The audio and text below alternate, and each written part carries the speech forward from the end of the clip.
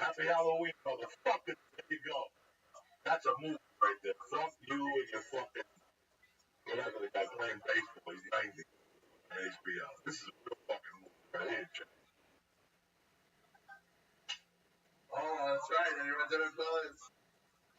And he's a hero. Oh.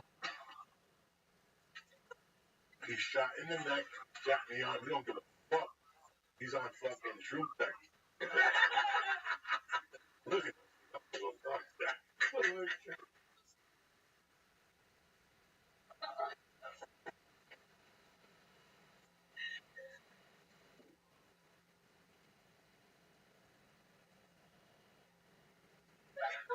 I'm actually. Oh, yeah.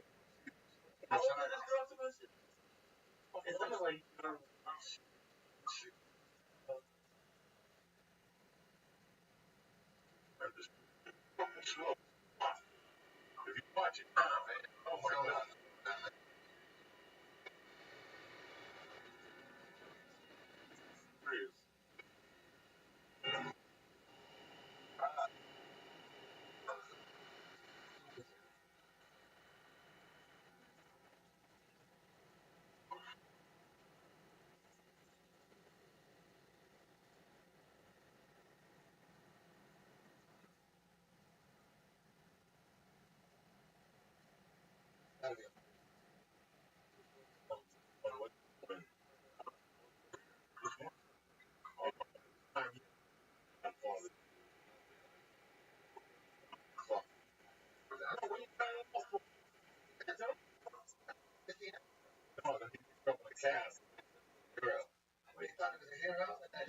we gotta watch it.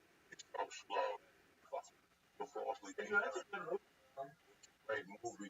You know, it's harder watching after Narcos. After watching that, how do you top that story? Narcos? It is massive. It's true. Game of Thrones, but it's actually. I didn't kill that guy the way you showed me. Country. Fucking state. 10 people. And he had and the having 60 days. Was he? He was losing money and mouse money. Mice would just eat a certain amount of. Well, yeah, he's married. $60 million a day. 60 million. That's more than corporations. More? Or the laptop. That's the. If you know.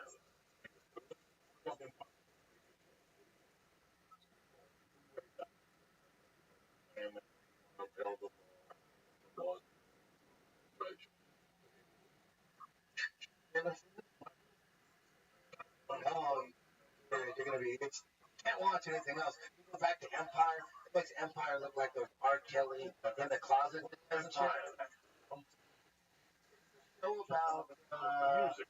Yeah, like part Jay-Z, part Dr. Dre.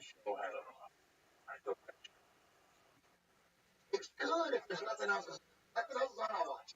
But it's like a soap opera with occasionally someone gets shot. Honda or nice. Yeah, I'm looking for. I don't see. Well, Academy Award nomination. Taxi driver. What's your mind? So I'm looking for it. I'm looking. Yeah, this it blew up like it was a China doll. What movies thought were just the greatest all time? Then you haven't seen them in 20 years. Go back and you see it. Oh my God! You haven't seen those? Okay. Movie. Any of those? Ancient Post where I just tried to watch French Connection. And they're very interesting. And it's a family. But I watched it, and I watched it some big fan. It was interesting to see because I remember the movie, but I was just English. From said, I don't shoot wherever it happened. That, like I lived in the city, wasn't where it happened. That was the trailer. Filmed in New York, where it happened. And here I am. I live in New York. But my head almost fucking exploded. I fucking went to see that movie. Okay. Scenes when he takes down the fucking bar, when Gene Hackman, those are great. It was nominated for Best Picture, but I don't think it won. I think Robert De Niro got Best Picture. You're not going to shoot something. It's hard for comedies to stand. It's not comedies. A comedy movie is garbage. It's all garbage. But there's all of them. Except for Fast Times at Ridgemont High, which is a total comedy, that stands a train fast automobile. That watch Flash with John. Some of them are good. Oh, I mean, the garbage. You gotta watch it. You gotta watch it. That's a check. Oh, yeah. You know, I said, people feel I caught myself going, you know, listen. He's so cocky. He's so cocky. The part where I have seen anything today and yesterday. Mexican at the bar takes his high heel, put it up, and he does. We'll battle. Let's see. Right? What am I putting in? And then we'll let what's his movie? Pee Wee Herman's Big Adventure. Big Adventure. Pee Wee's Big Adventure. Watch this. Pee Wee's Mexican Dance. La Bamba. Whatever. Tequila. Press Pee Wee's Big Adventure Tequila. Watch what happens. Put on the big screen, dog. This is classic shit. I don't give a fuck if Pee Wee jerked off on your kid's head. I don't give a fuck. You understand me? It's still fucking crazy. Where is it? Where you fucking? Hey, come on, I don't get it ready, lady. Here we go. There we go. Like a bear. He's about to get killed. Look at this, son. Look at this white motherfucker. Look at the dog. No, no. The same thing.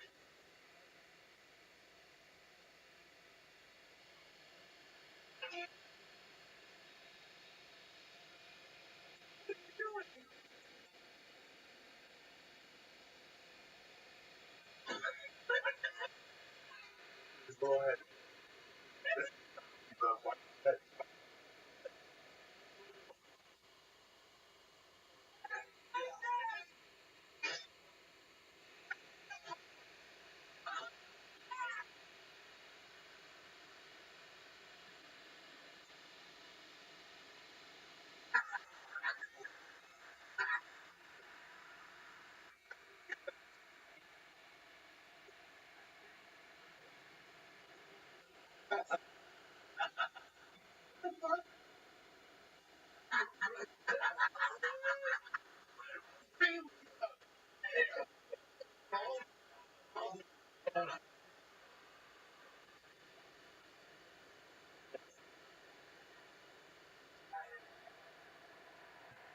Put on guys. Have you ever seen that movie? Fast Times? I think so, but no. Last time that movie, about a month and a half ago, my we went to and this little battered on the breakdown. Reminded me how old I saw Fast Times. One of the first movies I saw before I went out in the world. That movie. When I first tried to sneak in, we had to sneak in because I was 12 or 13 trying to sneak in. We didn't get it. We didn't see it. I didn't see it. I saw it on video. I remember, yeah, the baseball dugout. Yeah, yeah, the one at the top, right there. Yeah, going through.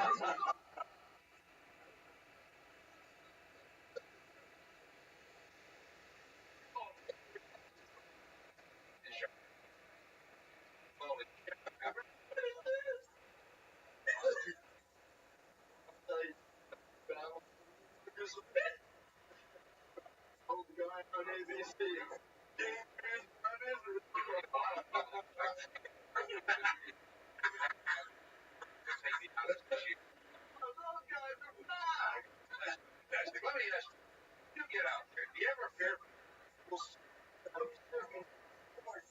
that's right? That would say,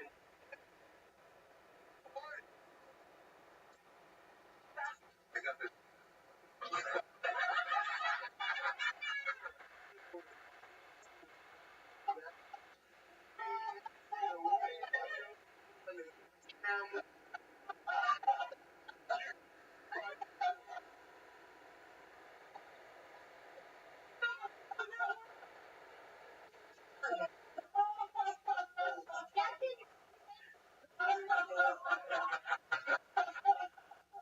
It's a fucked up podcast. This is what you get people to expect. That's quality shit. Oh my god. Quality writing.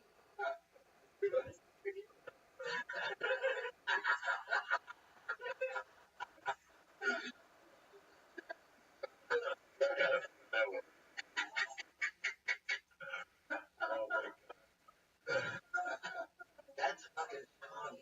And what do you want to play? He was so good that I thought that's Jeff Daniels Snowball fight scene. What is it? Jeff Daniels Snowball fight. Oh yeah. God. Hey, Tom McDonald. You gotta do that for him. You gotta show him, man. He just stopped.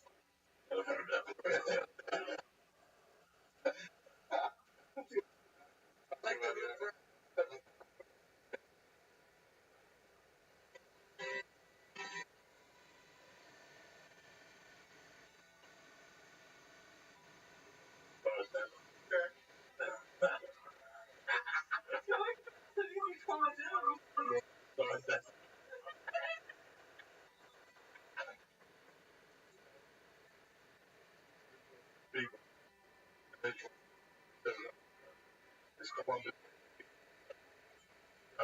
balls, pick up video. Guys fucking around. And this, and this,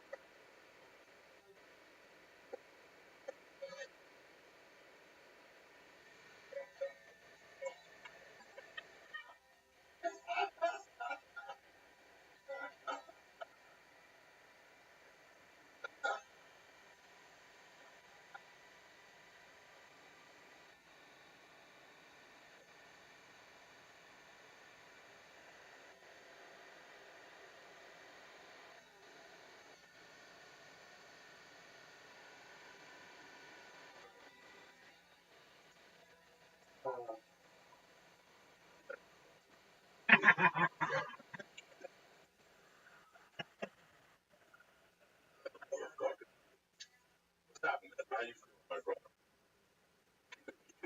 Fucking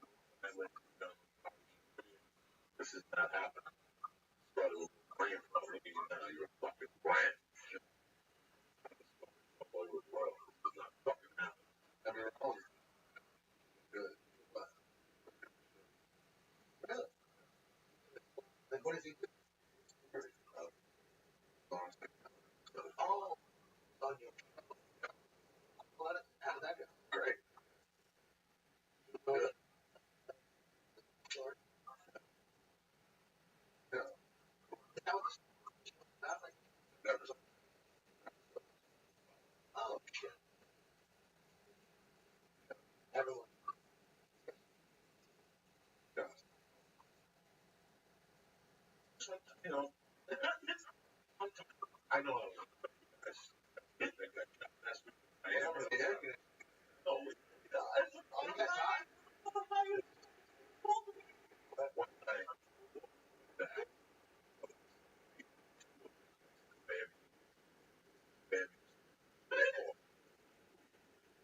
I've been a band, like a song, movie band, like Crosby, Nash and Young, these concerts, and or the songs,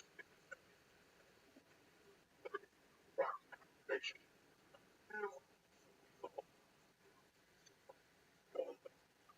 double barrel sunshine ass, and it slipped down, and we went down on the way. Just rain. I shut gas the out.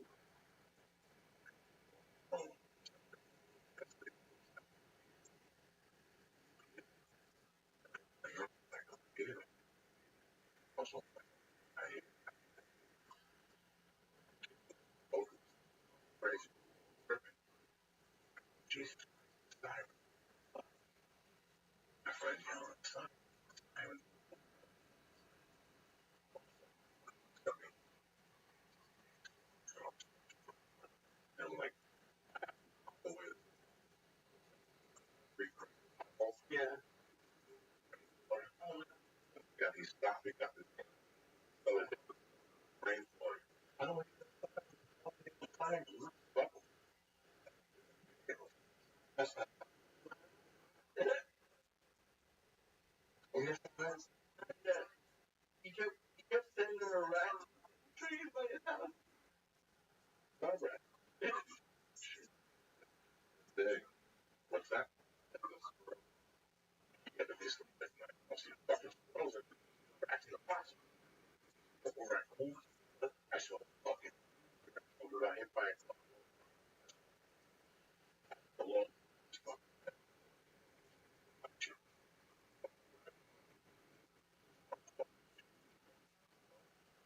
big up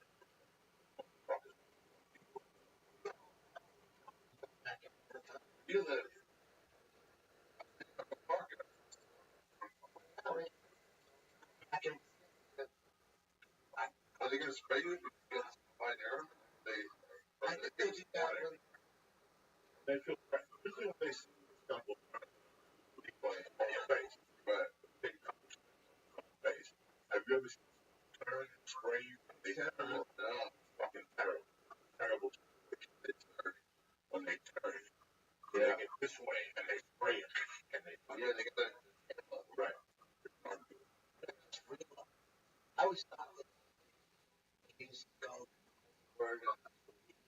because it smells. I just realized actually that smell like skunk.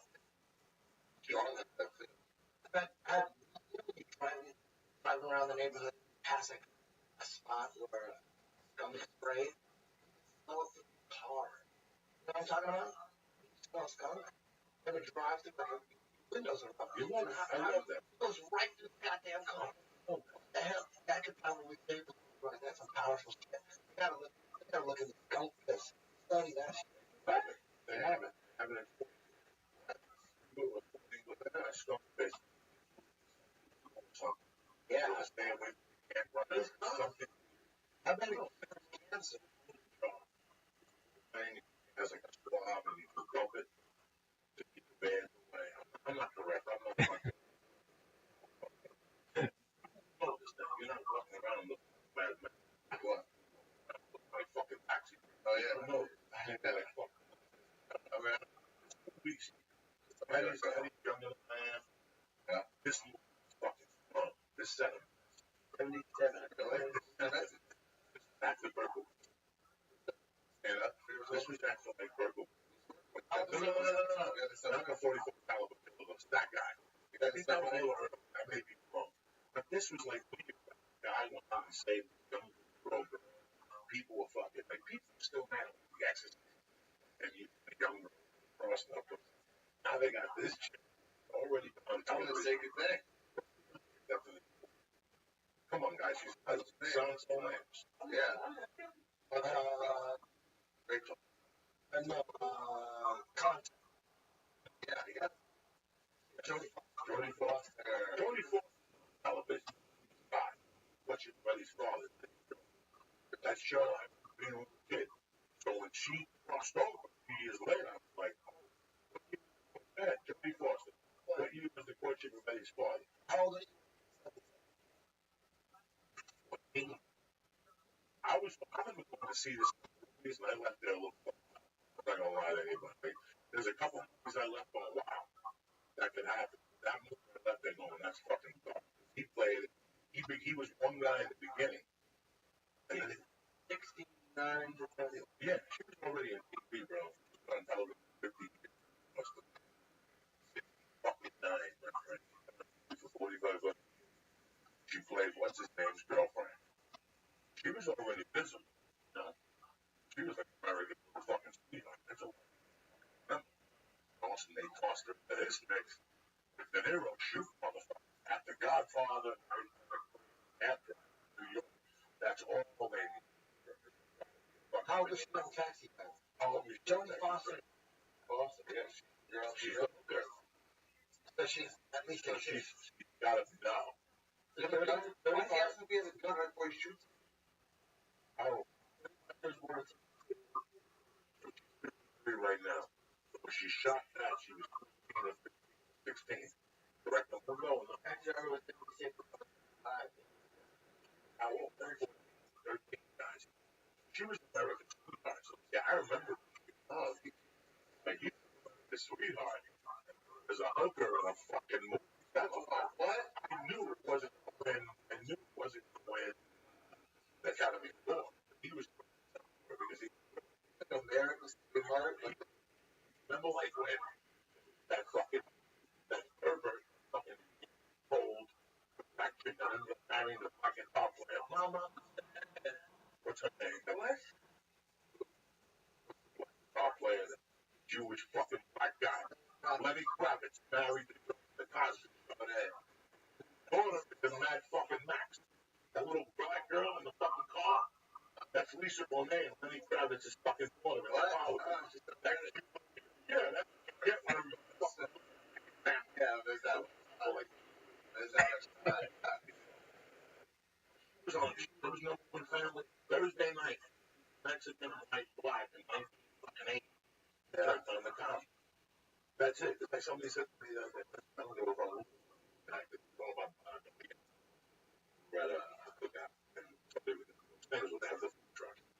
Thursday, the kid goes something from the bottom of breakfast. My book, and I thought, what? That's it. Martin is great. Hey, so underrated. Yes. So he guys like fuck the league, fuck this guy and fuck that guy. In my world, because I grew up on Mara, and that weekend I went running and watched like 4 episodes of Martin. I was fucking great. I was gonna hold up to the end of time. Fucking Martin is the end of this. And Martin Rothschild. He was so crazy. He was so crazy. So growing a giant egg. What a crazy stop that. What's that air conditioning for? Hi.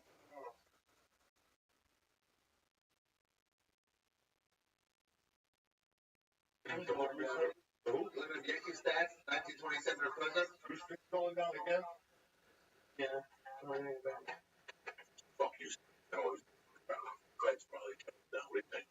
It's spraying the clouds right now. Motherfucker. Rob. You turn the Wi-Fi on. You turn the Wi-Fi out or whatever that was. What's the problem?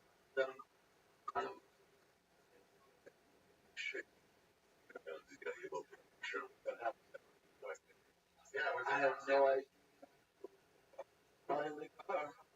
That's all you know. Because you have to even change the tire. Sometimes you want to do it. I'm going to turn on Wi-Fi on. Jesus, I got no Wi-Fi on my phone. I had a picture I want to send to 2 people painting. I put some picture. What's up? Everything all right? Oh, great. The light's too bright. Oh, yeah, turn them off. Right there. Ow. Oh.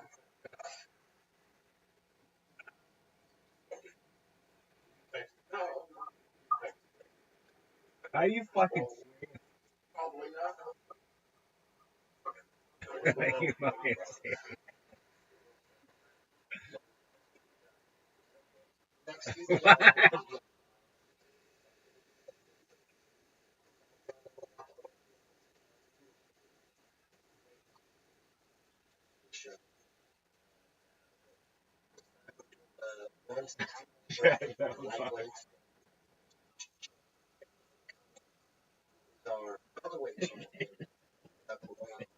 Trying to think that well. That even right, yeah. Right. That's yeah.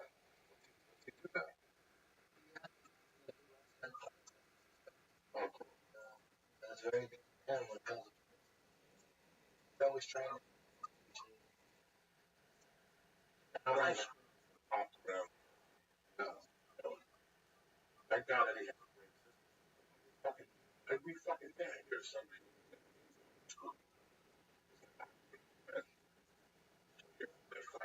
Fucking day.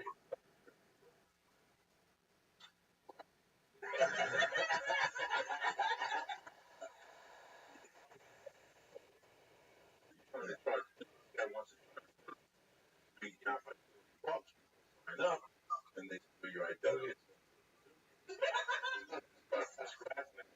American fucking finally find the outside bubble.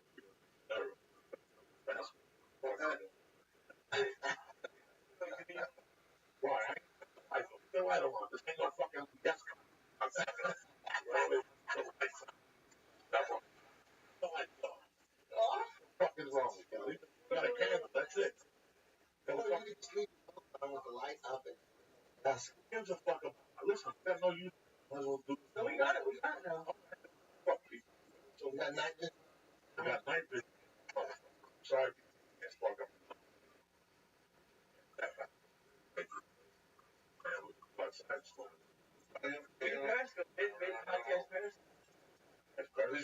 all. Which one? What's not Frank? What the fuck is that?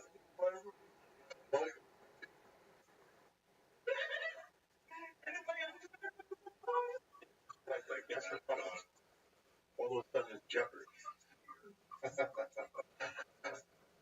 What's going on? Passed out. He's like, he's got his purple shirt on. I'll just don't look like.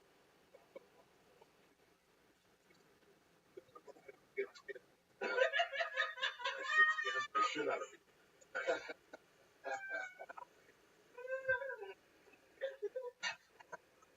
Fucking house.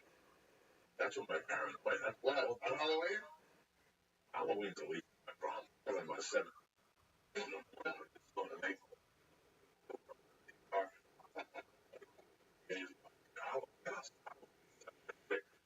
I was in a halfway house. So I'm home for a little bowl. And my wife, right? I'm home Friday, 6.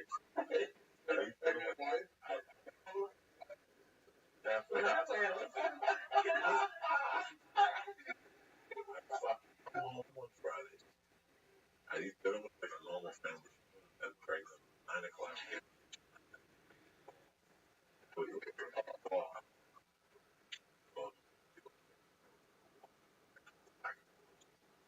And I'd hide each can in the fucking snow. No, we I'd hide each can in the fucking snow. You know what? I'd go to the liquor store and buy 12 cans of Coke.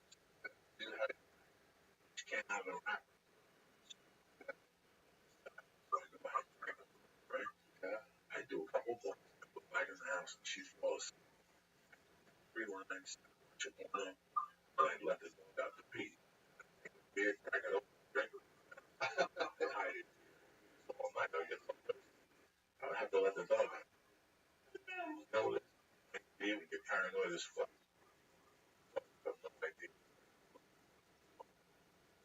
No idea what paranoid is. This one week, I had so much coke, let the dog out to pee. He stopped at the door, see the pee dribble out of his fucking heat. That dog. 2 days. That fucking dog. 2 days. He finally peed in the bowl with him. Broke down. Shit, I had to pick it up the next day. I wouldn't let that dogs. Really? Yeah. You left me out there? No. Back in the house. Going to go in a yard. Once you go up, back in, because you're trying to be crazy.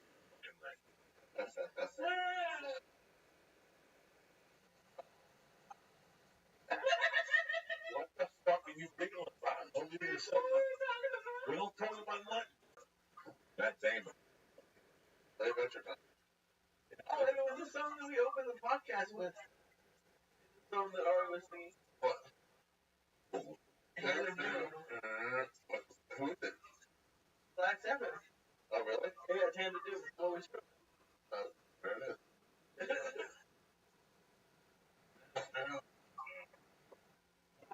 But what time is it? I don't know. I'm waiting on Larry. I'm looking at Larry.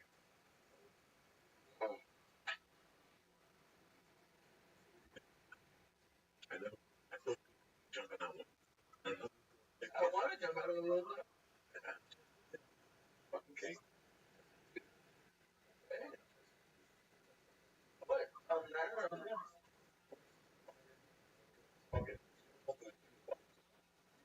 Mother, fucking 12.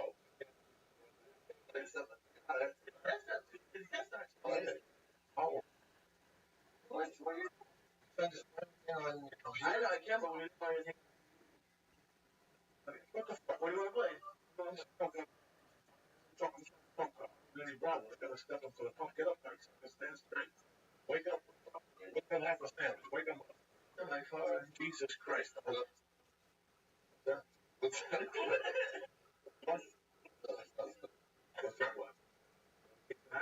Yeah. When was that? 10 minutes. He goes down. That's how I am. Check your fast. So Cosby went to work. Cosby passed it. That is what we're talking about. Well, if you can't cocksucker. Oh my God. What's the matter, bro? Your head's perfect. You got blotches. That's it. Great. That's fine. Nobody wants to chitter chat. Outside. Outside, man. Travis smoking. And look at people on the street.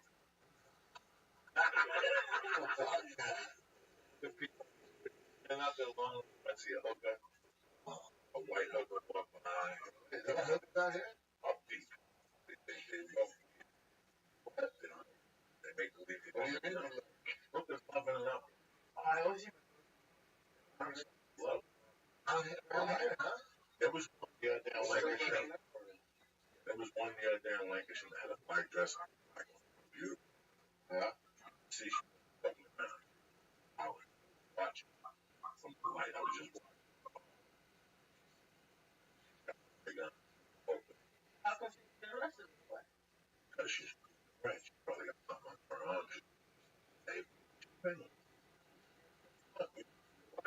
Walk around fucking Blonde hair? with the blonde hair for years. 10 in the morning. She's walking around the YMCA. You see it. I see it. I'd be in the park walking the baby. Gary. I used to live on Summerlands, and that's like where they. No, that's And I'd go back at night, like 2 in the morning, and just be out. fucking stupid. City up.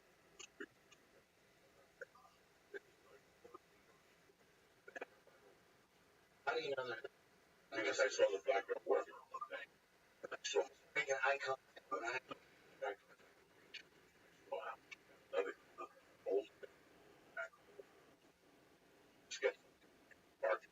Sit there for a few minutes. He was just looking for the parking lot. I'm looking at the parking lot. Bro, that's what you did.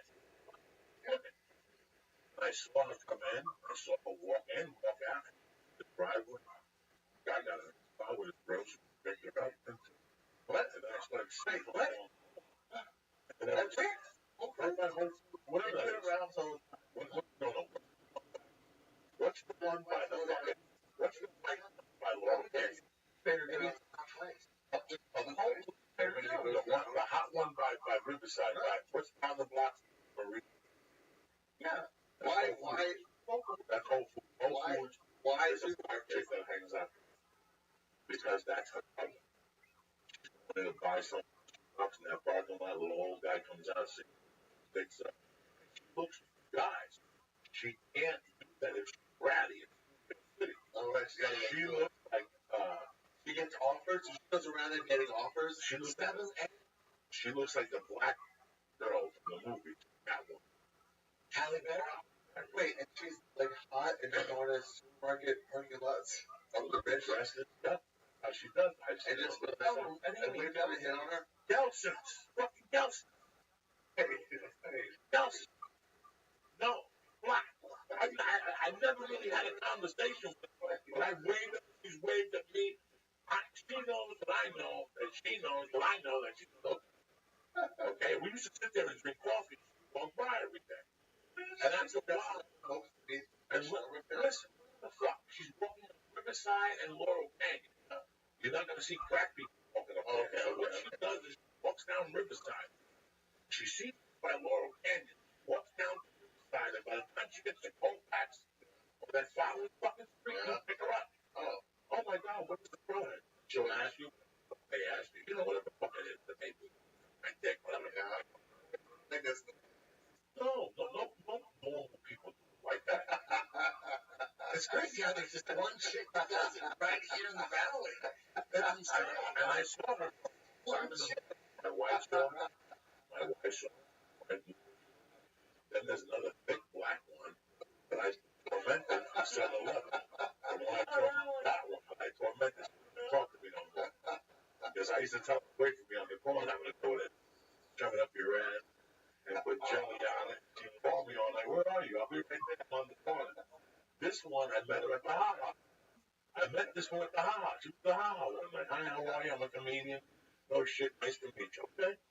2 weeks later, how are you? Nice to meet you. There's another chick. I thought that was kind of weird. They're both comedians. I know comedians. But then again, maybe I don't. I'm not on, at that time, I wasn't around on Sunset Boulevard. I didn't know the comedians. And the third time, she goes, I'm looking in Chamago, California.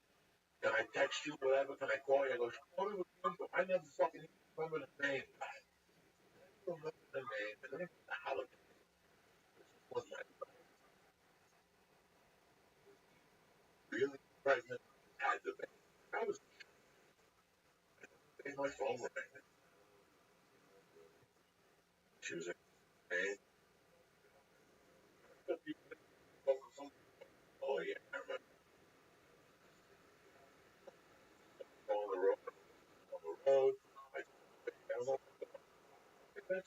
like that. And then check it out. Wine. One good question. Put it in this. Wine. Somebody, transmission. Oh, what was it? Actually, I don't know. I thought she was a regular black chick. Yeah. I thought she was a regular. When somebody tells you they're a comic and they got a book, you don't want to be fucking. You think that you're going to give me a number and they're going to call you again or they're going to text you, be out of town. That's it. I didn't fucking think nothing of it. She was a cute girl. She got a cute fucking little Chinese girl, whatever. But I felt something weird. One night, when I first met him, we met some girl. He left with her. He came back 10 minutes later that she wanted him to suck his dick. Bro, you don't know who you bump into, North. There's dick suckers out there. Who the fuck knows? I go back to my. I never think about this shit. There's dick suckers out there at all hours of the night. You don't fucking know what they want. So she called me one night. Somebody calls you, Benny, and they want something from you. They won't tell you. Like, I want to train for a month for free. I don't have the money. They're waiting for you to ask. And they call you. And you know they want something. What is it, bro? Well, this happened like 3 times in 10 days. What are you doing out again? You know, like when you're busy and you're doing something, your phone rings and you recognize the number, but you don't. Yeah. And you let me pick it up. You pick it up and it's like, hi, it's Camille. Whatever my fucking name was. Are you doing this at the other time? You know what? I don't know. Can I call you back, Camille? Hang up the phone. That was the guy. One day I got a call back. A car broke. I remember. I don't. And she goes, my car broke down. Honey, something. The DJ. She hit me with the DJ. I came right back. I go, I got a baby. No position. Okay. Sorry. It's too easy. Somebody who got out of fucking work. Like a week later, she called. Well, she said, I got out. Then,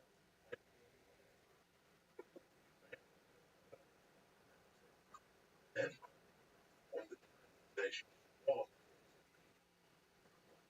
she won. That's the point. Because she switched up. She started coming with that weird number. 2-5. Something fucking different. So I see New York. I think it's one of my buddies. Big 2 in the morning. Hi, it's fucking people. I want to know. And I asked her. I said, what is your problem? She goes, sometimes I get a tricks. I'm 23. I'm like, oh, I fucking knew it. I disconnected this. I'm 50. I don't have that much money. I would have packed her already and stabbed her. Left in the desert. But nah, you know what I'm saying? Like, so yeah, whatever. And then I would see her. Then I told her, and then me and her went to her one night. Yes. She's like, oh, where you been? And I started talking. I got there. That's her. So she called me again like an hour later. You want to the gym? I guess the shape. I just told her 1,000. And I said, you get high and you forget about somebody. And my phone was an hour later. Like, where the fuck, motherfucker?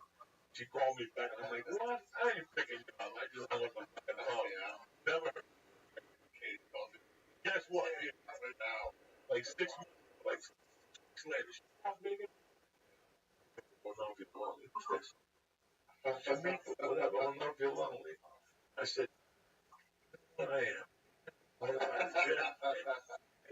okay, and I fucking tormented her.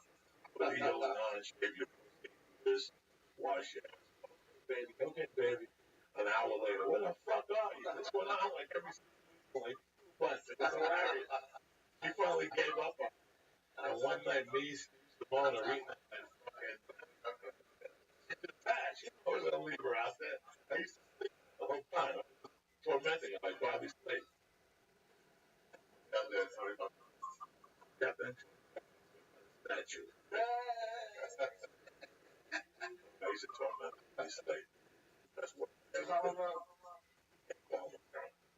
not, he knows I don't get hot. Huh? Don't get like he called me, get $200. Statue. And I put statue. I just fucking did that. What happened? I don't I left it. Yeah, the envelope.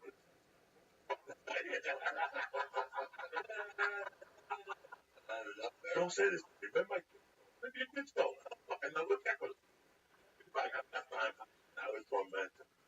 And then I went to the city. And on Thursday, like, got it. Connection. Yeah. I know big people. I didn't know nobody. Nobody. Right? Yeah, like,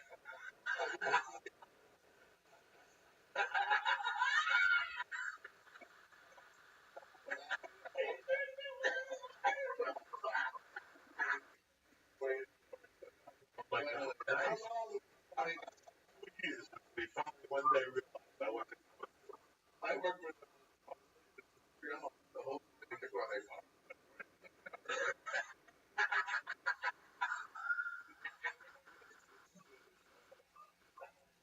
That's how it got along.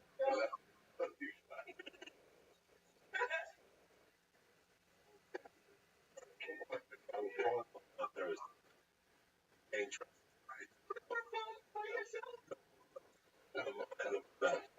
Right? There's only one guy who I love. Listen, I'm a Seattle. Change business culture. That's what you are. It's had a joke.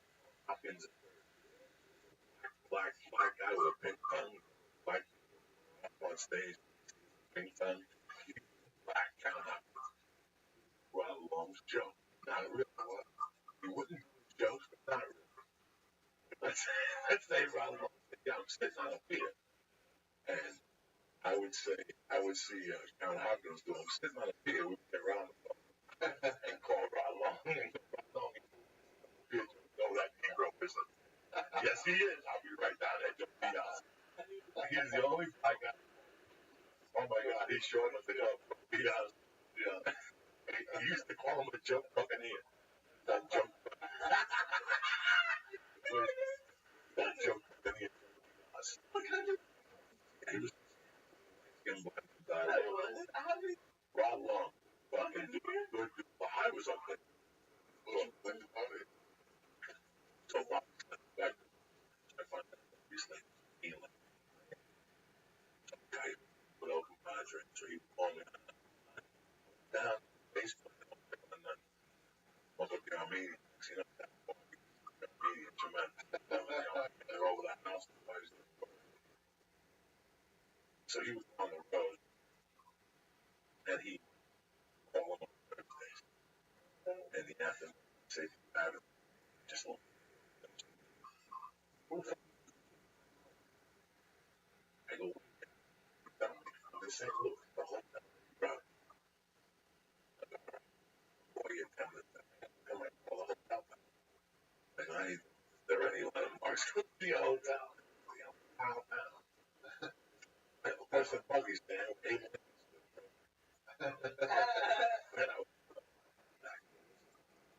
Just spoke to fucking Columbia. What's his name? His name is Columbia. He's gonna meet you over down the corner, and I break the address down. I don't know about fucking thing. Are you in a random street by yourself? I'm in a random sit down in 411, digging for myself, calling information, calling comedy clubs, calling hotels. Once I know the club, you're doomed. Once I know the club and I know the people at the bar, I know that I would put them on people who didn't do anything. Yeah. I'd say go to the bar and wave at the and he would do that and say, fucking guy ain't saying nothing back to me. I hope. Yeah. For nothing. Guys weren't getting high. I would go home and scratch your nose twice. I went home and scratched my nose. Back in the day, find out, like, oh, okay, you meet Eddie. And you get them over by the statue. How long? 30 minutes. You gotta meet him on the side. I put him up there in the fucking to go get fucking gun in his face. He'd be calling me 45 minutes. He's not coming. The only thing is wave your arm. I would tell him to wait. I call and not answer the phone. He'd call the house 80 times. Cell phone. He'd call the house 80 times. Pick it up your fuck. Chino never showed. No, Chino. I just told him that. I just made up the name. Poor Bobby. Why do you call him? Never convinced me to do it.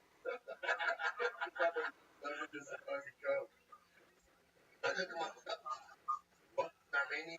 Yeah, good point. Good point. Yeah. That's why you gotta give something. You gotta get the whole. All right. Every fourth one. Fucking something. I used to tell all these guys on college, I used to treat Chinese restaurant. Oh my god. First walk Chinese. What happened? I got turned down to Brooklyn. He bought me my friend. And he had this big house there. This is 90.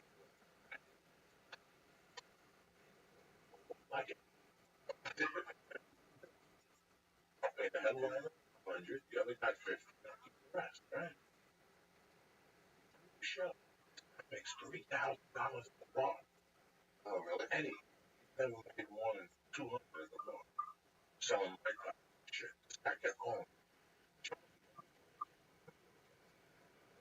Cocaine. Every time I see him, I just pick up a name. Oh, it's just right. Right. Give me 300 balls of management right now. I'll get it again next Friday. Shut that. Oh, it's 7 months. Every week I see him. 300. Richard Pryor don't come. What happened to Richard Pryor? I came in. The Jersey. Yeah, he was here. No, nobody tell me. Oh, I had this guy. I was playing him like a fucking fiddle. I was having a great time. One day, nobody's gonna show up. Yeah. Oh, yeah. Right now? I said, got it too. What, 3 margaritas? All they can eat? Where? In, yeah, those really things were, yeah. The liquor ass. I make like 25, $50. These are kind of great. They give me tacos up the bottom. They're jumping. I see them girls. I didn't know how to appreciate it back then. No, I didn't talk much of it. Yeah. It's better than on the sport with responsible. Then you gotta fucking down there. Don't even laugh. You don't know. That one changed the name so many fucking. No, that was Moreno. They had a shot at. Oh, what? Knife and some. That's a match that changed. I didn't know they jumped him over the fence. Yeah, they look like fake Mexicans down there. What? Why would you go? Because bucks. Yeah, you have to. Yeah. But no, it's pretty good though. It's like a real. It's a good show. They have a good show. I got there. I think I was. Yeah. You know, those shows. Great. Jack Garcia was there a lot.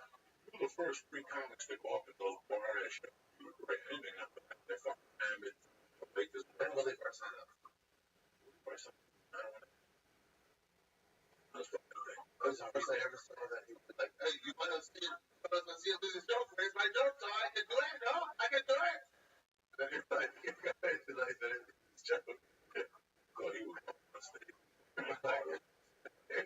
Talk about everybody. Oh my God. On stage.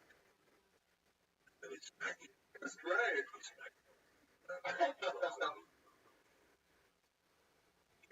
go laugh factor. He broke somebody's nose. No way, really? Oh. God.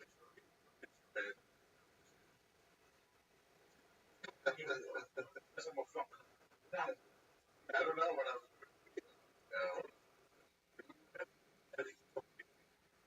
The rest of the big cuts. Looking good. Is over. They fought.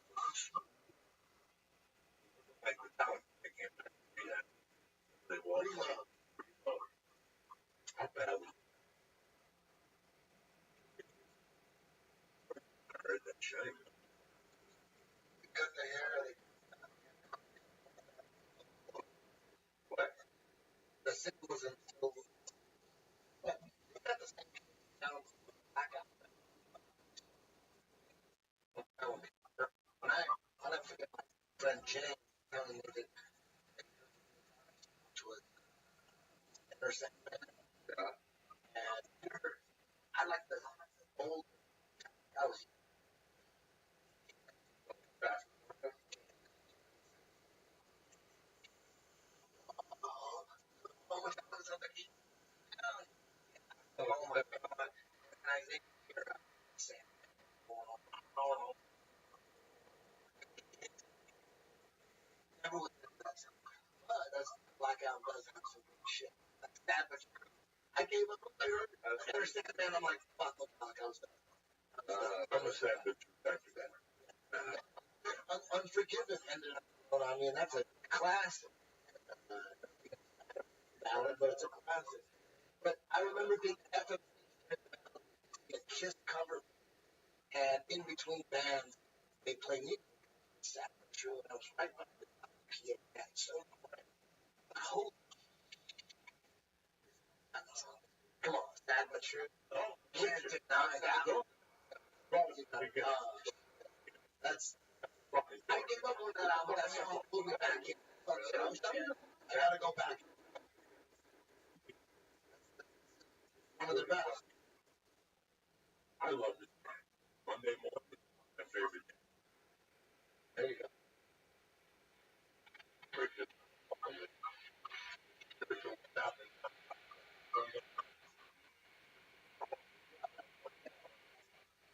One that he drop off the bike. No. Hey, that's it. Here we go. Okay.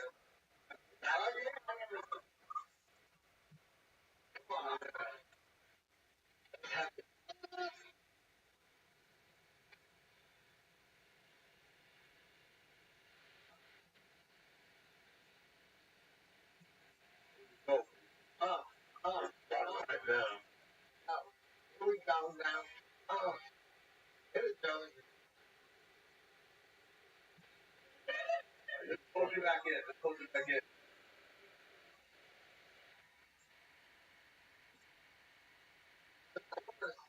Oh, Put the light on. Front that shit.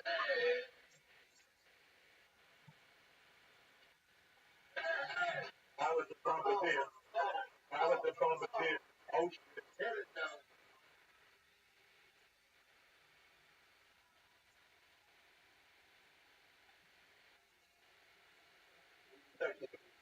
Okay. That was cool. That was cool.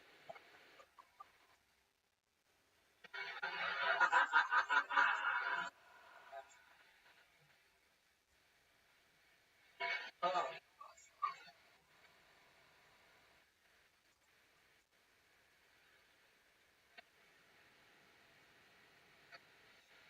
Southern you. Oh, you know the start of that?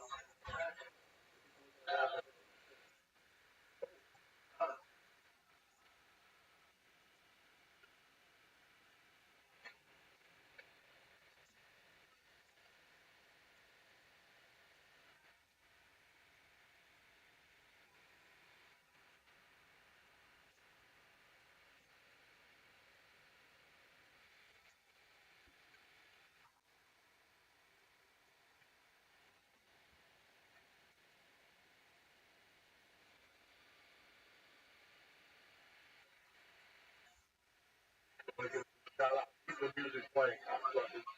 Oh shit. Michael Murphy, Gary Realty, Tommy P, David Martinez, Nick Lanzarote, Noah, fucking man. My main man, Jack Walters, Leo Costa, Dennis Pierce, the girl wanted to shake those titties. My main man, this is not happening. Here we go, RC. I was here several times. Oh yeah, here we go. Oh shit. Oh shit.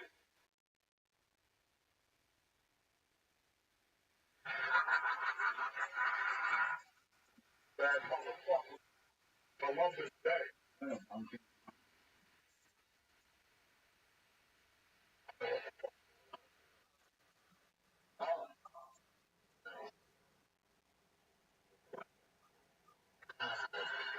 A Metallica moment.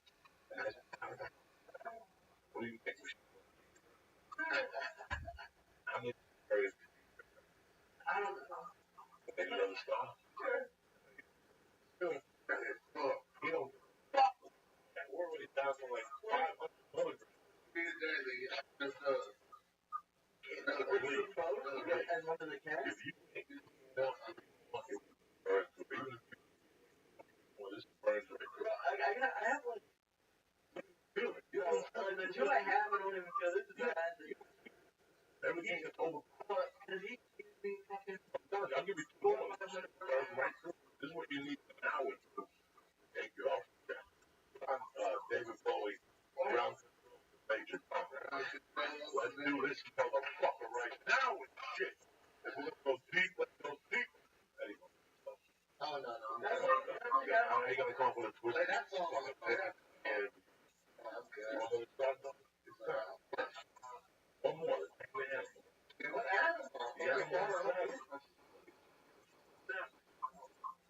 Ground. They. Okay, so we gave.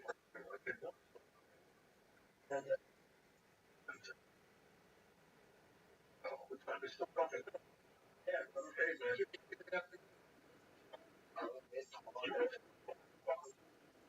You guys, three fucking born journalists. All right, what is it? This is Catchfield. You guys doing shows? Tonight is Columbus Day. There's no work. What the fuck? You put home, you can't fucking sleep. Just sitting there with the thumb up their ass.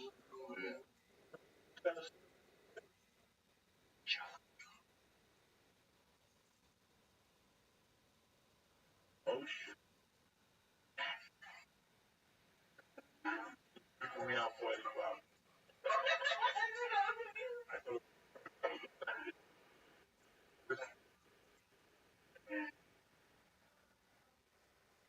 the job was outside of the world.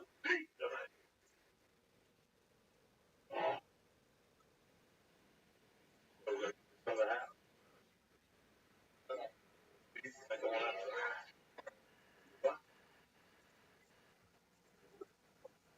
Good. Good. Pretty cool.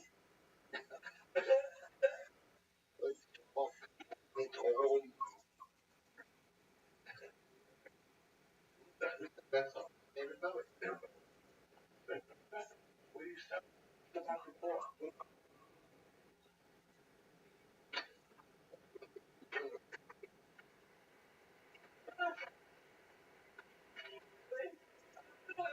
Oh.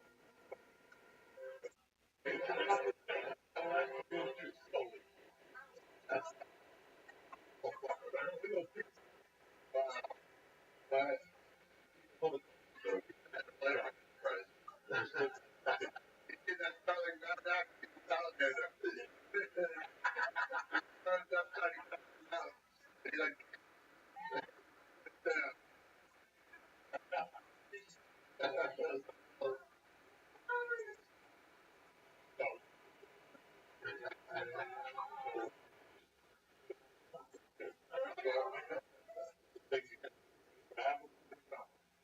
Apple. No, I'm good, man. Good. My fucking ears. There's one. Hot right now. Fucking on fire. That's 3-year-old bike. Like, what do we do? You still eating that fucking salamander? Sorry, but I don't. Trying to spit it out. We don't give a fuck. Please, it's I have a choice. Castro. Yeah, well, it's like 30 minutes ago. I feel bad when they go on Twitter. You are.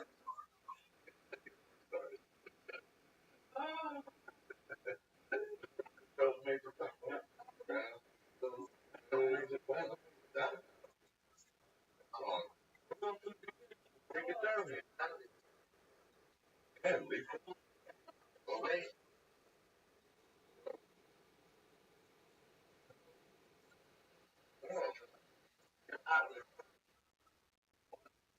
Could be like, you know what?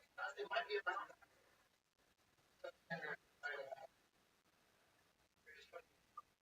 cool. And I think might be one. I think Mean anything?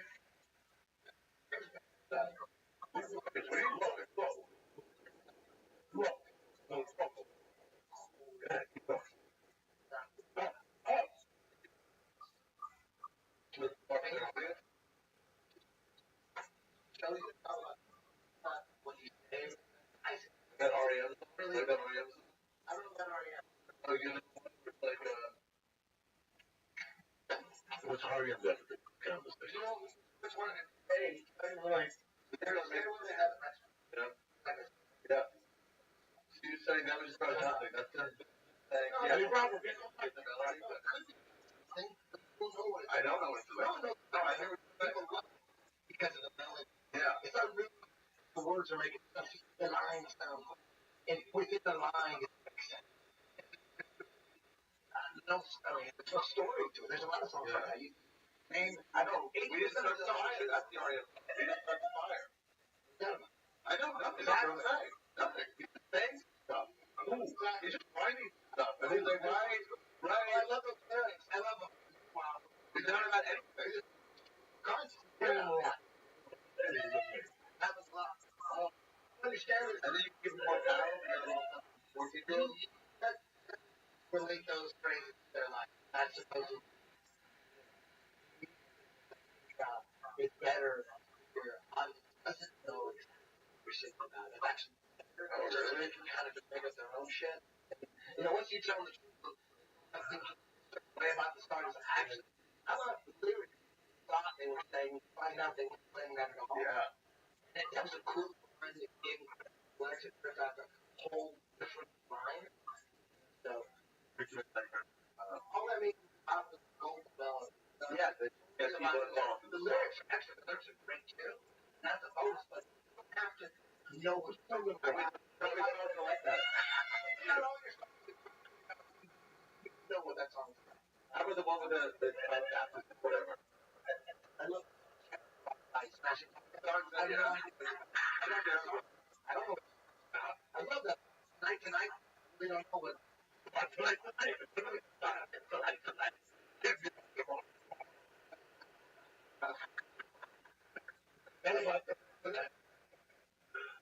Yeah, I don't know what those songs are. That's what makes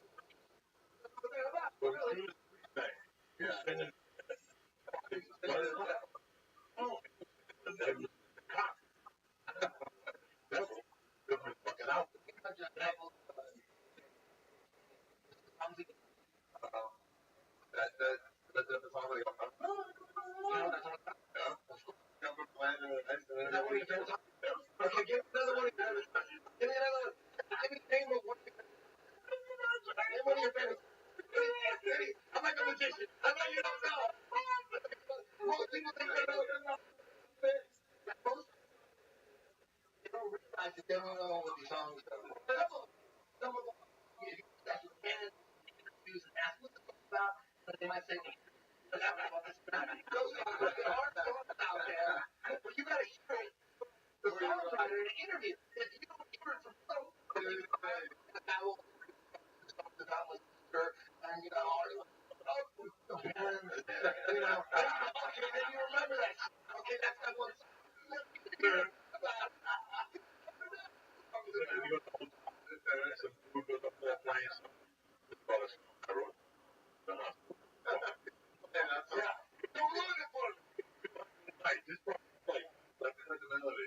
Lenny Kravitz once said that or that he doesn't want to. I still sound so fucking fine.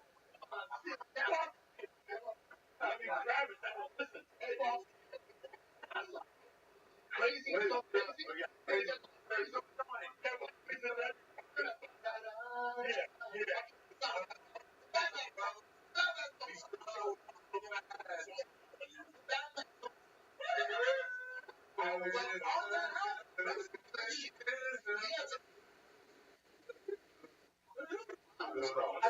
way rather listen to Steel album than like the shit that's out now.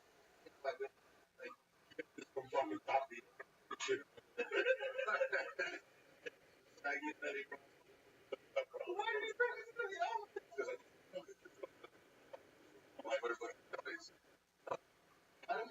Sample.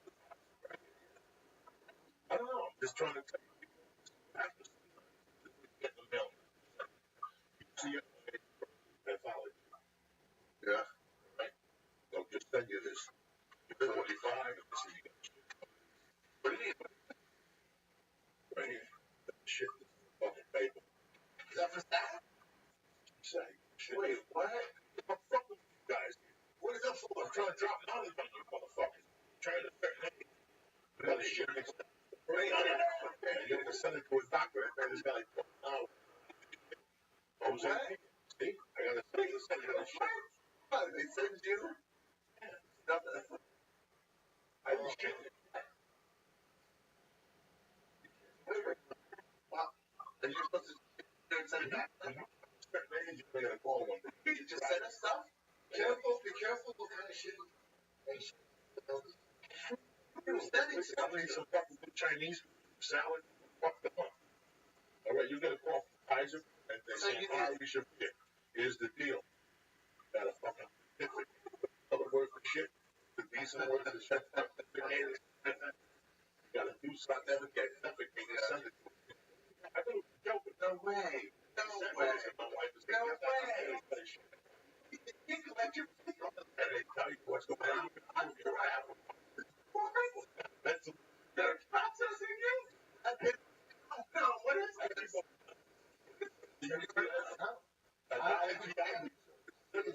I think you're good. No, the business psychologist told me to get this. Okay.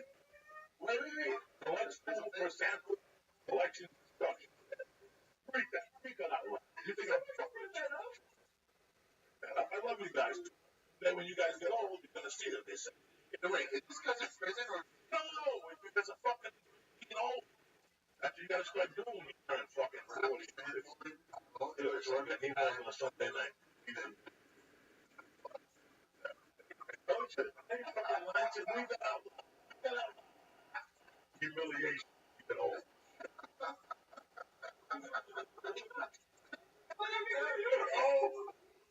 What? Now you're gonna disturb you. They bother you. They your shit. They give you this. Are you gonna shit in that? You have to. You got no choice. They'll bother you. Fucking thing. They will call you every day. Yeah.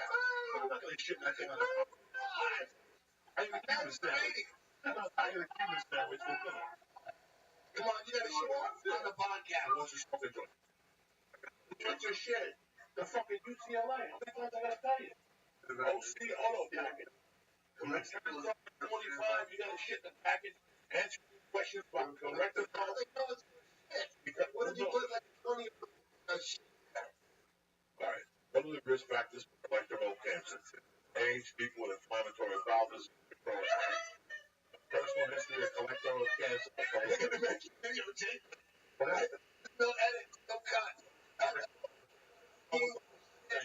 These people send me, hey, you know, what's really understand? They're not gonna draw for the mail. That's such a big scam. Hell no, this is fucking sad. I gotta call. That could be a joke. It could be. Guys, It can't be. I'm saying someone's not fucking with you. Who does? I can cheat. Insurance takes your shit. How do they know it's your shit? Oh shit, they're fucking with that money. Yeah, exactly. Put more shit. Go to the doctor. I said, scrape it.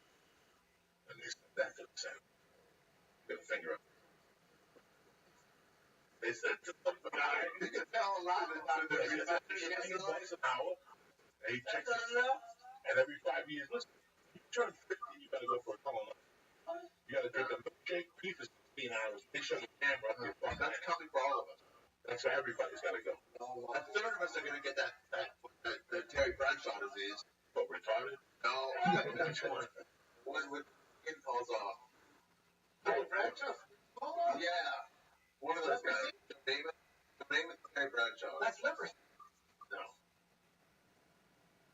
It's like leprosy. Is that still a real leprosy? That's the worst disease. No one can even help you. That's one vaccine. You got Pringles? No, I'm saying instead of just put some stars in your place, get Pringles once in a while.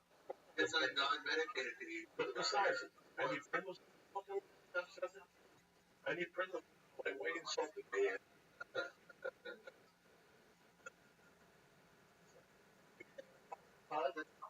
No problem. Right.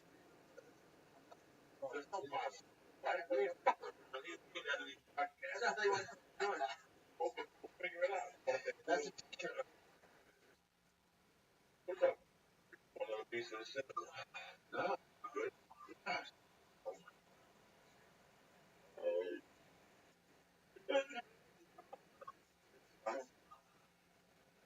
Periscope.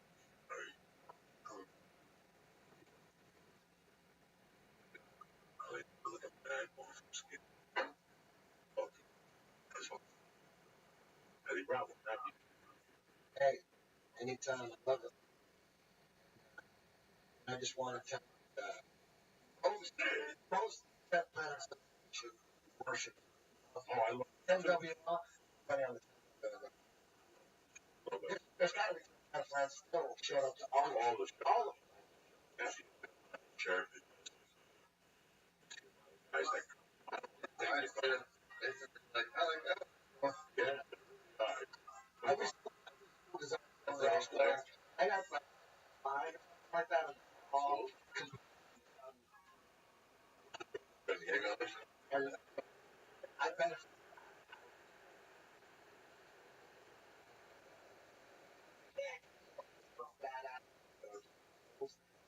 nothing.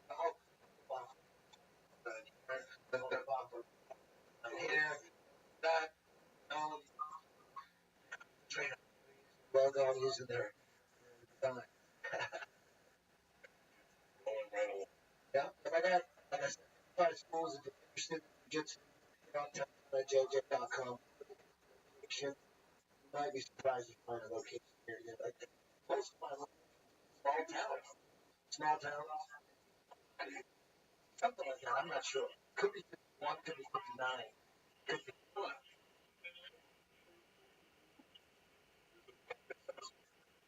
You watching?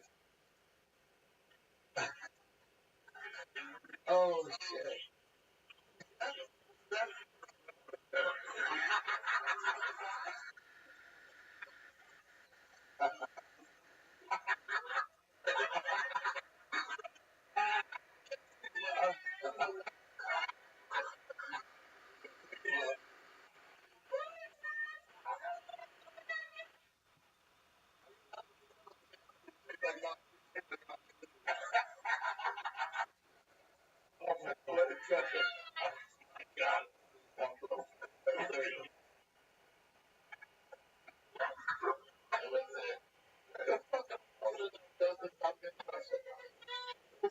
Nobody is professional.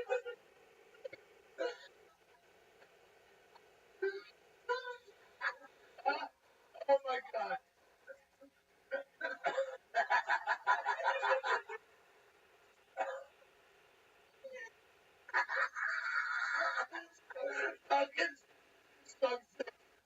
Oh my god!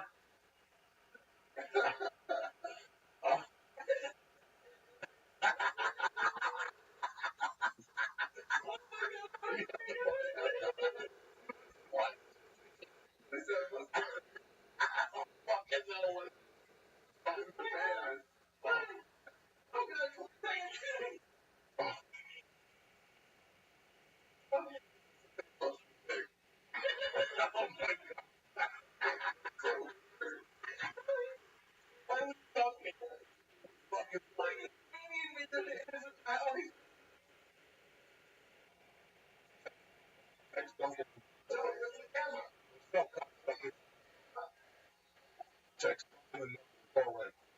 Alright, text them. Don't pay them. That's it. Okay.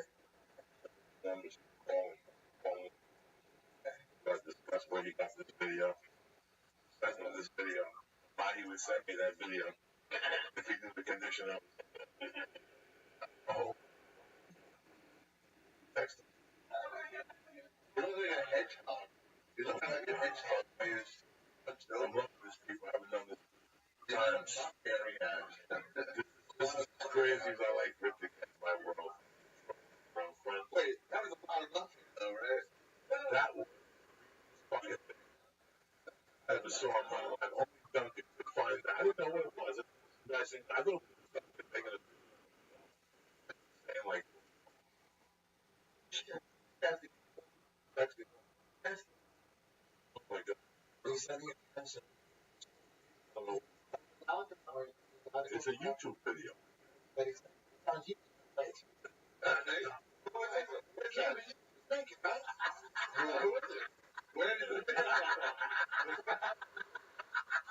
What is it?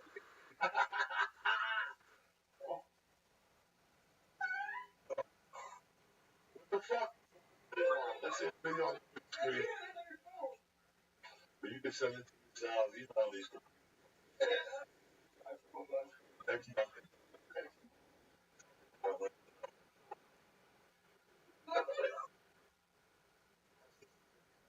Put this up. What? Put this up on. I'm not up online. It's not me. It's somebody. Go get that promotion. That's got Got monkey that kid. oh my god. That's what it was. Like I thought it was Duncan. Trying to like because I am fucking shot. One.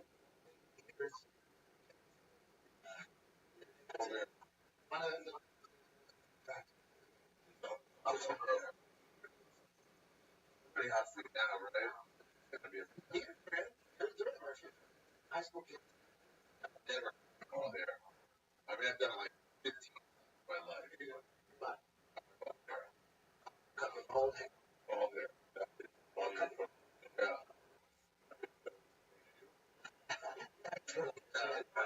I'm not here. Duncan's on the line. The shit out of my shit. I Duncan's on the line. After an hour and a half, I ran it.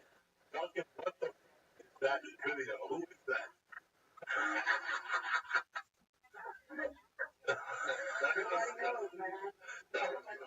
Oh my god. You tweeted that to him?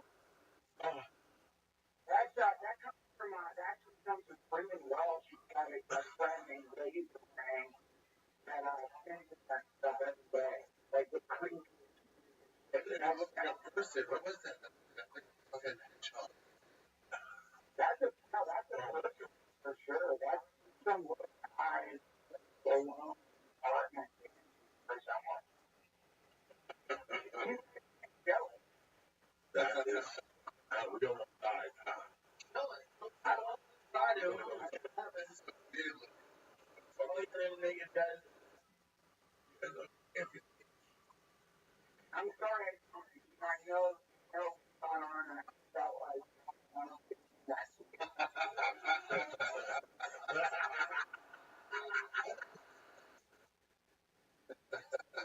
I can't even.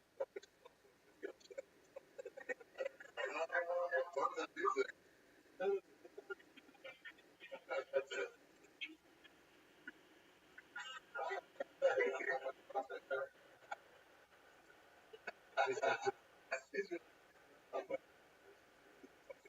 This is bad. sharing your money. That's another thing I like to do around my house.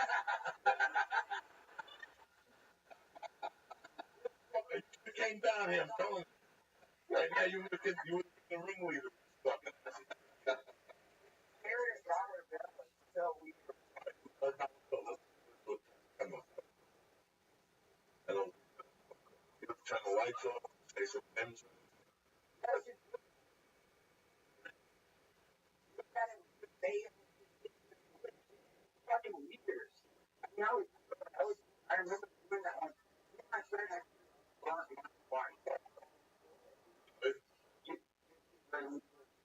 at it. So, I don't know. So, Yeah, very funny. It's fucking bad. yeah, it's like the old classic, just rectangle paper, but it's using it, it's illegal. Yeah, I can't. Doing it, it's really bad. You know, it's like his brain's burning.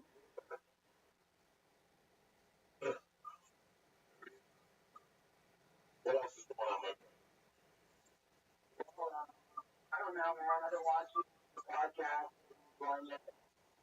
You got a great time. And I just want to call and say hello. I wish I had something interesting before. That fucking thing that you said was enough. You threw for a fucking little thing. That's wanted in 20 states. That little dance for that fucking movie. It's so fucking hilarious. I'll give you some more stuff. No, not tonight. Not tonight.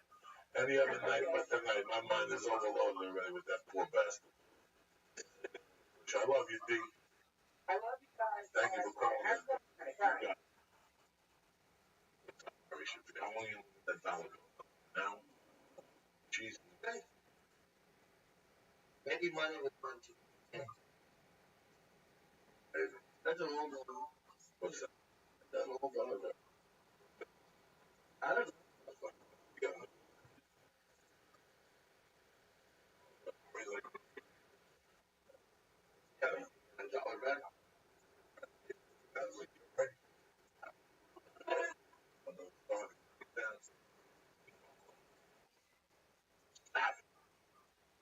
nation of fucking what's up?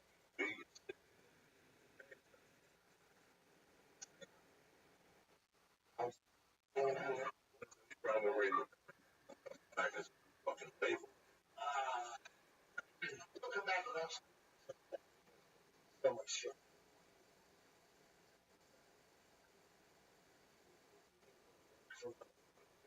And I just, and actually, I'm not gonna get up at 9 o'clock. I love it. But I have a song last week. A song by a couple of years. Never released it. A song that changed the power of all of the local clubs and left about it. Original album.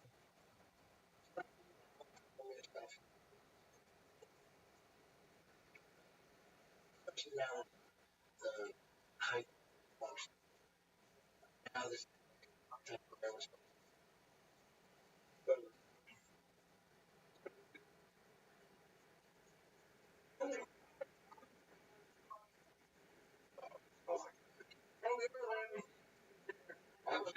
That's a, you know, I just, that is my part.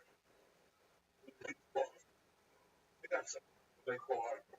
I just, I just, all of them.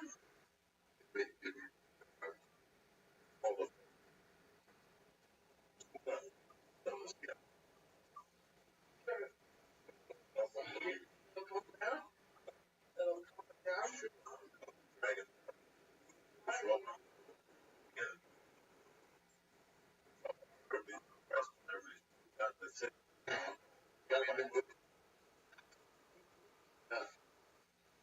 Show. always calling. Yeah. Like, What are they putting friends in now?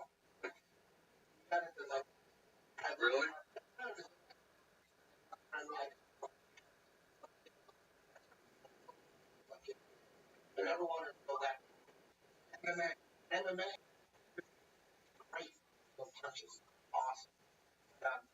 Now with the rise of that, you gotta have bucks jab. Massive. Only tournament, Right. legs, or, you know, Yeah. not a big. So,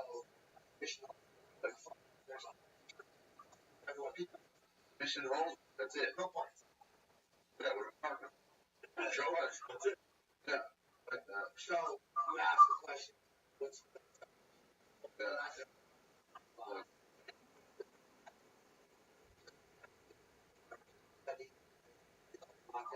Really? that happened. Wow.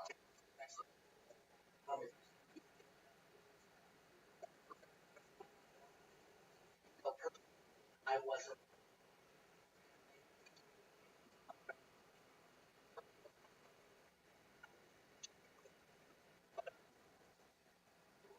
I think too. Shigeki said, okay, that's together.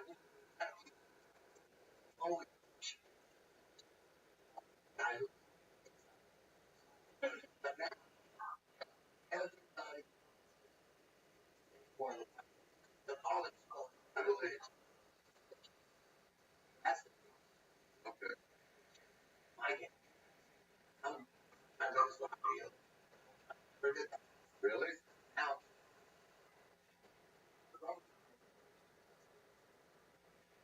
Stereo. So so like what's in and out of the cards. So rubber card. Well, all these kind of the stuff is very strong. Ryan Dabs, one of my dribble. All guard yellow. Getting closer, getting closer. People pull out the rubber guard and and you got a good leg lock in. Right? You can't clinch your rubber guard, start attacking. Or go after one. That's the change. Like, now we're all now it's we have huge warm up. Really? Yeah, I have white belt. Look at the killers around. That's the big change. Are they legal? No. The ones, some tournaments, not legal, and the big ones, IBJJ ones, the traditional ones, heel hooks are illegal. You can't even outside the and qualified. It's really that's what they say. Which is the top you're already injured. That's the one. That's what they say. The top you're already injured. That's all. It's like show just horrible. You put a couple of Americanas out of your shoulder part. What's better or worse? Show torn off or your why are we protecting your knees? Oh, they're so safe. All safe. You don't want this. And it turns out heel hooks aren't. We allow reach. We always allow reach. One, I never discourage. What's wrong with it? No, it's rare that hurt like here. Or What's reaping? bringing the outside leg in. It's a leg. It's all these leg configurations. Back and legs, inside heel, outside heel, all different kinds of variations, all different ways you place your leg. Some places best place your legs, and some are not so good, still effective. There's all these different level positions. Reaping is one position where the outside leg comes in. Oh, it's going to tear the knee apart. But it's rarely hurt. Abu Dhabi allowed field. That's the, as far as goes, that's they allow all sorts of bullets. Sometimes you get hurt, but you get hurt shoulders. So I think leg locks from the Brazilian Jiu-Jitsu. And I think, you know, the grappling has nothing to do with Brazilian Jiu-Jitsu. I catch.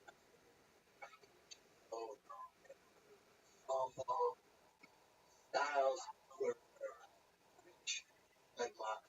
That was that was huge. Battle Brazilian guys knew the only shot they had was leg locks. So that's the like instead of embracing the leg locks, like let's just make it cut it. Yeah, like they don't have to deal with it. I don't have to deal with it. It's better to oh, it's just no, Naga has, they allow you. There's not all this epidemic of people, it's not happening. I've never had my doing jujitsu. Yeah, it can happen. People have gotten hurt from various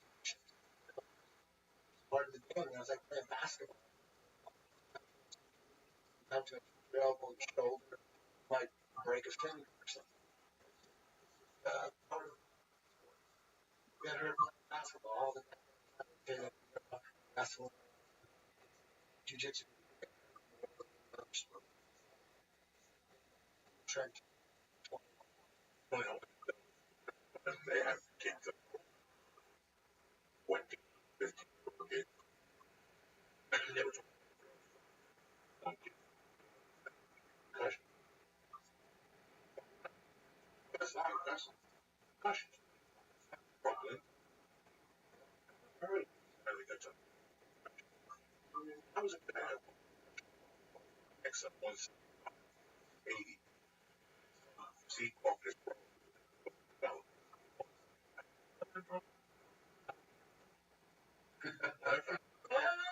Why did niggas make exception? They ran through back on the road.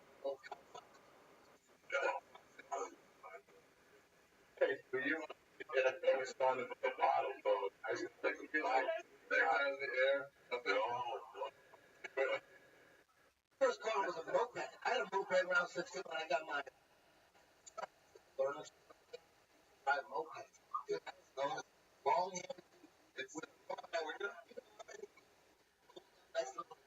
I was chick. I was like, I was arrogant. I'm like a little girl. Dude, the pool.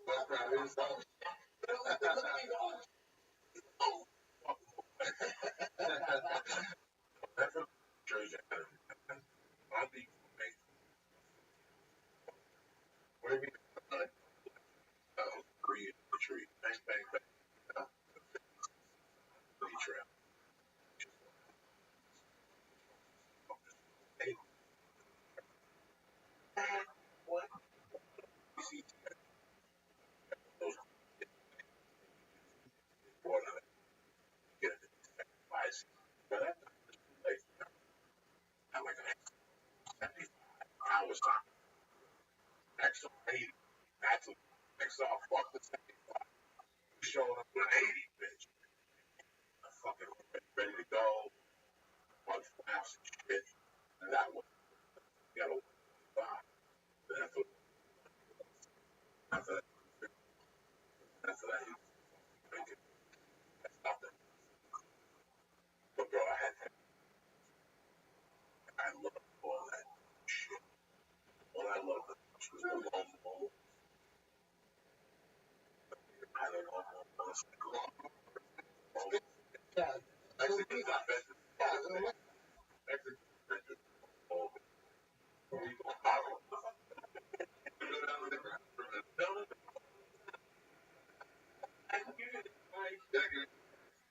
go ahead.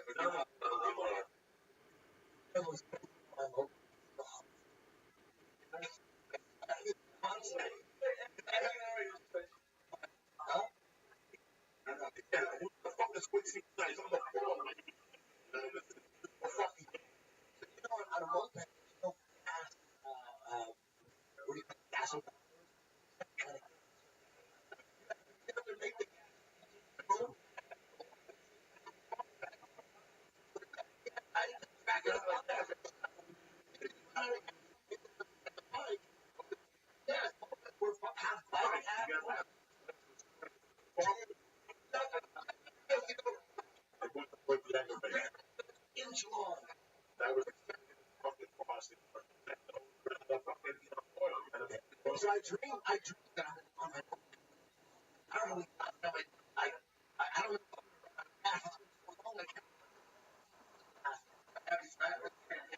Yeah. I can't remember. But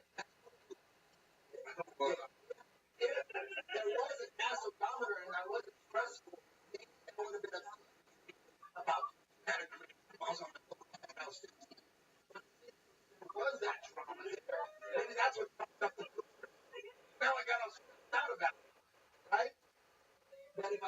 stressed out about it. Maybe I would just have a cool moped. Does that make sense? You know what I mean? One of the nightmares I have this old enough.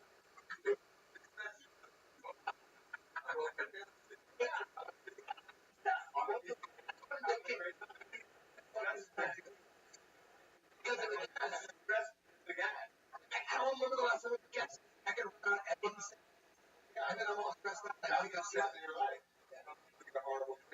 It's something for that. I don't know. I think I'm getting both in the brain, but back gas. That's what I think I'm supposed to. I'm like, and I can't remember the girl's name. I can't. I don't know. You gotta know their songs. You gotta know every girl's different. There's a girl that likes Tool and Mary Manson. There's a techno girl. There's an R&B chick. There's a hip hop chick. But every chick has songs attached to them. You gotta be sharp. Hold on. What DJ wanna be? Right now. This is experience. I had professional DJs come in to audition. They were sweating. No way he's not. And you got to have a minute song. You got to keep it going. You got to know what the hook is. You got to know the group. Oh, the skinnier shit. You know, a chick, a set ready. He comes up with a CD and goes, okay, play track 2. Fast forward 2 seconds on that one. My second time, forward. Make sure. Got it. And I'm about to play it. I'm about to play the set. Some guy asked her for that dance. Now she goes, get me. I got seconds to find another girl and her set. If I got 15 seconds, I'd say, now, and I would grab Vegas. I would grab that motherfucker, bam, for track 8. That's a skinny set. So my dreams are, I'm supposed to be having a great strip club dream, a great one, but I can't remember anybody's name, so I'm all stressed out. The manager's coming up. The manager's pissed. I'm gonna get fired. I can't read these. The club's packed. Girls are everywhere. It ends up being a fucking nightmare every time. It's a nightmare. That's never. Your time is change your mind with the best that's out there. The rooster has fun to see you on the nonsense. For those of you who are freaking nuts and don't have the time to watch, waste finding it. Next issue. For those of you and don't have time to waste finding it, there's next issue. Next issue is the mobile app that lets you tap directly into the world's magazine. Anytime, anywhere, your phone or your tablet. They have iconic magazines. That's why. And next issue lets you dive deep into the story. No interactive content for richer reading experience. Sign up for next issue right now. You'll get immediate access to all your top magazines. Let me tell you what they got. They got all of you. They got Columbine Traveler. They got Cosmopolitan for Readers. They got Bell. They got Element. They got Massive. They got Money Sense. They got Oxygen. If there's a magazine, they got it. You understand me? Do me a favor. Sign up for next issue right now. You get immediate access to all the top magazines, back issue, videos, and photos. Hey, listen, they got the best content now, like I told you. I love architecture, but magazine. Again, I don't even know any of this. So sometimes I'm going to find out what's going on in the damn week. I got a bunch of stuff like that. You know, people magazine. Go to next issue right now. Do me that favor. Right now. The best part is next issue is offering right now when you go to nextissue.com/joe. That's the best part. Next issue is going to offer you free trial right now. Right now when you go to nextissue.com/joe. Again, right next to free. Right now is the nextissue.com/joe. What happened, brother? I don't have no idea. I'm sweating bullets. I got enough problems. I ain't gonna fucking. Wanna drive it up? No, come on. I want some. He's on the floor. He's done. Another dick. I can't tell your mic's working in I sing so much. I can sing a fucking song. this possibility. What kind of possibility? Don't forget also, Shroom Tech, Onyx. All your supplements that you may need. I can't help you with your body stuff. But with the supplements, I give you 10% off your first order. You know all about it right now. All of these Alpha Brain, need a couple of these things right now. This is trick. Put two up and jump. Go to Honda.com right now and press in Joey. 10% off your first order. They got great products. They got Alpha Brain. They got M protein, 16 grams of protein. The chocolate's the best chocolate on the market. I love all this shit. I live by this stuff. Oh, well, you know, go to Honda.com right now /church, CHURCH, and get 10% off your first order. All the best electronics. It's e-cigs.com right now. They got cigars, they got cigarettes, they got 0, 8, 16, 24 milligrams, and they also have a cigar, which I've been puffing for like the last fucking 8 months. I have no fucking looking alone. Got money sticking out. However, it takes Uber, fucking, Sunday night. takes a what?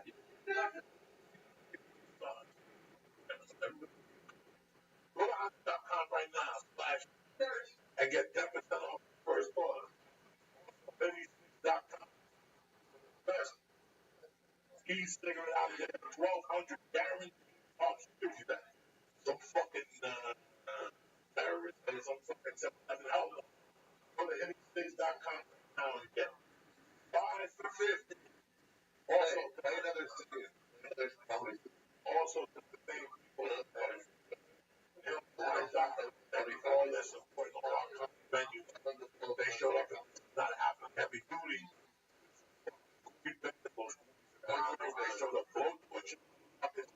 I love these guys. Go to nailthelife.com right now. Press on button. Joey Diaz.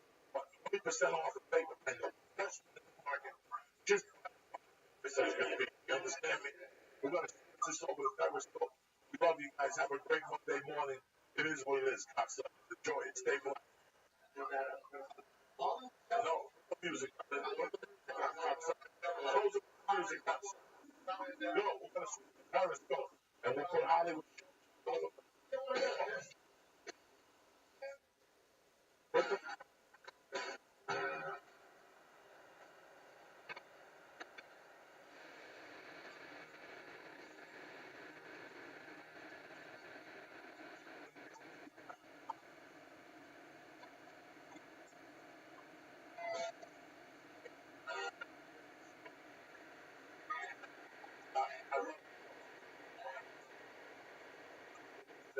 Minneapolis.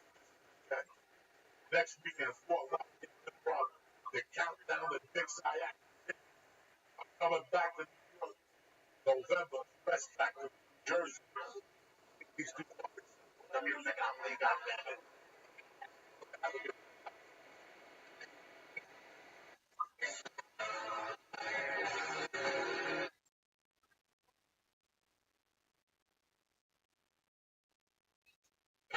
What's going on, man? All right, everything's great, man. Good fucking. How you? Good. Fucking recovering acid. That shit was fucking strong, man. And the original plan was just to drop off the bat. Thank God. Thank God. I was on everybody. Holding me. I gotta tell you, man, I'm happy I didn't. Yeah, me too. Had a fun time. I mean, that shit fucking my emotions. Is it really okay? For a few days. That's supposed to be thinking about it for a day or two. For a day or two, both you fucking shit. It's kind of weird. all the time as a kid. Cocaine along. And that's the story. I couldn't believe you fell asleep. Every time I take that, I'm up at like 5 in the morning. 1:30, man. Oh my God. I can't believe it. I go right back to sleep. I could sleep. Christ. It was fun. It, well, I don't know what I thought, but when I was growing up and drove to sleep bad, you think every road is different. So far, everything that I've done is kind of the same. It keeps getting a little bit stronger. Like, mushroom a little bit stronger than weed, and then acid stronger than fucking mushroom. Don't do that one.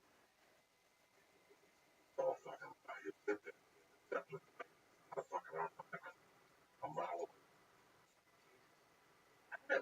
I don't know. I'm usually pretty positive. I like to believe in people, but I keep seeing these articles, and someone sent me this article about how they can't get a job as a lawyer, and they're working like minimum wage and complaining. And like I don't know why, but it set me off today because when I was in college, there was a thing out here about NBC interns had complained about working at SNL, or maybe it was right out of college.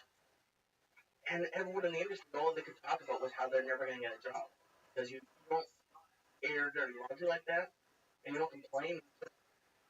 I get a lot of stuff from people about how it's hard to find jobs, and I understand that it is hard to find a job, but I also think if you're good at what you do and you work hard, you're gonna have to start at the bottom, which is what we were talking about a few weeks ago.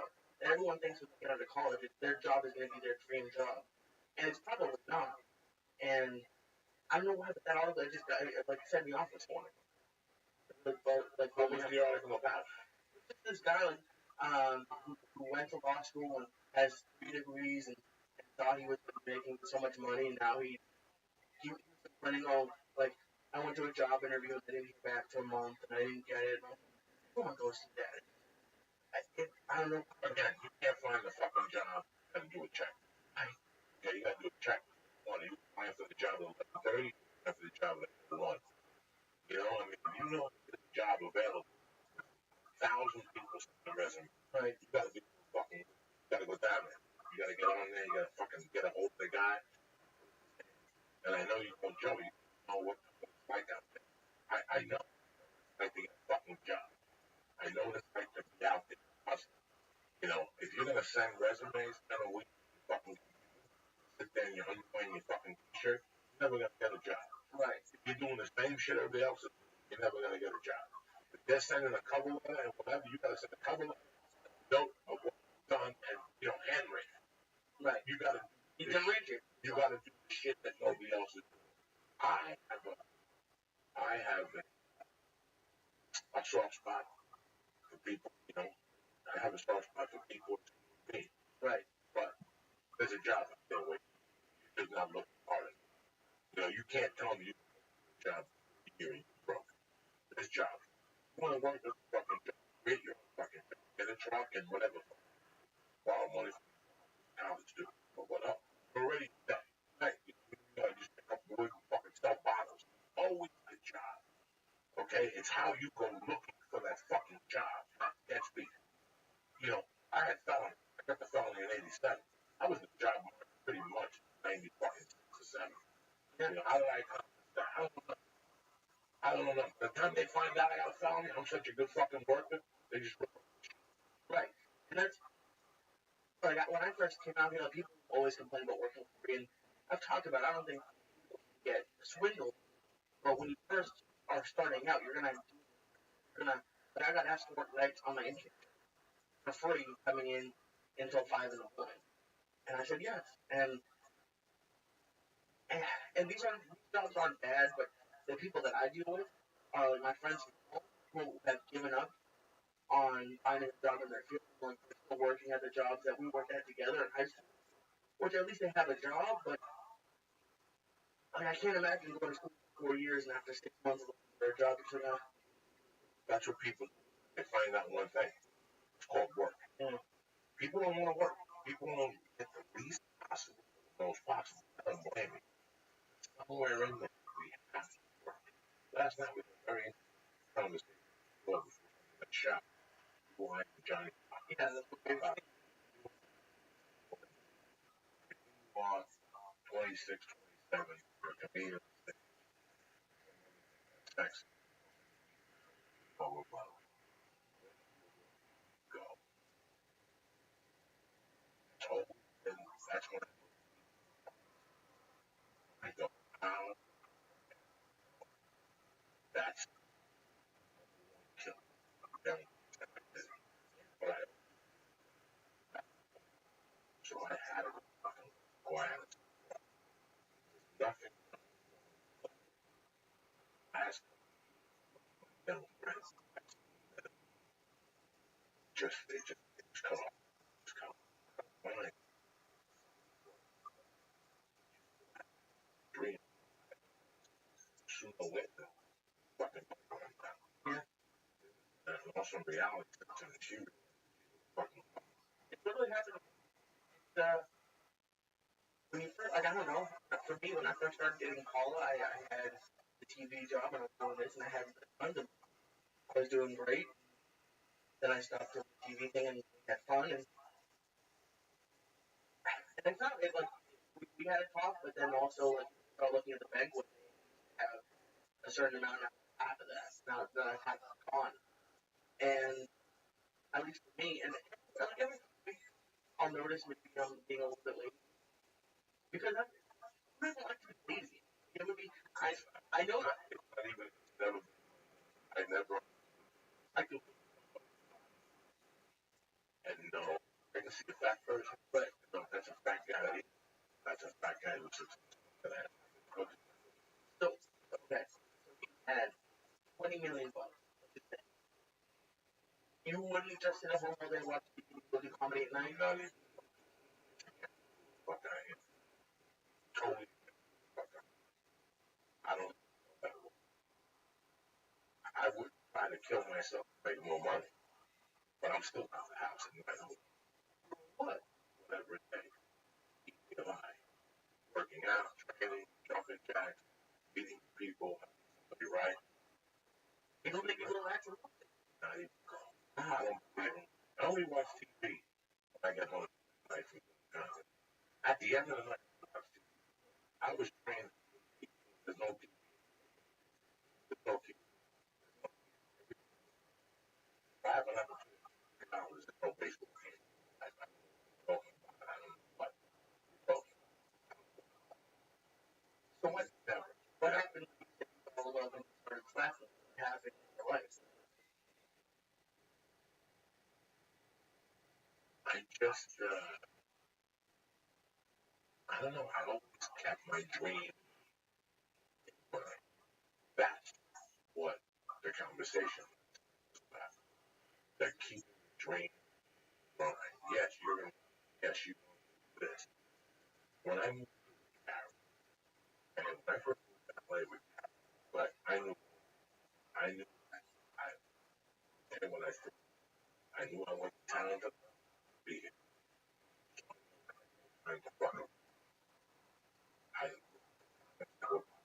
mean, look wise, material wise. I had to do the other guy. I still remember fucking fight because I don't know your family. And every 30 days, fucking moron, fucking business, Yeah. no business, my work, no business. Um, business. I don't go to business unless you're on vacation from your job. Then,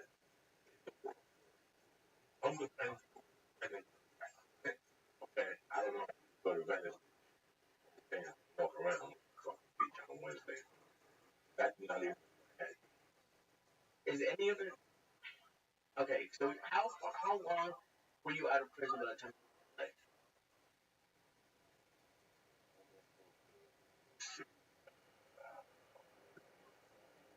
then going to prison.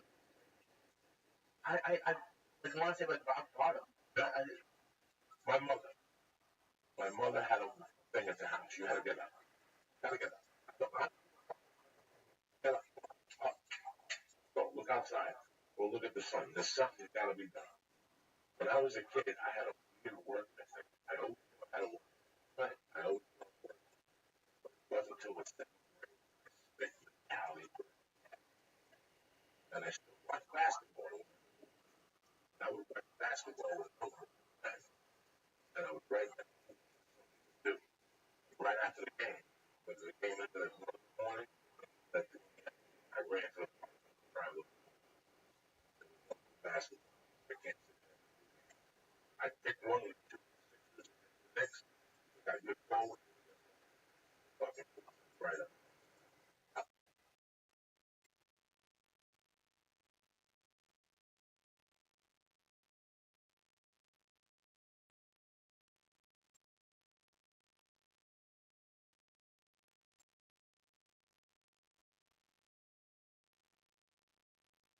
TV after I cleaned my mom.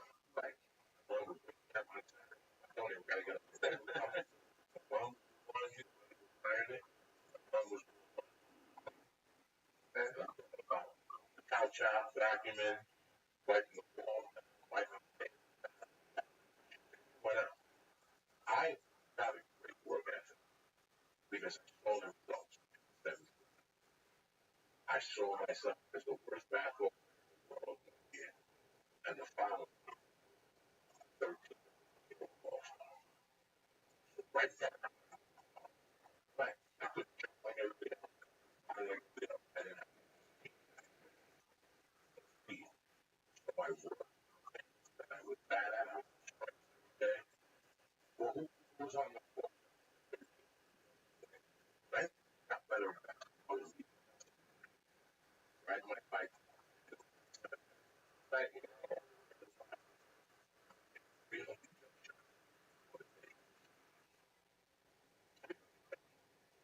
Jerry was. Then I practiced. Then I get down to court and play basketball.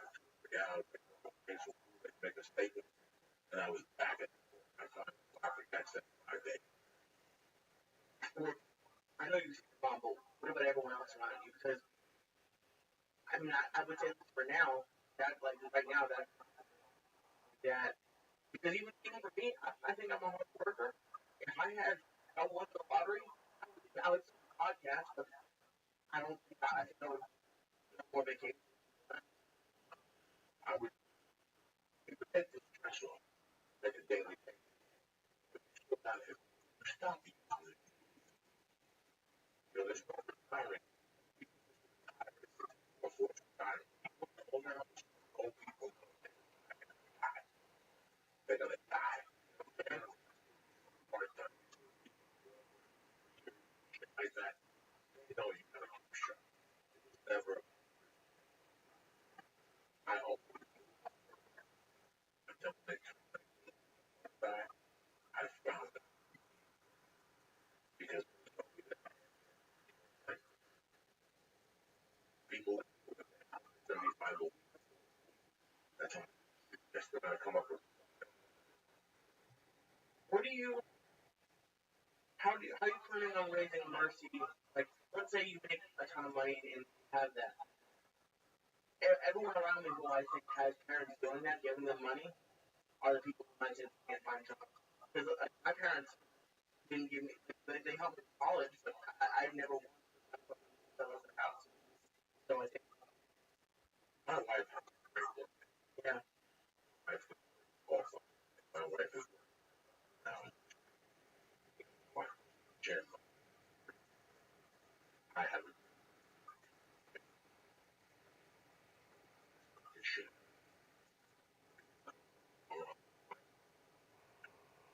kid area. yeah. This people like writers, they make them more than the national average. So right away, the wives get fucking.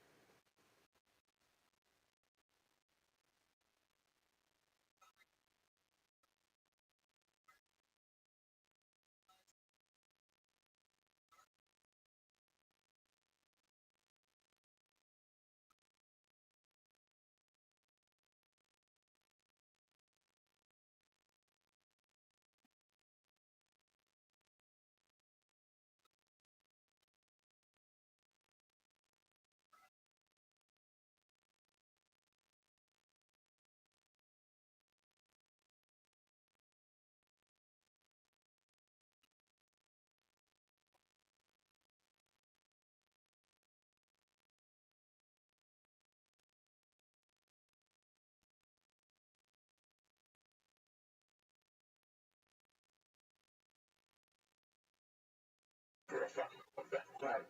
You know, I will pave the way and help her to do what she does on her own. I want her to know that one day,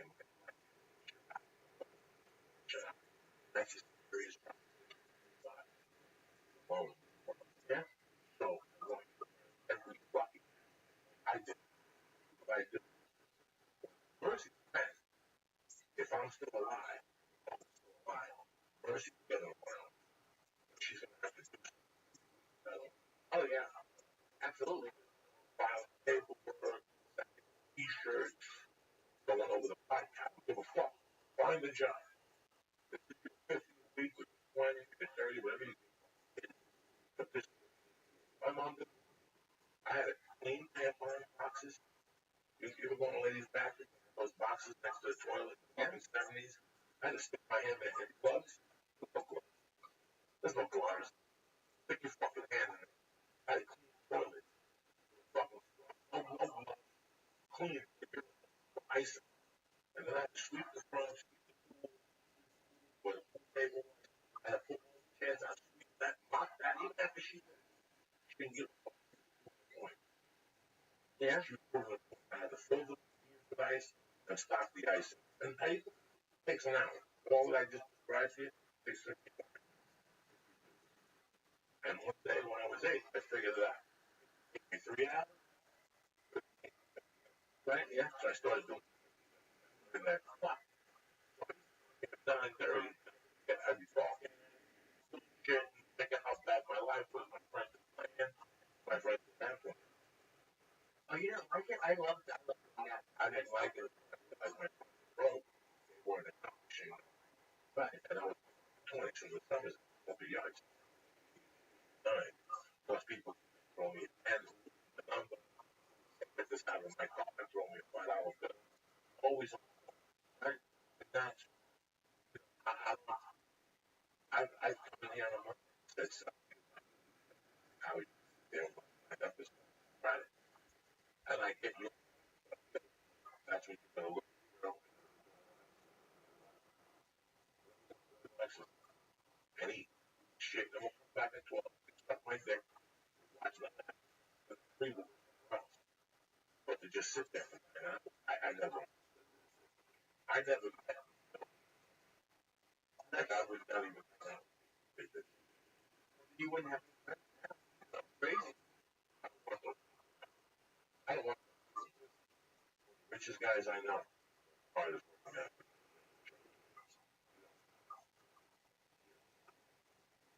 And he's going to be talking. I know. Right. That's what. That's. I really don't. I have a family. When I have a family, it was. My wife comes to Saturday. Hey, no, right? I got some. That is. I don't. I don't have to. There's money. There's never be money. They're always. Right. So what? When you look at the millennials, like people 20 to 30 now, what do you think? Like, what do you think they're having 30? They're gonna be stuck in dick in 10 years. I don't even know what millennials are. I don't care.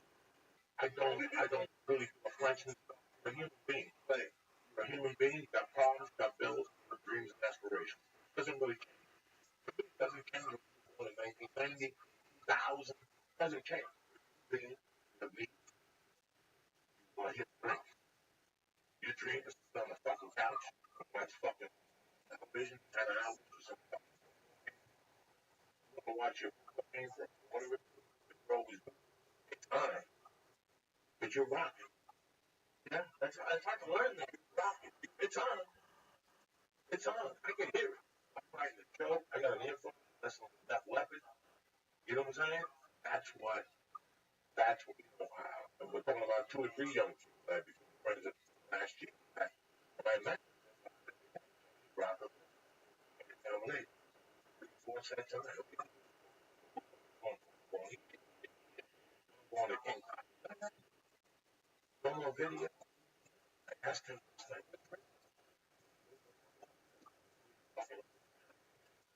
I can't understand.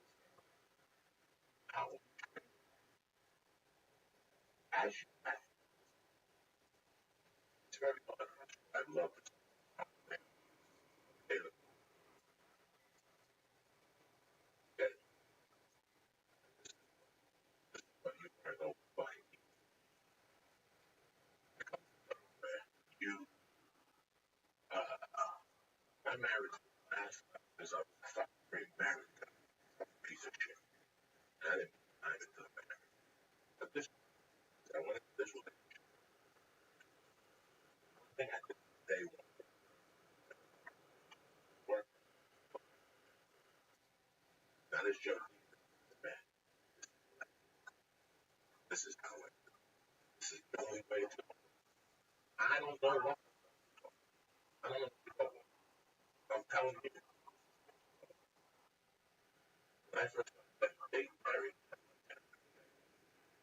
I had a problem, and I didn't Perry. She was so. I was dating Perry, but I'll get Perry on this podcast right now. For Christmas, I didn't see that. Well, birthday, got nothing to do with me. None of that shit. I had a drink. She was my girlfriend, but I had a drink. Now she had a job to do. Girl, back. This is my dream. The same thing is the other way around. That's what I'm going. My wife, obviously, guys come to 7, and she told me my work ethic when I came to town was at any level stop doing comedy. Then I met a guy by the name of I won't go around the South radio. Make up. I don't know if you know much about TV show. Mondays you go back, refit for the director, for the cable. Wednesday you run through. Wednesday night you another run through all fucking day. 10 runs through the day with the director. And Thursday you do the run through with the director and the producer. Thursday after run through the fucking network. Then Friday you and we weekend now we're all rewritten shit.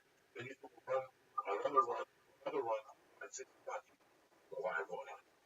And that can take a half hour show. Do you know that Rogan that we still show that I was talking comedy store? That's crazy. That's working. Yeah, but that's the reason why where he is today. And I learned that in 1999. When I look at it, I get that. Never really independent. That's it. That's it. Right?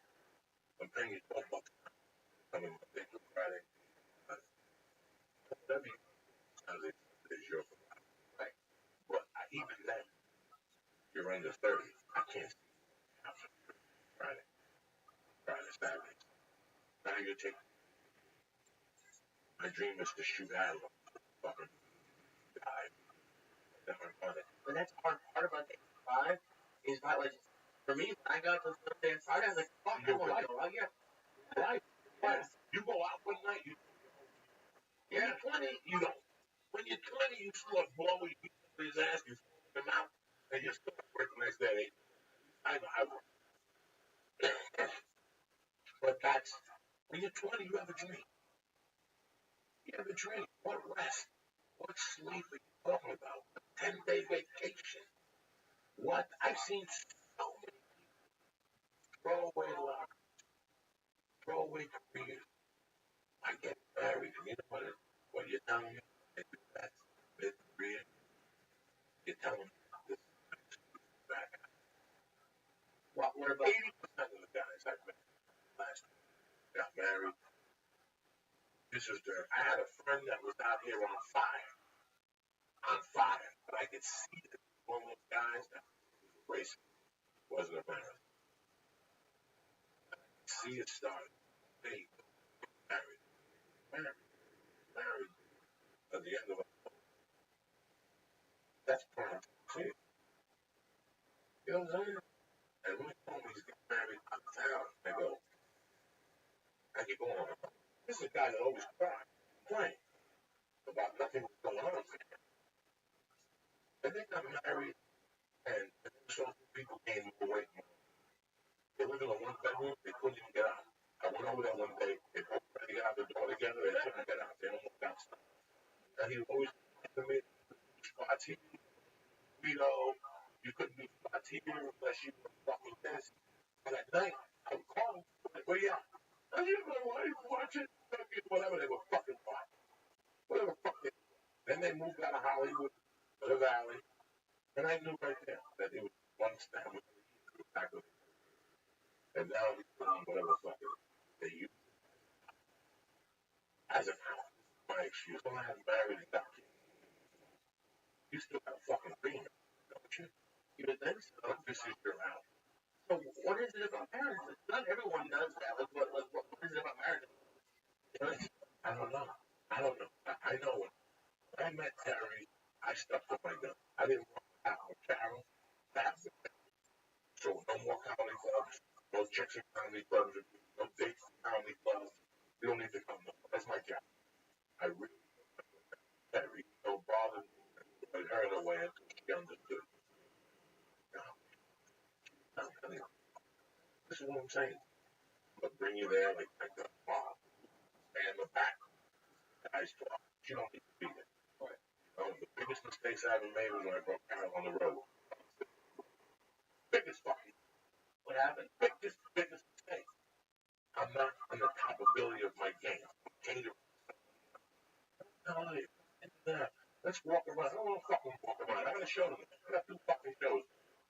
Walking around and you can do 2 shows and you can stop bullshit. I'm walking around like you're a tourist. Not a tourist.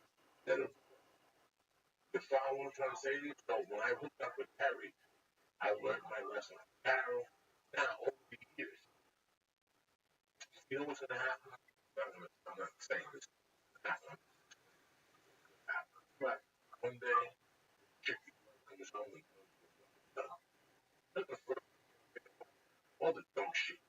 Think of all that dumb shit that you sacrificed. Dumb shit. You're going to sit there and go, what the fuck was I, an asshole? I was thinking about some of my exes. And now, when you hook up with the next one, you're not going to bring that luggage with you. Never do that. No, I'm sticking to my guns. When I started dating Terry, 30-something, 50, I was obtaining that out. And that's why I tell people things. I think that 37 is fucking. I keep my business, my relationship separate. I keep the she don't need to get on this, she don't need to be hanging out. I'm gonna ride home. I don't follow me. But I also. Do you ever worry about those things, but then it turns out that they would have supported you? Like the first time we did acid after our show, I told you I got really paranoid, that she I should let her be with a guy. And then I went and spoke to her, and I was like, hey, I'm gonna have to be working more, and I can't hang out Friday during the day. And she couldn't have been more. And I was like, it was almost like I imagined in her head that what's Friday during the day? Because this is what you don't see. I call you at 8. We're up at 7:30. Right from there, days up. I don't know what the fuck you do till 10. But gone. So on a Friday, okay? Now, this is what I'm saying. You pick her up on a Friday. Let's say you pick up Thursday night. Yeah. Tomorrow night. Pick her up at 9. Get the dinner, stab her, about your food. You gotta bring her home. You gotta take her home. Don't leave her at the house waiting for you to meet her later. You're not in the back of you. You can't focus on what you gotta focus on. I'll call you when I call you. 30, I don't fucking know. If I knew that, I wouldn't be with you. I'd be at the track. I'd be right back. There's time for work. There's time for work. So, you're in love. Listen to what I'm going to do. Make a fucking sit down the middle. I'm not going to work fucking 8 hours, but I'm going to work the best 4 hours ever. That means we got to be here at 9:50. Got to be at the gym at 8. Not 8:10, not 8:01, 8. Got to drive her home at 7:30, out. Breakfast on the ride, a protein shake, left, you get to the 4:30, stop it, in and out, get a burger, go home, pick up the one whole day. Catch a movie, at the fucking Sonic or Burbank or the fuck you do. Oh yeah, or 4 o'clock. That's the difference. Than sitting there like Zombo on Friday. That day you probably get 6. And then you go out and get next. Dinner and done. No, you follow me? So there's, what's it called? Compromise for everything. Oh, I totally agree with you. In my head, you think, I would imagine her getting mad. But then I just talk about it, she's like, oh, yeah. The best thing. You don't do it. You don't do it. That's got nothing to do with you. You have a job. That's all you need to think. Always remember that. Always remember that.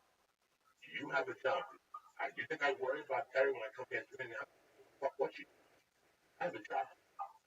I don't have time to worry about somebody. This is popularity. This is fucking life. This is fucking life. And if they come to you and they say, that hurts my feelings, then sit there. Well, this motherfucker, you might want to come back and breathe over it, but we can taste fucking wind. That just comes out of the what you need. You need it to make it happen. Without no heaters, there's no luck. There's a fucking idiot sitting there. And one day she's what you are, and now you're done. You quit your job, stop doing your accounts, but no, one will take care of your paper. If they don't like it, then you gotta run the yeah, you gotta fucking bed. I never. Let me tell you what happened last week. Last week I got 2 calls. I was Sherman. I love this guy. Then I got a call from my friend at KJ Hotel, and he had a seminar. Now, I knew this Saturday I was going to be done. When I leave tomorrow, that my wife has that fucking living settlement for 3 days. Big day. Friday's a big day for me. My wife goes over for an hour, water watches. After that, Saturday, I won't mercy. Staring up at tantrums.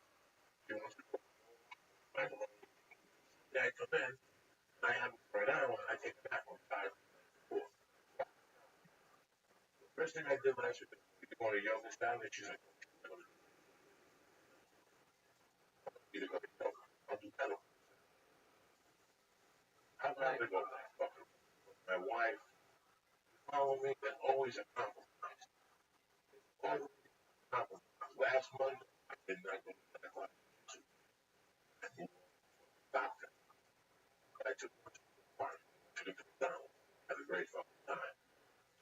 3 hours, and when my wife called me at 12:10, she was about it. All right. My wife said she was so happy. Mondays, I thought I was on a short.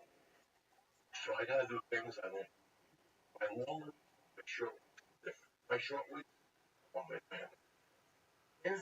My short week, I'm about 2 workouts, 2 podcasts, and I'm with my family. Everything else goes wait for the weeks I have off. I don't do a French week. I do it when I'm whatever. There's a compromise. 20 years. I was things. That's why you're not. I told you that's not something that no matter what relationship you're in, people are. Now, what I was break up with, you're like, fucking asshole. I think for me, like I've had a lot of bad girlfriends before, Paul, and they would, if I said I had to work, I'd have to say they would get mad. And now it's like it's really like a test for me, Paul. Like, the fact that I said, like, oh, Paula is yeah, got it. Now, yeah. she's Paula about what it have to look about. I work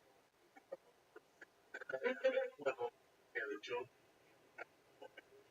and 12 hours. They deal. She called a psychiatrist. But what was it that you did? Did you had she tried the best not to know you have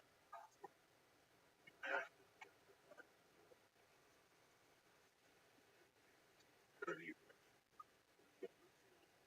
See if it's I grew up around. how we really worth watching this. What else? I went even if I die, only things. Oh, I see. I did. Well, I did. When I was in high school, I was jealous of them. I Naturally, because that girls want to be with them. And then I honestly don't keep up with people, right? Like on Facebook, I see, and I just see like how it's kind of switched a little bit. I'm like, oh, how can you still live in like your mom's house? The people like and then have $1 million.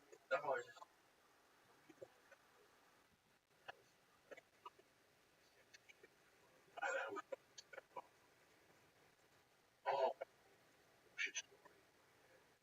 I believe that it took 6 years to fucking convince myself I was okay.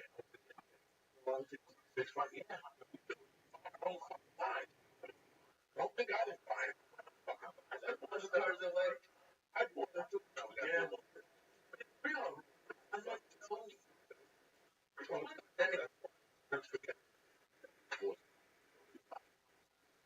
So you I was like fucking no, I know. I minded myself. I was 30 something years old and I realized you gotta get you gotta yeah.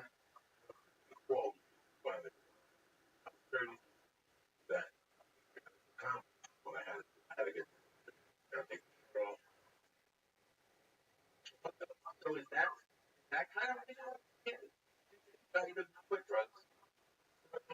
Thing that's it's like that must hold you back. The peak of my addiction, I took the long shot. You know, I did coke by 1,000 additional next day 11 o'clock. Absolutely. But isn't that the point? Like if in the peak you're addicted, you're everything what would happen if you hadn't. Oh, I know what I know what you're saying. Yeah, I'm just trying to make a No, you used to work hard. addiction. I used to get up and below to look. I outworked everybody. Addiction. That's what I'm saying. The coke I did. I only work out. I walked into the headshot at some of these studios in January and moved the truck these desks. You know, I dropped those tapes. Fucking you guys know.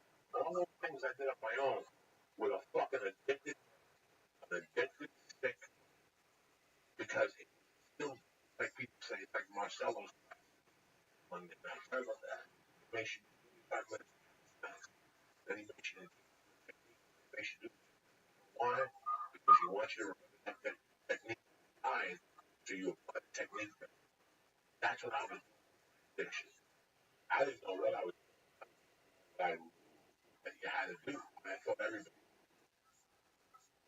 What's the I'm just really done trying to eat this okay?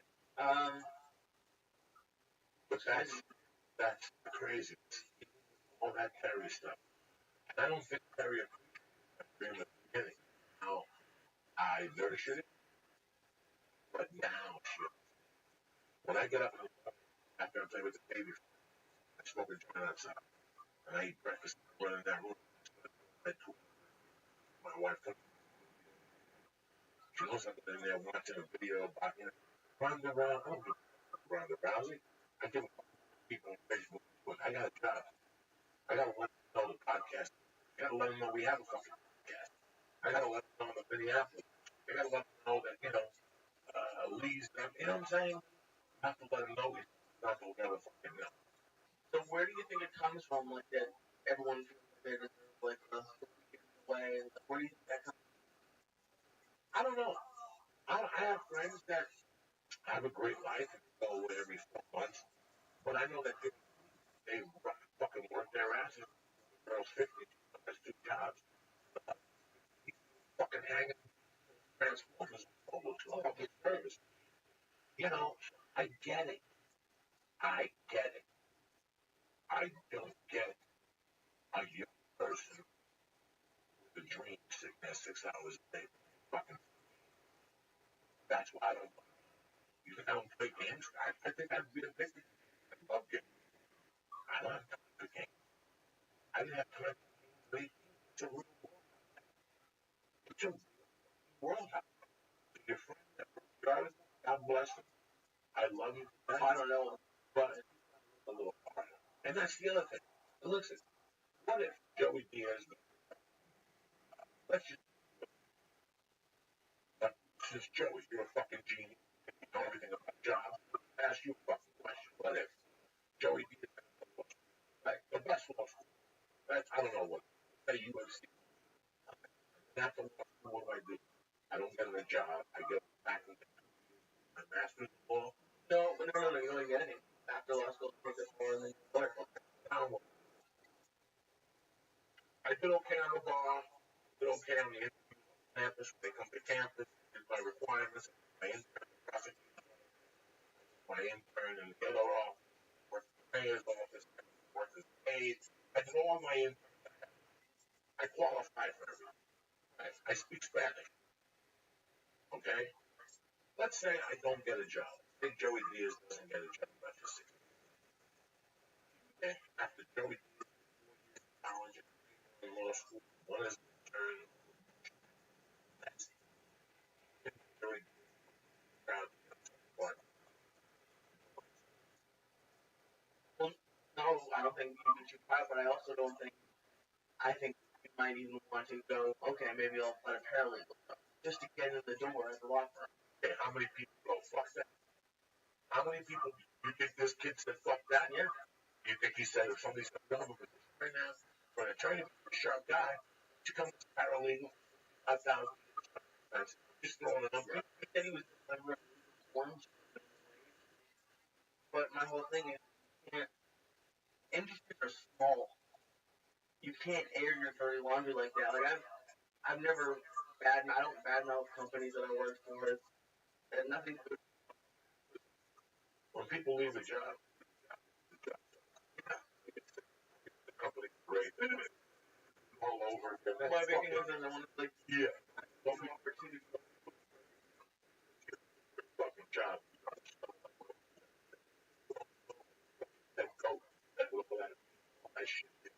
But it's a job. A job is a job. You know what? I tell you, $1,000. A job. That's it. I tell you that. Yeah. Okay, so I'm just as guilty as your friend. Guess what I did? I did something. They're writing a fucking making review. You got something. Just because you went to college doesn't mean you have nothing.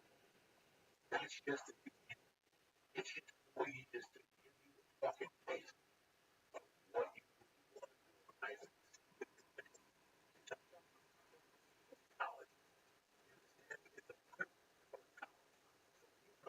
not a fit fucking nothing.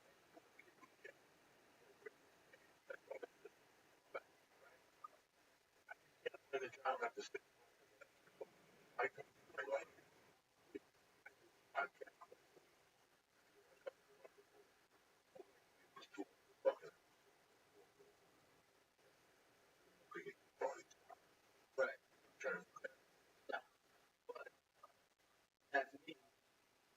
I think I know I did like a master walk.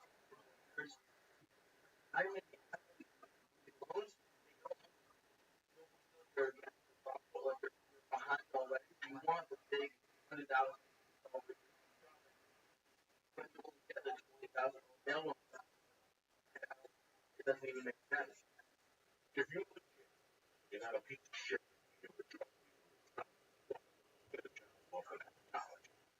If you sit make a job in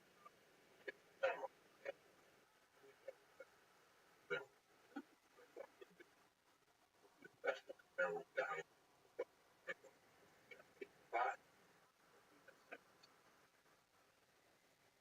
Why? That's what the show.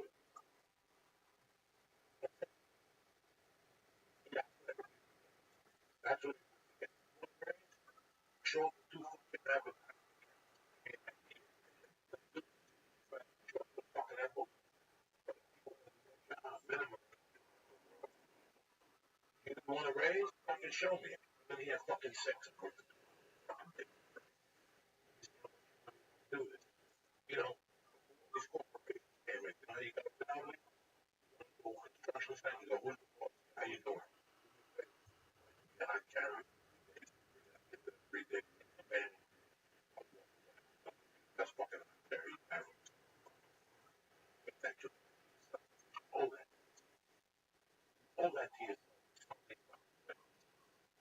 2007.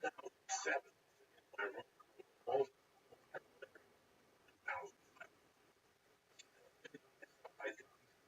I like to do this myself. It's like Billy Crystal's 500 Sundays or whatever. Jesus Christ. I'm sitting there going, what am I doing myself? That makes me want to. I'm getting opportunities I never dreamed of. I never dreamed of. But you know what? I create those opportunities. The work ethic, I don't I don't you could be weak in that aspect. Work ethic, I tell you, Rich, oh yeah, I just made you sweet. Watch how you fucking sweet. That thing in the paper, there's no reason why I have you. There's no reason. I don't fucking tell you. You why? Why not? That book walk past the thousand camera. It's those little things that let you get a trip. You're right. And listen, I don't the world be something. Everything, every little bad motherfucker. One day you realize that no, you day. Fucking yet I see people all the time and I scratch. I call it Friday night at man. What does that do for your friends? They burn. Because let's do better at some fucking killing. Out of the three clubs in LA, there's gotta be one comedy club that doesn't like one Friday night in LA. Be Cook, be Joe Rogan, Burt, Marin, be Sebastian Maniscalco. So if you understand, let's go Sebastian, come back up here. That's what a comic does. Learn. So this is a 7 night. I always it's technically got rehab. What did they even rehab? I gotta go 90 days. Now what? Back in Monday, Tuesday, Wednesday, I guarantee every night when you got that place, that $50, like man, thank God it's been what 30. Yeah. Why do you pretty? I've heard a lot of stories on podcasts about how working for the comedy store makes like 25 bucks a night, but even and how terrible it was, but even with all that, comics come in and they don't. I don't think they feel like they're getting get like I think it's like they see the positive.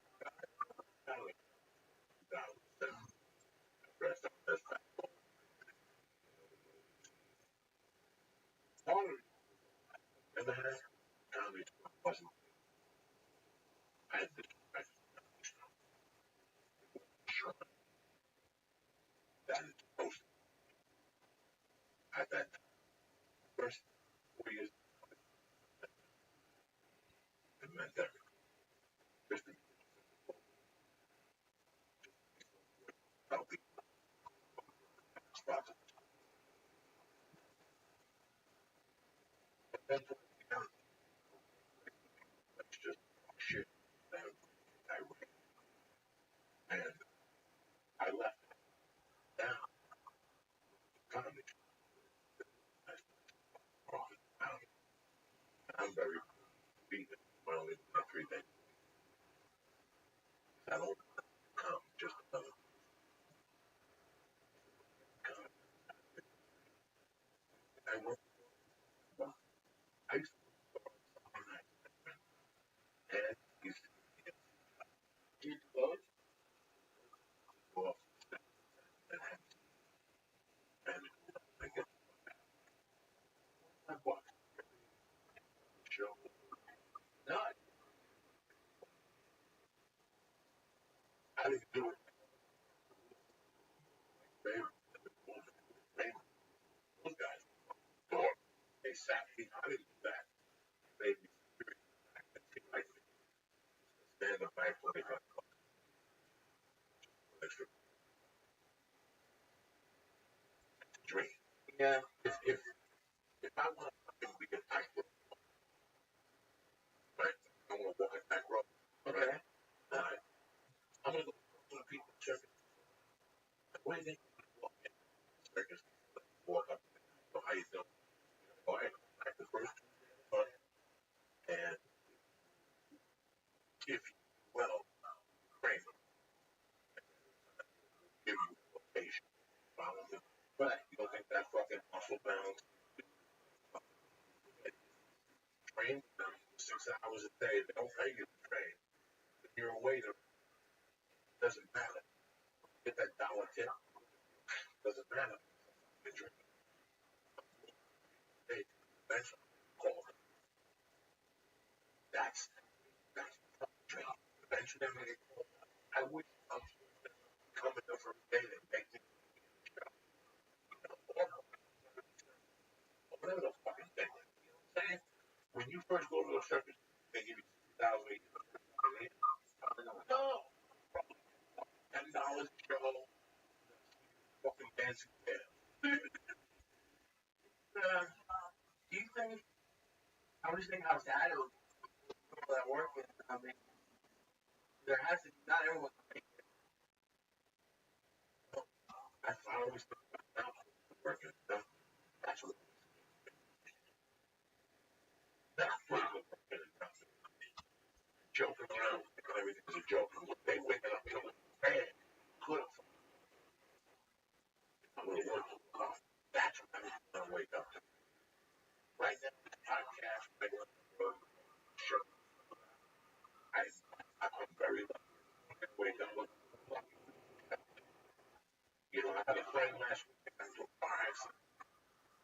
Went to the hospital 6 months while they blood tested. They found out that coma. I think I cited. You know, I got another friend in Miami last week. I'm walking to a sandwich. Came out, took 2 bites, and died of a fucking car attack. They fucking went up. Going back to New Jersey, 3 years old. One of the first things I say is, I'm lucky to just be involved. You think that this thing now in Minneapolis and all the shows are sold out? You think that the highlight class? I tell you what, the thing I was that one line on Spider. Yeah, I'd be like, well, and that fucking my leg up. But you know what? I did. I got never thought I'd get into it. So I did. I did.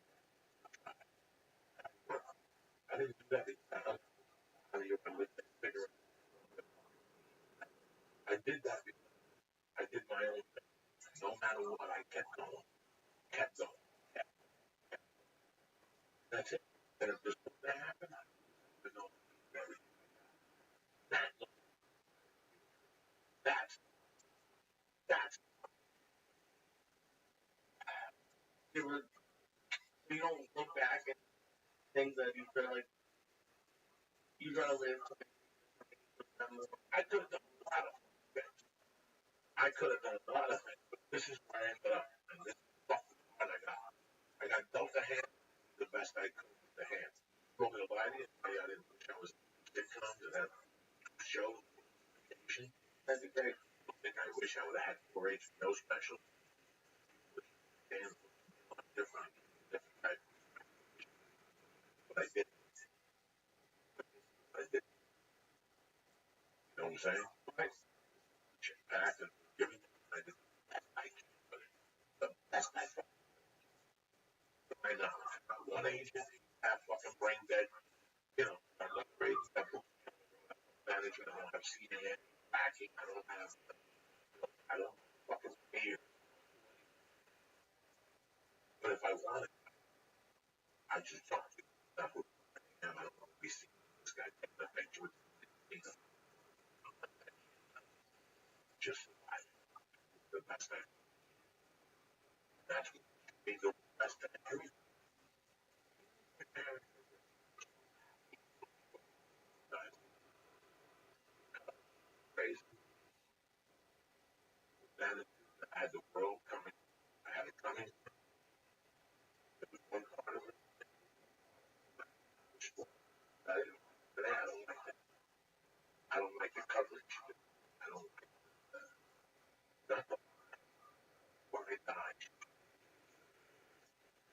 You mean that she that from you? No. No, my mom was she didn't know. They used to hang out with one day at Detroit. My mom fucking episode Jack died. Korea. Okay. Go back to the house drinking and metal. There were kids. The jacket, they would ask him, you can't, what you always don't give a shit. That was, that line is always true. My mother didn't give a shit. Trusted me. And hey, with the trust. Howie,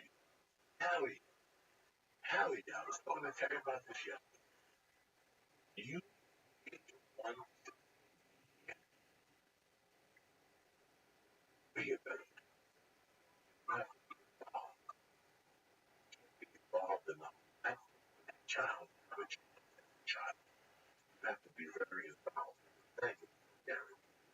But again, you know, you do the best. I would hate to sit alone. 31, 37. I was fucking guy that. So as a parent, I love trusting. I told my mom, pull it out.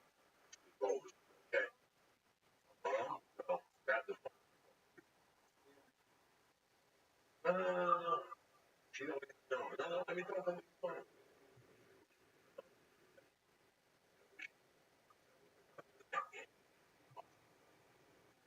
I would So, do you regret doing those things? have decided, hey, listen, I did a lot of crazy shit. 11, 12, and 13 that I should have gone around. Am I happy I did? Yes, I am. Fuck, I am today. My mom in a way was very smart off. She looked and she knew what to expect. You know, that's what a smart parent does. That's let's see if my kids. If they're anything like me, you gotta go. What do you see of yourself in person? She's by the book, which I used to be by the book. That's why I live in hell a lot. Everybody, I was married. I was telling you the other day we went with this stuff down. Right. And she drops it. She has to rotation. She doesn't. She doesn't. I have my foot. She'll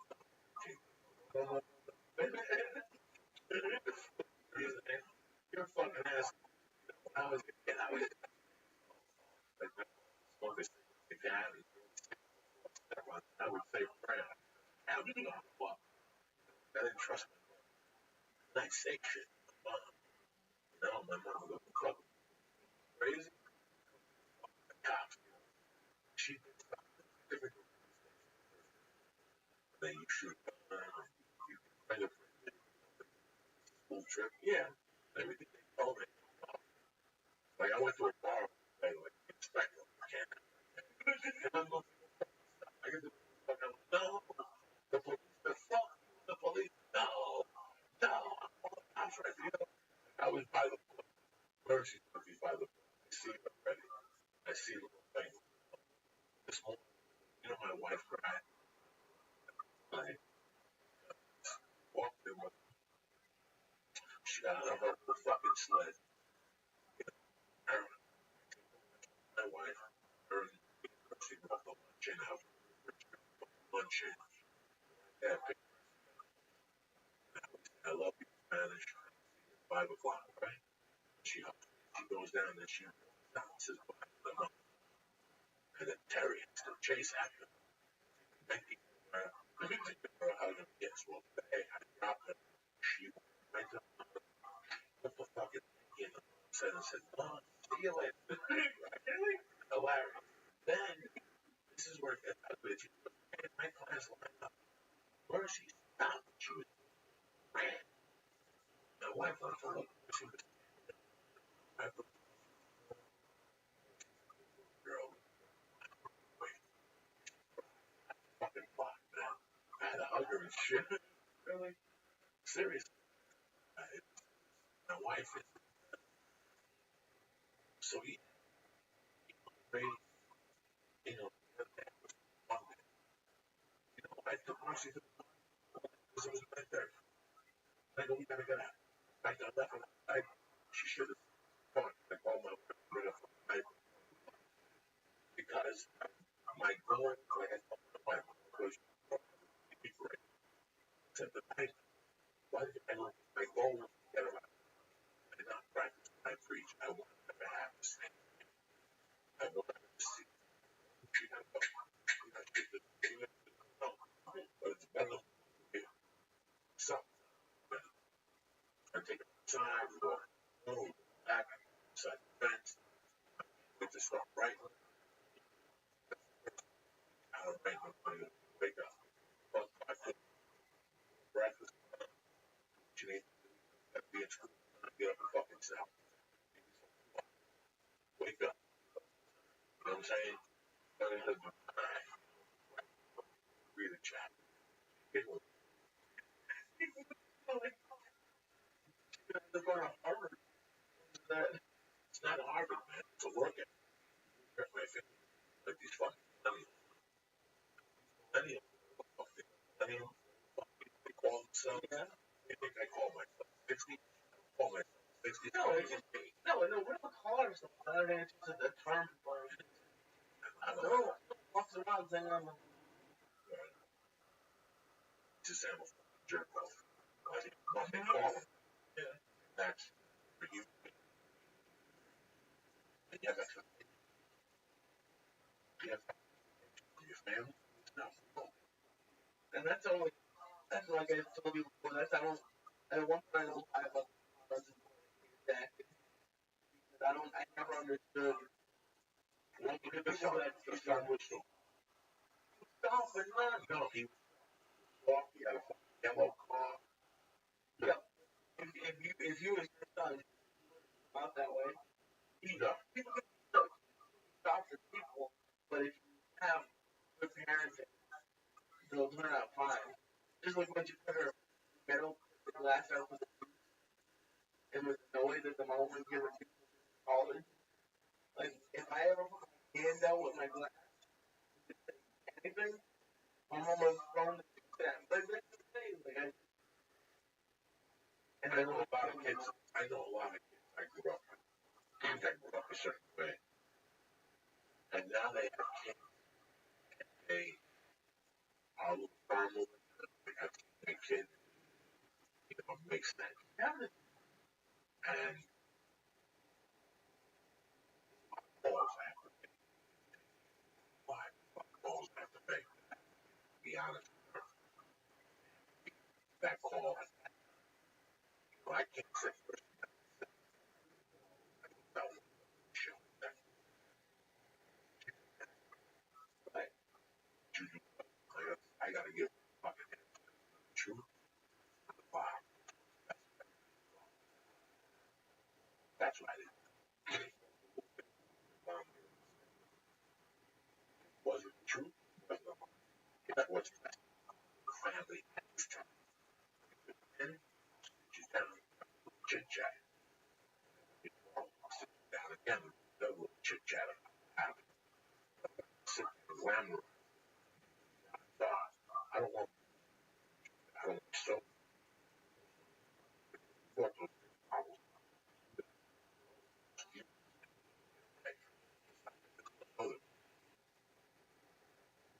Are you up with this idea for telling her now, or is this? Have you been thinking about it as a kid? Like I can think of stuff that I didn't like that my parents did. That as a kid, I was 6, I knew I was. You know, kids drink if they see somebody drink. Kids drink if they come home and drink in front of your family. Okay. So how many times you can tell them don't drink? You see you fucking drink. Where do you see? So when you get mad that you drink, you gotta get rid of it. Fucking house. Until you get McDonald's first, you go to and like fries, I go. My wife got a tea, a couple sips of that. Great quarter. Do I do everything? No, you know why? On a job, I was on fast. I would only add two. Maybe all of it. Not every day. They would fast food either. You have to go swimming, go to the beach, down fried chicken. Those are the places. One time in the Jack in the Box, I just fucking horrible. Oh, it's terrible. Also, I don't get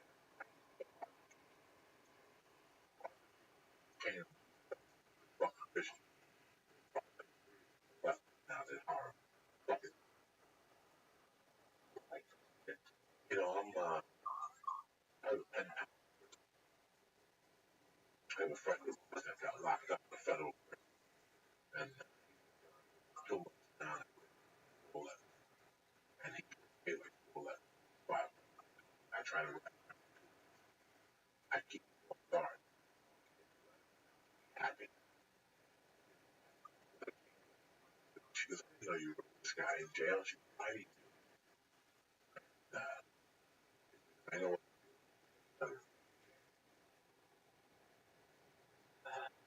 That's when did you decide to, like, as soon as I told him before he got locked up, I told him he told me he was going to fucking letter.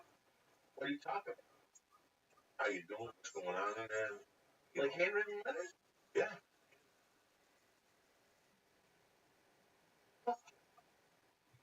Type of letter.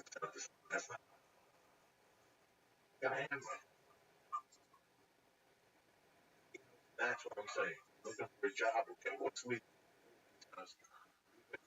Stupid resume with bio, send right, I go, chick, go have this house.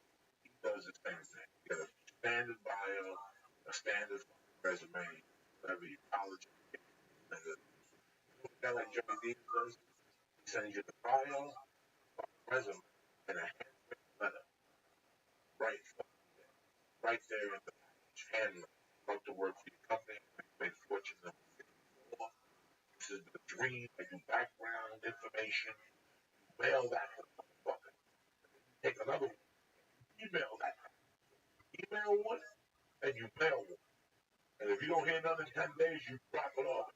All that. I don't give a fuck. That's for regular people. Don't call. That's for regular people. Something that my mom taught me, and I'd always, even when I had job interviews, was I also sent one to the secretary. When he went in, because they're the ones who are gonna be talking to him about it, and it made a difference to people. Like, I don't. Only time I ever got a call about not getting a job was because I did that for a secretary. Like, you never get a call. It's really weird. All the factors for that. Nothing bothers me more when I hear I can't get a job because of all the immigrants. Yeah, that. Don't want, you know, okay, get a job in the field. How badly you get a job? It ain't a bad. Okay, we get a job. Trust me. They're all they're building. They're knocking down by where I live. They're knocking down the house. Wow, It's empty. oh, next That's week. all going on. They're building. I don't give a fuck. That's just the way life is. See, construction, that's a job. Yeah. But you not work the Mexican. We're all scared. See, he comes at 6. They'll stay till 7. And it's dark. Need to do a lot of need to go to that dude. What does he want you to do? And you gotta eat What you salad this week. Oh, I could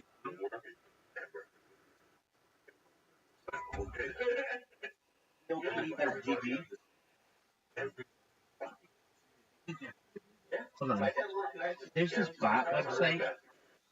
Let me get it.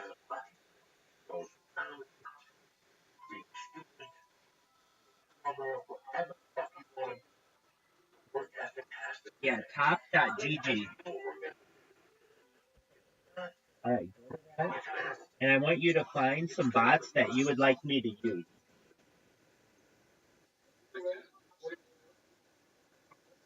I'll do my best to implement.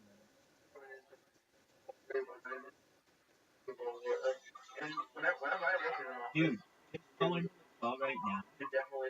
We're gonna get, well, we're gonna get podcast.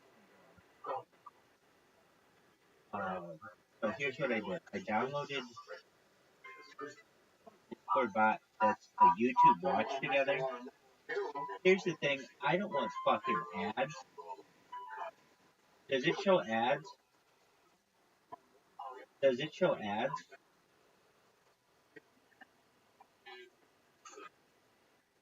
On the, like when you watch together? Well, I don't want ads.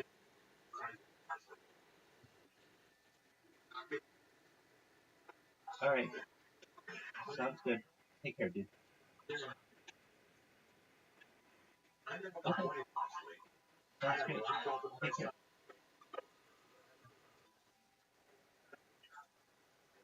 Yeah, but it is hard when you're living it. What you're talking about. Sometimes you need either someone to do it, or you need something bad to happen. So you bad and like, oh, I was being nasty.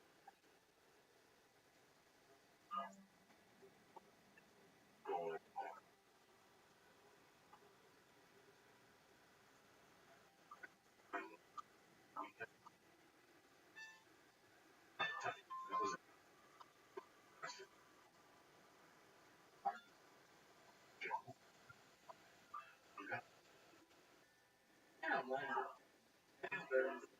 oh, you know what? Go run your errands, and when you sit there, well, I want to what I want.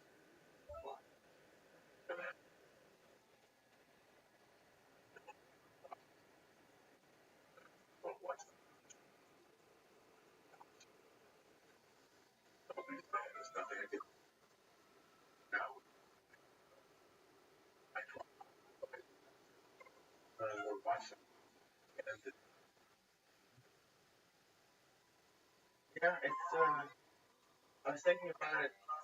I was here today, and I was gonna drive. It's okay.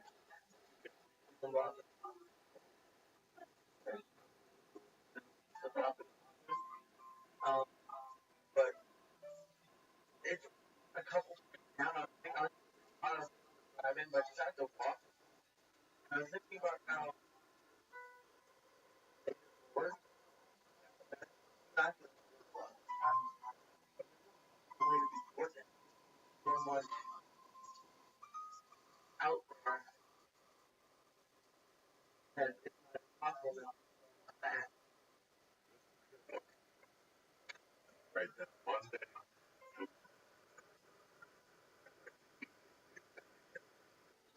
When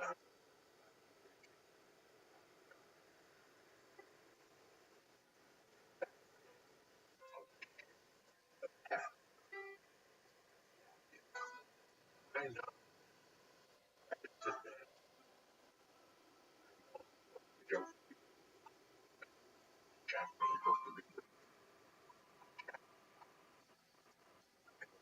I don't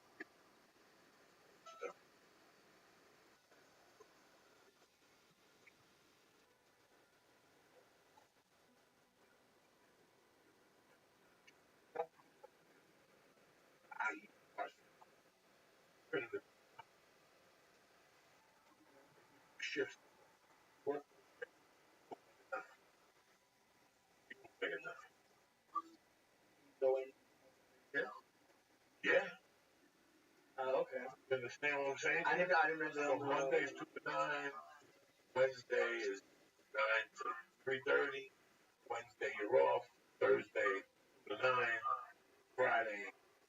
Now those shifts that you get, working shifts, you don't make no money. Not in the beginning. In the beginning, they're all the time. And after about 6 years, pattern store. Pattern store. Or people call it next to fucking sales call line. How you doing?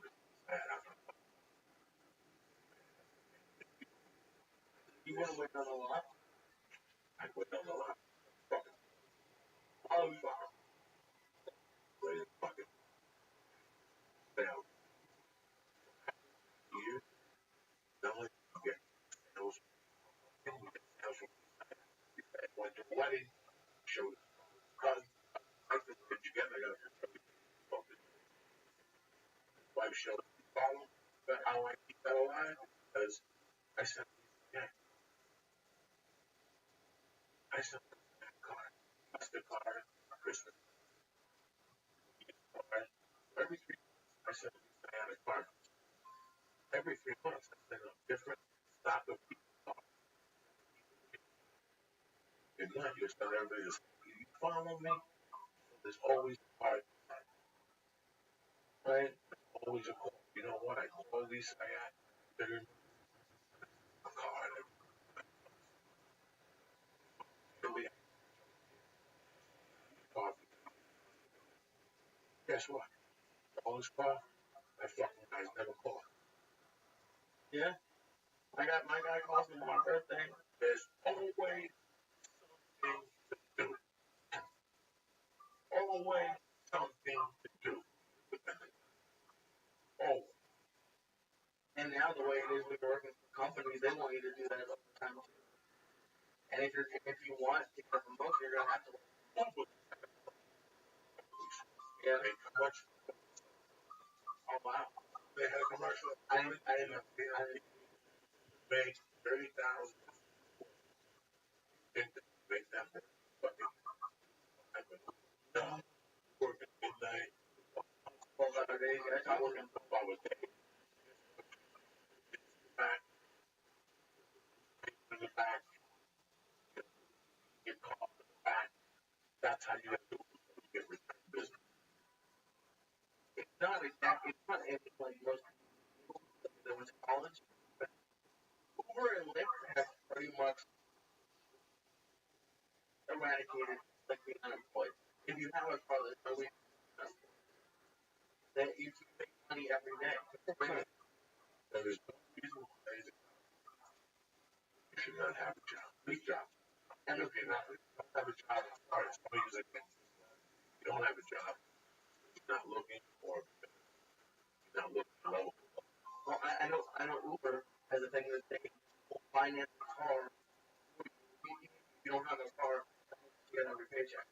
Oh shit. There's no reason not to. No shit. Yeah. Stop to think about it. Fucking got out of here. Paul Lynch, Bobby Shack, Crystal down there, the T-shirts, Jack Rack, Timothy Ward, give a shout out to Gotham. That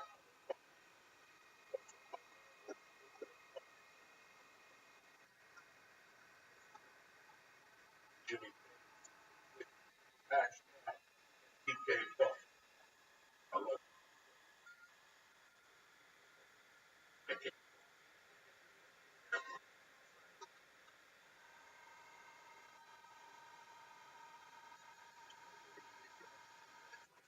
Buddy, kid, brother. Lisa, young kid, Joey, say, college, my friend, all my, we go, try. I read it. There's, it's really hard.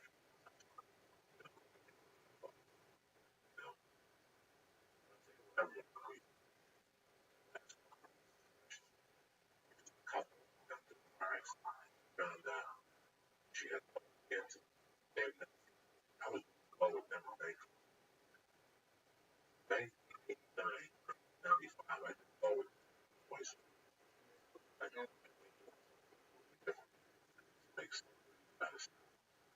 my friend that died in Florida, I heard today that he died.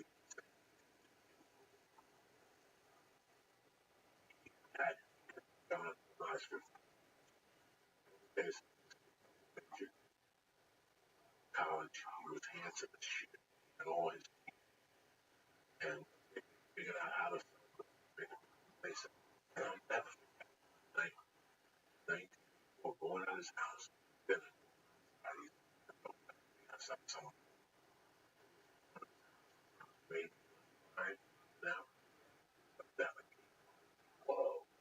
The cop and I left him in 85 and I heard stories and got robbed, that, then in Florida, he stayed down there and I used to see him in 97, he married one of his girls' cousin.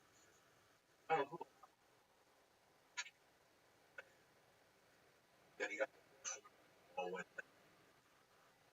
and in 2003 a Jamaican thing all with I grew down there ticket and when I got down there I got fired. I complained being funny, come on, other man, you know, what the fuck? And they fired. They took the plane back and take it to Miami. My flight was the next day. Called him up. Almost to this day. He picked me up and there'll be bottles drinking in the backseat. Backseat. Stacks of drinking straight. This kid got his nails always just always. You should have seen dirty hands are dirty. Back to the top, he had another piece of plywood with fucking string around it. Fucking iron. The cops are she there was no crime. Fucking so cool. Ice and beers in the room. No furniture. Kitchen, the bathroom, a toilet, a shower. The shower. I mean, he really drinking. He was doing that. God. And I was probably I late. They were like American boy, great shit. Brother was a joke.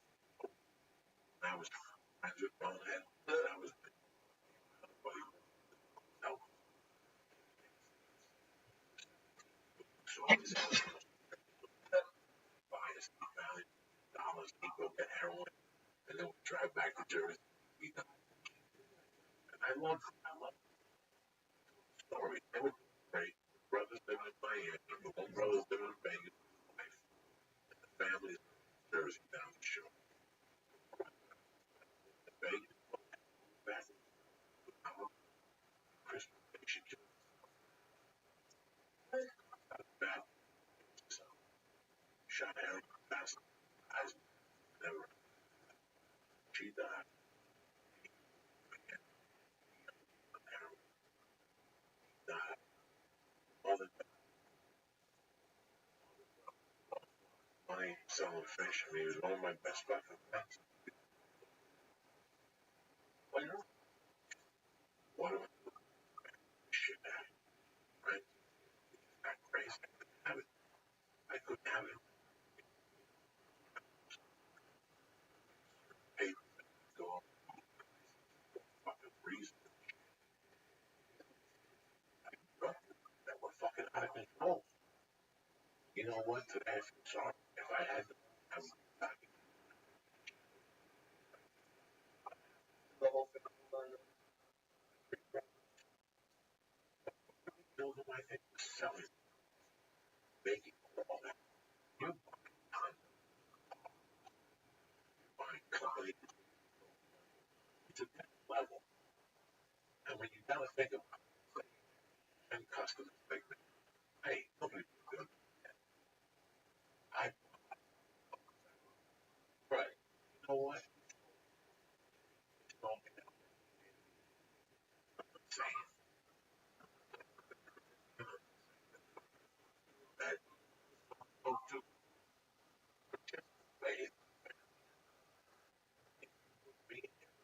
19, 10 people better. I'm just now better.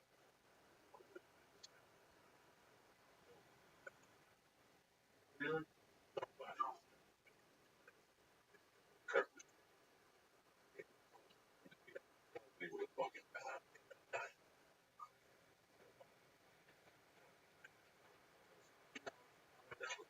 So, yeah. What is it?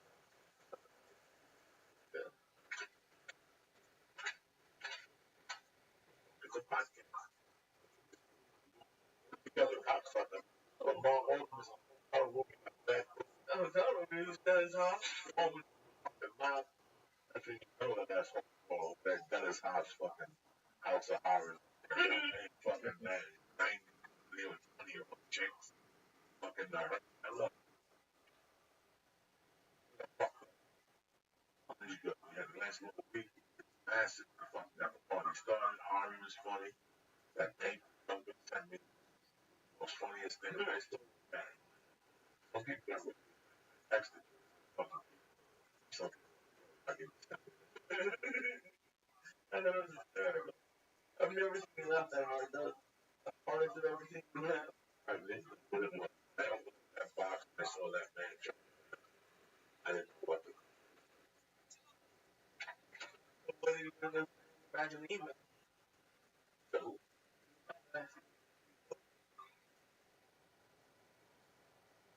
I told him, believe it. Did he good? Huh? Does he think he could hook him? Listen, it's a great time. It was a great time for me. I sold my soul. Great time. I couldn't do anything without it. I couldn't even think of all that. But you called me if I would drink that back. That's embarrassing. If I go out fucked up and coked up, so I don't want them back. I don't ever back ever. There's no happiness. Smoking, man. I don't know if anybody knows maybe job over business.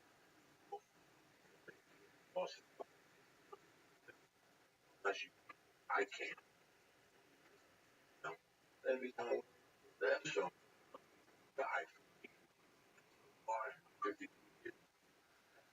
Keeps people on trouble. That's it. So, like, where do you draw the line? Like, there are people who are like, there are kids to this. You do coke. I am not manager. Drug because now, like anybody who was involved didn't stop. It's not good. Well, my question was like, sort of, so we in school, like, I didn't know if they asked me also, like, where do you draw that line? Like, if people, because you don't want to. Well, it's pretty tough to tell somebody not to eat ass because they just tuned in and saw the people in Barry on fucking. Yeah. I had a lot of fun. I had a lot of fun as a kid. Today you don't know what the fuck is knowledge. You don't know what the fuck is not this shit. What? But I know that when I was not fucking. Yeah. Do I have regrets? I don't fucking know. I tell you, any shit. That's what. You want to do some mushrooms, acid? I don't know. But your fucking discretion. You gotta be prepared. Like you were. Man, I felt bad. Why? Because you just had this look on your face. Beat it. It was a lot. Really, it was a lot. I was having a good time. Well, have a fucking. Will everybody have that experience? I don't fucking know. I just don't think that it's, like I said the other day, the reason why I stopped the party doing the acid, I knew we created. I didn't even know about time. I just wanted my mind to go in a direction. I didn't even know what creative meant when I fucking did it. I just thought my mind would go somewhere. That's it. And I would never, you do it, I think, because I would never do it. And then also, you always joke like a Russian. I just took 500 milligrams of having, like, I'm still, like, alive. Like, most of these people take a 10 milligram edible. You know, there's people who read these books by these strict and fast mushroom shit. I never read a book. I never read a fucking. I prefer the living. I prefer myth. Let's see. Let's go. You have tripping. Another fucking half. You have a good time. We do it again next week. That's how I live. Fucking, you know, I mean, who? I thought I'd never see acid again. He's making a comeback again. Really? I don't know. I never thought I would do like. I never thought I would do any of that stuff. Think acid? What did I you have think? no idea. Talking to People, all I heard was hallucinations. Like I thought, like colors and like monkeys running around and one more hit, I could make that happen. really, that was okay. Like one more hit of that shit for sure. One more hit of that shit for sure. You're looking at the get stuck in that picture of Charles Bronson. Charles Bronson, George Bronson, pops right back up. Terrible. And the paint wave, Israeli flag wave, that type of shit. Parts of the car drive by, the lights stay there. Do that. Yeah. We were giggling, watching fucking Pee Wee Herman, you know, giggling. I don't know. I'm not here.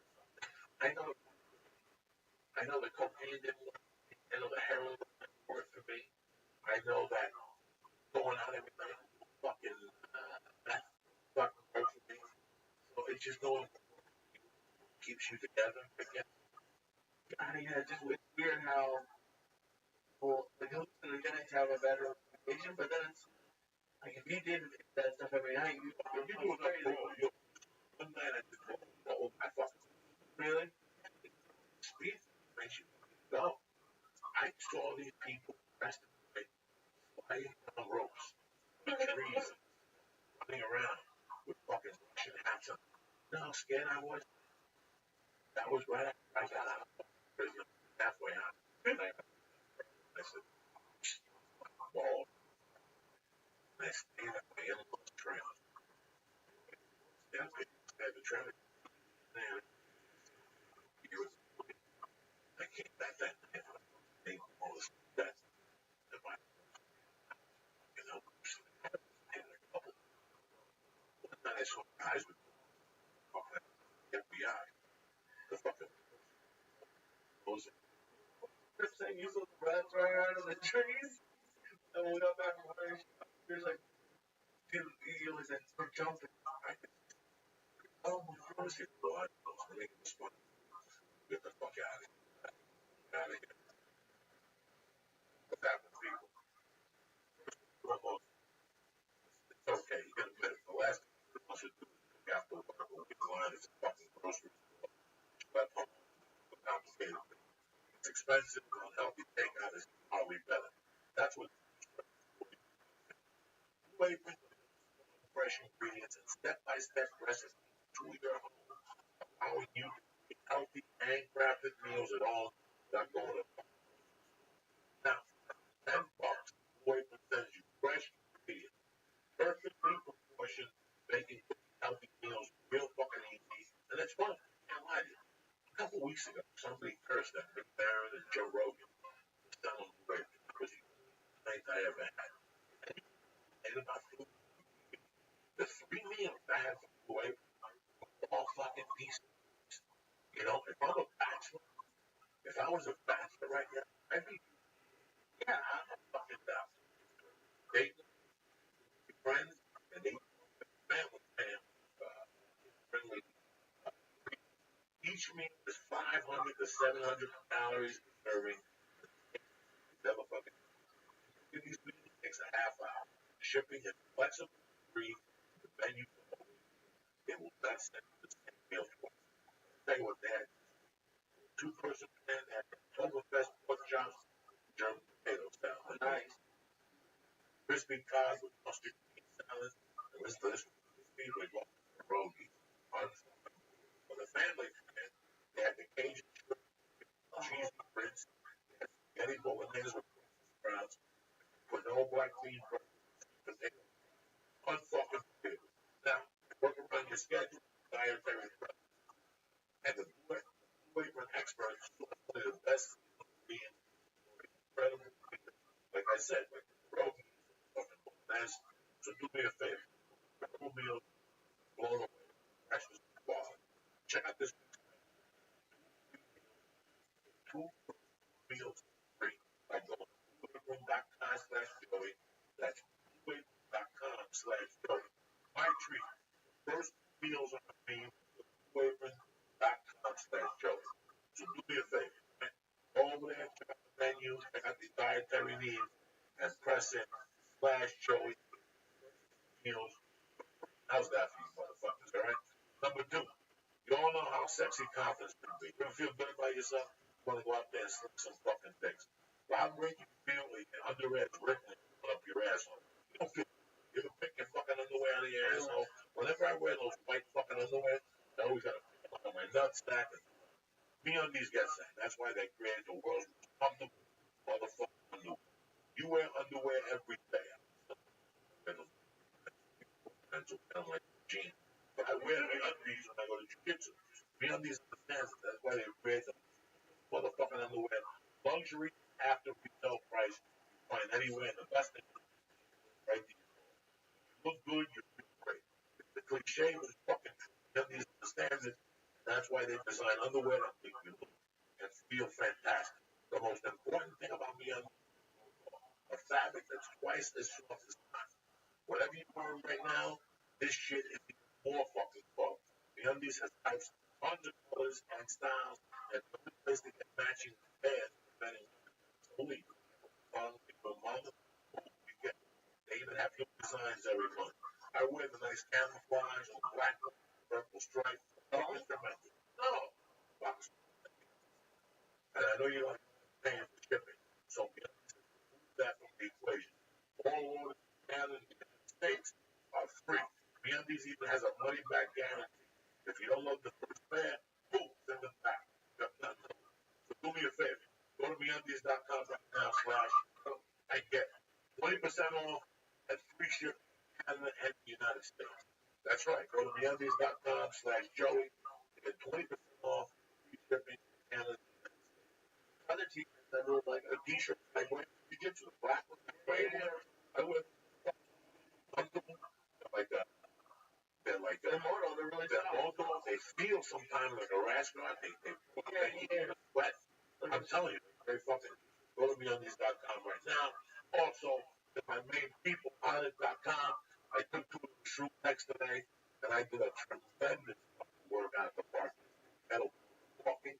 Yesterday, the kettle 2 fucking pounds the whole fucking time, the whole class, and that's all because of Joey fucking Johnny and Jake. Shroom Tech Sports, Tech Immune, fucking hemp protein with the cocoa, fruits, 2 grams, water, a little ice. They got shit that'll curl your hair. The T plus to raise your testosterone levels. They got the cocoa oil to put your coffee, healthy fats. Don't believe me. Go to honest.com right now. Press in church. Boom. Get 10% off the first store that delivered to your door. That's just what Joey did. Whether it's Blue Apron, MeUndies, or on it, they'll get delivered to you. And that's it. We're in Minneapolis. Tomorrow, Friday, and Saturday. Next week, I'll be in Fort Lauderdale, and I'll be in Jersey. I'm telling you now, New York, Jersey, the best factory. We had a great week. Great podcast today. Nice questions about work ethic. Sick and tired of it. That means you gotta work hard on the next one.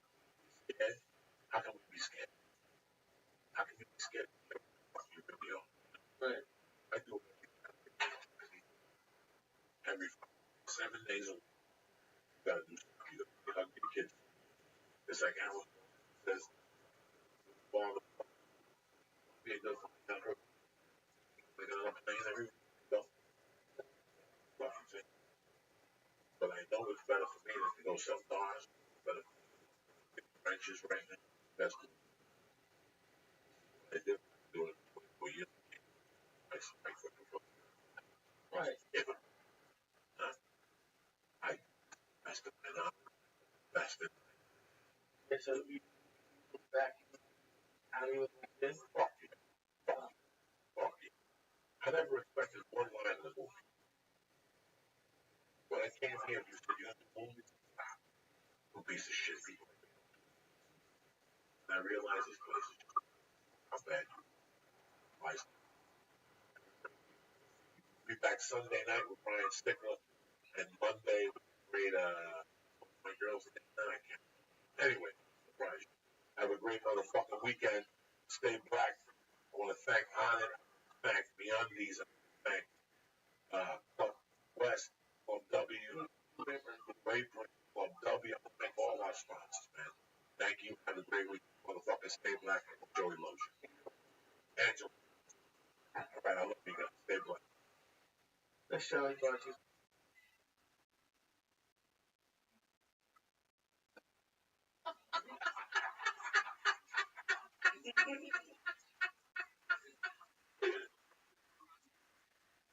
This video will get more hits than anything I could ever even dream of.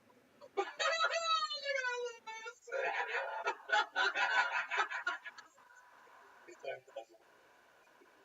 at that littlest.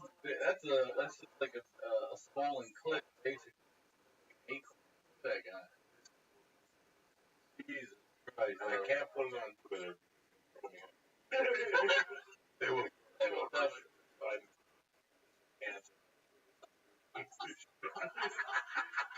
After the balls, you think they just have you on a list? Oh yeah, they'll watch it. People ratted.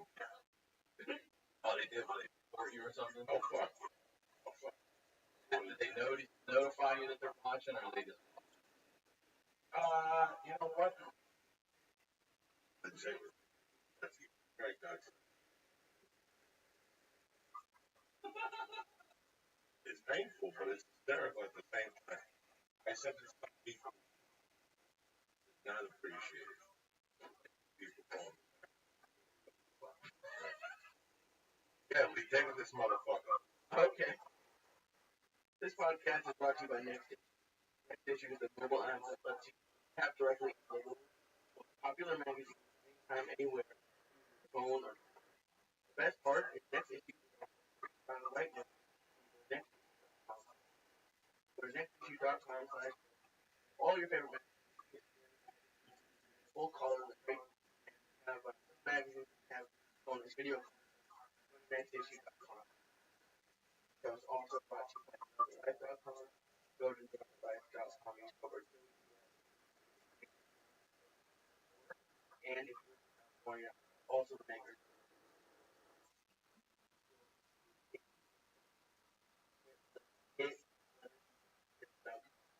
Better taste classic.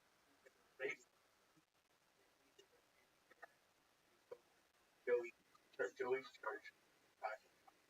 And go to Hanukkah. All part of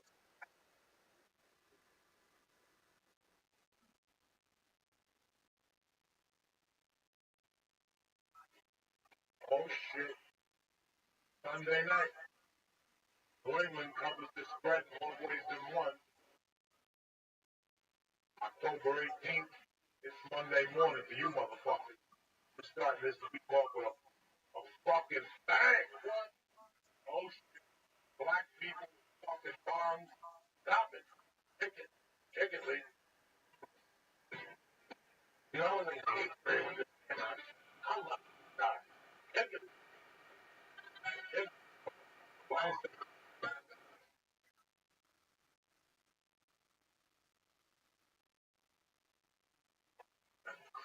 Eighth grade when this came out. I remember going to like other high schools. Kick it, Lee. Turn this motherfucker off.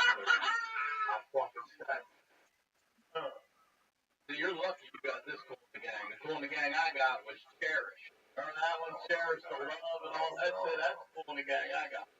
That was Pulp Fiction. The Pulp Fiction that brought this back. That's what introduced me to this. I knew the wrong cool in the gang.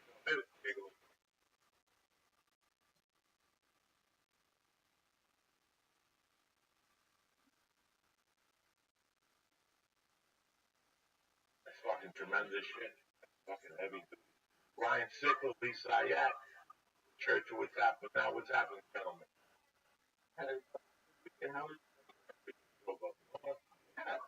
crazy because someone started listening to the podcast and invited me to their homeschool. They're starting a podcast. So it was a lot of fun. It was great. It was nice hotel. Guys, Yeah. It was great. home at night, brother. Barely. I was there for 30 hours. But it was me in a way. Like they're both know that's popular right now. And all I could think about was media. Do you guys ever? Like I'm only what am I? 8 years, 9 years out of high school. Yeah, 9 years. And I'm totally out of the loop now. Do you guys like make a point to find out what's like current? Keep like Yeah, oh, we know. Yeah.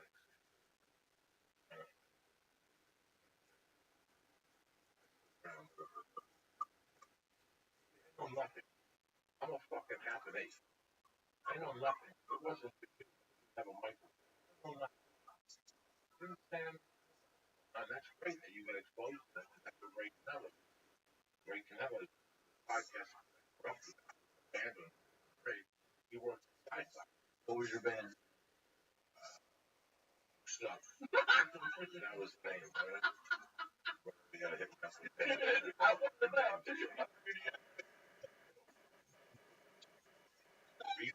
Fucking Jack. More fucking homo. But my watch. They watch television a different way. They watch on demand. Sci-fi. I'm telling you, things have changed. Sci-fi was like, nah, I'm gonna keep doing fucking horror. And you go $7 a month, no limit, I don't know, all over. $100 growing up. That was Eddie. Movie theaters, Eddie. How you nice guy. That's what he did. And now he's making a living from just because he saw the so even as a comic, I'm very fortunate to do that. Podcast. Oh, I look at a lot of comics and go, you don't have a podcast. You know, right now, you're suspect. Even if the podcast, you're suspect. You don't. People wait, why would you have a fucking podcast? Everybody has a podcast. Just trying to put one together, article, walls, and you're a comedian. I'm not talking about you're a stockbroker working 12-hour days, busting your ass, or fucking assholes like me and making people laugh. You guys work really fucking.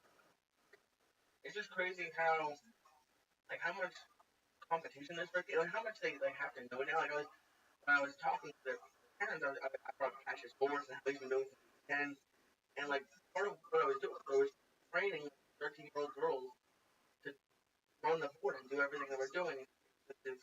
And they're already animating stuff. And it's crazy how much stuff there is for them now, and how great. Like if you started a podcast, like you said, you met somebody this weekend who's been following you for 15 years. If there's a comedian now who's 16 or 18 starts a podcast, by the time he gets to be 30, he'll definitely have people who are there. I'm fucking crazy. I got a call from Roger Paul. 16. Roger Paul's a fucking king guy. Whenever the phone rings, it's always gonna be a vital. I had worked with a guy, Yoda brother.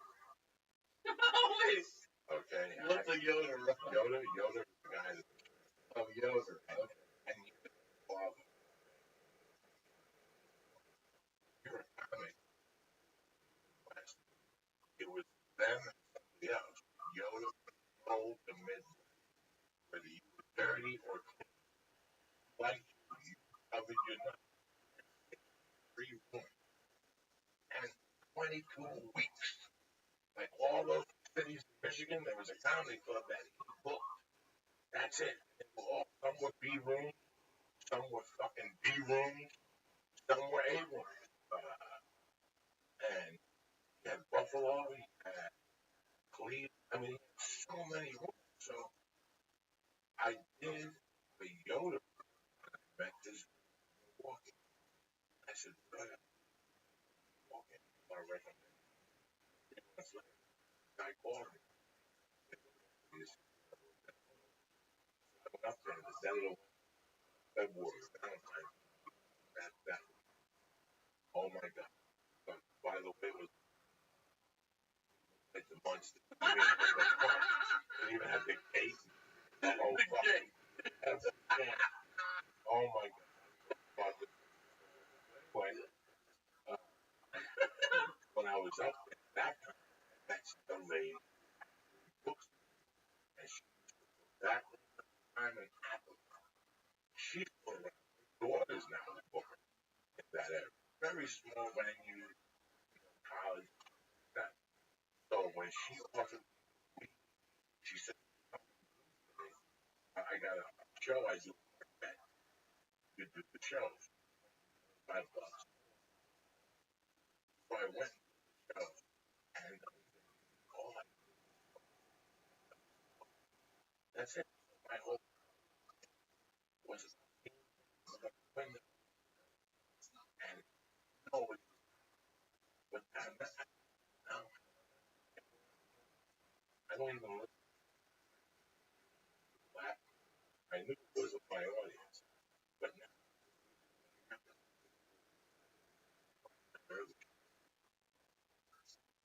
I said, now they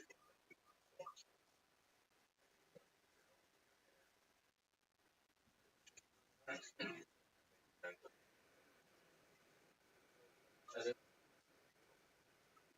No, I made a mental note of, I've known you, but I've always sort of kept to myself. We've done several.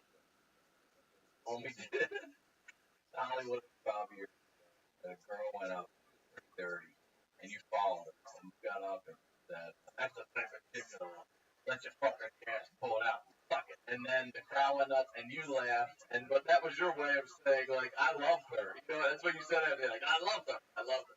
Dude, I have laughed so fucking hard at that for like 5 guys in, probably on so fun. That was your just walk up and say it off the top. Sometimes you gotta break a room up. It was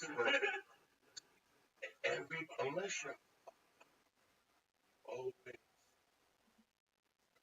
if you're if they've got little sarcasm things, it's things people say that no matter what age they say it, something so whatever the fuck it is, that ain't a baby. I mean, she got no, daddy, no. When he say no, like you think of things like that. I have girls up on stage, the tits are out, fucking ass. You sit, you're a man, you're on a date. What do you fucking in the ass? All I'm doing is going on stage and saying what you think.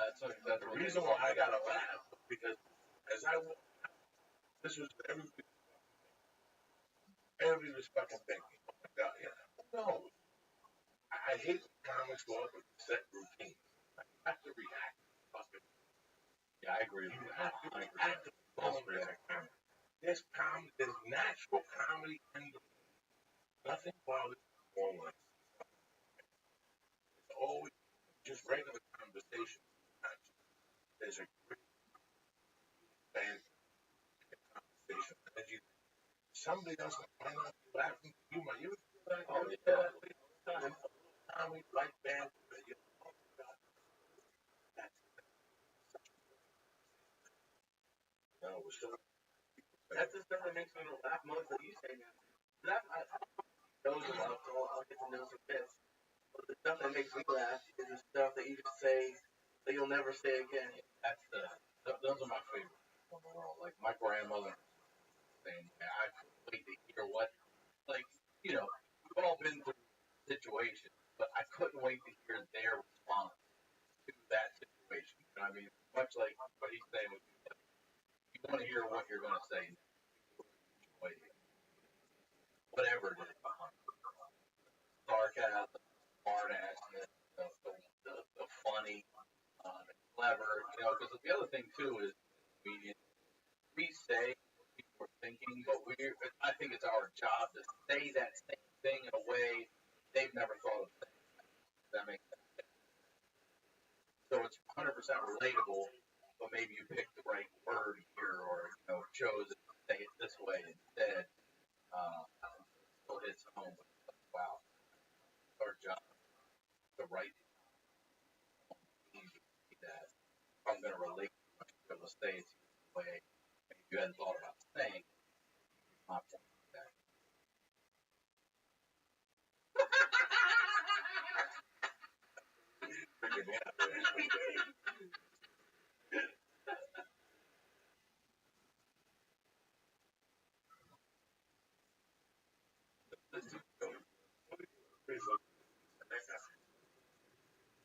This weekend up there,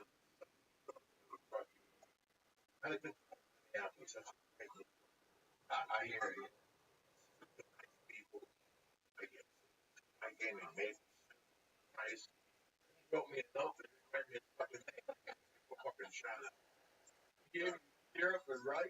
Was it cooked rice or was it just a bag? A bag. People ask me, that's crazy. And wallet.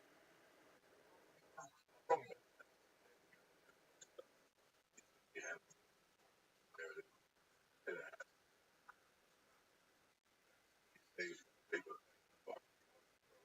I told you. Look, here it is. I smoke weed. It's always scared me. But in the right situation. I mean, outside of weed, the only two drugs I've ever done are shrooms one time and like twice. And the first time, the second time,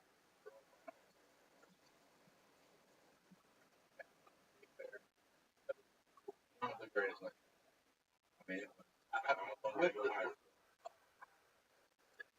hours, I mean, I understood finally because everyone kept describing what it did and how it felt, and finally, I felt that perfect smile get from my face. That was a lot of fun. But shrooms for me, I enjoyed that shit for like 45 minutes, and then I was just like, all right, I want this. Enough, get it out of me. I always, if I ever, I don't know, most of the time I don't get high, smoke, and I relax, and then you just dissipate and get out of it. The shrooms, around, and I wanted to. That's something that pretty intense. It got pretty intense. It was fun. And I had to leave. Now we stayed at 60.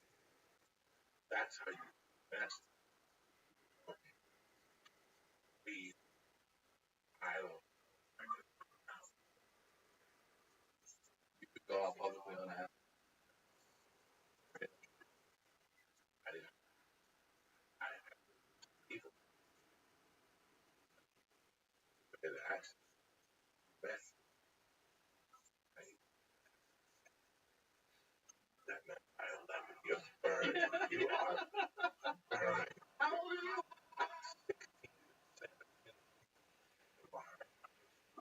I would have come with you. I would have scared to death and We get those days. 5 hours down the way. 3 rolled.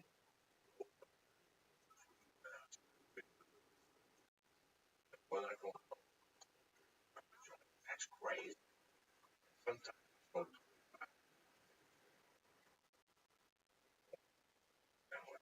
tight. That was 4 or 5 trip bucket I got nice. walking around. Or we did get and go to midnight movie. That's it's not. You don't freak out to the no. In fact, you straight on the. yes. Good suction. Okay. Oh, is it? Is that there? Yeah. At one point, when we start at first, you feel like I want to take me Oh, that was terrible. that. I feel like I wanted to They look like somebody like No, bro.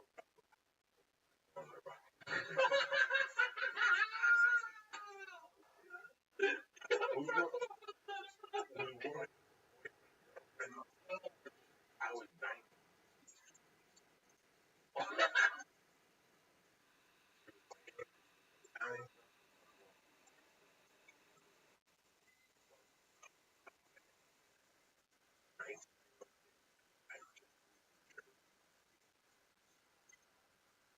Holland, I was with all from the bed. And died. I was 480. You know, one of them back to the one guy, Darby, I asked him,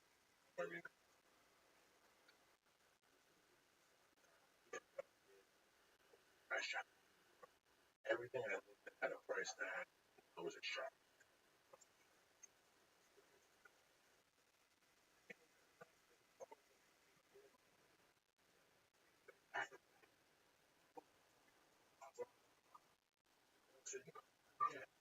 Older.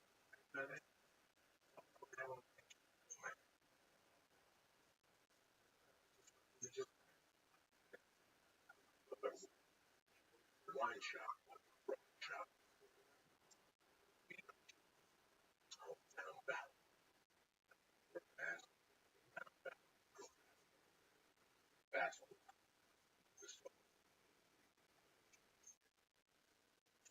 I think I would learn one night late, late. She goes, "What's your ice?" Oh, she was out my hand,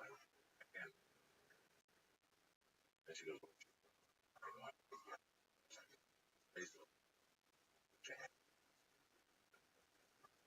What do you want? Tell me your intention. That place, that place. I really don't know. No, movie. I can't.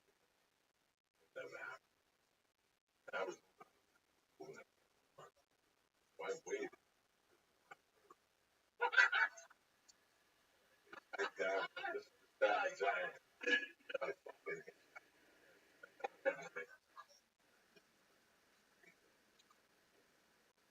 that. We did that. Nice. And then she took me upstairs. If we stayed up on the next day, you know, things go to work 5 to 12. Something. My buddy working, but he built. We all lived together next to him. I oh, she came up after green cheese. First time I ever ate green cheese. After I'm an American cheese guy. At that time, I only American, and that was all. And she showed up with brie fucking cheese. She's made up now, Jersey. And she's like, eat that. And I'm like, no. It sounds like an argument. I was fucking brie cheese. Fucking crazy. She was, get that shit away from me. It smells funny. You want to bring me fucking cheese? Bring me American cheese. American cheese on an apple. His story she tells now. Oh my god. I dated this guy who bring me free Dog, I was fresh out of fucking Jersey. You understand me? Well, you don't need her brie cheese and you put rye in. I didn't know I wouldn't need her fucking nothing. And then still dated me. Hooked up once a week and just did something, have sex, stay up all night. Close as we did. But that she was older than me. I don't know what it was. And then one, I didn't see her for a couple of days. She called. That time I didn't know. She would have to call somebody. And I called back at the store. All right.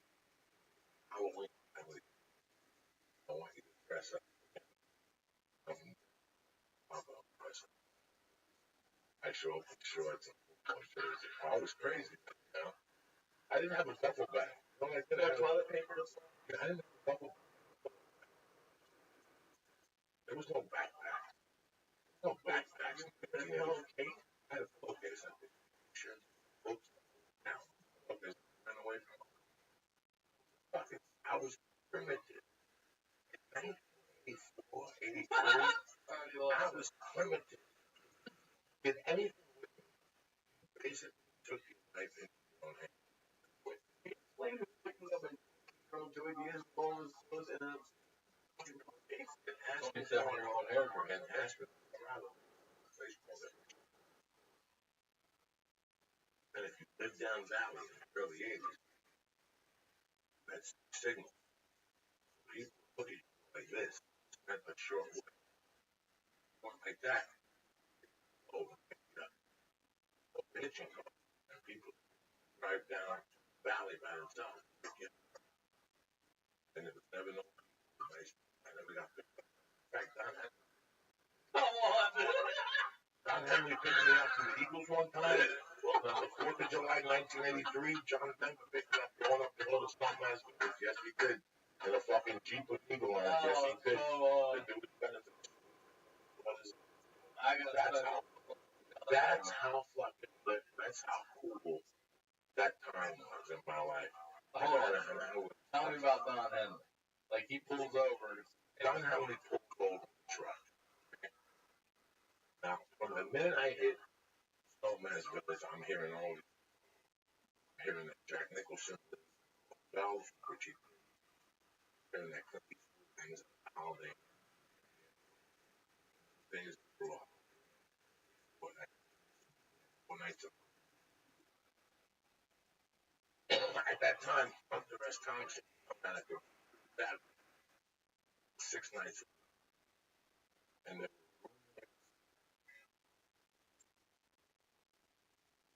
and Pete would go visit. I didn't know anything about it.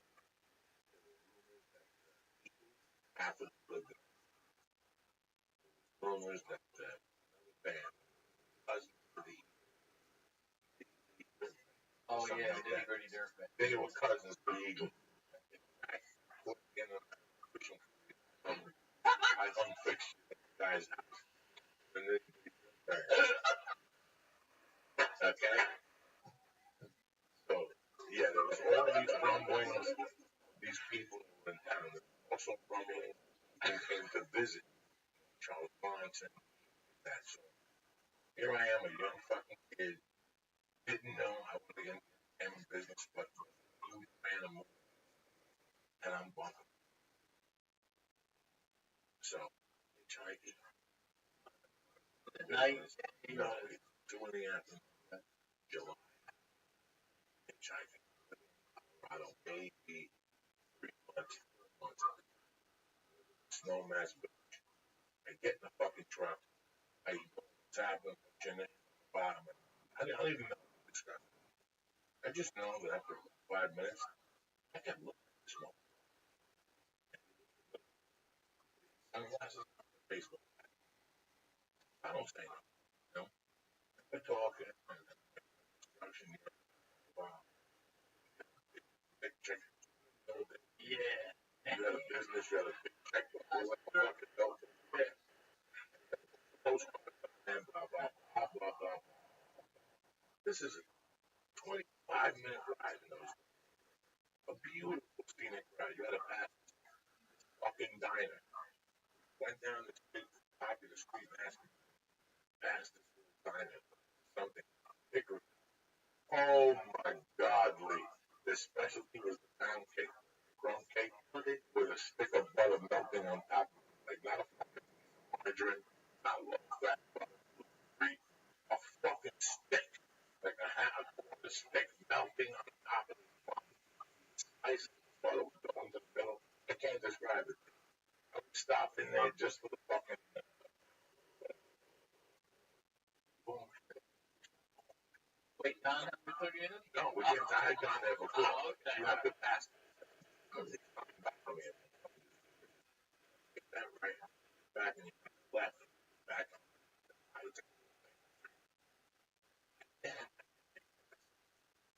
I've seen this guy before. I've seen this motherfucker before. I just don't know where. I just can't put my fucking finger on it. And I don't know if you guys remember. You're too way too 83 big year. Boys of Summer. I get Boys of Summer. End of the Innocent. Yeah. End of the Innocent. I know. This is way before. This was like this solo. One of the song videos he did in the class. Okay? 1983, Don Henry. The class. That I'm now, I'm going to lie to you and tell you I knew Don. I couldn't put it all together. I'm just trying to figure out where the fuck I know this guy. And the next thing I know, the grace of Don. He lives in town. I don't know what he said. We have big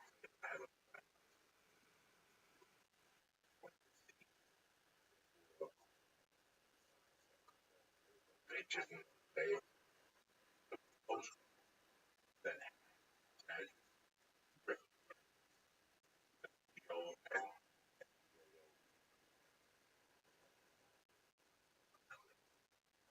and this is after John, whatever, John Denver picked me up. I moved to Snow July 1983. And the third, I moved in on fucking Wednesday. How was the Whether it was July. No nice position. Once you're up there, okay, so they do is they drop you off at the bottom of Snowmass, straight down Valley, which spring is that type. 82, especially after all fucking text on the country. Cross flat snow.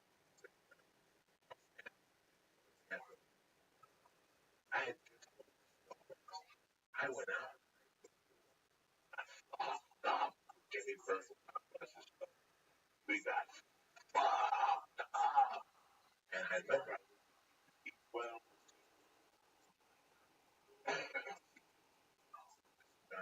now,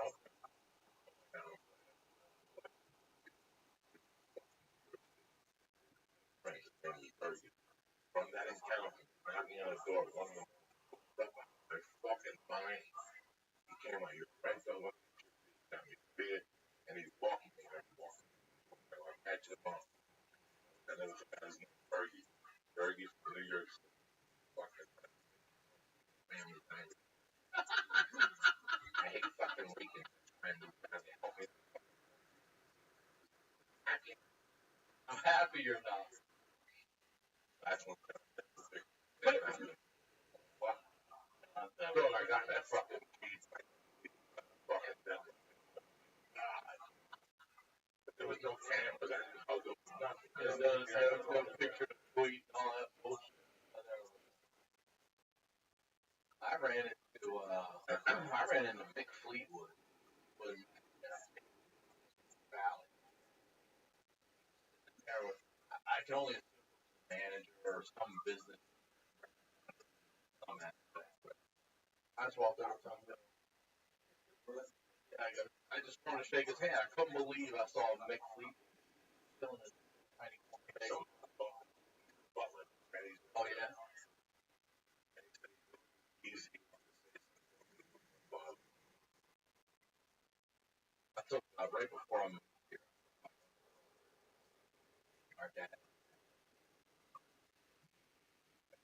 at a blues festival, naval so we're driving. Oh, we borrow a friend. Drive down. This is probably free. My dad had this. I think. So take my brother. This is like right before moment. We're in the parking lot. And years late.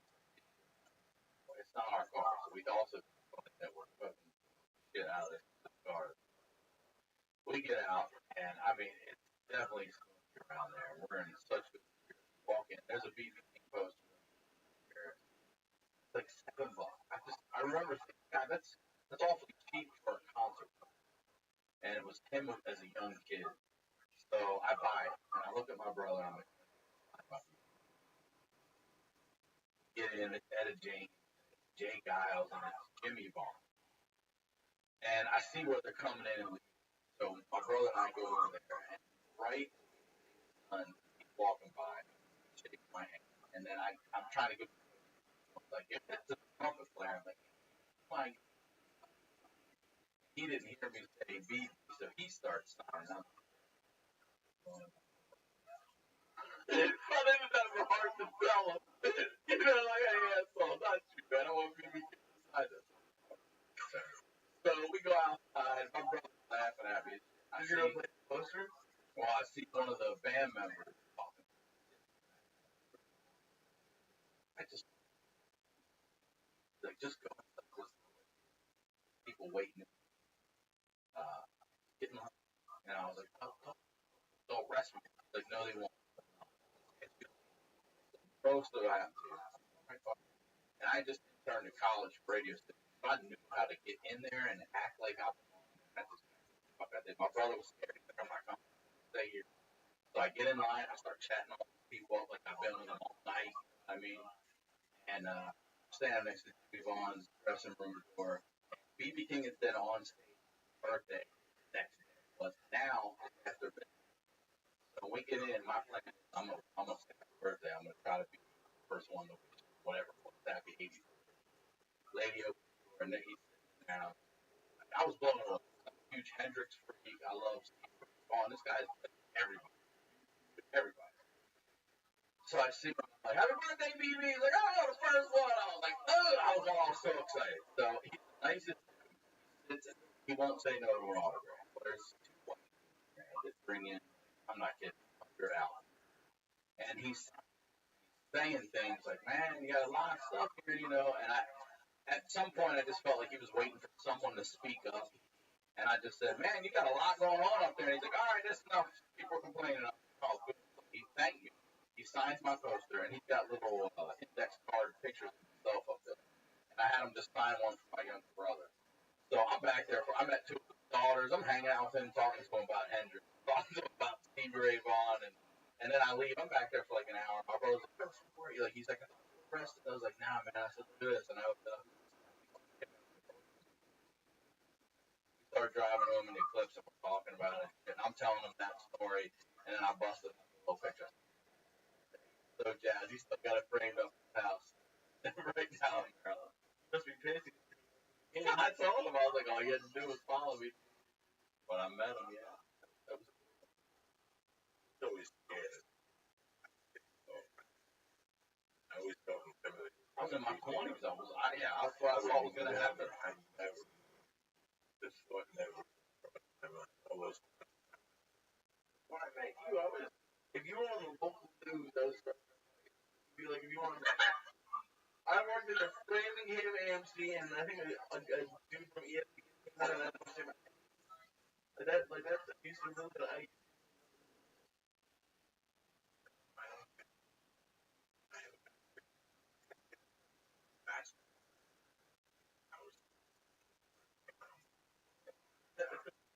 I was that way with Eddie Murray for Orioles. And that was even before Rick and Eddie. My dad. Like and my whole life I loved Eddie Murray. Just a couple years ago, I'm flying back. I'm on Southwest, and I look over. I don't give a fuck about much. Like the 10-year-old me was. So I go walk over and sit next to him, and Dad sits down next to him. And I'm like,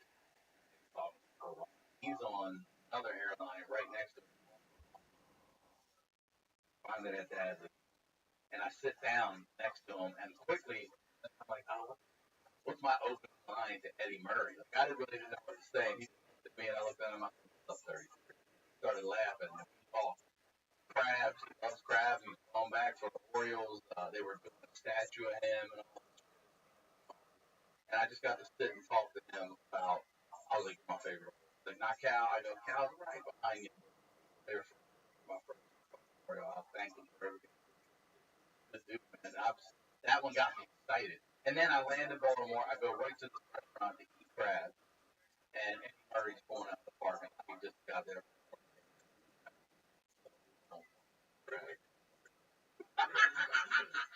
No one had Walker.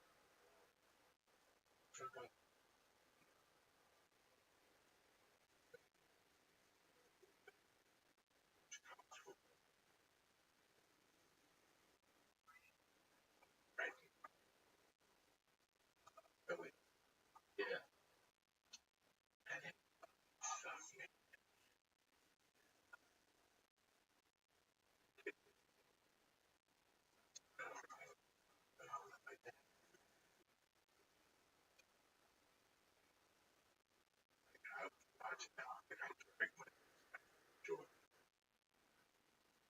Well, I got a date.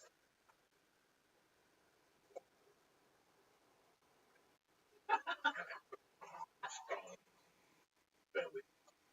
Biggest belly the cop was okay. Last week, belly, you know,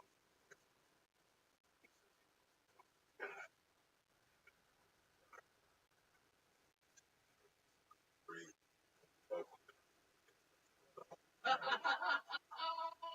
But Eddie Murphy, moment there, I don't know,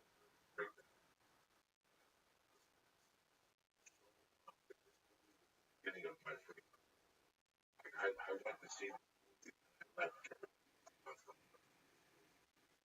back whether I didn't watch that one. I don't know why. I don't know if you understand. I understand. Yeah. It was just me. About it. What about it? Well, the fucking scene with the friend gets that was those days. That's when I come back. Hey man, what happened? Take after dinner. There we had to rob somebody, somebody's coke. That coke is not working. Having a good time at 3 in the morning. That's the yeah. And now you're in. There you are sitting. I'm in your living room. Sitting down to we just robbed the killer. And here you are saying, you're dropping this on me now at 3 in the morning. So I'll fix that for you right now. Somebody can kick my door in right now. Yeah, oh, yeah, that was me. That was me. That was me. I restaurant. Yeah, go ahead, do what you gotta do. In fact, go in what happened? You drank water, soda. You gotta say, great. Whatever the fuck the word is. Get up here, little Tony Bennett and shit. It's Monday morning, you bad motherfuckers. Grab your balls. It's gonna be a good week. Halloween's next week. I wanna be around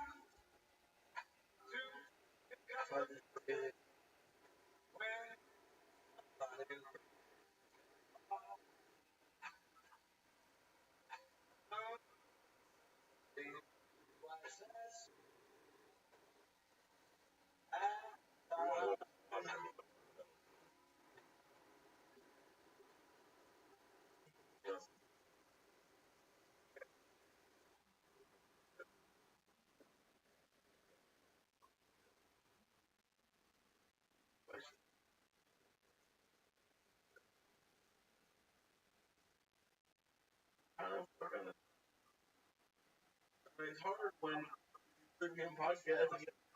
Don't ever mind when it's really That week. agree. Today you went to sushi with Paula. Yeah. Muscle. No, She, no, we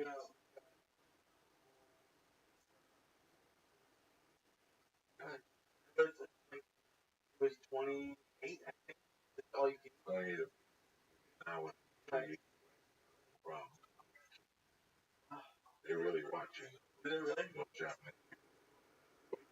Yeah, pretty good. It's okay. You can get sick. They're borderline. The fish. But I don't get weird stuff. And I get like, I keep the light to the salmon. The salmon is what I like. Judge your face by it. Not bad. I don't know what the first one. Who's out there?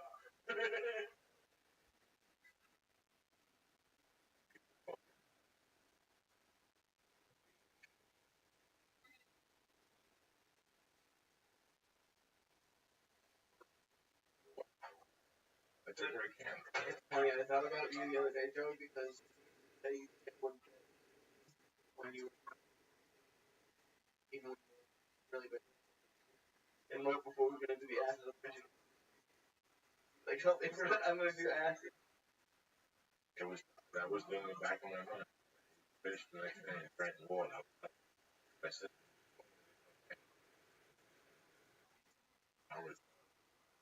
that's what I got out of the acid. I'll tell you, the acid trip was fun. Yeah. I don't think I want to do it again. I'm gonna tell you. I went home that night, sitting in the chair, eating on a steak sandwich.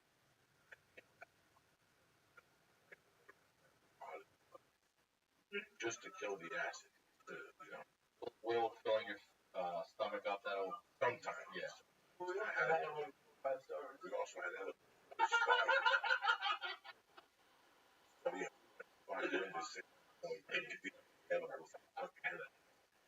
gotta eat, tame it down. Gotta go taking it. So I'm sitting. I gotta tell you, if you go to my house now, there's a picture that sticks out to the baby. It's like a wanted picture. She was pissed. She wanted a picture about her face. I watching. I shake my head. Like fucking dog, you know what I'm saying? Every fucking night I try to watch TV. Sometimes I go out on the balcony, trying to down. Every side.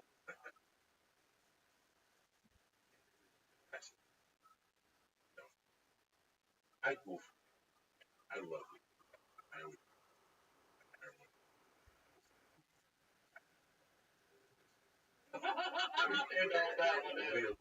Fucking. I'm gonna. Oh, I got another. but then that hash, and then I had, because that hash was different. Okay, I still.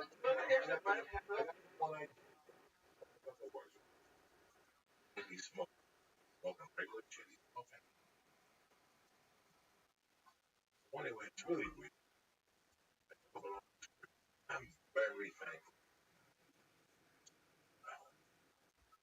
I'm telling you right now, that acid would have fucked up the day. When Ari laid on different things, that acid, thankful. That acid feel. Had been years. I was. When you say gone, tell me, where are you? Gone. Yeah, like, Giggles had taken over. okay. I was baseline. I was borderline about seeing little things. Are you present mentally? Can you have a conversation? Oh, yeah. He was good. But you're just laughing your ass. Yeah, I'm very experienced because I know you I've can been tame here, it. You could tame it unless they look at you and your eyes are pinned. They won't know. And you have to know how to juggle people, get them out of the way, and then look at that person that you're with, that jerk. Yeah. The whole thing about the acid is the 4 or 5 people you, and you set them loose in the bar. That's what time it. And everybody gets their bag on. Connecting in that tree with the clothes. Oh my God! And you go, we. And everybody's sitting there going, oh yeah, this acid. Because you're a. And next thing you know, you're laughing at the fucking waitress. The cheeseburger's funny. The French fries look. Wearing a fucking French hat. Like everything that can happen. Everything that can happen is like I can't believe this is fucking happening. I cannot believe this is, and that's what Ari should do next time. Get 9 guys, get them a hit of acid, the cameras, and they gotta talk about this is not happening. This is not really fucking happening. I'll tell you what. You know, my dad. One of the things I love about him so my life. I think I don't be. I remember. I remember. In my mind, there's a situation I remember driving. Oh, that's right. Oh, yeah. I drove her crazy. I said, forward, and she was bad inside. She's like, I couldn't describe it. It's really fucking dead. Because I tried to break it down to the stars, under God's house, El Cielo, as they call it. All this fucking for years I was battling. That's what I wrote. And I was, this is what I'm thinking of this fucking acid. TV on. I'm not watching. Your daughter's picture took you there first, Took me right? there. And how the podcast is doing well. And we kind of take edibles. Nobody gets hurt. Nobody, you know what I'm saying? Nobody gets up in the morning and calls you and say, Joe, I'll go down. Yeah, right. Nobody. You know, you with somebody, they wake up, that's right. I woke up, this is what was, that was bizarre. I never wanted to be that. But I told my manager,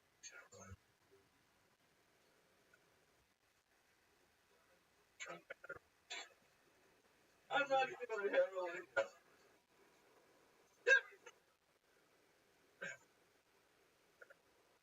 but what's going on in our lives? They went by us. Oh, He was a busting stuff. And sit, shame. That acid, that acid. I get the fuck. I said, I get somebody's head like that. I said, like, all of a sudden, that no, I love the MDA. That was crazy. And if I did an acid, I did 2 of those that night. And I had a heart attack on myself. Like, my fucking heartbeat is beating. I've done acid. All these people, I can drink 20 Red Bulls to go to bed. And I could feel my heart pounding. I could feel it pounding. I got that down. You know, I would hate not to wake up. What we think. How can people do acid? Lay down. You know what? I'm good with what we that's me. I'm good. I'm good. This is what's always scared me. I'm from Maryland. I remember I was on my way with my father. Now it's kind of biased. I'm still blown away by it. I'm still blown away by that. And that was like stuff like that. And also we have a cousin, paranoid guy. admittedly done every drug that there could be done since he's been like 16, dude. I'll tell you something. And that's the other thing that they always say. Well, in the shower tonight, I was thinking about when I was a kid. And when you first thought about doing acid, you went to see a good guy that was so fucked up. Tell me about acid. It was like, oh, the trip, it's like a psychedelic, Jimmy Page, this. But then, once you hit an acid, you don't come back. That's what I need in my life. I sit Barrett, make a hit of acid. That's exactly my cousin. That's what happened. Just you're like high on acid. You don't come back. He was a great lacrosse player. He was being looked at by Hopkins. He was an athlete. He was a black belt in karate. He split the watermelon, and he kept taking acid. And he never came back. He didn't. He's split the watermelon. Man. Bad. Let me tell you where he is now. And so him and Len Bias and stuff like that's always the reason I was always like, I feel like I'm a candidate for first time, if it really was the first time, dead that fucking but my cousin now, I shouldn't laugh, but we used to fuck with him a little bit. We'd go over and see him at Christmas, me and both my brothers, my three cousins. My aunt's in Highlandtown in Baltimore City, and we get over there and we would be smoking and stuff, and then Paul, our ride back, rat us. Say his kids were over here smoking, drinking and smoking weed. So we get back and our grandmother and her sister are yelling at us. And all we always would say, "Don't believe everyone's schizophrenic over us." We were not fucking doing that. Then we go back over like, "Look, motherfucker, if you ever want to eat, you don't rat us out." And I used to go spend time with him, and he would swear that doctors were coming in at night and dropping liquid acid and taking skin grafts and stuff from him. He would nail his, but still somehow they would get in, and he would have poetry written all over the wall because he when the doctors would come in and drop liquid acid, would knock him out, and then they would leave, and he'd still be out for a while, and the love of his life would come up, and he couldn't be conscious to tell her. He wanted to tell her.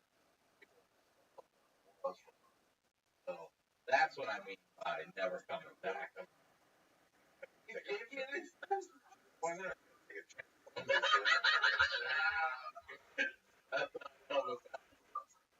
Sometimes you don't come back. You 3 fucking hits. You go home by yourself. The lights don't work. It's in the dark.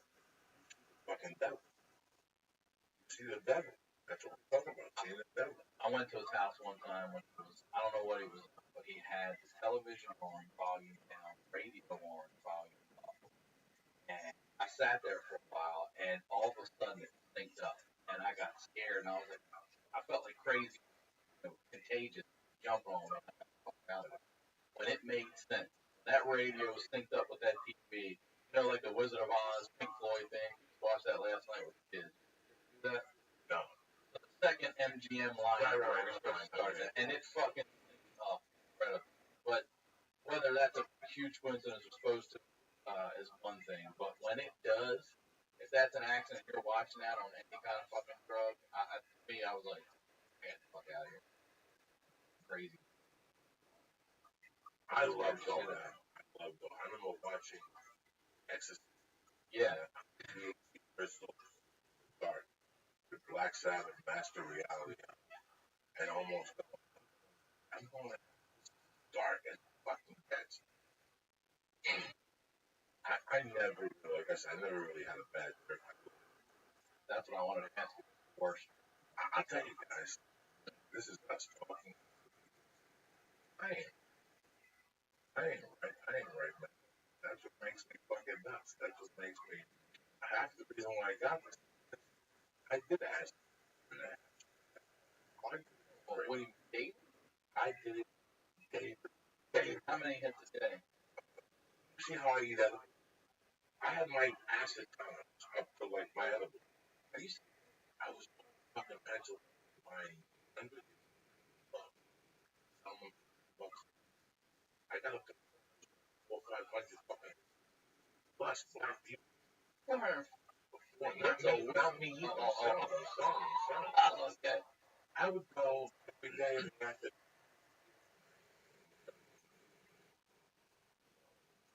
breathe, right? Have to play hook. Fuck my power. And my mom got that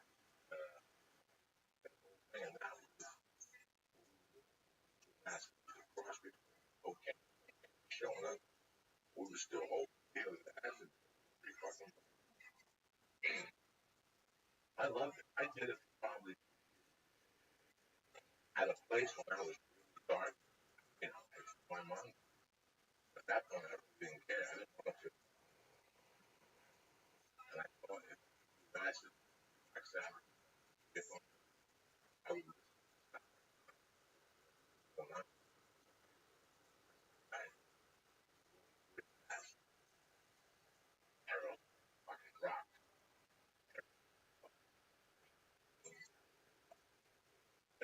So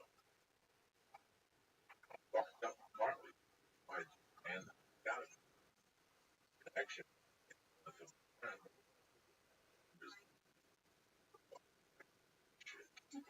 Do what I do because I do it. I don't want to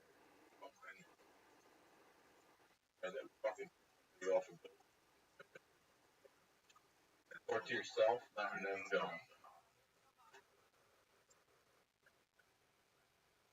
That's a lot of acid to do to never have a bad trip. I know people have done it 4 times and one of them. Usually the last one they stop. I wasn't. well, can you have a good trip? Moments where are bad. Like I didn't have a bad trip, but I sometimes Sometimes it's away from that's what's called. It's called getting away from all. You know, when you very strong acid, I tell you what happened. That's what happened. Right? As you walk, your mind goes somewhere else. You're gonna fucking act like logic. He's not gonna say nothing. You're not gonna jump. You're not gonna run and tell him. You're just gonna look at it and suck it in. That means get away. Take some breath. You realize where you're at. That joint. Take a hit off that joint. You put it back and it calms you down. It does get away. I one night I had a bad trip. I kind of blacked out on it. I was a freshman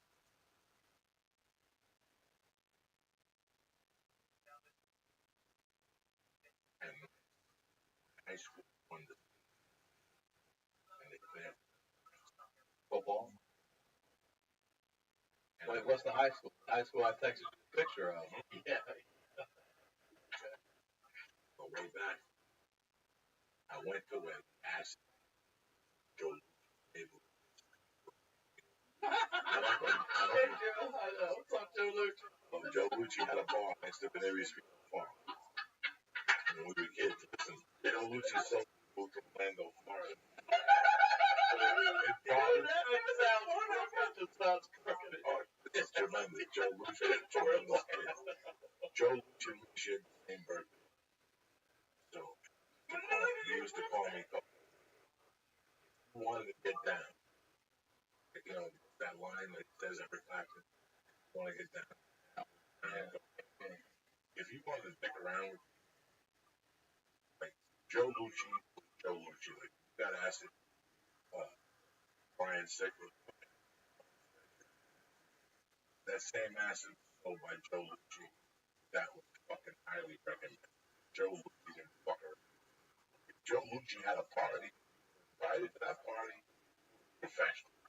You could not go to Joe Lucci's party and get drunk on 3 beers. You could not go to Joe Lucci's party. Joe Lucci, you went to Joe Lucci's party because blow, coke, this is, these were nuts. This was 64th Street. You know, Timmy Holloway's listening now having call in next week. This was Kennedy School, there was Franklin School, there was fucking Robert Man, there was one in Guttenberg. everybody had their reputation. Every school had different reputations. They're up there. They're drinking. Okay, that's a football school. 64th Street, the reputation that we went down there, down to get down and fuck around all the rocks. They had the rocks. Okay, you went down to the fucking rocks.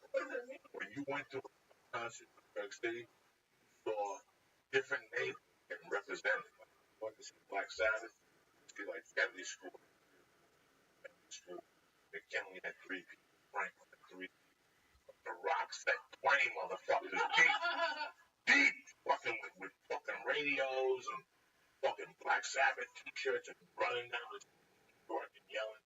They were the fucking crazy kids in North Jersey. So when you went to fucking Joe Lucci event, like I fucking passed out of the Joe Lucci. I was God after that. You passed out of the Joe Lucci party, you got it. Oh, in my pocket, I was eating Quaaludes. I got there like a crazy. Oh my God, I was eating fucking Quaaludes. Lips down to bottles of Budweiser. Pony. What happens when you blow, drink, Gorilla biscuit slows you down. What's the Quaalude? Okay. So the alcohol catches up with you, so now the alcohol hits you double. I passed that loop. That's like speed. That's speed. I fucked up. I got really fucked up on a Joe Lucci thing.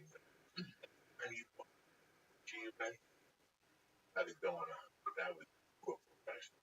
They wouldn't have you over there drinking. I don't drink. Losing 3-0. You couldn't show. When you went to Joe Lucci, you were in. Whatever they were serving, there was no holding back. Had broads over there. It's a great place to go. It's all that bar. So when kids put their hands off the bar, you got older. The older bar when the bar cocaine was here. So they back here. And on Saturday nights, certain people, Saturday night, on the back end, that's and after John Bender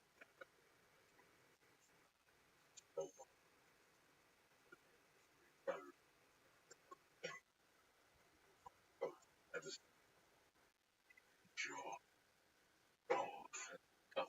Shit. No. This was when cocaine. They think their jaw. You never, guys, you never seen this. The whole battle.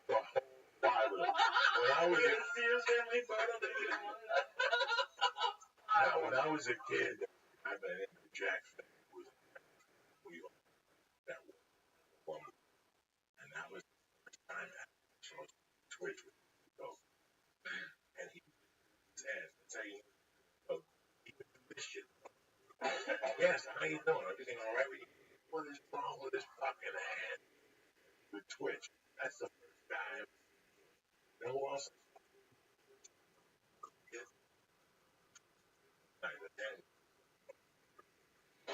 So I knew the mannerisms. I always my face was. I never saw. Then I saw that I twitching. Then Mike running. Mike running is my brother. We had him call into the podcast. Told the story about throwing the hooker out of the car. Mike,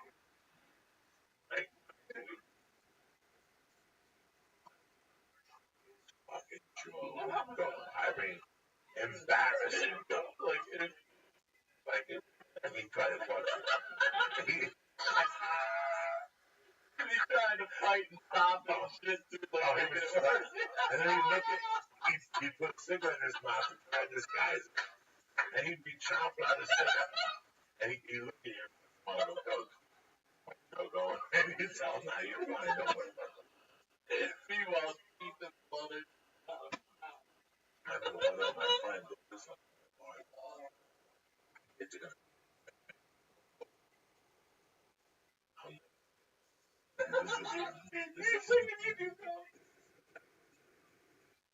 friend was having a party. I wanted to show up.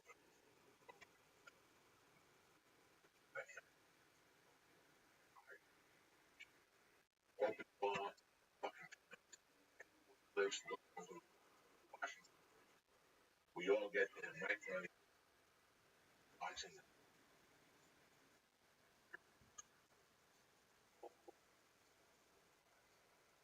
I said, "Got to stop it, grinding." I go to every set, doing shit to his family. Not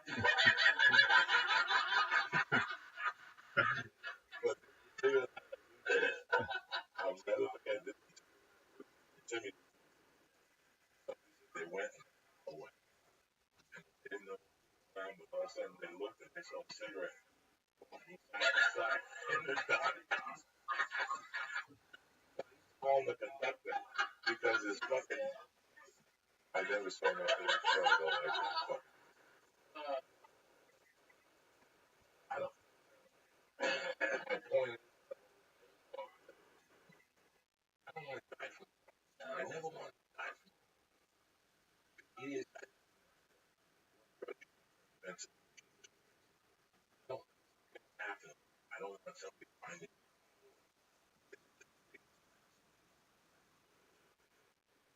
shit into a drink.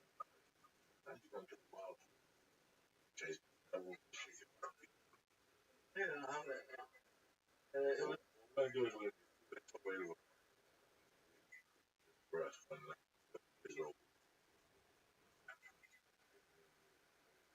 You just said you're glad we didn't take more than one, and now you're adding more. It's a, well, you got to contradict stuff. That's what makes you really. But yeah, Gucci. God, God, thinking about that name. That's it.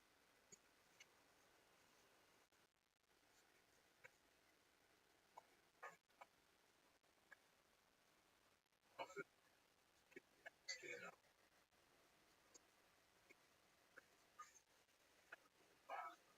I would watch over. Okay. That's a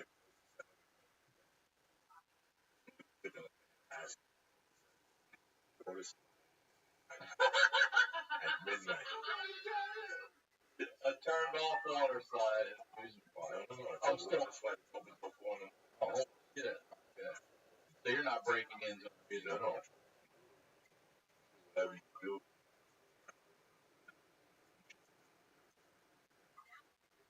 that's it. Girl, the fucking just hang out with them. But back here, you know how much fun I have something to do when you're burning. Cooking and you have something to do, then it's great. Because even if we take the ass at midnight, we're gonna meet 12 fucking that are in. But I'm happy. Okay. Like I said, I don't want like your heart, You said that. your heart when God makes you like this guy's in the heaven, fucking beats. How do you get there? Is a decision. You want to do go and get there, or you want to do jumping, fucking whatever the fuck you want to do. You're gonna sit there and promote for that. Everybody's conversing here, and you're fucking sitting there like a fucking. I never did coach. I never do it. Got Jonathan Hernandez, Jesse Bright, Alex Bisson, JP, you know I love you, cocksucker. Scott Bluestein, Colton Dalmone, Aaron Tomlin, and the other voices. Got it.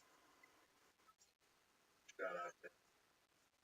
Not about the coach, I'm just saying in general. You know, you fucking ecstasy. Now, ecstasy, that's heroin. MDMA is that shit. I believe. I was thinking, Yeah, I mean, it's mixed. It's covered with a lot of different shit. Opium, heroin, opium. I don't like any of it. I had,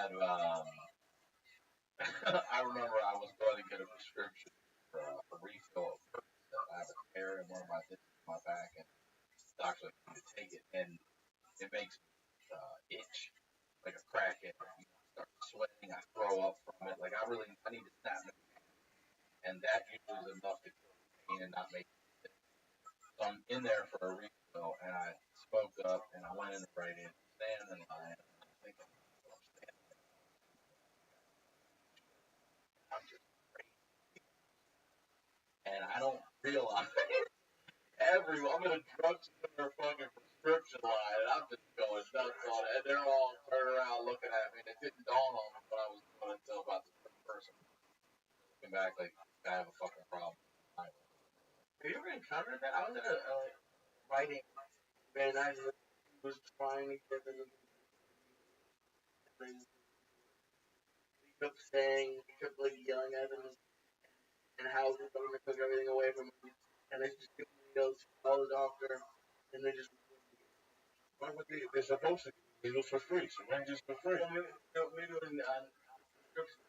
Yeah, it's time for prescription, doctor, pain, and listen, man, that shit's, you get addicted on fucking, everybody knows. Like anything else. Like fucking anything else. Josh Adam Myers told me my name was forever. Well, the fucking pharmacist called him up to the front and brought him up, and he said, Josh wrote a fake name up, and the pharmacist called him out. This man right here used a fake prescription to get pills. If I ever see you in here again, Mr. Oral Hershiser, I will have you arrested. That dumb motherfucker used Oral Hershiser in Los Angeles. How do you get away with it? It's ridiculous. Well, that's the addiction. That's the addiction. It's not even a Josh Adam Myers, a lot smarter than that. Fucking addiction. I was never a fake prescription guy. I used to get scripts and everything when I was younger, so all I had to do was ask the guy and bring him a gram of whatever I wanted. Don't have the same effect. Don't have the same effect. And I don't know, I like about it. I don't like waking up. There's nothing that bothers me more than waking up. I can eat fucking 3 milligrams of THC and wake up like I fucking got a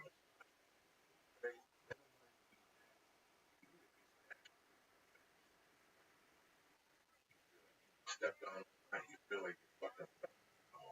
Yeah, I don't like that. But if you eat it, it does something to your body.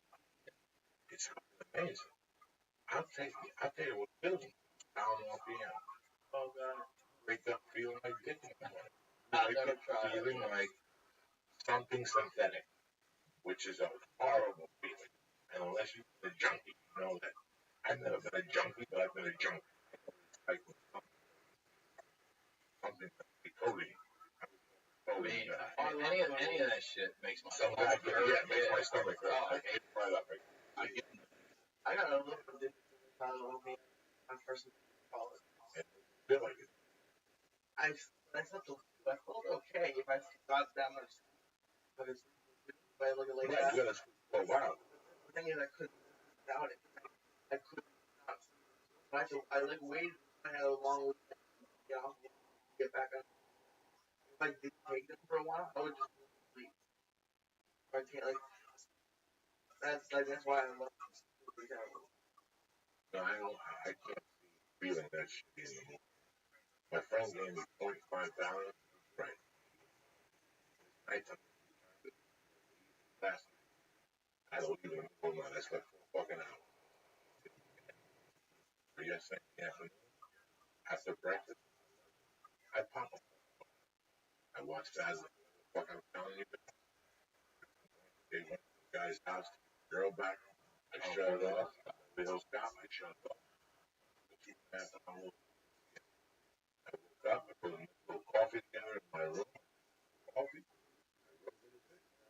Fucking wait for that 2 hours. That thing saves me fucking hungover. I went to my room last night. Stayed. Not even my phone. I ate. I'm down here.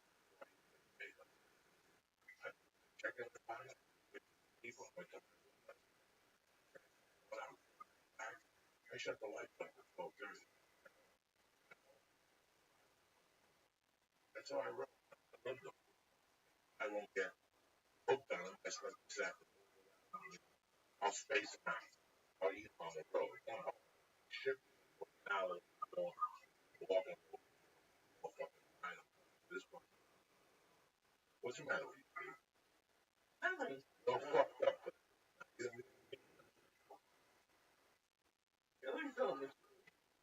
I'm good, man. You gotta go on. Podcast part in the back. Yeah, he just had a baby girl, his second baby, and we're back to the crab feed. Check us out on all things comedy, iTunes, crab feed. You go on the road a lot. Not a lot, but I'll be in St. Louis actually. Go to RyanSickles.com on Friday this. I'm at a place called Blueberry Hill. Blueberry Hill. Down at Blueberry Hill. Lining up a couple of guys. Yeah, it's a bar down in Square, I think. St. Louis. I've been there before. Oh yeah, I think it's open. I'm in town to do a benefit show Saturday. I always like to get in town early before I get relax. I can't. I gotta do what I want to do. My stepson is 12. My daughter just turned 1. We're tight. I don't have any trouble with him outside of being 12-year-old. 7th grade. Has a relationship with his dad, but his dad doesn't maybe twice Saturday. I actually have a relationship. I'll go there. But I'm every day.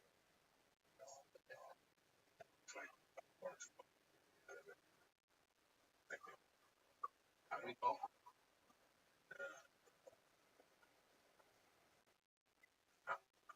Really. I just heard. And I that guy. I was on the show. And what the fuck I gotta do. And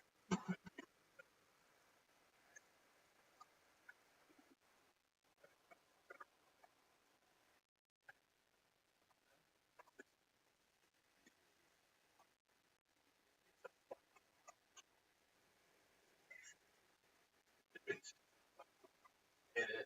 I know so many people going, especially California, to no fault. You go to Alamo for life. Then, like, let's say you're a woman, you're the breadwinner, and your husband, you owe him. He can have another woman in your house. All of a sudden, married. Alamo. So fucking crook. It's so wrong. But it is a hard. that's a third of it. You're right about that. What happens when the kids and the parents detachment is something that had me fucked up for years. I don't had me. I'm not. I'd be. I had a child. Snatch. However, legally, I fed into. I bought. I bought into the notion that I was content. They were trying to.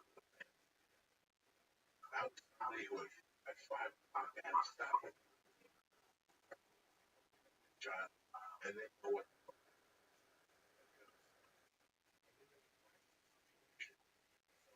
I do. Crazy.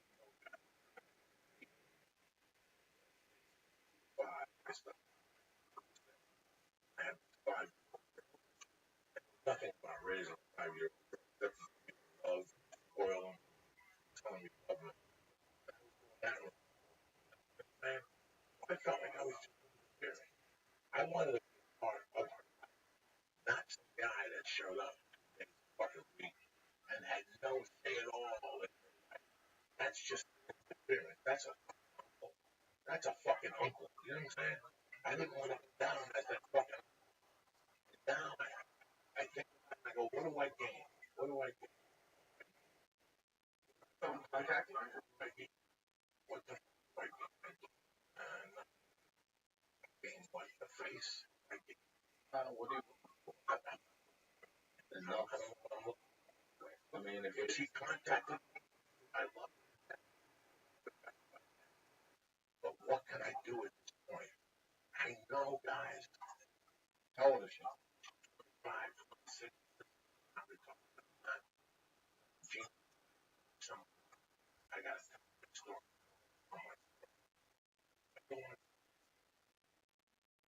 I don't think it's necessary. I don't want to think about that way. When I write the book, I'm going to put a chapter about what happened. That's my side of it.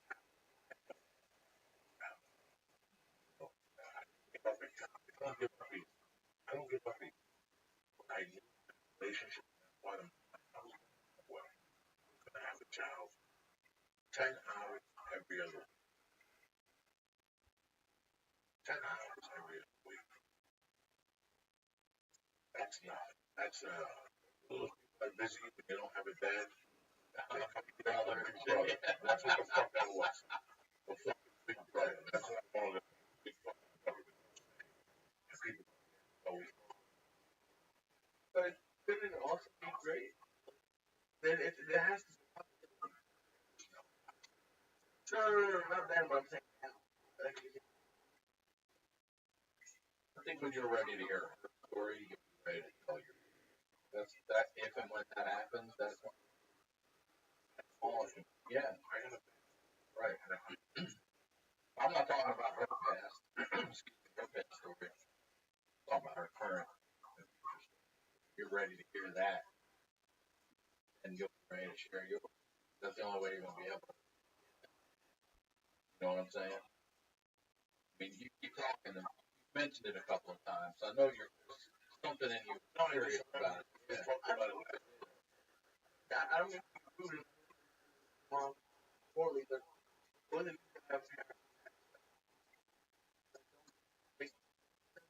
only thing when it's hard, even though she's gonna be really mad at you, what you guys have wanted, even though you might have been mad at your mother for dying early, when you wanted her to come back, like, it's pretty awesome.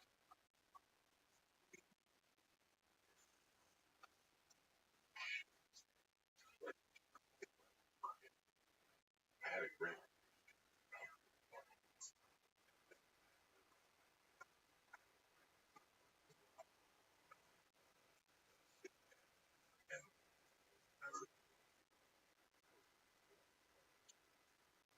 You know,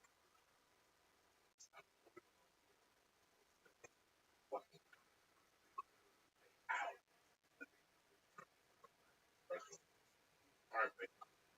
Hard law.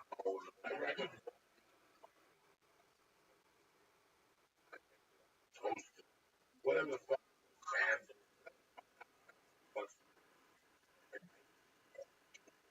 My own walkway. All over. That's how it wasn't broken. It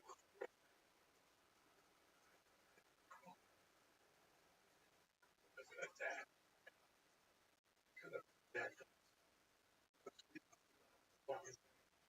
I would get it on Wednesdays, then get Chinese on the Chinese on? yeah, no, that's now there was love there, and I was trying to say I was never gonna get the chance, not by there, not with their be Portland. No, Washington, Portland, $20,000, $3,000, $4,000 fucking That's the dollars. biggest bracket right Come there. on, guys. I was getting killed. Right. So I don't want to tell my story. Why she has to contact me? There's a reason. Cold.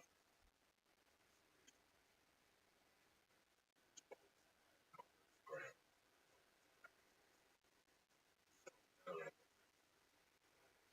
Got a second chance. Got a second chance. I can fucking redo history. I would love to be that name my business, what name, license she got, like, oh, but she sold all that stuff. Love that time. But what will I do? What will I do? I got 1,000 people. Just can't play. Bigger. Oh, yeah.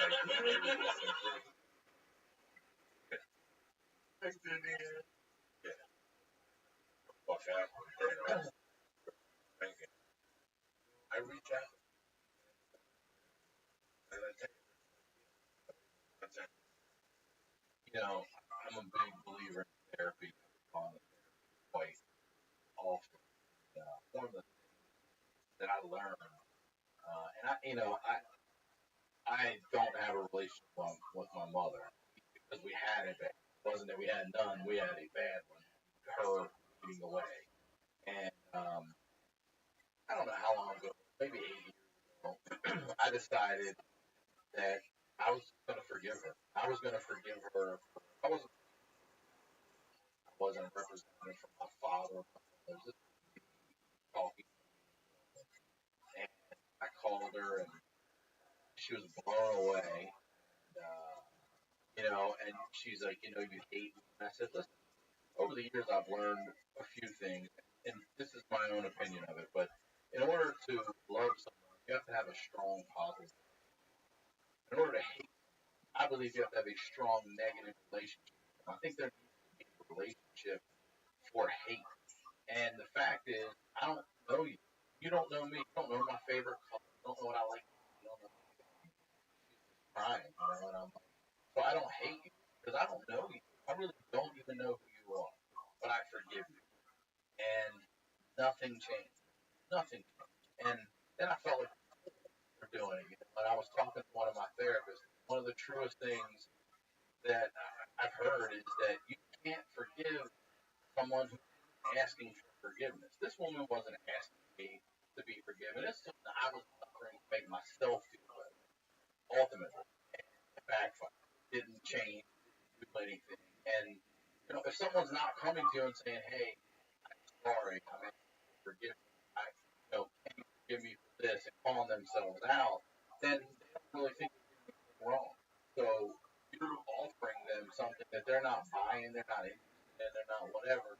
That's a thing for you. And I realized that, in hindsight, it burned me. It made me feel like a fucking asshole and a fool for it. But I tried something and it didn't work, and it is. Hey,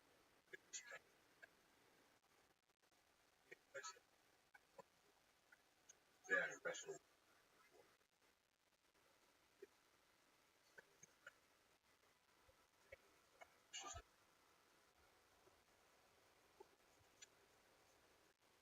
I even myself. I was wondering how that I knew that I had drug created person power of that situation. Now, that was that was it. Very plain and simple. You would have done that? I like how you're letting it cool down to turn to kill someone. You would think it would be amped up. My mom died. Yes, on the side of the party.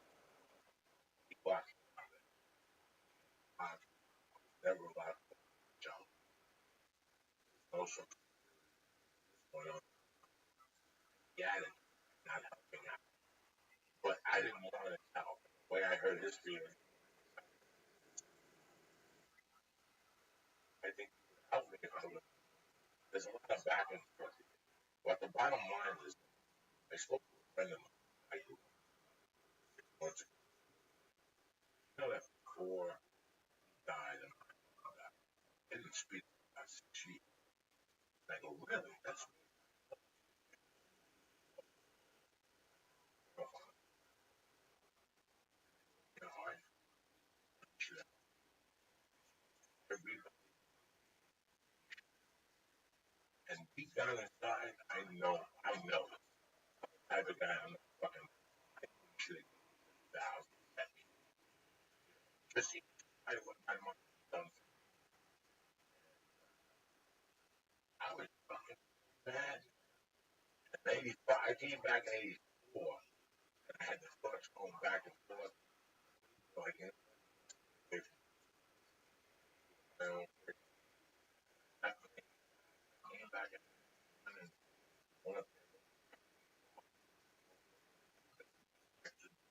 he never gave me a dime. He never gave me a dime. But told me twice, once, I can't back $1,000. And when I went to I spoke to his ex-wife, his wife,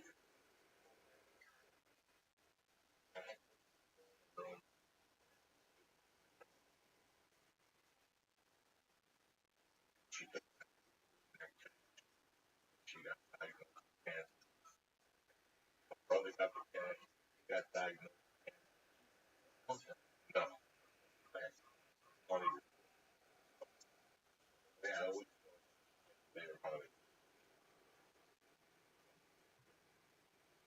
That's how like that. Like 15 West. I'm still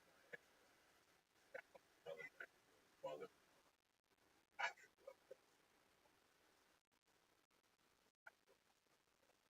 grab it as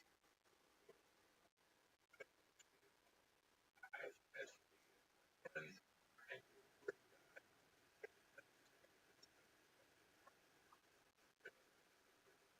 knowing that You mentioned guys, what would you say? Like, what would, why was she so angry? you probably kidnapping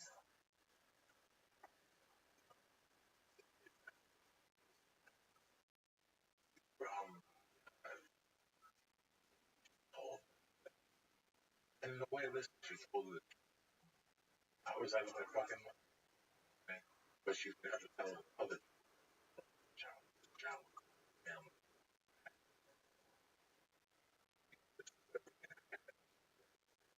She came home and she was like, I was fine with it. And I was off lady. At 7,000 and a half relationship. And then one day she just moved out of her parents' house. I don't know, guys. That right there is throwing fucking chopping kettle. Yeah. Where I come from, right there, chopping. I was paying everything. I used to pick the child up at daycare and back with my phone. And then I did Jack. Fuck you. Mother. That's why I never really talked to my mother again. Middle of it. And this just felt bad. But I never, never, never, just, it's still just awkward. Calling me back. Like, thinking about, oh, Jackie's busy.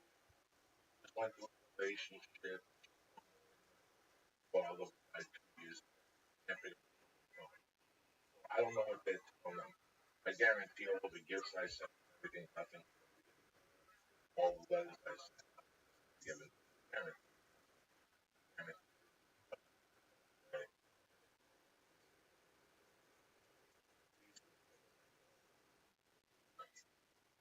I know she probably told me about the drugs. Damn sure. But I meant more along the lines like you as a husband. Why was she mad? I let it down. A woman has a dream. Not everybody, but most women have a dream. That's back. Probably don't secure. One thing I am guilty of this whole thing is she right. I got married for a reason. I got married because I had no idea what marriage was or fucking relationship. I got married after growing up. I can't say nothing. It just didn't. I was horrible. How old were you when you got married? Was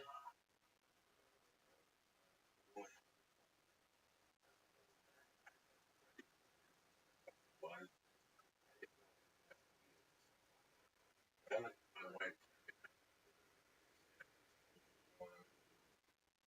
married on this.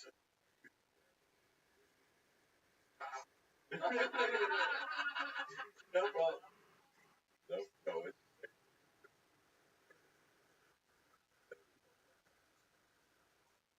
that was step right up. Stop.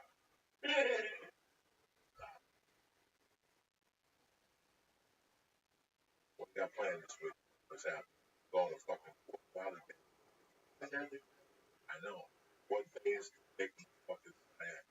Is Sayak having Yeah. Sayak might be giving me a fucking ride. You gonna be your While I'm back up for fucking Miami.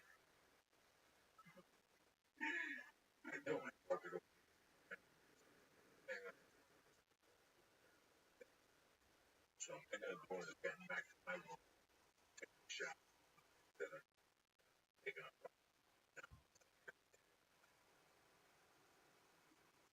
but the bed thing.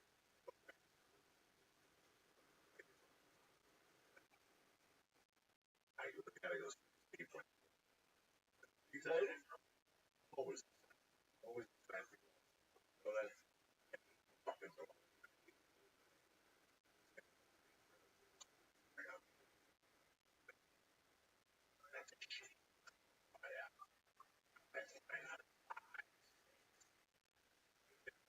alpha rats. Here on stage Thursday night. I'm working. Fucking working. How many fucking how you get into this to finally want to go and they want to buy a shirt? Oh, people fucking whatever. I hate when people never get the conviction. I want to go.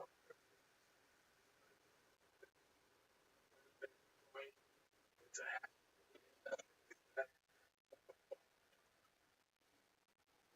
fucking out of here. Time is precious. You want to feed your mind with the best of what's out. Who does that time to sit with nonsense? Those of us who want premium content, we don't have time for finding it. This next issue. Next issue is a mobile app that lets you tap directly to magazines anytime, anywhere, using your phone or your tablet. All right, iconic magazines they have People, Vogue, Esquire, Time, and more. And that's it. Lets you dive deeper into the story, interactive content, richer reading experience. Sign up for next issue right now. You'll get immediate access to all the top magazines and back issues and exclusive videos and photos. They have the best content around and topics that you know most about. Listen, they got Teen Vogue, Sports Illustrated for Kids, Yoga Journal, Working Mother. They got Us Weekly, Time, New York, Stars, Sports Illustrated, People, okay, and the list goes on and on and on. Do me a favor, all right? Do me the best. Here's the best. Next issue is offering a free trial right now. Go to nextissue.com /Joey. That's nextissue.com. Right. Again, right next issue for free right now. Nextissue.com/Joey. You can tap into all the magazines that are going on right now. Please use it. It's great app. It's incredible. You really give any time that you're just like on a train. It's great because you can download them. You don't have to be on the internet, and they're like polar magazines. It's not like just text. Sometimes you go read online. These are full color magazines, and some of them have some like video content with it. Pretty great. And they have back issues. That's just like the most recent one. Go back. You got Runner's World, Rolling Stone, you got Food and Wine, you got the Food Network, you got Fortune, you got Forbes, you got basically everything at your fingertips. You fly, you download it before you fly, you sit there for 5 hours like a move, or you use the Wi-Fi on the plane. Do me a favor, go to nextissue.com right now, all right, and go to nextissue.com/Joey and get a free trial offer right now. That's it. That's all I gotta tell you. And also, why fuck around? You're like, Joey, you flew today? In a good mood? You're all hungry?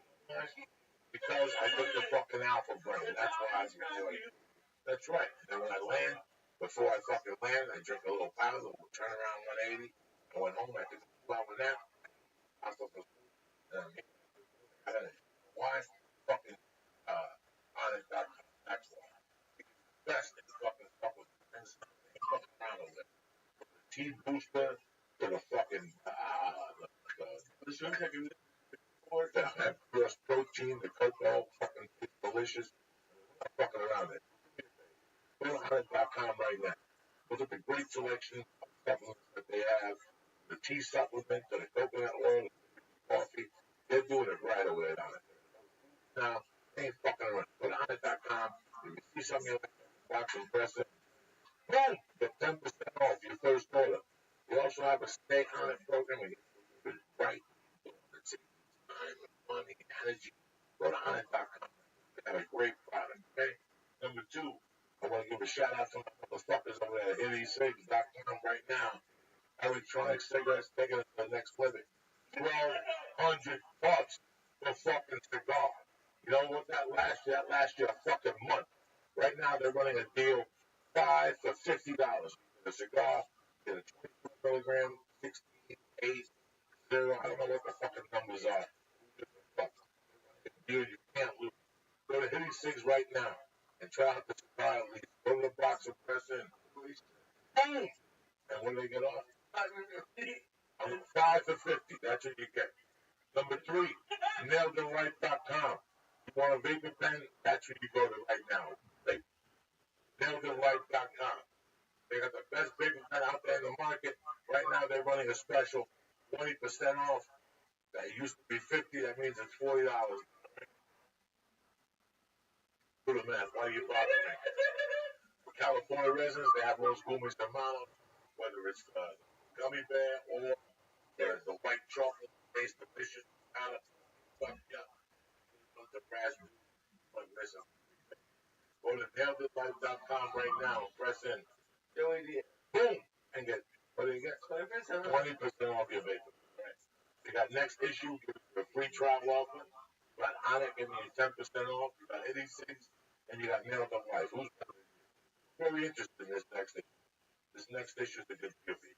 Especially if you have like a tablet bigger. Like my. Okay, go to the next issue. Guys, then I want to thank Brian coming in on a Sunday night. Fucking around us. Man, yeah. Take it next motherfucker. That's it.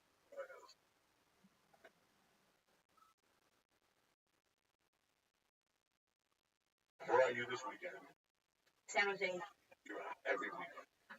Yeah, for the rest of the year. Actually, till December. December I'm not.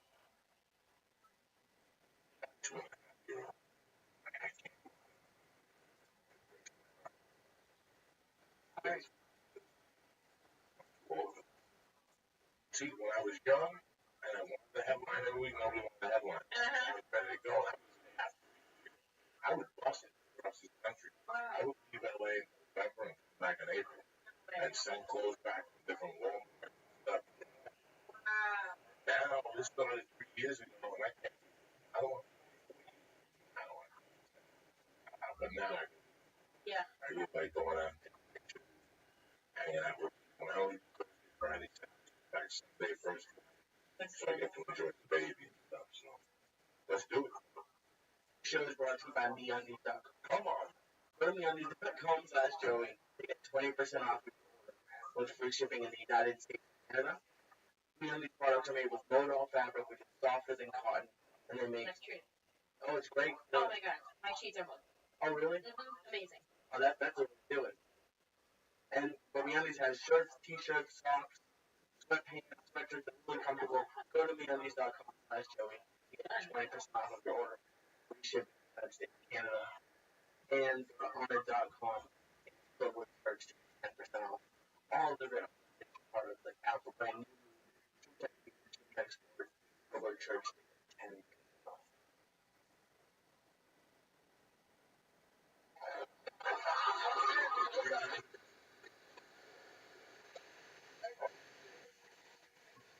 What's happening now? Johnson in the house. Diane in the house. Special Monday afternoon. Oh shit. Make it happen. Wiggle, Uncle Joey's. Busted. I got a Spanish girl. But I mean, you're trying your hardest. Get it. Get it. Mexican girlfriend. She breaks it down for us. Give me the hit man shot. Look at him. Monday. Face. Never seen this red man.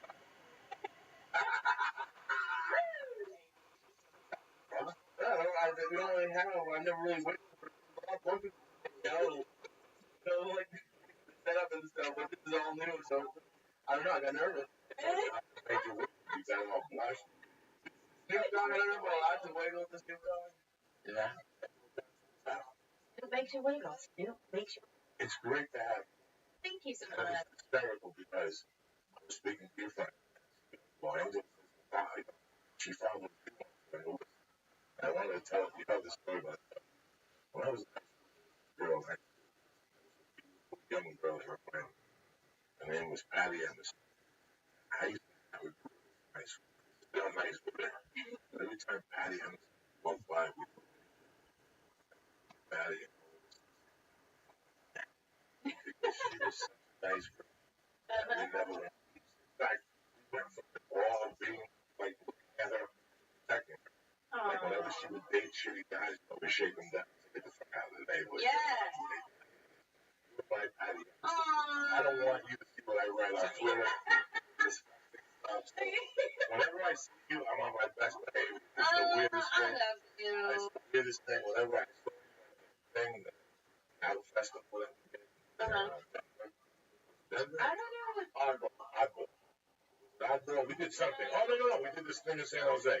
Okay, The it's big either party. San Jose or it was LA. No. That thing up by the bay. The radio thing we did. Yes.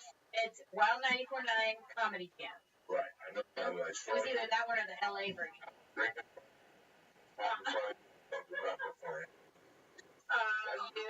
You're that type of person that's so sweet. But I'm like, you know what? If it's, I won't even cross. I'm like Satan compared to Angel. Not even. Oh, you're so sweet. Thank you. What's happening? You know what? Stuff is happening. I'm happy. I'm healthy. So that's good. I think we take for granted a lot of little things because we're always striving for more, especially us artists, comedians. We're always striving for the next level, the next gig, the next something. So sometimes it's hard to be content just right where you're at. So I think I'm practicing that right now, for sure. Talking about that me is dead. Like I still get calls. Like people like, hey, what are you doing? 16. If you're available, okay, we'll get back to you. They put a pin in you, and then you call. They want us different. I forget about it. Calls me back. They go, You're like a voodoo guy. You got so many pins in you. So many pins in me. And my agent calls me like 4 in the afternoon. Hello? Oh, they took the pin out of you. They went in different directions. So why'd you call me from Bobby? I forgot all about that pin. Oh, yeah. I could care less about that pin. But it's similar. We were talking about acting now. For you, like you, 2007. Yep. On 19. Yep. Trying that acting, like that writer's track. I was on my name track. I had done 4 episodes. He came up to me in December. called me like at 2 one day and Yeah. come in at 4:30. It was so cool. And on the way out, he goes, listen, we're going to stay at the another 13 episodes. Just pick the date. Just see boom, on strike, started all over again. Yeah. Without when I lost my Yeah. NBC. It's nothing like being on NBC pilot. If only that's when you want to be on TV between December. Oh yeah. A couple episodes, cold base, something. Yep. But that all and that was. I booked an NBC pilot a couple years ago, one of the leads, and I was like, hey, woo-hoo, look at me now. And then what happens? Recast. Yeah. And then what It was happened? me and Al Madrigal. I played his wife. What was It's called About a Boy. It was on 2 seasons. They recently canceled it, but it was cool. Jason Tatum's created it. Friday Night Lights, Parenthood, fun now. You know what I mean? It was a great opportunity, and they talked about recasting both of us, me and Al. They're like, oh, there's 2 ethnic ones. Get them out of here. But then it was just me. They ended up casting somebody a little older, whatever it was. pilots are a tricky thing. Pilots have been a tricky thing. I look like either. I was the king of pilots. My first one, the one that would be the big one, CBS, they hired Sidney Pollack to direct it. $1 billion they gave him to come up against NYPD, cop show by Bronx, Joey, down these days, over houses. Yeah, right? I was one of the leads. They gave me 11, 13 the first season. Bartender, all the cops around, the attorney. I mean, I was like, I remember being in Miami, calling me, going, hey, I don't understand. Yeah. I went to 8 table things. Yeah. I went to 22 things. What do you mean? I was finally somewhere one night, one of the writers was going to bring it back.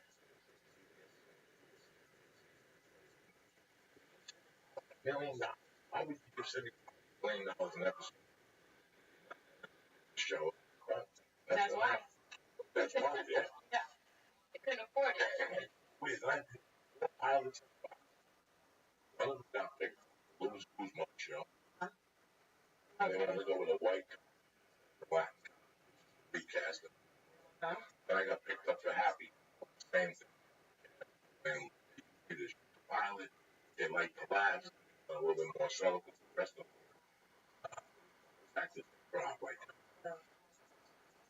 Improviser? Yeah, what's that? Idaho and Ohio West and they all were that. all growling. The most and shit.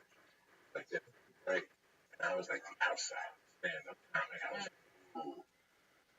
Oh, you write your jokes. The show lasted 5 episodes. Which is more frustrating because the business of stand-up or the business of acting? Well, for me, I say acting because it's out of my control, you know, whereas stand-up, I write my own stuff and I go on the road and it's up to me to keep the audience entertained and to book the shows, you know, but in the acting world, you have so many hoops you have to jump through. You have network has to approve you, producers have to approve you, casting has to approve you, everybody has to approve you, and then if you didn't write it, you're going off somebody else's words and they rewrite it, and you went from having 5 pages of dialogue to 1 page of dialogue, and then you end up getting recast, and like I have no control over any of that. It's like I'm just, you know, their little puppet. They put me wherever they want. And then even when you create your own stuff, everybody thinks it's so easy to just start making your own thing. Really? That easy? It's not that easy. If your gift is not screenwriting, if your gift is not producing, it's not so easy to just make your own stuff. And then even if you do write your own show and you sell it to a network, then they pick it apart and they make it what they want it to be because we want you to have a white husband. Yeah. I don't get it. You know, they just a little girl in this town that was a girl, but not a playmate. Whatever. Yeah. She sold the show. And they came. They said, listen, show on ABC. We want you to play this. We don't want you to play you. We want you to play this. You have to go with a more attractive girl. Fell apart. She said, I don't even know what she said. Yeah. She came back and got married. Now she's down. that thing you control. Yeah. It's got to be, you know. But it's always, at least in the beginning, it's always getting as a comment. Like you can't. All this stuff is hard. Right. Yeah. You know, we don't know their home to think. I love when people like, oh, it took you 2 years to book a show. It took me 3 weeks. I did one acting. Yeah. All right, don't worry. It's all catch up. Yeah. You Yeah. don't have to pay you Yes. along the line. Yes. Some people come to town and book something right away. I Yeah. did something right away. I was like, oh, I got this. Uh-huh. And then I went to like 20 major auditions. Well, I felt my ass. I'm like, okay, you don't have to go to acting class then. Because everybody was saying you're a stand-up. You don't need acting. Okay, that worked. I blew 20 auditions. Yep. And I went to an acting class. Then I had a work off, and then I started the stand-up did help. I could go into a room and blow up a room with people. That's what you get from stand-up. Yeah. Manager, we have a practice. You're saying later, passion. It's such an unreal thing. Like with me, yeah. my stand-up, but nobody wanted to talk. Really, I'm booking shit, and I'm like, wow, how could the acting world accept me? But when I didn't really want, Yeah. I was going for. I booked the pilot. I booked the show one time, 3 show. When I walked in, I told her, I'm not right. Because my name's not actor. I'm not going to book this. She goes, thing. And I go, I'm not going to book this in front of the Soprano. No, you're not. You're going to be somebody. She knocked it out. She brought me in the room. Like, I did not want to be on that show at all. Oh. I'm like, I'm just coming up here out of respect for my manager. I've been canceling. Uh-huh. Attack. You do better than read it. You know, I don't know. And she gave me Wow. show. The complete opposite. I'm over here. Are you sure you don't want me to do it one more time? I don't want to do it. I want to do it. Wow. Like from Hector to Michael. That's why you never know walking into Yeah. also an actor. Yeah. I didn't go to an actor. I remember going to a comedy store one night. I was no way. Yeah. I can't make it. I can't even drive. Now, need to be James Coburn, American President. In the beginning, when I came here, I didn't want a voice acting job, and I got it. I wanted to stand up. My floor would make me, improv would me, nobody would mad at me. So and now it's different. Like now, I like to once in a while. Just, you know, You think it'll go in like another? well, it's peaks and valleys. Oh, I'm complaining. absolutely. I'm not complaining. I'm complaining. You have no reason to complain. And then it, you know, it's down. A lot of people don't know about. Motherfucker. That's what really a lot of people understand. Like that, because they're looking Yeah. I'm finding I'm in that weird right place now. Yeah, she's in a weird place I'm right not now. young enough and I'm not old enough. There you go. That's exactly where I'm at right now. And I remember the first couple auditions I started getting feedback old. It was like, well, what? I'm too old. What are you talking about? And then I go in for like, okay, the mid-30s. I'm like, oh, she's too young for this. I'm like, well, what did I do then? Crazy. I got here between 35 and 40. Hell. It was hell that I had white hair. Yeah. White hair? You crazy? And now I got white hair. And I don't mind. Now when I show the audition, how crazy is that? They always ask me, hey, shine with the camera. Can you just put some powder in it and unshine it? It's so weird, whatever you want. Hey, red flow.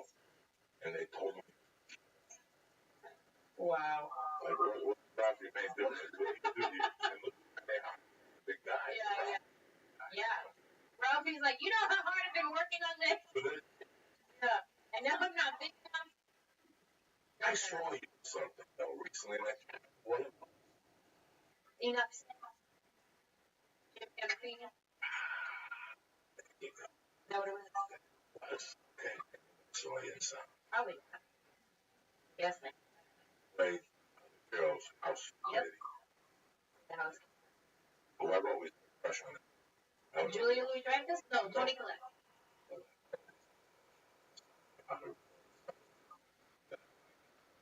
Her accent, maybe. Where's she from? Australia or New Zealand? Something like that. She did. Yeah. She thought it was the movie with Pacino when they had the make-believe woman with Jane Boy. It was that movie. I didn't see it. You know, they had make-believe movie stuff. Just show up all the stuff, which made everything more popular. Now they had a producer. Wanted to see her. They wanted to produce her. She was just a fake woman. Wow. No, I've never seen that. I've never seen that. Too many movies that really bad movies. Now when you buy, they have like, I don't know what airlines is. Now what airline is it?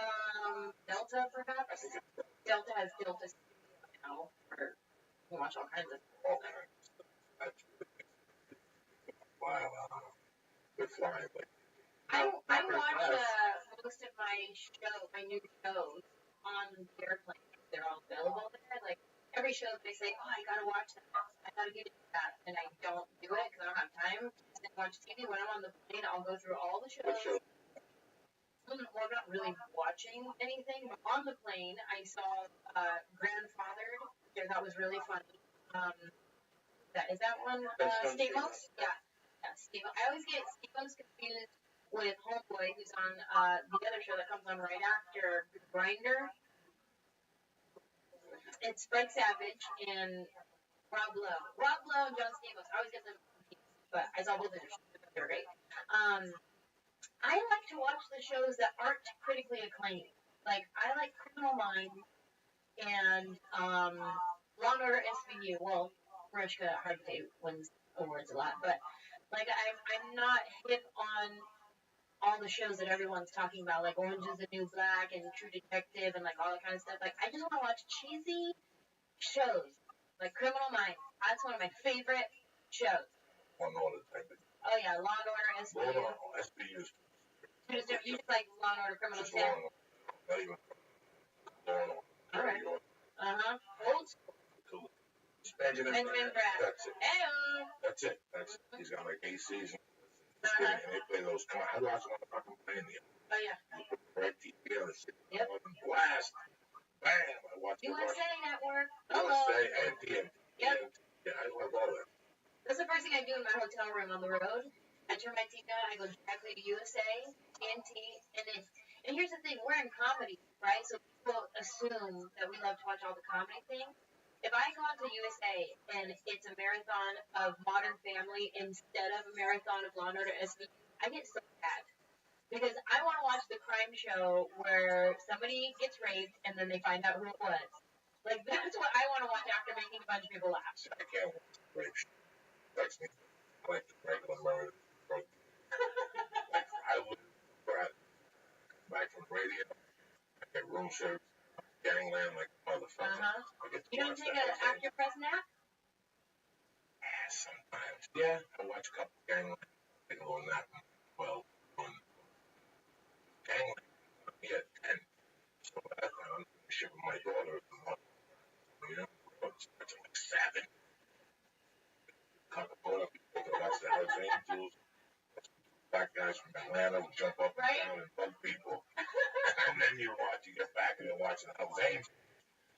They had 13. And learn about the whole thing again. I hope that. How about the first 48?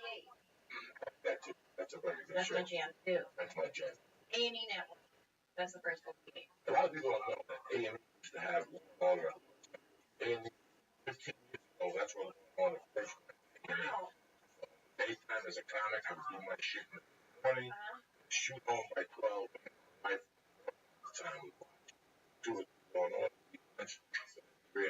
whatever I do again with those. Everyone else I watch Sex and the City. Really? I'm a Sex and the City guy, always have been. Don't give a fuck with it. It's a great show. I like Dirty Laura, old woman. The writer gets on my nerves. I have a crush on the brunette. She can't talk too much. She's your Patty, or who is your girl from high school? The pretty girl from high school. The girl he went in on. The one you wouldn't let anybody touch. You guys would look at her. Oh, Patty Emerson. Patty Yeah. Nat. Is she your Patty? The brunette? The brunette is too clean. Like, she's always complaining about sex and shit. The redhead's been around 20 years. Actors know that. But I don't like none of the writers. Chick. What season are you on? I tell you who I like. Mr. Cross. When she dated the old dancer, he was a hot. Mr. Big is a hottie. I like Mr. Big. Well, he's also Law and Order. I like the redhead. Glasses. Very nice dude. He was very nice. I didn't watch it since day one. That's amazing. Since fucking day one, I will watch Sex in the City. Is such a fucking thing. And they tried to do it with guys. And they did? They tried to do it with Bobby Slayton and the other guy from the Comedy Store and an English guy, and they fucking do it. Sex in the City was one of the most brilliant fucking shows for women. It really was. It set up, I want to know what fucking women are thinking. They're all a bunch of dirty animals. But not really. Backstory. Oh, yeah. It really had a backstory. When old Thor fell in love with the dude from the Warriors, that was fucking the best. Because she challenged that motherfucker. She put his envelopes. The guy from the Warriors was looking Spanish. Now he was also in, I love that you watch. My husband just started back home, and he had on Sex in the City, and it was like the pilot episode. And he was like, you know what, babe? I decided I'm going to get into Sex in the City. It was a really good show. It was really acclaimed, and I never saw it, so I'm going to get into it. And he's just sitting there watching episode after episode of Sex in the City randomly. That's really funny that you brought that up. I was so embarrassed about it. I didn't tell you. Now that you brought it up, I'm like, okay, I'm going to tell you. Back to back, I don't like the season. I don't like the bass, like the fucking jazz guy that plays the bass, that motherfucker that's on my nerves. She dates a lot of the horror dates the dudes. The redhead dates some cute dudes. And the brunette had a fucking hot boyfriend. The brunette married him, but he wouldn't make love to her all the time. That's a good looking motherfucker right there, that Irish white dude. Badass dude. I'm gonna go back and she just got on his nerves. She talks too much, and the chick talks too much. Right. She's obsessed with shoes. Don't wait till that shoe. It's neat. Yeah, exactly. Right. I remember the first time I went to New York, I tried to wear heels and cute shoes. I'm like, what? Yeah, I'm at Chicago Airport. I was this close to some chick with. When you're connecting in Chicago, that's a big fucking mistake, okay? Yeah. You're making a big fucking mistake. I'm trying to help you out here. Wear sneakers and outfits, get the same fucking mileage out of it. You're gonna walk around with fucking heels and try to impress me like you're Chloe Kardashian with fucking heels on the Chicago Airport. I'm just trying to help you out, bro. Take those monsters. You see him at big airport. I try to help him. I try to understand him. Here's some plans. What are your plans? You're fucking killing me. Walk around with some sandals in your bag just to get out. Yeah, sneakers. I always, it blows my mind when I see girls at the airport wearing a dress or a skirt. Because I'm like, you know how freezing it is on the airplane? Are you crazy? I get it, you may have a meeting as soon as you get off the plane, but, you know, Well, you're going to train in New York City. It's women who are impeccably dressed, fucking trash. And they got a bad motherfucking pair of fucking Dolce bananas fucking bag. Yeah. You put on as soon as they walk in the building. Or I've seen women with house shoes. I've seen a woman dialed up the pants and house shoes on the train. Fucking on the train. What do you do? Yeah. You walking upstairs and shit. I'm making stuff happen. Yeah. You're a woman, though. Work with the Converse. Yeah. Right. Once we get down, once you get the bikini on, then you A lot of people do that. My mom did it when she worked in the city. We do it all the time. So when I'm at an airport or like a big airport, Dallas, Chicago, I see some woman dialed up. I'm a man's man. I appreciate you got dialed up, but I'm with you. You don't need shit. Thank you, but... Yeah, you see them making a mistake. Did your wife ever do that or not really? She wears heels. No, she'll wear heels to church and stuff like that. But besides that, no. She knows. She hears all my stories from everyone. Yeah, that help you. I'm not, hey, listen, nobody likes a pair of women's heels more than me with nice. But there's a time and place for everything. Yep. Like, Agreed. you like shoes? Like you like when women's feet like nice shoes? Yeah. Doesn't. I never thought about that. What do you find attractive about a woman? About a woman I'll tell besides? you, I don't think she's a 10. I'll tell you who wears some fucking badass shoes. Chelsea Handler. Really? Chelsea Handler will wear a shoe. Scream, dirty animal. And that's what a man wants to see on your feet. Dirty animal. Hilarious. Well, I was rocking my Nike Cortez this past weekend in the airport. So. What is it? I was the smart girl. I prefer to be the smart girl, probably, not the hot girl. So how long have you been around? 9 years. And the sketches got you into stand-up, or you were already doing stand-up? What happened was I moved to LA to be an actress. And while I was out here hustling, trying to make it happen, and nothing was really happening, I had been like a couple commercials. So it's not nothing. I did a couple commercials, and I did like one co-star role where I said 3 things on a sitcom. But other than that, it was pretty hard to catch a break. I was randomly at this church that's very entertainment based, right? So there's a lot of producers, actors, dancers, a lot of creators at this church. There was a stand-up comedian who was teaching a class there, and she asked me if I wanted to take her class because I was in the Tuesday night improv class, right? So we would just do improv games, whatever. And she was like, "Hey, do you want to take my stand-up class?" And I was like, "Well, is it free?" And she was like, "Yeah, I guess so, right?" I've never thought of it. And so I took this class, and I thought to myself, this nail salon character I've been doing since I was a kid because I grew up in San Jose where there's a lot of Vietnamese people. I had a lot of Vietnamese friends growing up, so it's like I know I do this accent, and I always tell the story to my friends about getting my nails done, and everybody laughs every time I tell the story. So I'll try that. And I remember I brought it up to her. I was like, this nail salon thing, like, nail salon jokes are so tacky. Everybody has one. I would just avoid that. And I was like, what? But I don't know if the way I do it, so I'm going to try it. And so I did the nail salon bit amongst a couple other jokes about me and my name and how I sound like my last name is super white, but I'm Mexican and all this kind of stuff. And our graduation from the class was we had to perform at the Queen Mary when they had their comedy club there, right? And so it was a bringer night. Everybody brought their friends and family out, so it was going to be a warm room because everybody knew this is a graduating class of beginners. And she had everybody write material for like 2 months, and she picked everybody's 5-minute set. She kind of helped everybody. Okay, this is your strongest stuff. Do that. And for my set, she was like, you know, just do all your stuff. So I did my first time, everything that I was writing in class. And I closed with that nail salon bit at my first real show. And that nail salon bit is what ended up blowing up on YouTube, blowing up my spot. And so that I started getting people reaching out to me on MySpace. This is when MySpace was hot. And nobody really knew how to get a hold of me.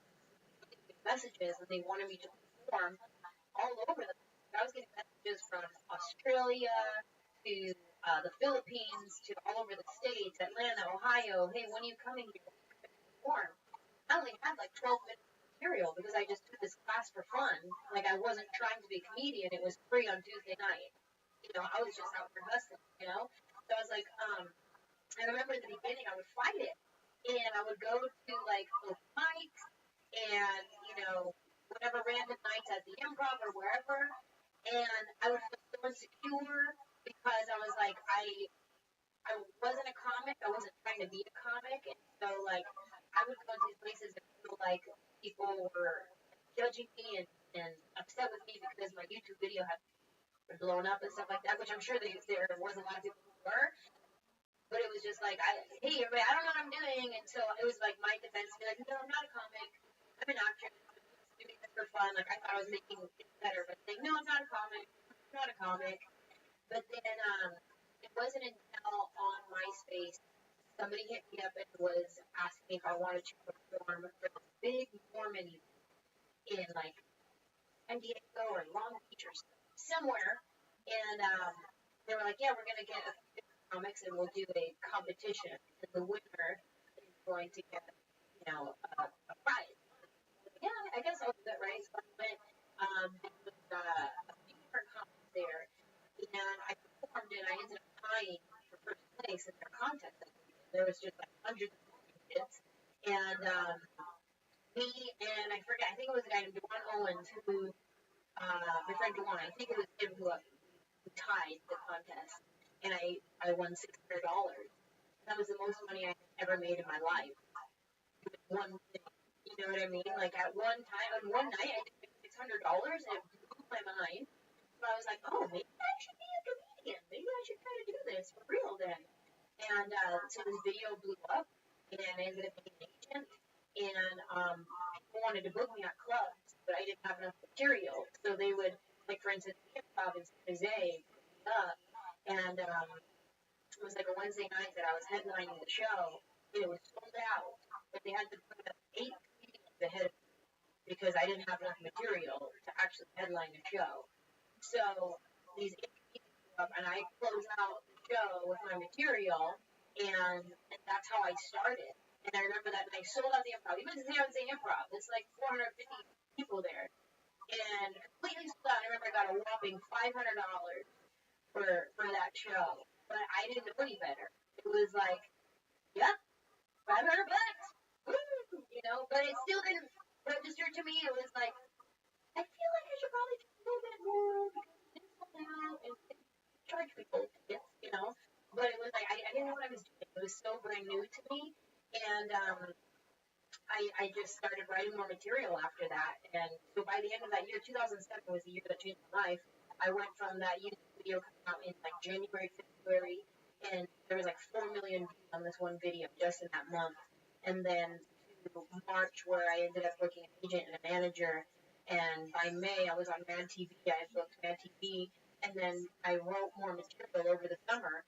And by the end of the year, I was touring across the country with my stand-up. And I got to about 40, 45 minutes of material. It was enough for me to finish out a show. But if a joke didn't work, I didn't have anything else to go to because all I had, this is every single joke that I know right now. I'm about to do. I remember they were saying, I just say it was a guy from Bray. I'm not sure. He was telling me that they put somebody behind you and it was the most embarrassing thing. Half the room got up and walked in. Like they were there to see which was a feature somewhere. Yeah. And they had a headline. Like it was going. That's it. Yeah. The fucking fighting. You know what? You made a bang. It was hard. It was hard for me because this was a new world for me, and it's a guy's world. You know what I mean? Like I'm working with a bunch of guys, and I don't know exactly which situation that was, but I remember that happening a couple times. And so I've really only done actual feature weekends 3 times in my entire life. And that started happening, what you just said, that kind of situation to the point where I was starting to offend people. Right. And so they were like, Get up. yeah, they were like, we need to start giving her own week. And so they started headlining because I could sell tickets, even though I didn't have a lot of material. Right. So that's how it started happening because I was offending people, not knowing I was doing that. Like I said, I was so new. I was like, okay, yeah, I'll go do radio in the morning. Okay, sure. You're going to pick me up and take me to radio station? That's my first time doing radio interviews. I didn't know that I'm stepping on the headliner's toes because that's the headliner's job, not my job. I was just doing what the comedy club told me. In my world, the comedy club was my boss. They hired me. So they're like, go do this. Okay. What do I do when I get there? Just be funny. Okay. You know, it's crazy that you were surprised that I watched Sex and the City. I'm sitting here looking at you going, why would you be surprised? I love all that. I'd rather hang out with women than hang out with guys. So when I was a kid, mom was really hot and she had hot girlfriends. So get dressed with me. I was 5 and 6. And I got so good clothes with me. Come over and let him. I'm really good with that stuff. I could get a woman laid. I could find a man. I could find a woman. I could listen to me. You're the best thing woman ever. You think I'm kidding? I can get any woman. I'm just that. I'll walk you to a bar, ever a library, or play it this way, and I will find you a fucking man in 5 fucking days, guaranteed money back. You think I'm I kidding? love it. I am back. When I was a kid, women would come over to my mom. She would call with a girl. I'm at a bar. I'd be crying. No, take me to a chick. Now, with bras on and panties in the 60s, and going, fresh from Cuba. Going, what do you think, Los Antonio? And I would go that way. Well, I told you you like it. They would listen to what the fuck I had to say. I've always, if it's a football game or sitting with 5 women and looking at women's shoes, I go hang out with women's shoes. Awesome. I can't stand football guys. I can't stand doing anything. I can't stand being with men because my mom always had women. Now, my mom always thought I grew up to be king. My mom always beat me up, like not beat me up, mentally. They're old. Like titties and shit. You know, like you gotta make sure you eat pussy because that's how skinny she was. I was always surrounded by women. They played cards in my house. You know, they brought their chihuahuas to the fucking house. So that's why I'm such a. I could. And it's hysterical. I could teach a woman every. Man, I don't know. Come on, let's do this. Do you do your own column? Your own advice? No, because every woman is different. I'm way better than Max.com guy. You look at a guy. Well, hey, if you want to practice, Eddie Brown, one of the baddest jiu-jitsu guys. Eddie Brown, really? I mean, he fucking used to torment me in the hotel room. And he does jiu-jitsu? I would love to. I started taking problem golf fighting classes, and it was. That's why I said, look, if I'm going to learn how to fight, it's going to be a country who's always fighting somebody. That's what I want to teach you. That's not a bad idea. That's what I'm trying to do. So I started taking problem golf fighting, and I loved it. But the place where I was taking it is all the way downtown, and I live all the way near Encino. You know what I mean? So it's like an hour to get there, an hour back. It's at 7 in the morning or 12 in the evening. It is just so far, but I loved it. I got problem on the valley. I know, but I like that. They're really good. Problem bigger, way before. Can you introduce us? Yeah, he was podcast last Sunday. I told him the other day. And he trains in that? He has a 10-planet jiu-jitsu, but they found building Mexican. That's He's a big fan of Rothschild. Maybe he'll come to my house. Really? No way. That's nice to hear your peers that like you and appreciate you. You know what I mean? Because I never know what my peers think about me. And it's a fine line. It's a fine line. Because as comedians, we do what we do for fans, the people who are actually buying tickets and supporting your careers. That's who you do it for yourself and for them. Because your peers aren't the ones who are paying to see your show and help keep you alive. You know what I mean? But there's some sort of validation that comes from a mutual respect, where you feel validated when somebody who does what you do appreciates you well. And so I feel like things happened so fast for me in the beginning with my stand-up career, and even with going on to develop a really strong fan base, that I have some really loyal fans that love me and come out to my shows every time I come to them, you know? And because of that, I know I ruffled some feathers and whatever it was, but also because I don't, on my off days, hang out at the club here. I don't hang out at the Improv or the Laugh Factory or the Comedy Store. It's like I go on the road and then I come home, and then on my 2 days off, I'll go visit my godkids, their mom, who's a second grade teacher culture. You know, like they're not in the comedy, they're not in the business. No, you don't But have I to be go in and problems. I hang out with them, I have dinner with them, then I'll go to game night with my other friends. You know, they're not in the industry either, and I get back to reality in life. You need balance. And then I go back on the road. You need fucking balance. Yeah, so when I'm on the road and I'm doing my show, I don't get to meet all the other comics who are out there. I don't get to hang out and have FaceTime and know who they are and stuff. And so anything that I heard of or know is word of mouth that gets back to me somehow. And so it's like I never know who likes me and who doesn't. So I try to just put my blinders on and stay focused on my path. And then when I hear that somebody is a fan or does appreciate what I do, it always, you know, makes me feel good. Like, oh, that's dope. That's something like, you know what I mean? Like, it's cool to hear that. And so.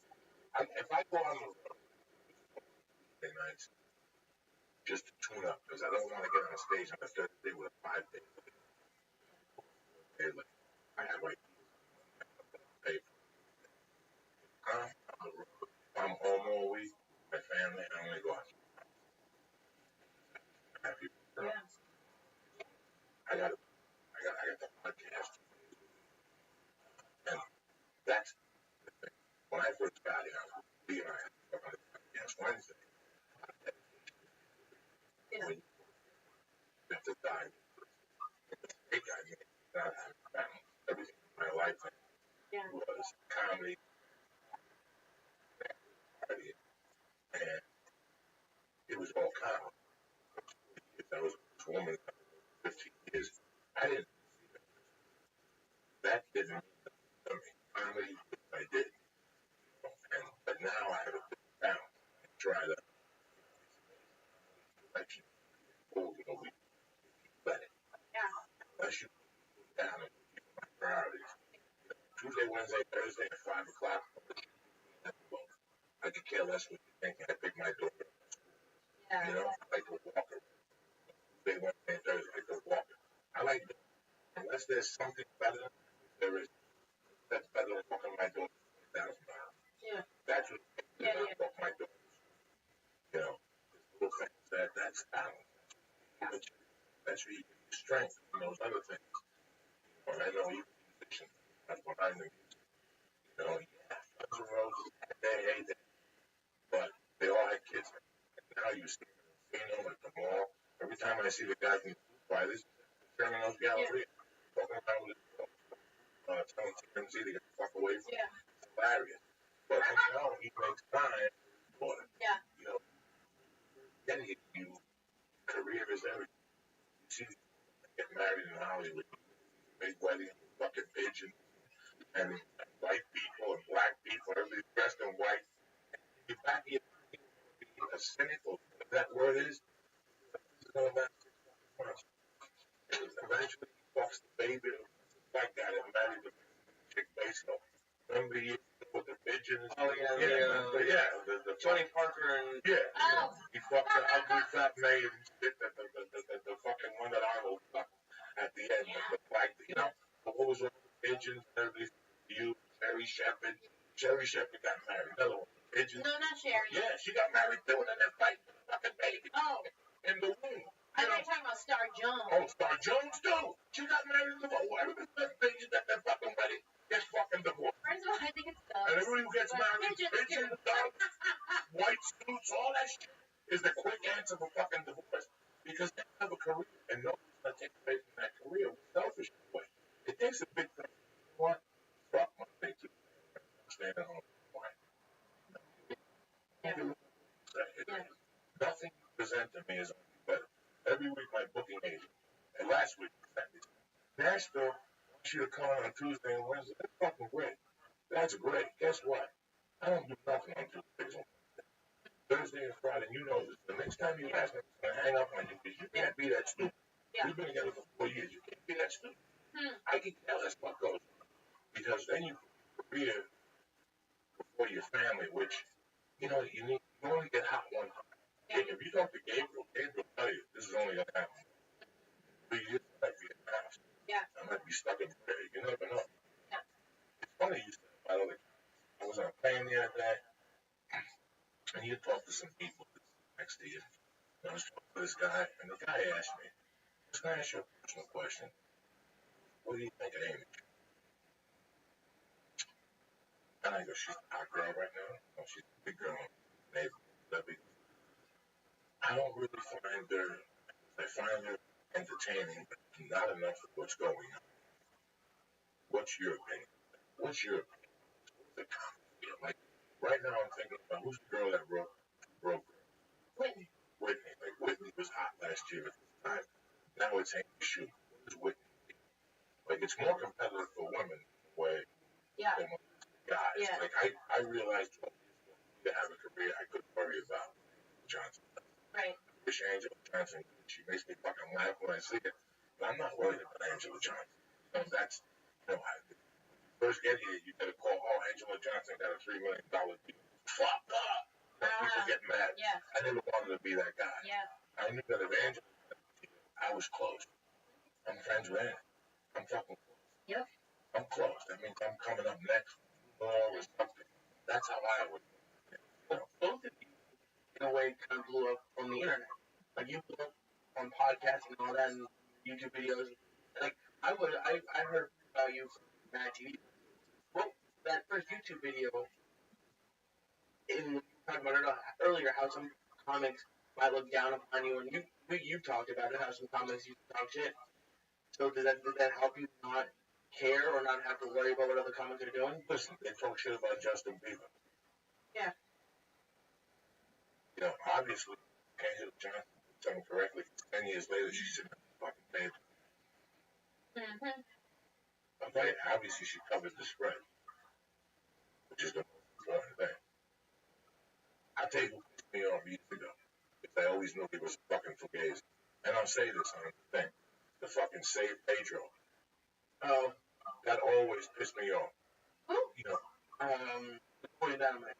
Dynamite. I can tell you one thing, that this kind of career based on one thing. You can pay me now, pay me later. And said something very, all this stuff happened. She had to catch up. She had to sit right. She had to sit right. And she took some lumps along the way into a fucking place. Lumps along the way. She had to sit right. Catch up. But she called. That's why she's sitting. People that have gotten breaks from the internet, something like that, I look at and go, that's a funny thing. But he's not going to be there next week. Yeah. And that's what happens a lot with Stand Out Live. That's what happens with Cameron College. They could do it once. But they probably everybody jumping up and down. They all got trust me. They all got visas in their pocket. You know, shit week out, bitch. That's what we, you know, that's what basically auditions. I've had auditions, Angela Johnson. Once I got the audition, I see somebody 11, and I reads up in the back of my mind. I said, wait a second. A, follow phone. And B, they never probably a halftime with a Buffalo City. Yeah. Yeah. Shit, after that, I was saved. Yeah. It was like John the Baptist threw me in the water. After that Buffalo thing, I don't think shit for nobody survived that. Yeah. And after that, and they told me, sure, you booked the role. And I go, because I thought, you can't work away from somebody. There's so many, it comes down to perspective, and which is basically what you're saying. Like you can go in the room and you see the person from Ocean's 11, or you know, I go into a room and I see a big name actress, you know, homegirl who was on I forget the name. She was on some sitcom, right? And their show just ended. It didn't get canceled. It ran its course, and now she was out on the circuit getting her next gig. And here me and her are sitting in the waiting room to go in for this role. So immediately, my first thought is I get insecure, like, oh, great, this chick, you know, she just came off of 7 seasons, you know, killing it. The director comes out, oh, how are you? Yeah. Oh, my God. I saw Johnny the other day. Yeah. Did he make his gumbo? I love his gumbo. Yeah. I ain't getting it. Exactly. God damn it. Exactly. And you get all insecure, and then they're like, oh my God, okay, we'll talk later. Okay, Angela, you ready? Well, yeah, I guess. Just go through the course. You might as well just audition me to hurry up and get to her, you know what I mean? So those are my first thoughts initially. But then if you stop and think about it, and you go, wait a minute. I worked hard to get to a place where here I am auditioning, sitting right next to this chick, just caught off a show of 7 seasons that was pretty successful. And here we are. Now we're both level. We're on the same field. You know what I'm saying? It's the first of the month. That's what I was. Ding ding, round one, let's go. Who's gonna get it? The same in this motherfucker. That's right. That's right. Yeah, you were on a great show that lasted seven years, but when you auditioned, I wasn't auditioning. I wasn't in the room, but now here we are. We both are. So now you have a different kind of competition, whatever. Even though your audition, I have to look at a competition between me and me only. If I could do my best, because they never know what they're looking for, what they want. Because honestly, the girl who's next to me, she was blonde hair, white lady. Like, they're just seeing comedic actors. They just wanted the funny. So I was like, at this point, I know my funny, I know my comedic timing, I know how to work a room. So if you get in there, you do the best you can do. Don't worry about what she's gonna do, what the next girl's gonna do, because you're doing your own interpretation of what you read on the paper, and then what else you can season it with yourself. You know what I mean? And I go in there and I'm like, well, let me just do me and rock it out, and then you get it. But it comes down to, you know, your perspective. You can be insecure and be like, oh man, or you can be like, yeah, I'm auditioning with this chick. I always call it a balls checklist. That's what it basically is. You know, we have this thing that it's just a doubt. Everybody has a doubt. At one time, you have a doubt. And all of a sudden, shit, I got an audition. And for some reason, I had available one day. I don't know, I looked at the door open and blown in the head. I looked at the director, done it. Uh-oh. I go, fuck. Uh-oh. And I said, you know what? I come up and cancel this audition. And then my balls checked. I had to be, that's what I have to do. I have to go in there, so well, but get some break. Yep. I had a Joey. I went in there, man, I apologize. I was Puerto Rican. I apologize to Pete. Last time. He called you. Wow. So in fact, he said, if you could come back for bathing, you got it. I went back for bathing. And here I was in my office at my house. I'm not going to go and I'm going to cancel. Yeah. That's not a checklist. It's about what you've done and the work that you get to this. Yeah. What do you mean? You take this role. First of all, I drove to Santa Monica. I'm fucking pissed already. Yep. Two, I drove it too. I mean, I missed the station of Benihana. On 5th Street in Benihana down there. That's, whenever I get an audition for 5th Street, I'm fucking excited because I got the Benihana buffet. But at 2 o'clock, I got nothing on this park. I can't fucking know that. That's all the things that add to the anger of the audition. It's all these little things that go on. When I go on stage, man, every time I want to go on stage, I get there, I fly in, the luggage, the whole thing, the whole room service. You get to 2 minutes before you have all this stuff, you're not going to like me. It's too many other people. Oh, yeah. You know, this, that, and you go on. I want to look at the lights and all the on flickers. Uh-huh. And then everybody's laughing, everybody's jumping up and down. You're like, oh, all that negative. Exactly. Your own head, your own perspective, you project on people when really you just know you're good at what you do. Look at you. You weigh, what, 89 pounds with a rock in your pocket? And you go up there. There's a rock in my And pocket. you go up there. Fuck, motherfucker. You just turn into a leopard. You go up to a nice, sweet girl from San Jose, who's a cheerleader, rah-rah, whatever. You're becoming this confident, you know, that you. I've watched you on stage. I've watched you, especially and I'm like, this is bullet. Laughing on that village, like, I don't give a fuck. Home. Hey, you see, negative. Kind of watching you. Where we're going. Girl, look at this. Good time. I love it. My thing comes in. I watch stand up. When I leave the house, I let a man be on the other guy. Just to see if it's one of my friends, I can come home and laugh. Yeah. When I get home, I get disappointed when you don't make the laugh. You motherfucker, you don't for that joke. I think fucking joke. God damn it, I'm going to bed. Fuck. I cheer for comics. That's why I get pissed. I'm not even home cheering against the comic. I'm cheering for that motherfucker. I'm cheering for that motherfucker. pull them over and go, you did that joke at the store, and it was brilliant. Why did you do it on Atlanta? Oh, they told me I couldn't do the joke. Why? It's a great joke. It's clean. And to answer your question too, you were asking me what I thought about the stuff is exactly what you just said. That I root for them and I cheer for them, especially not just because like I said, I root for the comics and I want them to win, but especially the females, seeing other females being empowered and given the opportunity. Not saying given where they're at because it's very hard to get there, but given the opportunity to show them how good they are at what they're doing. And just like you said, seeing them do it makes me think I'm not too far away then. She's sleeping away, she's doing it, she's opening the door for people like me to come in. And same thing, somebody might be looking at me, I'm leaving the door for another female comedian to go and do it across the country or whatever it is. So I look at the Amy Schumers and the Whitney Cummings, I think they're inspiring to me, but at the same time, as artists, have to admire to a point where you're cheering them on, and then the second you start feeling envy or not happy with where you're at because of where somebody else is, that's when I have to put my blinders on and not pay attention to what they're doing so that I can refocus on what I'm doing. So I will cheer them on and be so happy for them until I start feeling in my heart a little bit of like questioning my own journey. Like, oh man, how come I'm not doing this?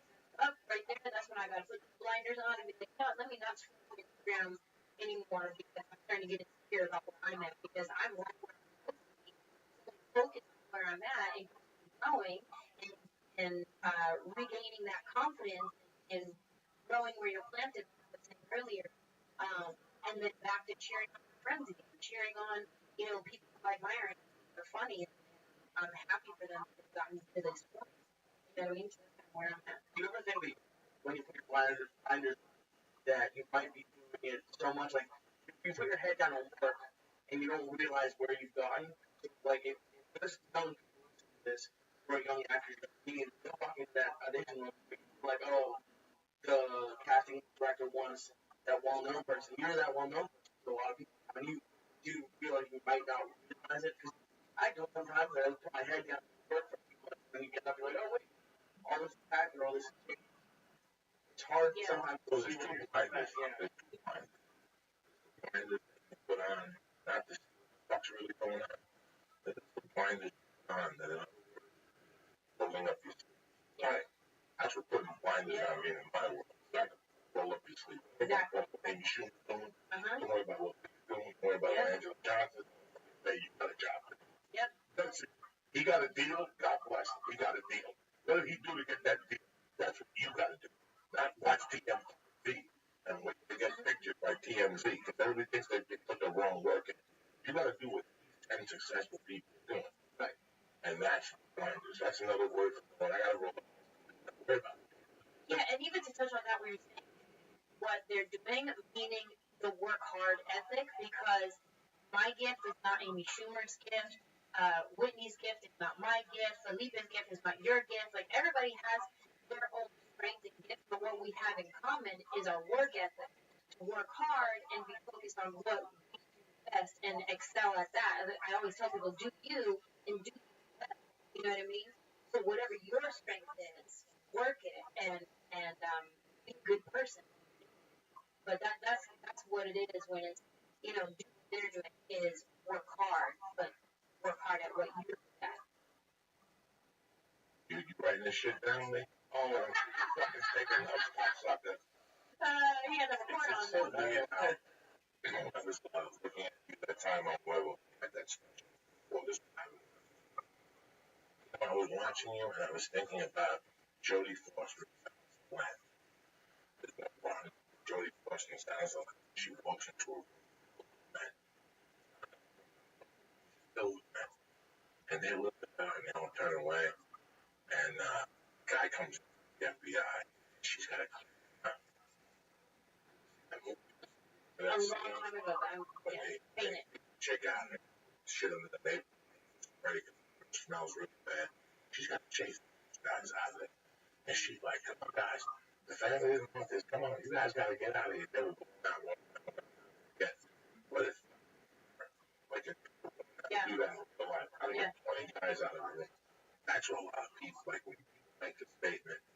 Female comics aren't fun. It's fuck. I want to punch him. That's starters. Now stupid. Fucking turn on Channel 5. Turn on KTLA at 2 o'clock. I love Lucy. It's not I love Lucy. It's I love Lucy, bitch. Louis C.K. was either itching his daddy's pants. Lucy Ball was making fucking people laugh. Her, Cuban dude, gotta say, hey, a fucking Cuban dude, or you smart Scientologist dumb fucks. Cuban dude gotta go, hey, how come we're not shooting 3 cameras? Why are we shooting 1? And he became a genius. As he moved production, he became a genius. The 3 cameras shooting. You got all these fucking Gentiles walking around Hollywood. We're the smartest people in the world. Meanwhile, a fucking guy that couldn't even speak English, and his parents sent him by himself. And they go, why don't we only shoot with 1 camera? Why don't we put 3 and shoot 3 instead of 1? My God, that's a good idea. So for you, a male comic, female comic isn't funny, drives me crazy. Drives me ass all the time. When I'm on the podcast, I get repercussions. But they say, no matter who I put on this, guys, they go, hey, female comic, I watched the fucking Yeah. That girl wasn't fucking funny. Listen to the story. Yeah. Did you listen to what she went through? Something that you couldn't fucking even imagine. You have the balls to fucking. And so I applaud constantly. I see a woman comic. There's some I don't like. There's some that drive me fucking nuts. But for comedic actresses, stand-up comics drives me fucking crazy. That drives me crazy. It's funny when the directors and they say cut and they edit. That's fucking great. Angela Johnson does it, the Gray Improv, Saturday Night Late Show, that thing we did up in San Jose. God, that's a jungle. That's a fucking jungle. They're drinking $8 beers. It's like a Raider game light. Yep. It's like a Raider game light. Sure is. Why do you think female comics get, like, one of the complaints I hear a lot is all she talks about is sex. Not all female comics, that's something that I hear a lot, but a lot of male comics talk about sex. I don't know where the line is. A guy sleeps with 10 women, he's the hero. A woman sleeps with 10 guys, she's the hero. We've been going through this since day one. Yep. It's something that's etched in us deep down. It's the way things are. Yep. Every female comic speaks about sex. Sometimes I was a gay guy this week, a little Mexican guy that just talking about dating guys and shit. John, gay guys that are out there. I don't want a gay guy that's not playing to be gay. Like when I first moved to LA, the guys were gay, playing straight. That shit. They should open about it. I'm fucking around. I want to hear about your sexual encounters. I want to hear about what type of men you want. About Filipino, black, and some of it was sexual. It was very just doing type of guys here. I like to laugh. Me too. Funny is funny. I fired saying a fart joke at my listen, look at you. They laugh, right? Who cares what you thought? Stuck in the Simpsons. There's people that just stuck on a particular thing. I think funny is funny. I watched that Garmin break. I laughed at the girl, not Garmin break. The one after. William Grace. The 2 people funny. 2 in the back, Sean and the girl. Hysterical. I would watch that show and cheer for her. Could have been called Jack and Karen. Don't I get children in the hospital when I told her. I told her. Made me laugh. That crazy girl. She's not that crazy on children's hospital. She was crazy on Beverly. Grace, right? But I don't like that non-woman statement. Yeah. It's a racist statement. It really is. It's like a racist statement to me. And it comes down to there's a lot of the times that you can't please everybody type of thing, because there's been the people who, like you said, are all she talks about is sex. She's just trying to be shocking, like hang with guys type of thing. And then I've had people be upset with me because I'm not dirty and be like, I don't like her comedy because I'm too mean or whatever it is. And I remember there was these 2 guys, must have been teachers, they were really stupid, on my wall on my Facebook wall, having a conversation with each other, but on my wall. So I could read everything they were saying. They were talking about how much they didn't like me. And one of the guys, his quote for why he didn't like me is like, yeah, she didn't even say one cuss word. She's not even funny. I was like, wait, so cuss means funny? I'm so confused right now. Like, there wasn't even a valid reason for not, like, she didn't even say one cuss word. It's stupid. Wait, what? So it's like those are like, oh, girls just try to be dirty. And then if you're not dirty, then it's like, nah, she's not a real comic. I can't listen to 45 minutes of dirty. My head, I want to hear something. I'm dirty. Not dirty. Dirty in my language. Not dirty. Yeah. I'm not dirty. Yeah. It's not like I'm dirty. I'm switching. Yeah. I do. Angela, you don't know, but before this, I was like, Oh, I met really? Joey almost 5 years ago, and for the first couple of years, we've been doing this podcast for almost like 3 years, something like that. It took me a while to get used to that kind of response. Like, I don't have the thick skin that you guys have from years of audition training or bad audiences. And for me, one of the things that I do now, I don't do it as a tool, but when I notice, like, I'll go to like Joe Rogan's Instagram or Dana White, they're way bigger than I'll ever be, but they get more hate than I'll ever get, and it's amazing. Like, it used to bother me. Yeah. Like, I used to go back and forth, and now I just don't even respond. Yeah. It was weird for me at first, but I've gotten used to it. And yeah, you just can't even. Like, I love, like, on your Facebook wall, they're having a conversation. Like, what's the point of having it on your Facebook wall? The people who purposely sign you to make sure you read their tweet about how much they hate you. That blows my mind. I'm like, okay, sure you didn't like my comedy, but the fact that you feel the need to make sure that I know that you think I'm A, B, and C, that stuff always blows my mind. And so in the beginning, it bothered me a lot, and I would be lying if I said it still doesn't bother me, because it does affect me. And I always thought, though, that people like these bigger celebrities who are, in the spotlight, the amount of hate that they get, I always wonder how they deflect it and keep focused on, well, I'm still going to do me. And a good example of that is Kim Kardashian.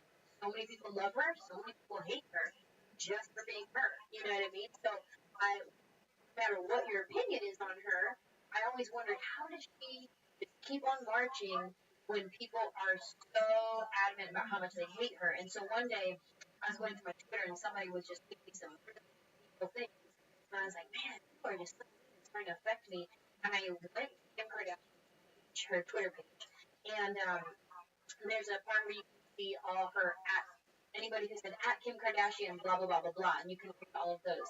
So I clicked on that to see what people were saying to her. The first 3 tweets were at Kim Kardashian, I wish you would kill yourself. At Kim Kardashian, you're a blah, blah, blah, blah, blah. And I'm like, oh my God. First of all, the fact that you formed an opinion about somebody you've never met to the point where you want them to kill themselves, you're a terrible person. But to then go say it to them, so I'm wondering, how did she read these tweets and still get up and keep going and do the next thing and do the next thing? Yeah, she has 48 million Instagram followers. 48 million. I have 212,000, and I get Instagram comments from people. It's like, you're not even funny. You're not even this and that. I don't even know. Where's that? A laugh track? All this kind of stuff. I can't imagine 48 million followers. How much? 1 or 2, 3 awful tweets. It's a tough skin that you really have to respect it. Kind of feel sorry for them. Okay. I don't know why. I just don't like you, Trick. Just didn't like you, Trick. I like Black Sabbath and I like you, Trick. Do you think time in my life time to say I like you? I would never. I just I took a picture.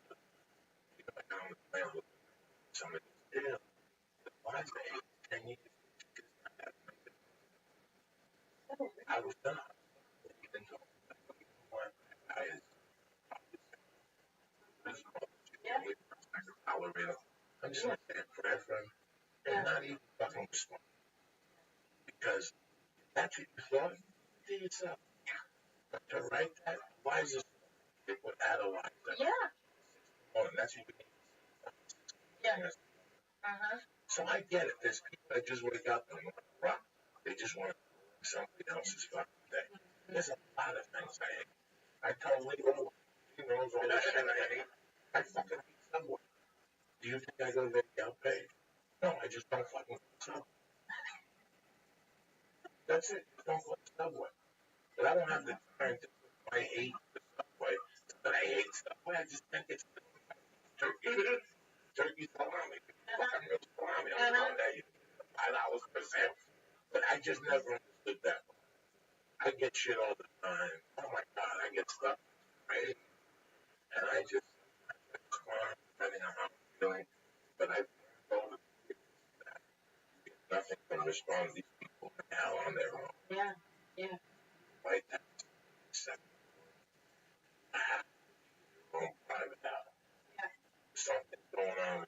You don't even, you're going out. You're going to give the finger of the light. Not going out and shoot. Yeah. That's a day you. So, Yeah. you see it on the. I got shot at for life. You don't know what that fucking guy told you. People just having fun with having a bad day. I just left the house with my wife. We had an argument. I got a gun in the car. This guy cuts me off and gives me the finger. You don't know. Right? Or thinking. I just never understood the whole internet. I hear a lot of it's good that they have an opinion. Like I've heard that people have that argument that it's either they love you, or they don't care about you. That's bad. Do you agree with that, or is that? Well, it's also most people who are going to voice their opinions are the ones who didn't like their experience. And I had a friend tell me this a long time ago. And she was talking about if you go out to a restaurant and you enjoyed yourself, you don't have to go tell everybody about it. But if you went and had a terrible experience, every conversation that next day you talk to, be like, oh, we went to the such and such and it was terrible. Let me tell you about it. You want to vent, you know? But if it was just like, yeah, it was good, you're not going to talk about it the next day. You know what I mean? Like what a fucking if I drive up the biggest, whatever the examples, the way up, I stop and I eat tacos, best tacos. When I see you, could be Mexican, I'm going to, by the way, stop by that fucking place. It's the best tacos in the world. But you know what I'm saying? People like tacos. Yeah. I'm going to let them know that it was tremendous. I went to this place that salmon, sushi, fucking chain. Like sushi, you know. But I don't think you need to, if you're paying them, they say something. It's just indifferent. From a publicity standpoint, if you kill somebody, it's the same, but no, I don't know. Every publicity is good. Publicity, I don't know. It must be frustrating. Not even like responding to things, but it's just both of you make a large part of your emotions on the internet. You can't escape it. No. Yeah. So it must be. I don't look at the comments from the podcast. Oh. I don't look at none of those comments. I look at the comments of the broken people from. I have a job to do. I don't even need to do that stuff. I try to have a good day. I try to be safe. Have a great weekend. Getting out of that room. I can't. Sometimes you wake up and some guy hits you with a remark like that. Think good day. Yeah. Okay, mood stuff. Back at whatever. I just pray for him. That was your prayer. It's like the brain part of me and the bull part of me wants to be like, yeah, you're bashing me, but my name's in your mouth, so whatever. But then at the same time, it's still kind of hard. And I'm the same way. I don't read my reviews or my comments or anything. However, recently, I fell prey to, I broke my own rule. And God, I remember why I don't read those things. Because it can really mess you up in your mind where you're on track doing what you're supposed to do, and now, just like you said, this fool who lives in his mom's basement, because she's the only one who can stand up, had something to say about me, like pick me apart to where now I'm insecure, and I think about that one thing he said while I'm on stage. Oh yeah, he said this, whatever, you know, and it's it's like I try not to even read the reviews, but then there's also that part of me that wants to feel validated, like, are people liking what I'm putting out there, you know? But it's not worth it at all. I've learned my lesson once again, not to read reviews, because those aren't people that I care about anyways. Last year, somebody sent me a special podcast, right? I had no joke, because I don't even know there's never like there's no, and I live at that company. And there was another friend that back in public. I hate like co-signing each other. I hate how it's shaped. You shouldn't go in public eye if you're not in shape. And I'm thinking about John Pan. I'm not even thinking about me. I'm thinking about John Pan. Thinking of John Pan. But these guys, they don't even know what they're coming from. So why is it? Yeah. What is he saying? Well, it's right. Yeah. No problem, God. Yeah. Netflix special. It's called Not Famous. That's right. October, the beginning of October. All those specials. All my specials, I have 3 specials. They were all on Netflix. And my new one's Not Famous. Right. It was Almost. yeah, just back to my home, back to my room. You do it once a year. No, You gotta stop also every 18. yeah, I can't, I don't write material fast enough. I told these people, stop. Yeah. It will be a 3 times. What? And I finally realized it. I saw you in Columbus in January. So I went home like my own thing. Nice. Yeah. Today I told you. I don't want to go after this. I do like 15 months to almost 2 years. I try not to do 2 years, but like 15 to 18, that's my money spot right there, where I feel confident enough to come back with. You might hear some of the same jokes you've heard, but there's gonna be a lot of new stuff, and I'm dealing with that now because my special is out, and so now people are seeing and coming to my shows, but I'm still working on writing material. So some people don't understand how stand-up works, and some people think you're just making it up on the fly, and that's just what it is, and then other people don't get that it takes time to come up with a new hour of material. And just this past weekend, I did a great show. Like, the crowd is so into it. They're having so much fun. Baltimore. They're having so much fun. I'm having fun on stage, because there's some of the shows where you're in robot mode and you're saying your material, and then there's other shows where you're like, I love what I do. You know what I mean? Killing it. This drunk lady in the front just was doing too much, and had to escort her out. Okay, time for you to go. See you later. Thanks for coming. And as I'm dealing with that, some guy yells out, "We've already seen this show online." And it was like towards the end of the show, everybody's had a great time. You know what I mean? And it was like, one, the audacity you have to yell out something like that. Clearly, you don't understand how comedy works. But even your insult is not even accurate, because half of my show, I know for a fact, haven't heard, because I just wrote this stuff about my new house that I just bought a couple months ago. I filmed my special last year, so I know this.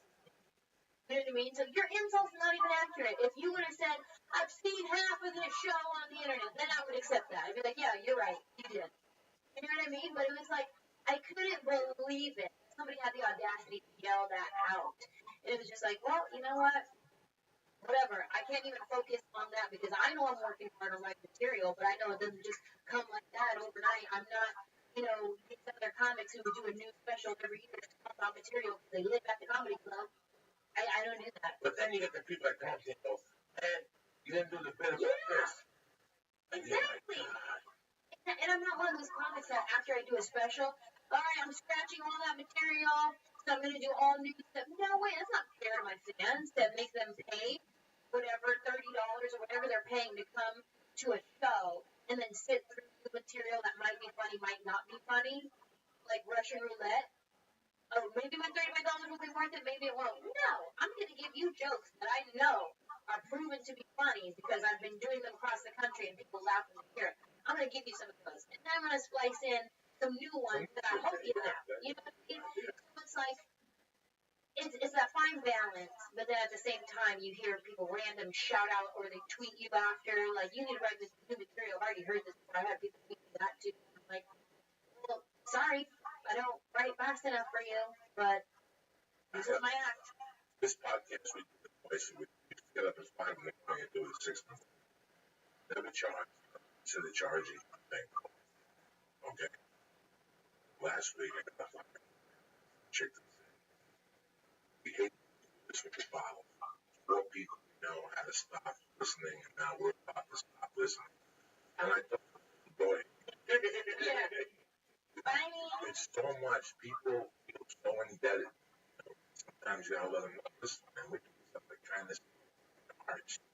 Yeah. You know, you have to take a picture of them, call my buddy. Wait, listen, I got 100 people with me. If I take a picture, I can't call your fucking buddy. Yeah. I shoot a short. You know, it's always the demands. Listen, take a picture. Like, Or if you don't, if you don't come out and take pictures, then there's that too. Well, I paid $35 to see you. You can't even come take a picture. No, you paid $35 for the show that you got. Did you not have a good time in the show? Yeah, I had a great time. You're welcome. Even exchange. Even exchange. And the internet, listen, with the internet, they want more, they know more, which in a way is great. Okay, for some people, it's kind of weird. Some ways, for some people, it's great. That was my child show. Brand, I know these people, they've been coming for the last 3 years, I've been to Minneapolis. Friends of friendship, happy birthday, Bobby Sharon, Texas, some friends of relationships.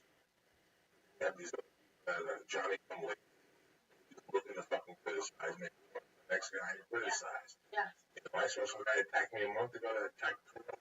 The nicest guy in the world. He didn't even say nothing. The geeky guy. This guy was attacking Corolla. So people that they think they attack people. Not on the internet, but then it also happens in real life. Because I've heard this. People always, when you're in the public, that happens. But then people just trying to get noticed in their life, like yelling. Something that I've always really liked that I saw when I was younger, like yelling at restaurants and at servers. What? It does something to my insides because Yeah. It drives me crazy. Oh yeah. But then then you talk to them. Like sometimes I will respond on Twitter, and they just people get so into it. Well, they don't eat the words. So well, kind of, but all they wanted was to get an interaction, to get noticed, and then like I'll see it a lot with people. Oh, much love.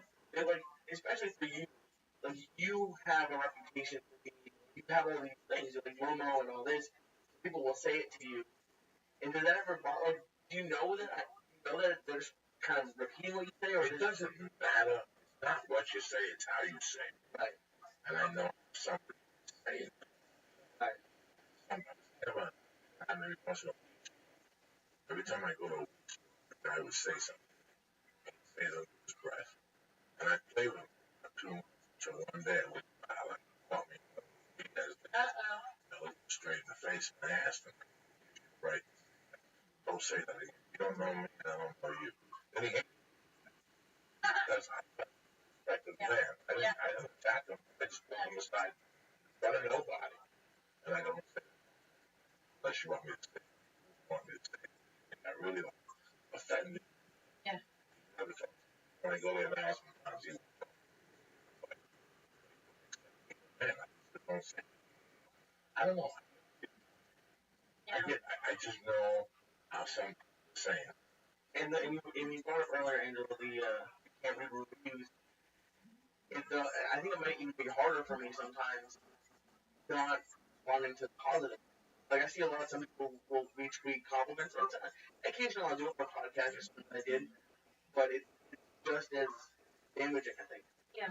Caring too much about the positive thing. You totally hit it right on the money because it's one of those things where like when that happened, when I had read those reviews on Netflix that were just terrible, and immediately, and I was so surprised by it because as soon as my special aired on Netflix, my Twitter was flooded with love from people. People who had never heard of me, fans who were like, "We've been waiting for this special. You didn't disappoint. This is your best one yet."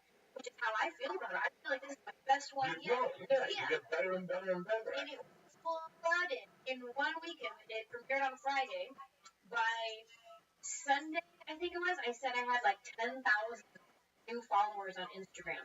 I had hundreds of tweets from people that were just like, "Oh my God, this was hilarious. I'm showing all my family," like all kinds of stuff, right? So that when I went on Netflix and I saw terrible things that were written about, I was like shocked. I was like, "Oh, wait, what?"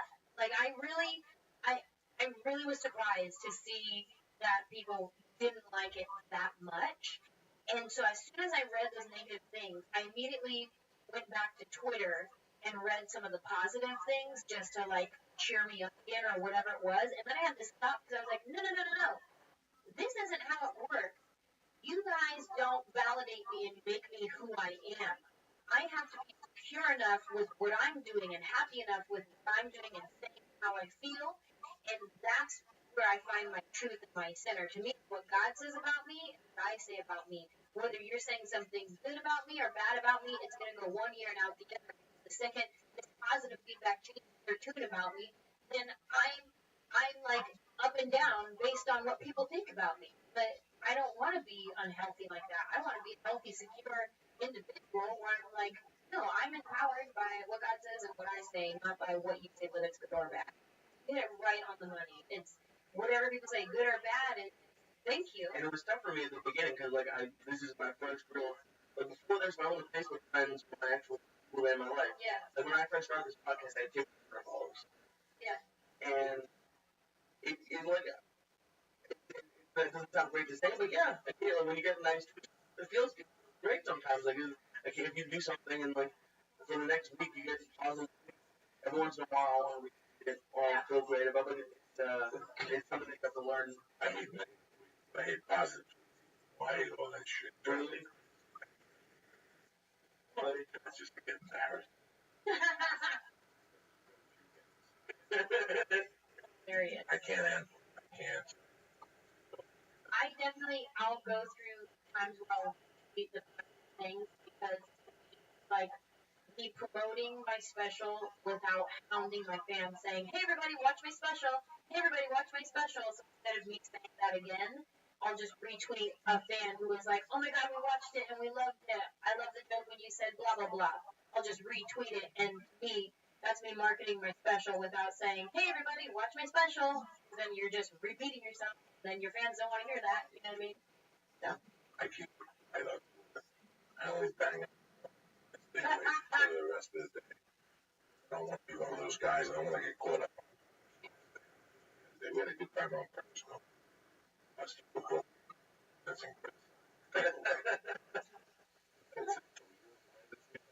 San Jose.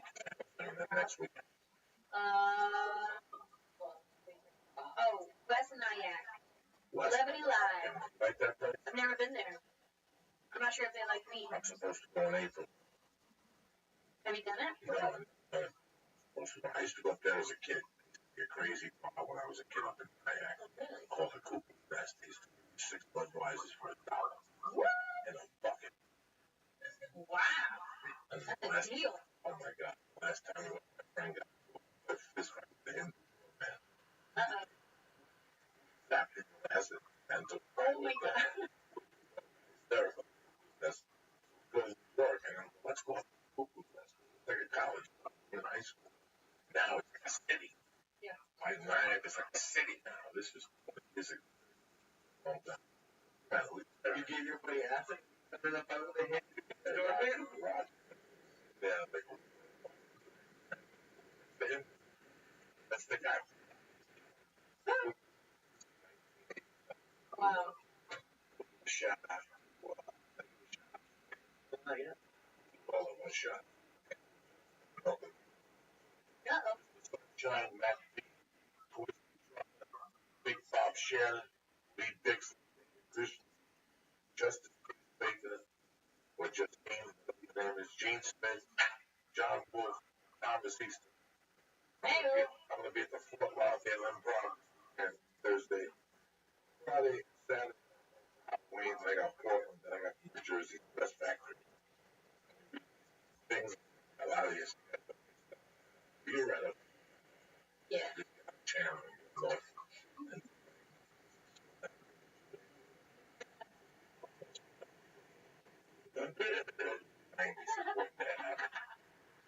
We'll see. Your hands on top. But I tell you, we all know how sexy confidence can be, and that confidence comes from being comfortable. How great that it feels underwear and riding up. Not the family gets it. That's why we created the world's most comfortable underwear daily dose of confidence.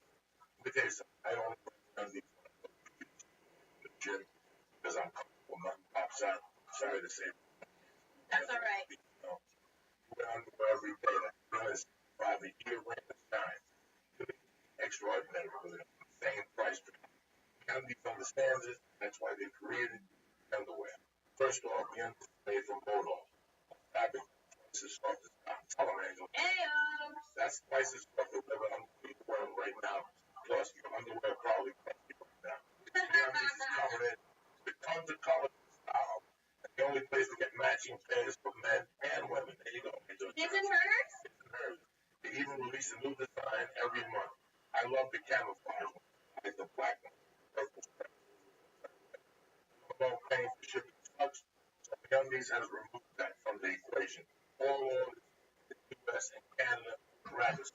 MeUndies has a money back guarantee. You don't love the first pair, you get the second one.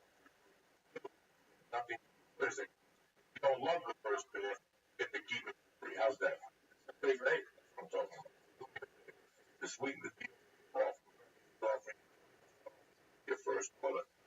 MeUndies.com/Joe. That's a special offer for all my listeners. Make sure you go to MeUndies.com, get 20% off your first order, and let them know who sent you. Also, free shipping in Canada, How do you spell that? States. MeUndies, and then Undies, capital U-N-D-I-E-S. I'm really gonna go get. I really enjoy it. I come for working out together. Now I'm saying it's too tight. Iron Man. Mobile really enjoy it. What happened? That's what Look at all my sheets. I didn't know about that. Somebody said read it on the Undies sheet. Also, while your supplementation, go to Addict.com right now, whether it's the heck protein, the chocolate, the brands, to the Alpha brand, 100% money back guarantee. Alpha brand, 100% flagship of the company. Also, that's what I'm going to take tonight because I'm going to look at it. I didn't work out today. I'm busy all day. Got this else tonight after the baby falls asleep.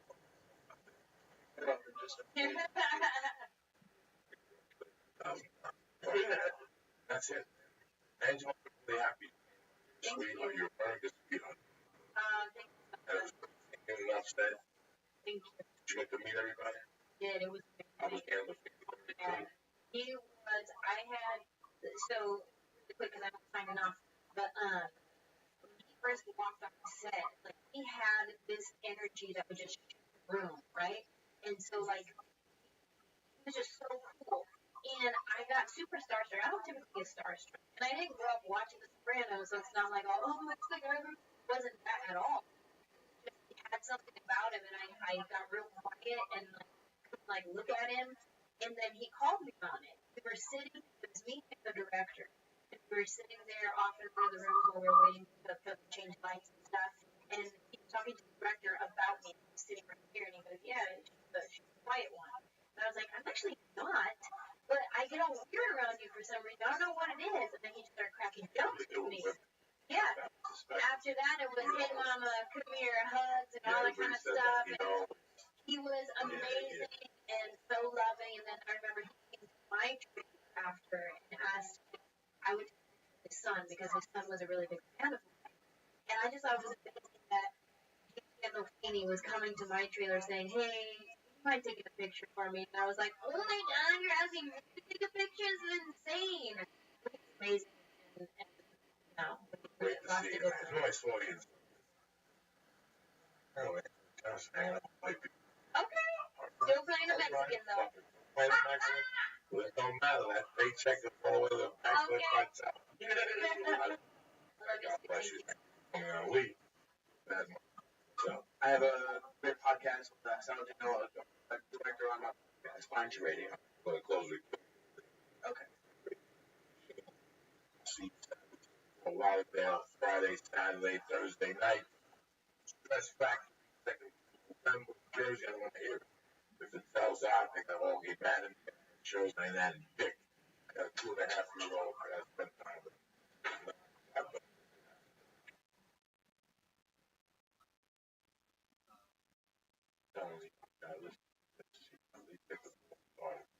Right.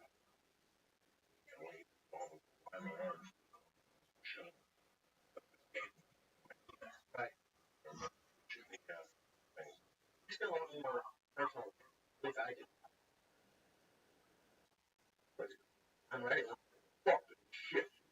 October 26th. Halloween week, trick or treat, motherfuckers. This show is brought to you by Club W. What is Club W? Club W is the best way to get wine. Brand new club, and when you go to Club W, fill out a questionnaire on their site, and they send you 3 bottles, or as many bottles as you want, of great wine that's unique to them. They are the only people you're going to get their wine from. Go to clubw.com/Joey right now. Get 50% off of your first order. That's right. Club W is offering our listeners 50% off your first order. clubw.com/Joey. Stop wasting time and money and messing around every order. Start drinking wine that you know you're going to love. clubw.com/Joey. Show is brought to you by Onnit.com. Go to Onnit.com and go to church to get 10% off all the great products. Go to naileditlife.com and over Joey Diaz to get 20% off your favorite on the market. And they're also makers of those cookies tomatoes in California. And go to naileditlife.com. Better change and longer lasting than cigarettes and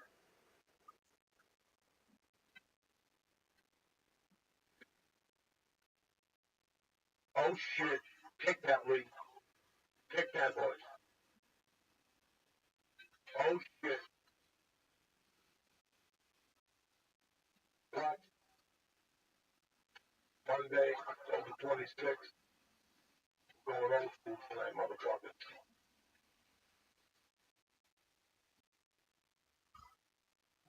Are you fucking kidding me or what?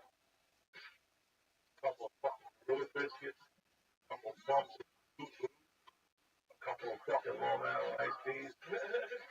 Jump it up and down and go, this motherfucker. Yeah, what? Oh shit. Keep it motherfucker. Right here. And I was a senior in fucking high school. Yeah. That's how old. Pick it up.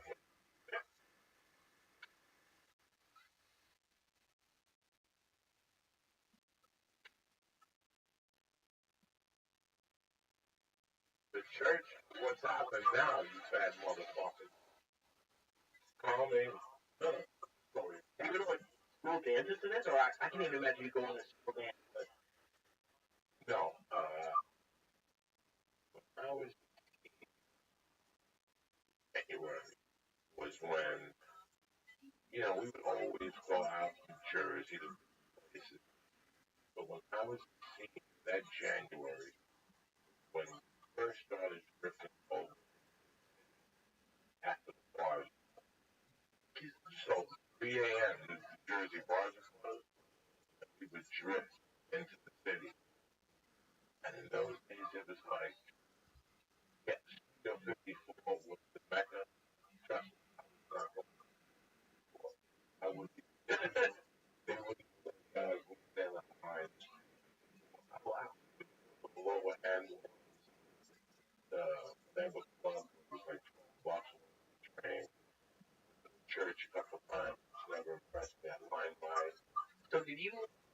talked to them before how they used to have paper. You those was it just they let you in or? Yeah, no, they were group. They would protest event. As in those days, as long as they were covered, that's all they gave a fuck about. Now they scrutinize you. They'll take the ID from you and call 911, call the cops. Yeah, they They'll fuck. Don't quick get up. Fuck. Take the ID, try to speak to a club, but these people take their jobs fucking seriously. They're running $10 an hour. Nice. You can get the ID. Don't come back. Don't bullshit. Now they put people out of line. 911. Is it worth the aggravation? 30 years. As long as they were covered, man, you showed me that. The ID you showed me. Thank you. Okay, what am I getting? I don't get $10 an hour. I give a fuck. right. I mean, You that's follow me? yeah. Same fucking principle. And did you know? Because like when I was going to high school, it got around Right. that a certain tennis they couldn't go. Right. Yeah. This is the same thing. Okay.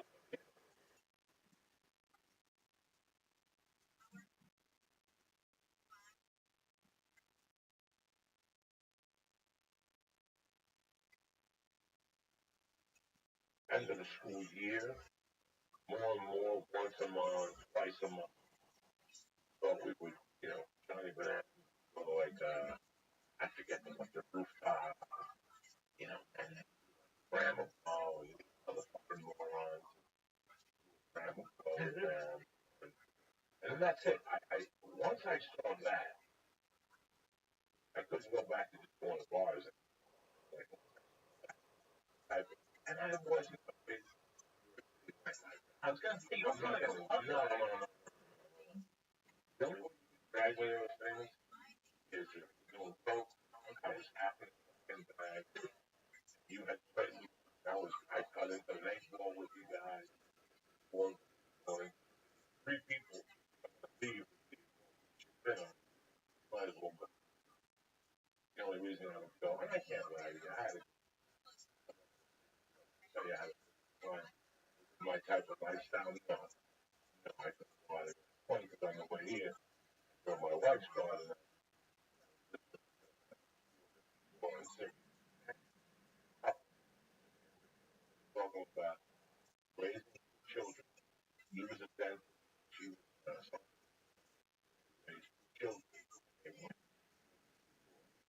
one actually left the kid, mother was home, and stand on the couch, being home and time. That point, once, and he was holding just out. I did go to one time, but in 19, that was done. I went there with some friends of mine and some bad. What do you think as like a relatively parent person for every night? That's why. Be the judge somebody. Well, I like when you're hearing that, like, are you saying it's awesome?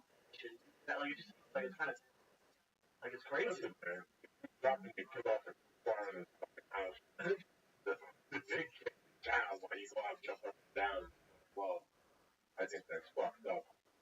But I can't judge it. But on the other hand, if my mom says, I got everything covered.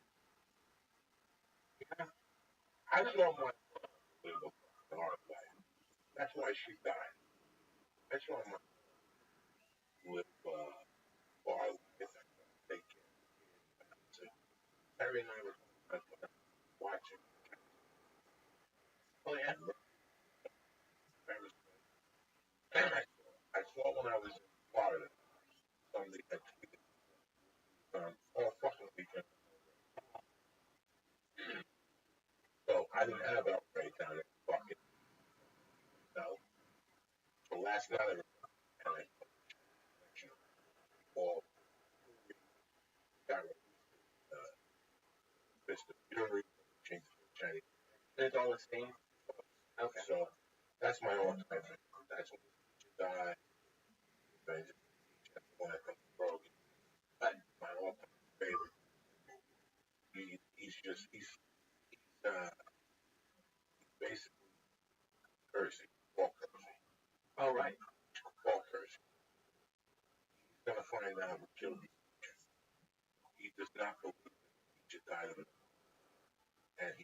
plays that role, when I tried to explain it there on Joe Rogan podcast with how intense came on the scene. Like, you see what Brian DeGrassi's doing now? Right. The internet and everything. It was big out. Nothing. So I came, one day I'm at my friend's house, my cousin, Alfuello, and every Sunday night the show used to be green. And at the end, some Chinese guy was bitching out the fuck out of everybody. The kid in the house was losing their fucking mind, okay? They start throwing kids back, and the parents like, oh, yourself. Combat was on, a back patrol, one of those, which a lot of you youngsters never even understand. Like, old show, rap patrol. It's fucking cheese, the desert. So at this point, how many? Three. ABC, NBC, CBS, and Spanish stations. You gotta have a hanger behind your TV with aluminum foil and shit. Cable, no nothing. So do you think he would have been as popular now? Oh my God. He was popular with three channels. Okay. So all of a sudden one day, I don't know what the fuck the show is. I know the show's called The Greenhorn and it's a Chinese fucking dude. So at the end, he just karate chops everything. Okay. And one day he disappears and I get involved in a thing called Life. Okay? He gets taken off the air in 68 or 69, which puts me at 5 or 6. I'm involved in this thing called Life. When you're 4 and you want to kick and they're telling you can't kick, you see a fucking Chinese dude on TV kicking people on Sunday fucking nights, you lose your fucking mind, okay? Right. So then this fucking Chinese guy disappeared. Alright? I went out with my life. I got into baseball, disco, Sticky Charlie. I got into all that shit on the 48th. And then one day, he reappeared in this fucking movie of him flying through the air. And I'm looking at this guy and I'm going, I know this guy. And then talking to the kids on the street, they're like, yeah, that's the motherfucker, So the first movie was called The Big Boss, which they switched to Fist of Fury, which is him. He goes back to work in an ice factory. His mother sends him to fucking planet.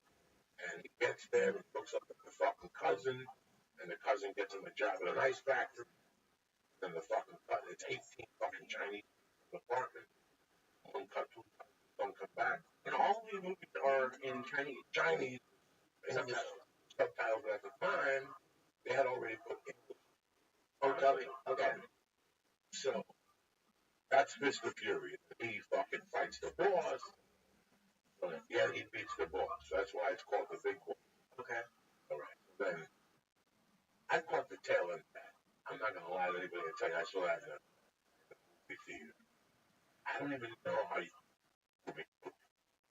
I think didn't it come on? I've heard it just came on TV at a certain point. It had a wait or something. Excuse me. Then something miraculously happened.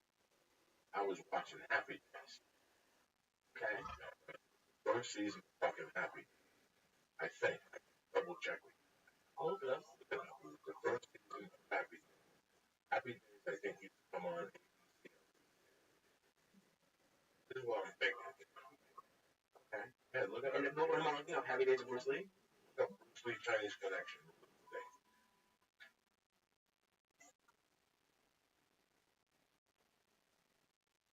It's gonna say 71 or 70. Right? It was released November 7th.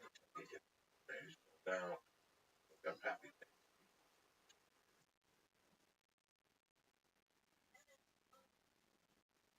74 to 80 years after. Unless you caught it at like a. No, we were watching something else. We were watching a different type of show. And what you got for Sacred High School for Boys was you got out of school at 2, and then you went to study hall at 3:30. And then at 3:30 you went to the dormitory, you changed. What is 6? At 6 you went in for dinner. At 6:30 you went back to your room and did for a half hour. What time do you think it was? What Tuesday? I don't know. Because on starting at 8, temperature rising, and then ABC Movie of the Week starting 8:30, Crazy. and then Mod Y50. See, that's CBS. Yeah, that's CBS, and then NBC was Bonanza, the Bold Ones, and NBC. Wow. That shows Sunday night and the other one. And there used to be a Sunday night fucking. And then there was the ABC went from 8:30 until when it ended, and then the CBS started at 9:30. So there's two. You maybe start on one of those. No. What I'm saying is the commercial is something that Okay. well, we gotta watch TV. Right. All of a sudden, here I am in the moment. The bottom line, it's 30 fucking kids. 8 and 9.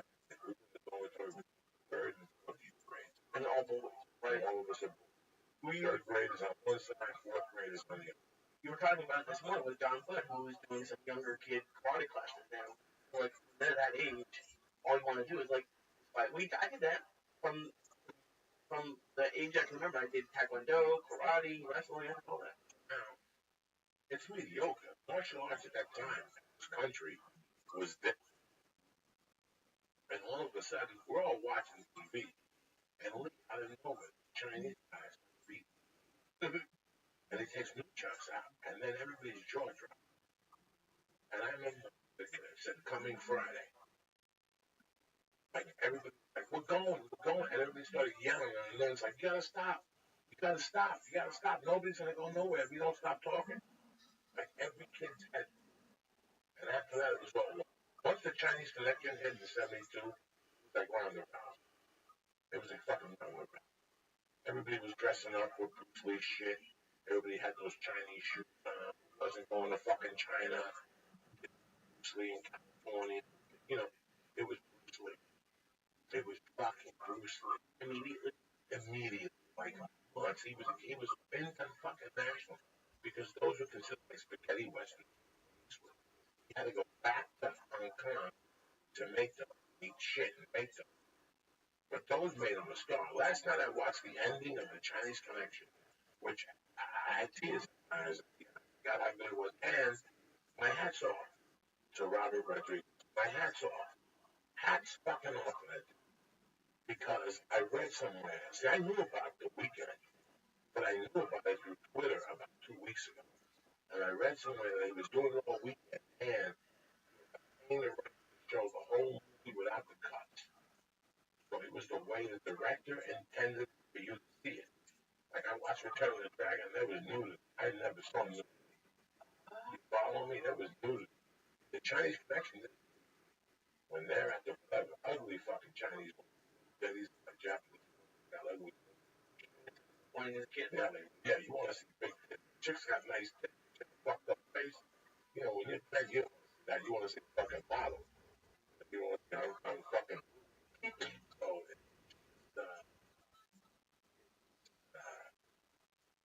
what really fucked me up last night, that fucked me up a couple of weeks ago, because I'm trying to write an intro. I was thinking of something. What really fucked me up when I got left out. I never realized it how much it really made me have to do myself. Just do this thing I say. I had been out of Catholic school 2 years. The deal, I was telling Thursday, you gotta be kidding me. When I got out of Catholic school, right, my mom didn't wake up in the morning. There was cereal, there was eggs, there was bacon, toast and butter, there was soda, juice, and there was money. You do what the fuck you want. By that time, my mom didn't wake up for breakfast. Was she mad that you left Catholic school? No. My mom felt I was old enough to make breakfast. 2 eggs, 2 pieces of bacon, wash your dishes. You know, if you're really fucking hungry, you'll make breakfast. And guess what? Taught me how to make 2 eggs. And then a friend of mine taught me how to make a cheese omelet. American cheese, and that was it after. Never fucking made an egg again. Cheese omelet. 2 eggs with milk. I don't want to soft, and I fucking make an omelet. But that wasn't the only thing. She was like, if you want to wear those pants, I do laundry twice a week. But if you want to wear those pants, you got to do those for your own laundry. If I want you want to wear them more than one day a week? yeah, like my mom's like, if you want those, if you want those Wednesday, you want to wear those Friday, it's not going to happen because I'm not doing laundry till Sunday. So I'm going to do laundry like Sundays, Tuesdays, and Saturdays, and Saturdays. So she was like, it's not going to happen. You want the fucking pants that bad? Wash it. But guess what, Lee? I know how to wash my pants. You have that in the house? No, I had a wash and dry right in the house. Wow. We had the line outside, the whole fucking thing. Spanish people. So put a line outside. So by that time, that was the treatment I had. Like, you're older. Yeah, I'm not going to wake you up at school. I'm not going to wake you up at school. And there was a couple times I was late, and she was fucking furious. Like, fucking furious. You know, she didn't believe in that shit at all. But then something happened. I got left back. So the rope she had given me, that backfired. But I couldn't tell her. I couldn't eat fucking shit. There was no way. No way I was going to eat shit from that mom. There was no way. It was the roughest shit to eat. She knew how to shovel it. She gave me that rope and I fucked up. That means I never beat it. So I hit it from her. So guess what I had to do? I had to step my game up. I had to step my game up to cover everything. So I had to fucking get A plus. So there would be no misunderstanding. So ever since that time, I was always a student without even thinking about it. Just, I said, yeah, you can't get like B's in class listening, taking little books for 45 minutes. You deserve the fucking stuff.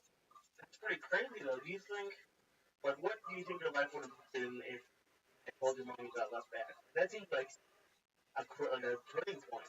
Well, but, you know, actually, I went to Fort Lauderdale. I saw some kids. One of the kids I always see that is this kind of really go back. That's second. That's third to fifth grade. Okay, his dad refrigeration repair service. Okay. And he was friends with my mom and my stepdad. He did all the excuse sons. Me and the video on a kid named Mikey and a kid Supita. After Bruce Lee came out, us four severed because Supita and Mikey, both their parents, both superintendents of the building, which means they had access to the building, basement. We would go to that basement, dress up karate guys, and beat the fuck out of each other. Forms and hang bags, fucking iron palm techniques. You always have a hookup. All through life, you have a friend who does this. Who were the kids? How does that even happen? Who were the fucking kids? Their parents ran buildings. So we had access to basement. You're a fight club. And we had like a motherfucking fight club. But we didn't beat each other. I can't. But there was accidents. People got kicked in the balls. Time to time you get aggressive. You know, it happens. Don't mean these are your fucking goombas. You're not there to hurt them. You pick up the trucks at that point? Yeah. We did everything. Everybody walked around with bumps on their head because when you first learn the loop jugs, you whistle, rock your all the time. All the time. You fuck your elbow up, fuck the back of your head up, you fuck your head right here. Oh my God, you fuck yourself in the jaw. That's why I gave up on the back of the elbow and the fucking back of the. I don't know how many people walk around after college because they had new checks there. They fucking bounce them off their head. But he created such an impact. But I was thinking about Sibilio Pino. This is the saddest. I told my wife this was sitting there. I gotta be fucking honest. 1972. Right? We were in 1972. That fucked me at 9. And again, 1972, ladies and gentlemen. So I want you to close your eyes for a second. How different life was and how slow it was. Yes, there were perverts. Yes, there were fucking gay people trying to get their dicks up. There was everything. Not to the magnitude there is today. But my mom would let me walk. How far is it from Rock Lancashire, you know what? Be a blockbuster. There's Jersey nights. Right. How far do you get this from Jersey nights? There's that in Lancashire. At least a couple miles. I would think, because it's like a few main streets. It's like 4 or 5 big blocks. My mom used to 29 Bergen Line, 48, which is about a mile and a half, with 4 kids to catch the 10:30 Chinese connection. So in those days, I would come home on Thursday afternoons after school. Mom would go, "What are you doing today? You gonna stay home?" Hell no. Really? Can't come spend time with mommy? Hell no. I'm gonna come down and hang out with you for fun. I'm gonna get them on and see what.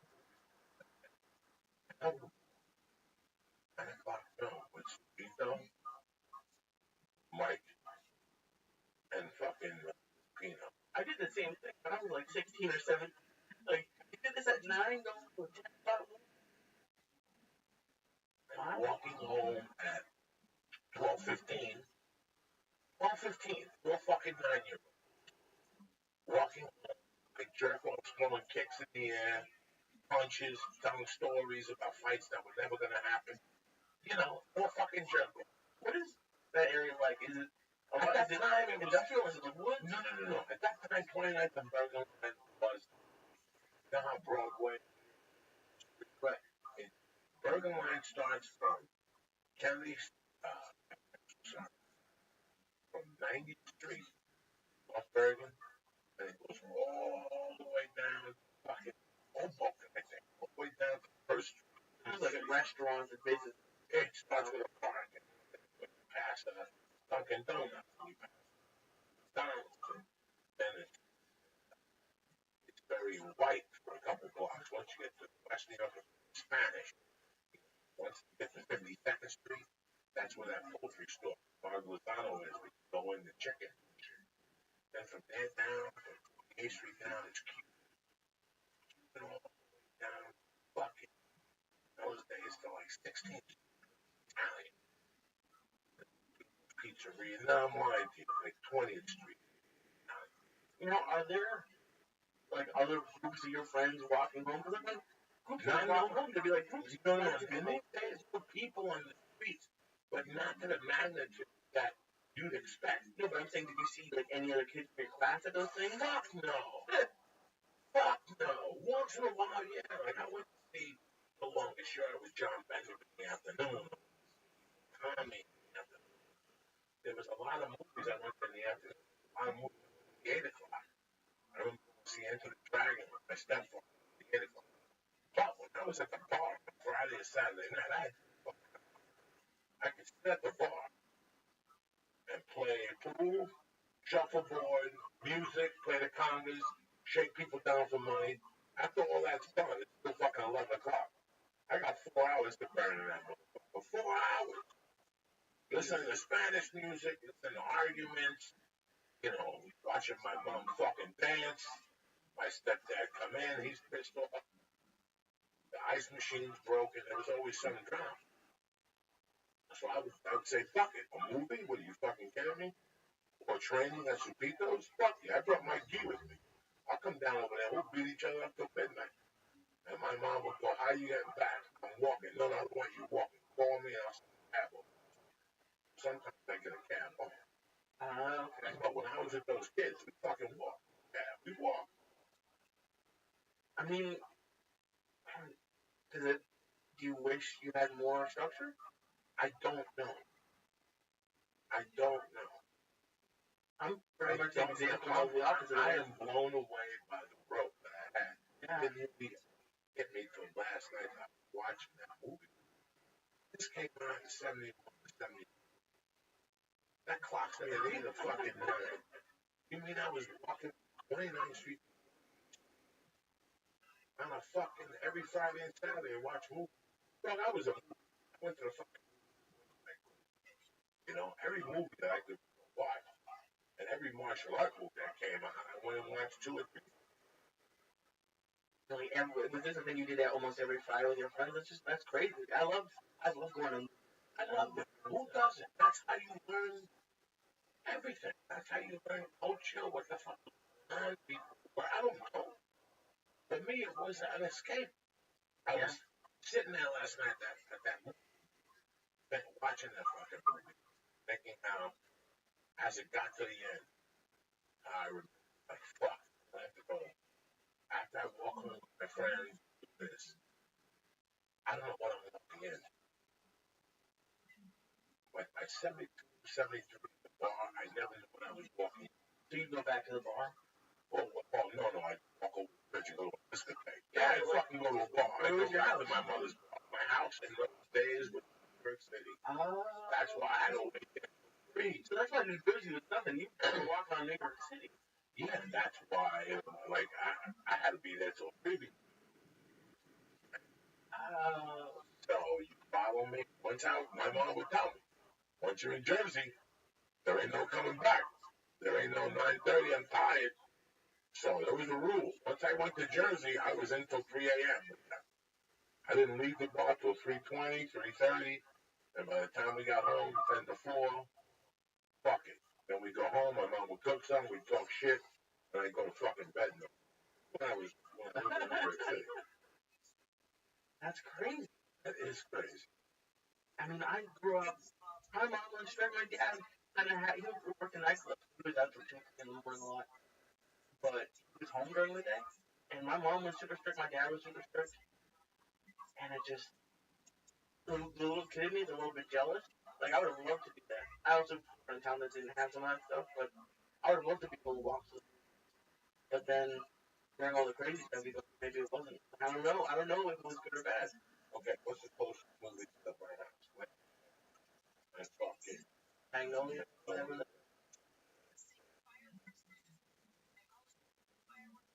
trying to ask me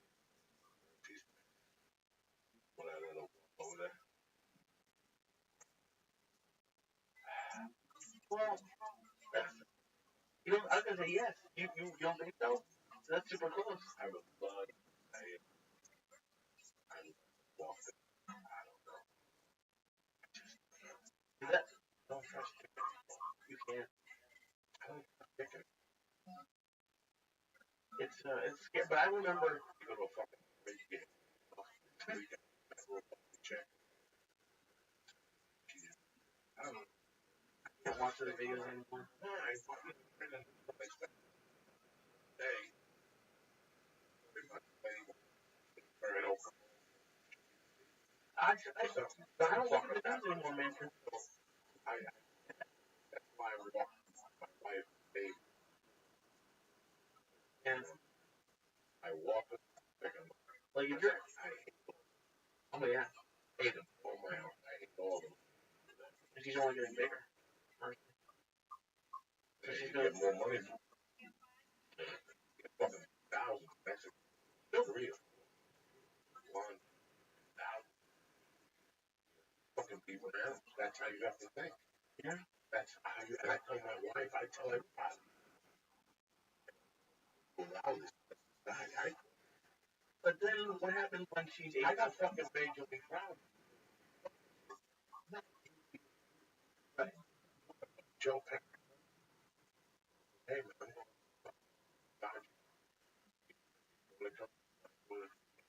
Fucking. I'm gonna fucking pick. Why? Because I just don't know. I just don't fucking. But then what happens when once she turns 18, she goes to NYU, wherever she goes to college, and if she's been garbage her whole life, maybe she'll walk in Harlem and get mugged, and she won't have like streets. That's. I think. I mean, I did stuff like that with other parents, but I think my mom probably wouldn't have let me do with certain parents. I think you'll probably, like right now, you probably have certain kids, moms, dads, you think you'll think. I don't.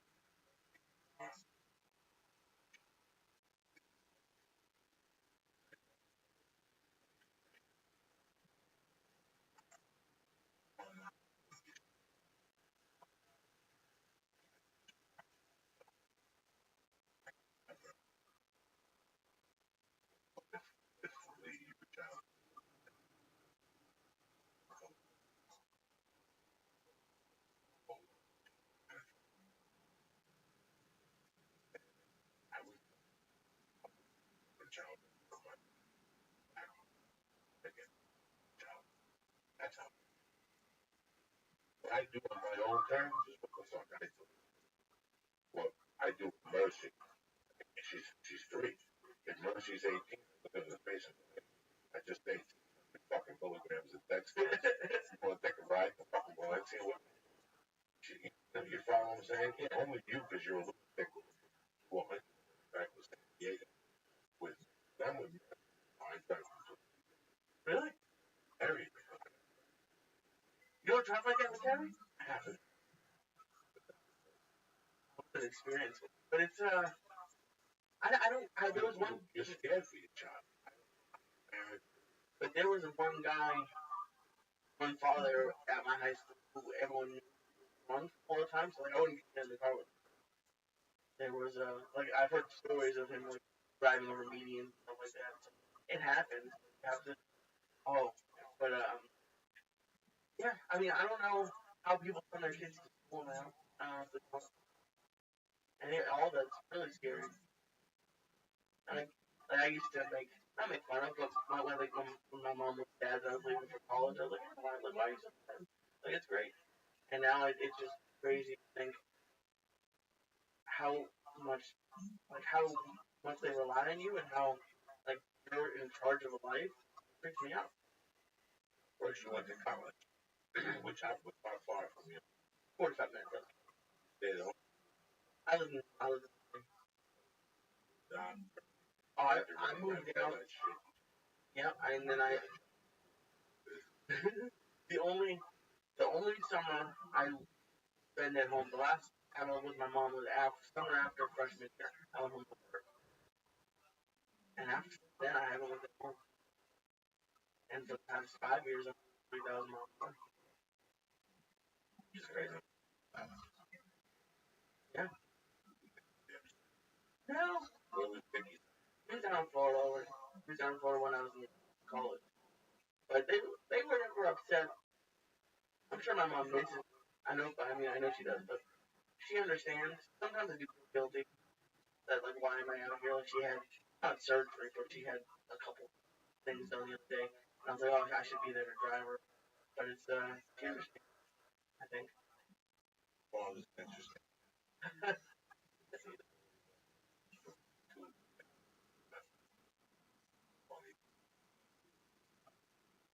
Yes, I think, Now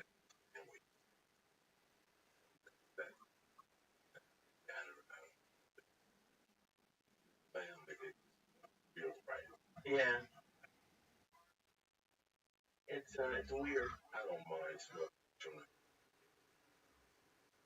but some stuff, like hitting on somebody, and he hit somebody. It just happened to me, actually. You can hear this now. But he called me the day after I had a plunder. I talked about how I know where his phone was. And he called me and was like, told me a story that he was on a show once and told a story about losing his virginity and his parents called him.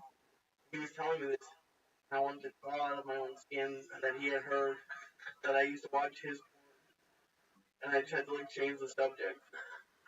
It was the worst. And I mean, at this point, like, you're gonna run into it with Mercy at some point. There's thousands of hours, so it's kind of hard to be embarrassed now. So what? Well, not porn, but I gotta find my desk. yeah, but then you also one. well, you don't have to now. But when did you not log on your computer? You don't go to YouPorn? Yeah, that's all they need.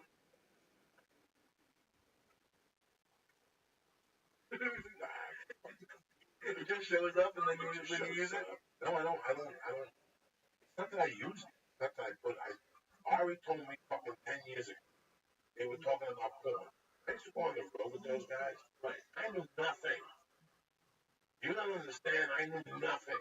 They were talking about downloading, and I would just make believe like, I don't know what's going on. You're doing a ton of downloading. You're like, oh yeah, I download all the time. They wouldn't talk to me about that shit. I'm uploading. I'm downloading. They were talking about downloading. Like, they would be jerk off. And Brian and Joe, I don't know, buffering. whatever the fuck it is. I just sit there like, I don't know. I wouldn't even think of it. I wouldn't even think. They want to my house. You never like have you porn to get masturbate tag off again? No. Really? They talk about all discuss videos. Then at night we get high and go to somebody's there was a show. Yeah. That they showed me. I spent a show. Well, I had a hot man. I lost the code. I still got the same I feel like you had to have a piece of paper in your wallet. Like when somebody the grandmother. I had that mail account. 97. Houston, Texas.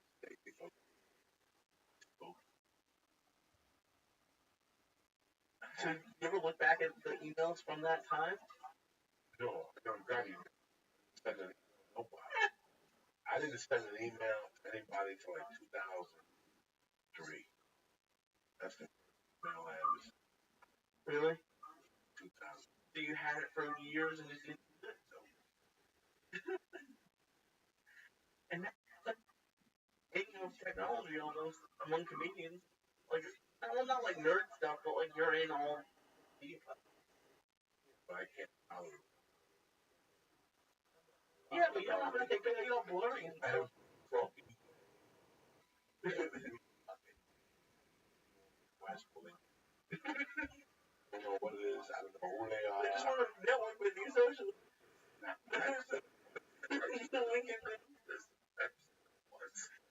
I said it 1,000.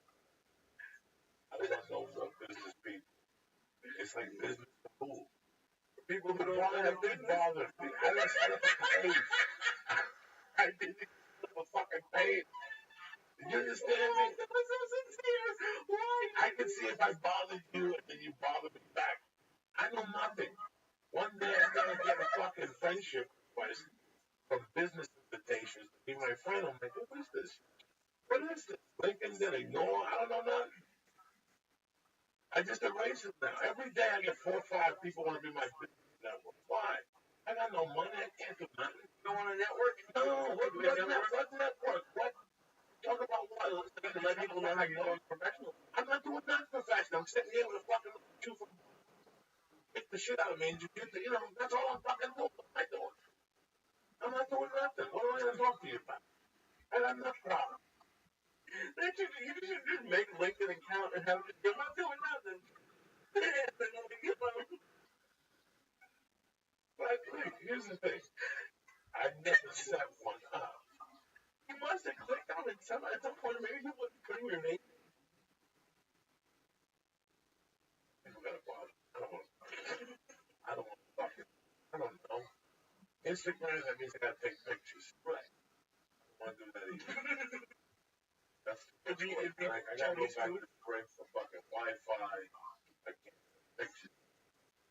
Can't take pictures. Nothing no more. What's the problem? Not really, but I don't really have a choice. Well, there was a lot of fun. Yeah, you said. Thank you for spending time with my dad the way it was. Very cool. Wow. And we brought back crazy.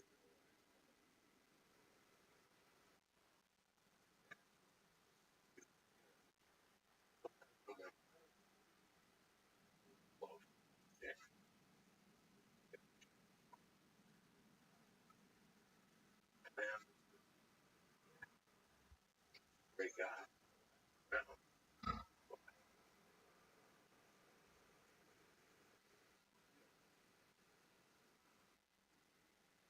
No. You ever hear me having sex with Paula? Like, a couple of times an apartment has popped up, like in the building of Paula's, and I'll see a sound of joke. Hey, maybe let's move in down there. And I couldn't imagine, like, how would we ever get to have sex in the building? That's her mom. So yeah, I love my dad, but he's happy down there. Yeah, he wouldn't work together. I love. No, but I'm not even talking about you. I'm talking about times I see. Some people make it work though. Some people have, like Johnny Rothschild has great work. I don't know where they live. He lives with them. I don't know where they live. Some people make it work. My parents were alive and they have a house. That garage would be the fucking $1 million garage. You understand me? You know, like you haven't gotten married. Motherfuckers need that you don't need.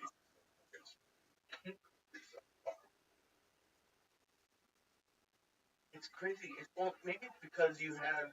Because I didn't have it. Yeah. I didn't have it. Well, nothing I you didn't can have have it, and I wish I had it. I wish. Listen, okay, here it is. Plain and fucking simple. Okay, this is what I wish would have happened. That I had somewhere to stay, no rent. I was 24, 25. That's what I wish. Give me that little jump start. That little jump start. School. I could have done a lot of things. I had friends who stayed at home. But under the right circumstances, parents owned the home. They had a couple bedrooms downstairs. Some families that it doesn't, take the garbage out, on, Right. shovel. So what? And then you stay for 600, 700, all those years that your friends are already getting in debt right after college. I want you to hear me out. You know what I'm saying? Those 2 years after college are fucking crucial. Are fucking crucial. So, okay, you got a gig. Got a gig making pizzas and you valet park and the valet job pays you 300 on Friday nights, Saturday night. Right, so you basically got no social life. Now you're interviewing to get the job that you went to college. But the whole time you're paying $6 a month rent. And you're paying your student loans or whatever. You could defer them for a year or whatever the fuck the deal You is. only get 6 months. 6 months or whatever. So tell me I don't know what the fuck I'm doing. You're 18. You come out when you're 22, 21. Right. You need 2 years, just 2 years in the basement. 2 years that you do your own laundry. You give your mom a 50. Drive your dad to the doctor. Mow the lawn. It ain't too bad, Lee. So what happens if 3 months in you get a job? Are you still staying there? Because that's where I'm like that. I would stay there until I got a little jump start. I would stay there until I got a little jump start. If I go to college and I got a job making 80 grand a fucking year, let's pretend 48, 5. I'm staying at my mother's. I'm staying down in that fucking basement for another 3 years till they throw me out. I don't think it's good.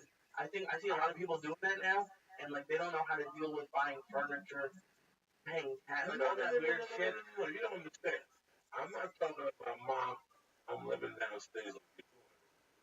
I'm talking about I'm taking it downstairs. I'm gonna paint it. I'm gonna put that shit in storage. I'm gonna wall over there. Rat traps, mice trap downstairs. Cooking downstairs. I'm gonna put a couch downstairs and a bed. I've seen 1,000 of my friends. 1,000 of my friends converted beautiful downstairs basements. Beautiful. You can't disrespect. You can't do blow and bring bitches over there like you like. But you know what? Usually you meet a girl and it all works out. I little cushion always can help you. When I was 20, 22, 20, no idea all I was doing was a cushion. And I had them back then. And I had them. I knew my mom died with the bed. They then took that blew it. I found the running. Okay? Follow me. 400 a month better than 800. Especially when you can sleep upstairs and get a sandwich or get cereal and milk something bail you out in the morning when you're. Yeah, maybe I'm just. And I think No, you're I a different see. kid I now. can see. I can see. Oh my god. Listen, I feel fucking. I feel. I knew I was always going to buy that book. I didn't know what Texas, Texas, Colorado, California. Would be surprised me. Colorado. And I watched a child 6 o'clock, 7 o'clock now. I didn't have the internet, so I had to get the cycle. I know what mine was.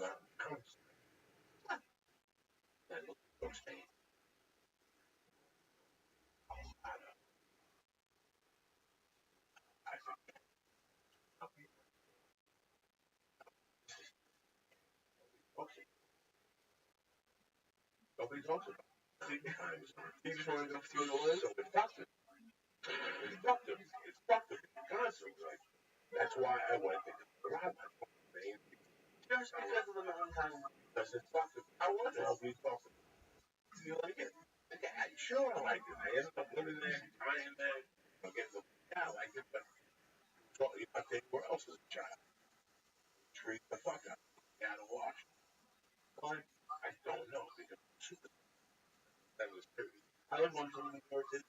Did you? Yeah, there was something about Seattle. Just hearing about Seattle. Great. Yeah. Yeah, but I watched. Yeah. Well, 90 films. So they're from Seattle. Fucking Seattle. And I told you, go home. I'm right. This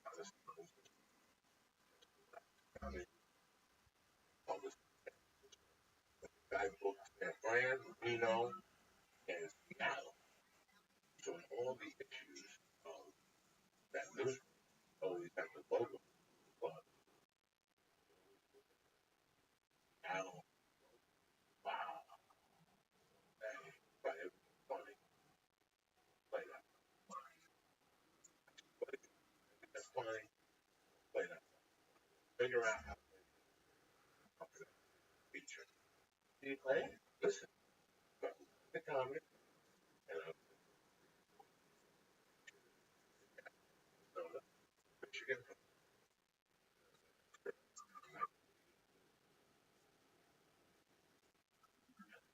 I love the video. Yeah.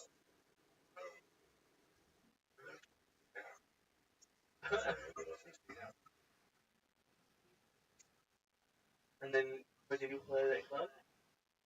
The underground? Yeah. First club I ever did a feature spot at in my life. I had MC before. I had MC the club in Baltimore. I had MC the clubs in Denver. I had MC. You traveled as an MC? Yeah. 300 people for like fucking 19 shows. Jesus Christ. I didn't know that. Michigan hired me. Baltimore hired me. One of the hired me.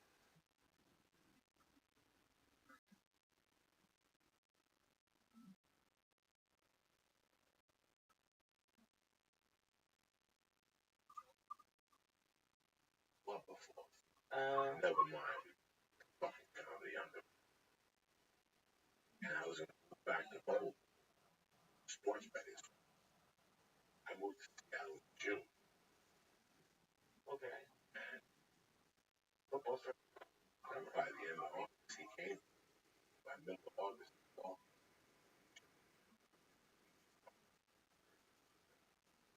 I was like, fuck football. Staying here featuring.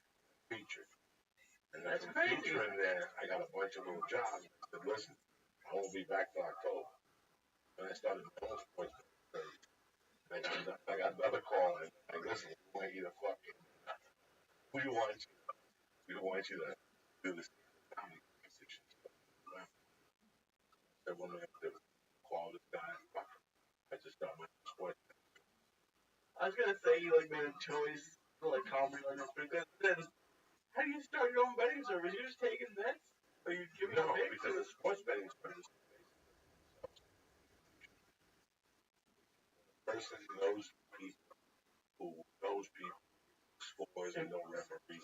And who are your references? I know nothing like that. Like that. I just listen. Just have a listen. When I worked for the sports it was basically 3 or 4 guys made a decision that had been a long time and really the game and made a decision. But one of the things they told me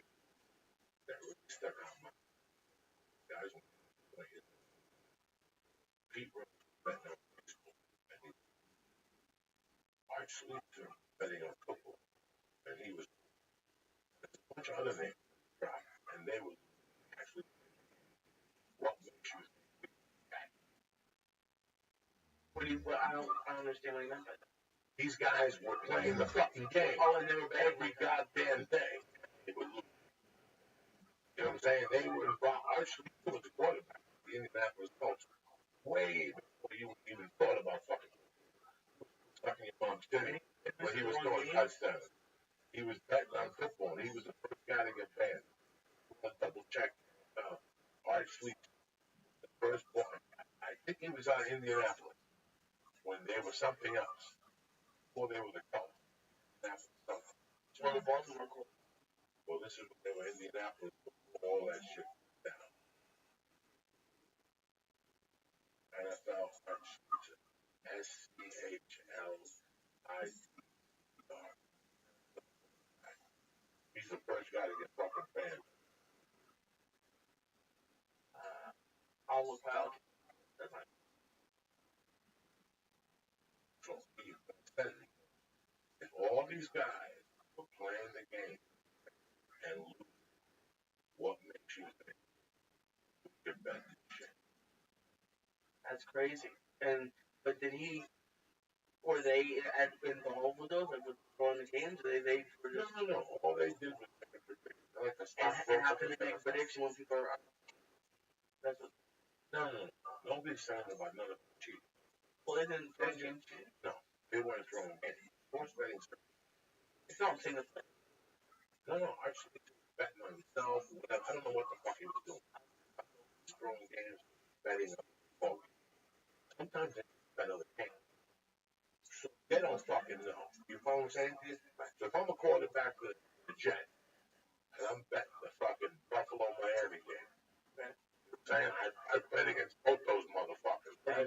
I know both their defenses. I know both those quarterbacks. I've been playing football fucking 7. Be an NFL quarterback. Just don't decide to be a quarterback in college and start throwing fucking darts. And throwing darts is fucking pee-wee. You know this game. All of a sudden, you're fucking junk. Betting. You're gambling. You can't fucking pick a. You follow what I'm saying? If you're an NFL player, you can't pick a winner with nothing. That you can't. Nobody can. Nobody. Right. Stating. Here I am living in fucking. Right? I'm hustling. Videos from hustling. Eating something like that. Mailing me checks on the show. She spends. I got no way to make a living. What? To do sports? How do you advertise it? Okay, basically. Fucking dude knows it works for him. This is crazy. I'm thinking about it 2 weeks because now I gotta stay there.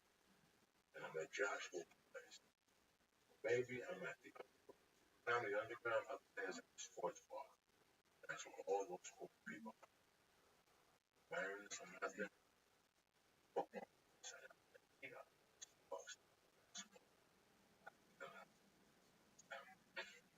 They hung out at the jazz club. I'm not trying to be. Oh, okay. My comedian friend run home. They hung out at a different atmosphere. I don't know, a place where people drank wine. I went there.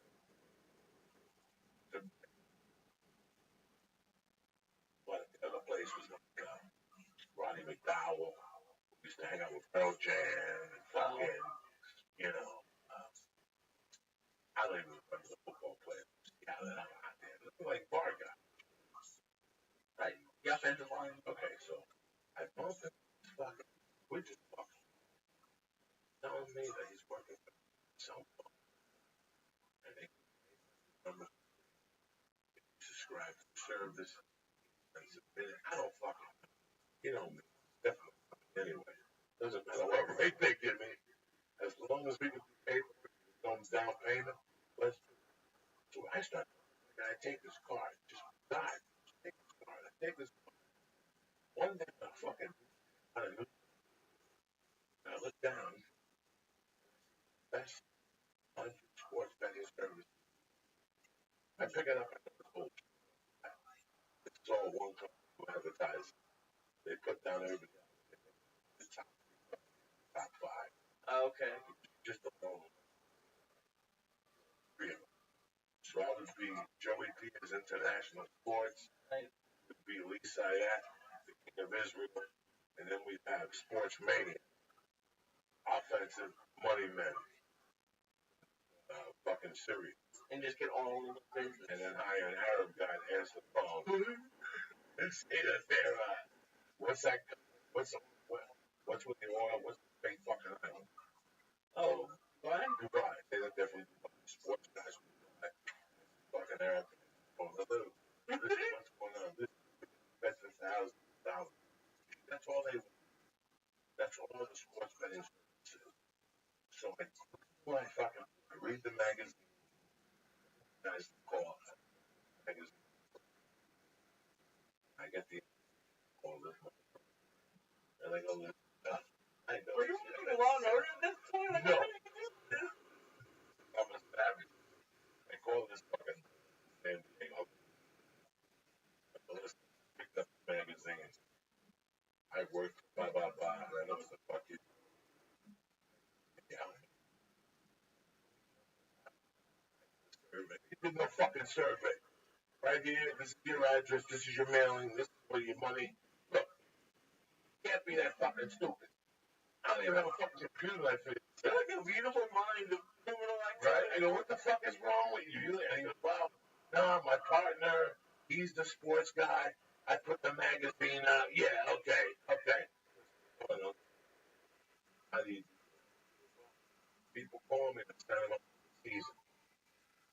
Right there, I knew why the guy was a right there. Right. You don't want to sign. Nobody wants to sign up for this.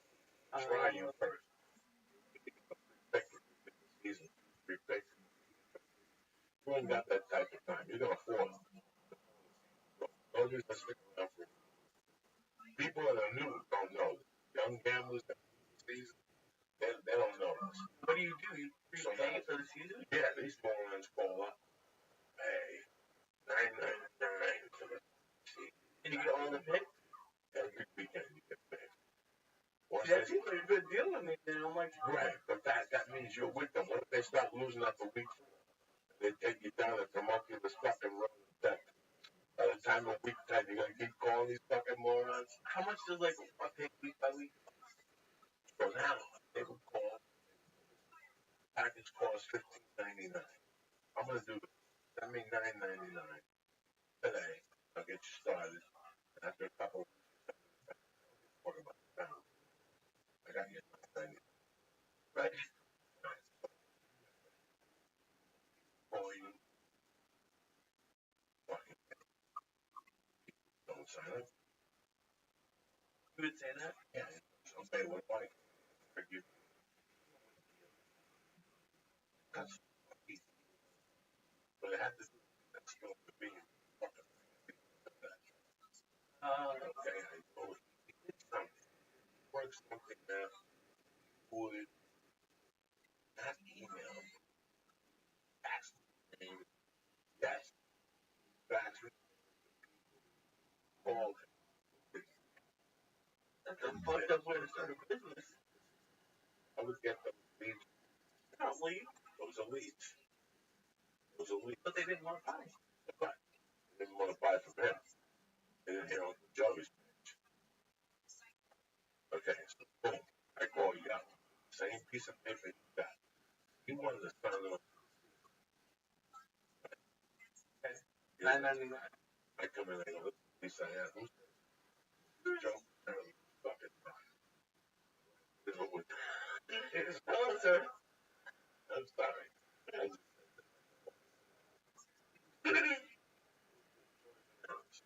Who's Joey Bennett? I work for All Star Sports. Call this. Yeah, I'm not. Hold on. Let me talk to you. Man, hold on. You spoke to my partner, Mike, right? Yeah, but he wanted $9.99 for the fucking seat. That's why I'm calling you. Joe Bennett. Put it around.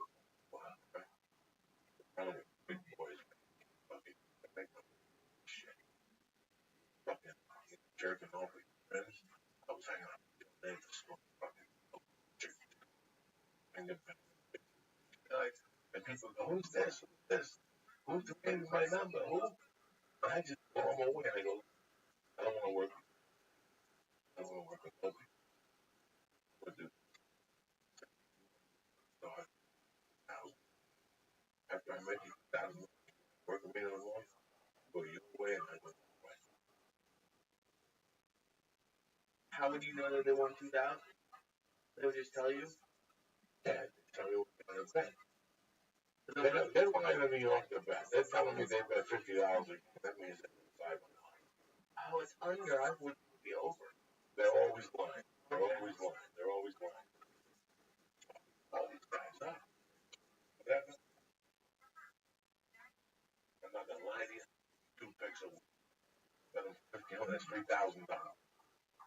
At the end of the month, you're up 12 fucking thousand. How much you gonna like me then? I'll tell you what I'm gonna do. I'm gonna give you 200 for 2,000. Simple. We fucking sign up. I had like 20, 25 people. That means every Saturday. If I was on the road days, which I was, get up. Every client. Oh, okay.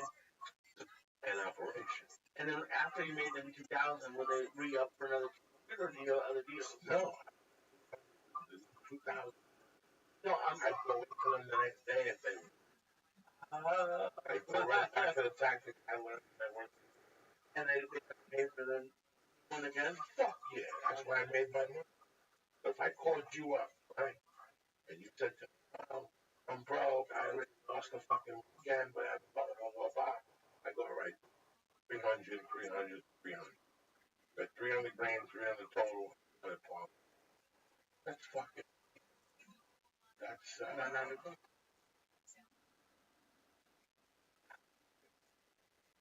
so you're half phone, first thing. Guess what the first call you're gonna make? $1,000. Joey Bananas, oh shit. Great night last night. What do you got for me today? Listen, this is where it gets back. Information I got from fucking Jew. I fell through. I don't know what the fuck happened. That means, what's that mean? I go to an outside source. What's that mean? It means that it's gonna cost us more fucking money, right? I'm not fucking happy. I'm supposed to go on a fucking cruise to Jerusalem and see fucking Jesus and shit. How do you think I feel? I got my grandmother, the mother-in-law, and they go, like, yeah, it's going to cost $1,000. So this is what I need you to do, okay? I just broke it up amongst my partners. Do me a fucking favor. Go to Western Union. What are you talking about? Go to Western Union. Go down to Western Union. Send me $1,500 fucking dollars. Joe, what are you talking about? I need $1,500. Listen to me. You won how much last night? 1,000. But that's not our agreement. Listen, I know you won $1,000. You won $1,000 with $4 information. I'm gonna call this guy right now. This guy got around with his suitcase, bang, up on his fucking hand. Okay? I need fucking $1,250. I thought you said 50. Listen, I'm gonna cut your deal. I need $1,750. Send me $1,250 right fucking now, and we're gonna get the game of the fucking year. You got, and you bet $1,000. Joe, what are you talking about?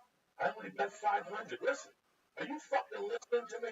You think I would charge you fucking $1,250 if I'm not gonna make you $100,000 tonight? I want you to start. I want you to go to Western Union, send me the $1,250. Call me back with a 10-digit confirmation. Then call me back. I want you to tell me how many bookies you can put $10,000 in. Buy, click. And then what do you say when your team loses? You think I'm fucking happy? The fucking information fell. What'd you lose? I lost $150,000. If you lost $150,000, you know what I lost, you miserable fuck? I lost $300,000. Plus, I'm not going to Europe. Plus, my wife left me for a fucking midget down the corner. Got a bigger dick. Call me with that. So, you ain't got nothing, you fuck. Call me back later, I'll give you the game of the week. And they call you back and you won't anyway. It was funny. I got a envelope.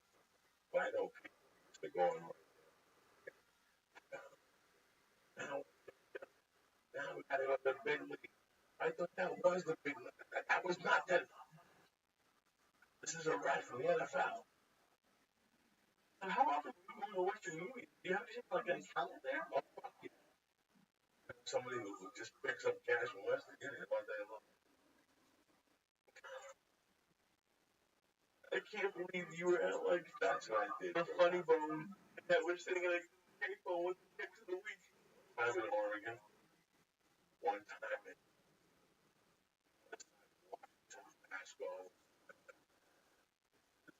Going for it. I don't even think breakfast. What do you got?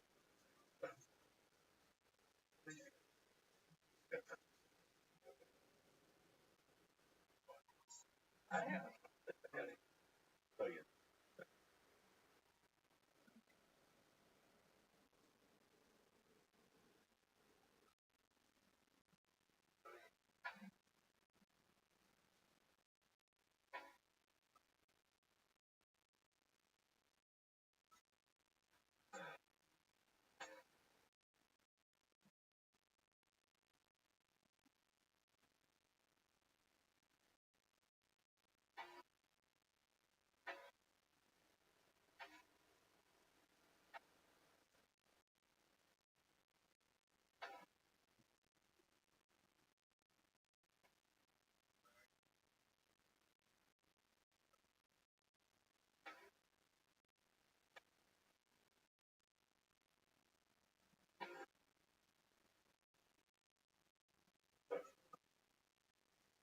Jiu-Jitsu was fun today. That was fun. I like it. Smaller classes. Hassan killed me. We were doing the Anaconda one, the opposite of the Darts. Killed it. And more and better. Shrinking. Muscle. Vision. Able to spirit bumping. Oh, if I ever get a six pack, I'm never. Not even a six pack, just flat. Six pack. Not even packs, just. Well, fitness. Yeah, I don't know what to do now, because like, I put a year into it, so like, my base is on now. I'm probably gonna do something on the weekend. Well, that's work out for. But now it's like $30 a month. That fucking understand that. Yeah. No. It's bothering him not good.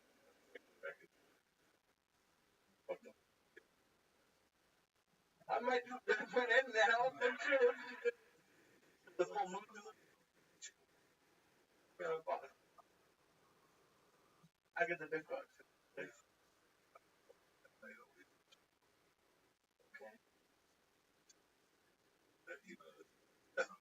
Might as well. Everyone emails me like, oh, 15 milligrams Benadryl. I'm like, no, we're out for the night. We're talking about 625 on a Monday night for no reason. You killed us on Monday. Black kids with open stars down somewhere. Let's do it for a bro. Who gives a fuck? You can't walk on one leg. I won't be walking. Who? I might have to tonight.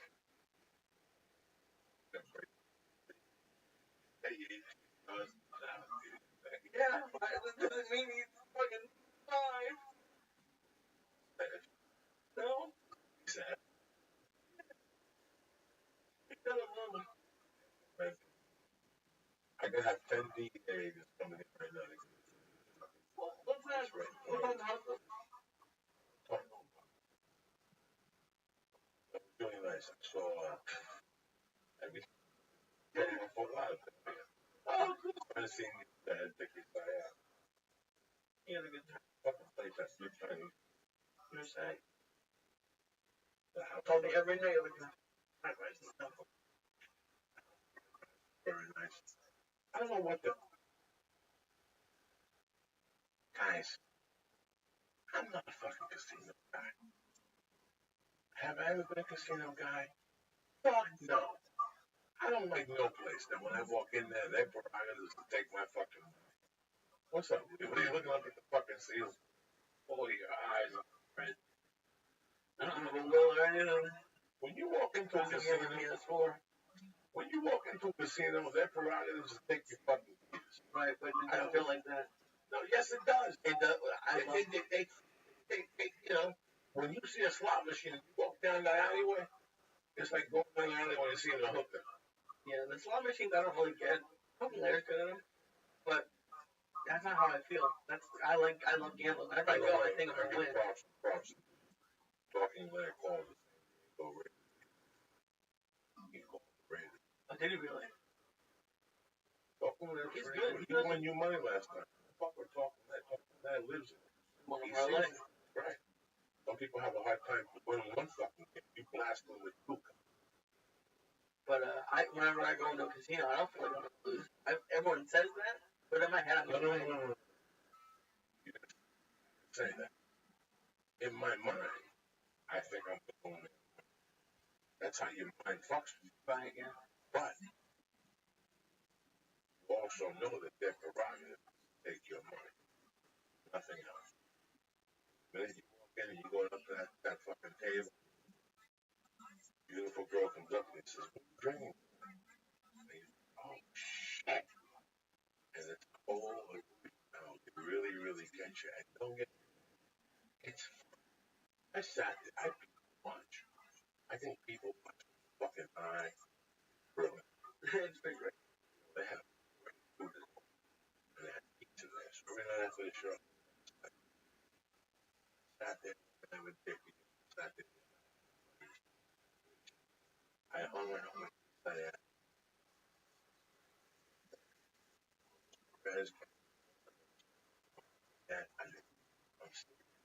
How lucky for people from you.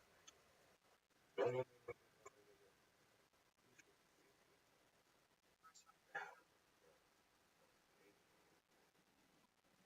Terrence Charles, 38th Street. And it was just conversation. Fucking amazing. The one thing that I realized there is, hey, well, all this shit. My brother, Martin the Flag's brother, boy,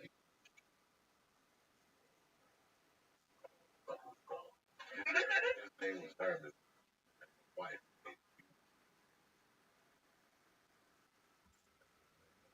basketball.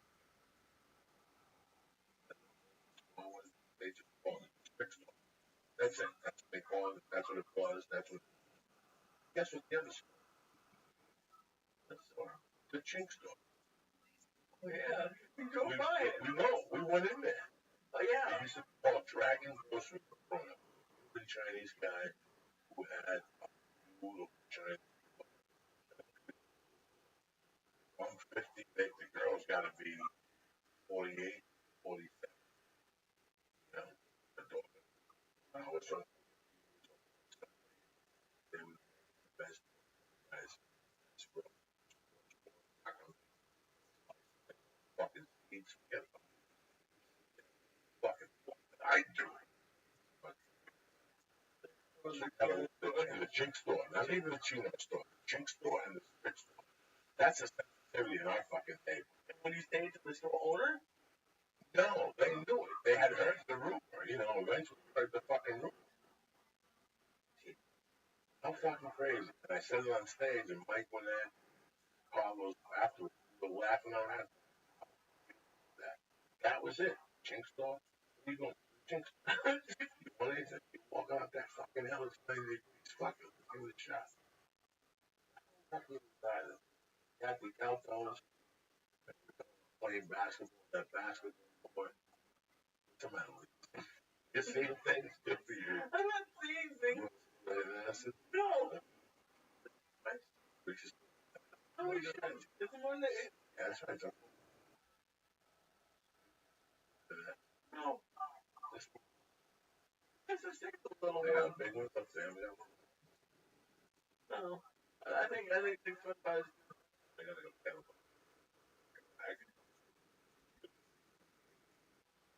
I think that's what's my. And I just figured, Yeah.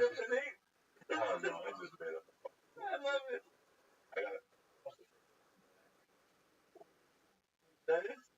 Fuck. Yeah. Fuck. Where's Dr. Amy been? Down there. Right. But now she's got all her clients back. There's some clients are back. They're gonna get active. Told me back in the next 4 2. By next week I'll be on TV. You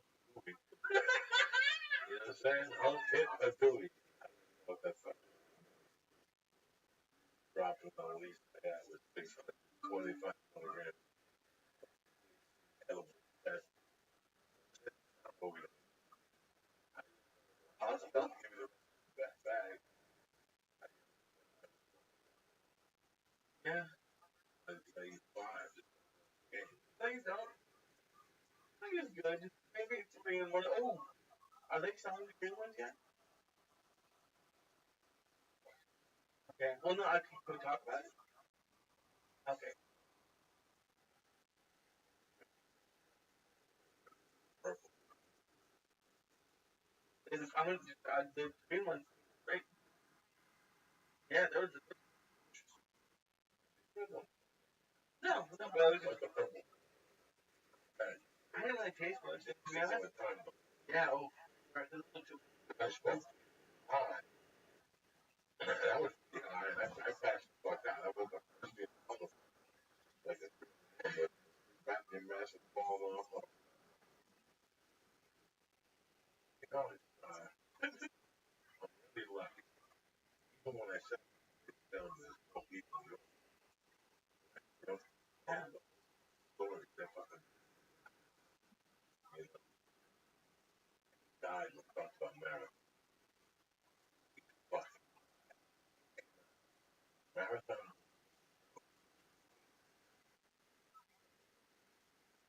I was nothing. I heard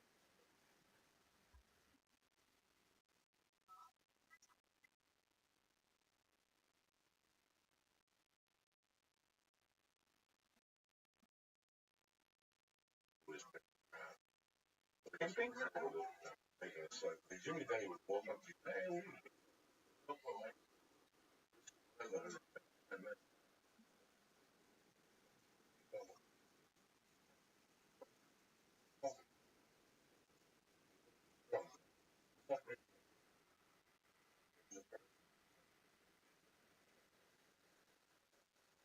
go back to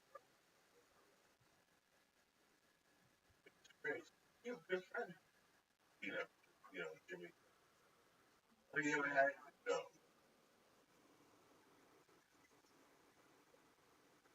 Ah.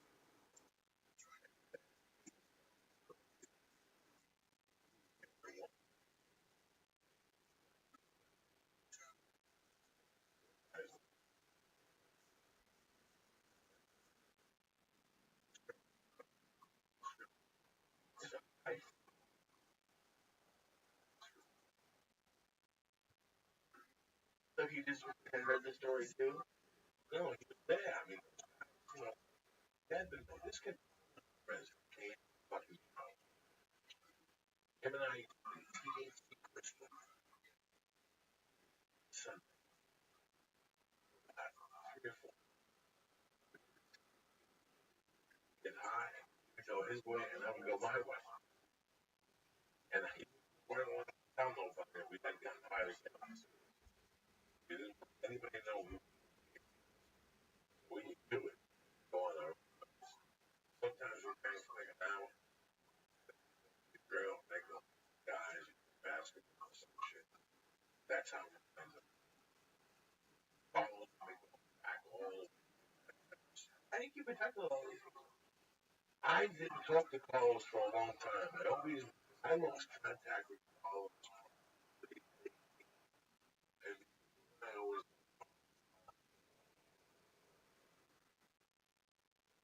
it was just like our bond with that we could only manage that. It was funny. He was down Jimmy. I was tight with Anthony. All tight. Tight with Alabama. Everything. So really tight. And at the end, I, he hung around that was some June. But the story that was bad, I heard it about true story about Boston, a Chevy, Bergen. But they're going a mile from the back. Bobby Bender on the time. Did I ever tell you shot gun at the guy up in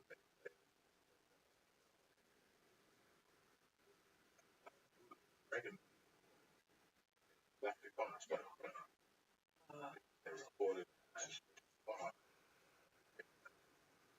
show why I shot. Is it a mile from where you guys live? Yeah, and the Main Street down the fucking mile. No, they No, they were crazy. They were crazy kids. I tell you these fucking stories. Grew up fucking trading baseball cards and baseball games with glove and the ball and all that. When I was 9, we walked to fucking movie theater. I'm telling you that no, weren't fucking or still around. And Kathy Thompson, you know that name? yeah. No one went to the same grammar school. The only outsider in that circle was blah, blah, blah, blah. 5 people at the same grammar school at the same time. Me, Michael, that, Carlos, and Kathy Thompson. Not only that, I was tight with Kathy Thompson's 2 brothers. I was real tight with Paul. When I played basketball, I tapped with line in the window of his house. I could hear it shoot basketball. And it's fucking Is that why? Yeah. That's how back I go with them. That's how back I felt them. She, girl, but when I first very quiet and shy. Rocky not retarded. She was very, quiet, right? And she got married, and I guess fucking she didn't have a life. She went to Kuwait.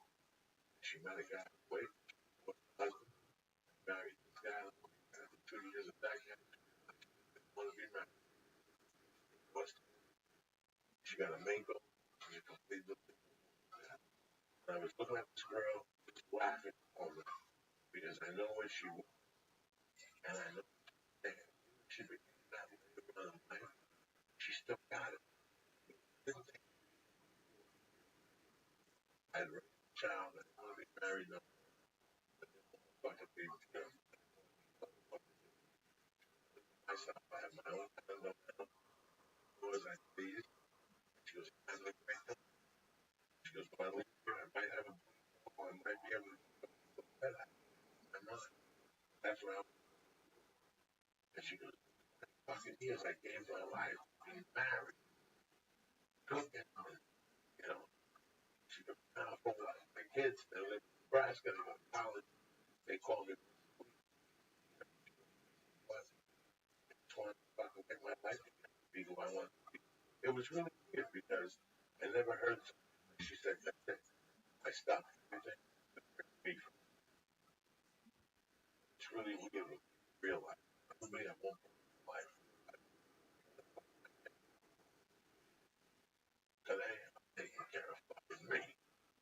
once you get that attitude, life fucking changes.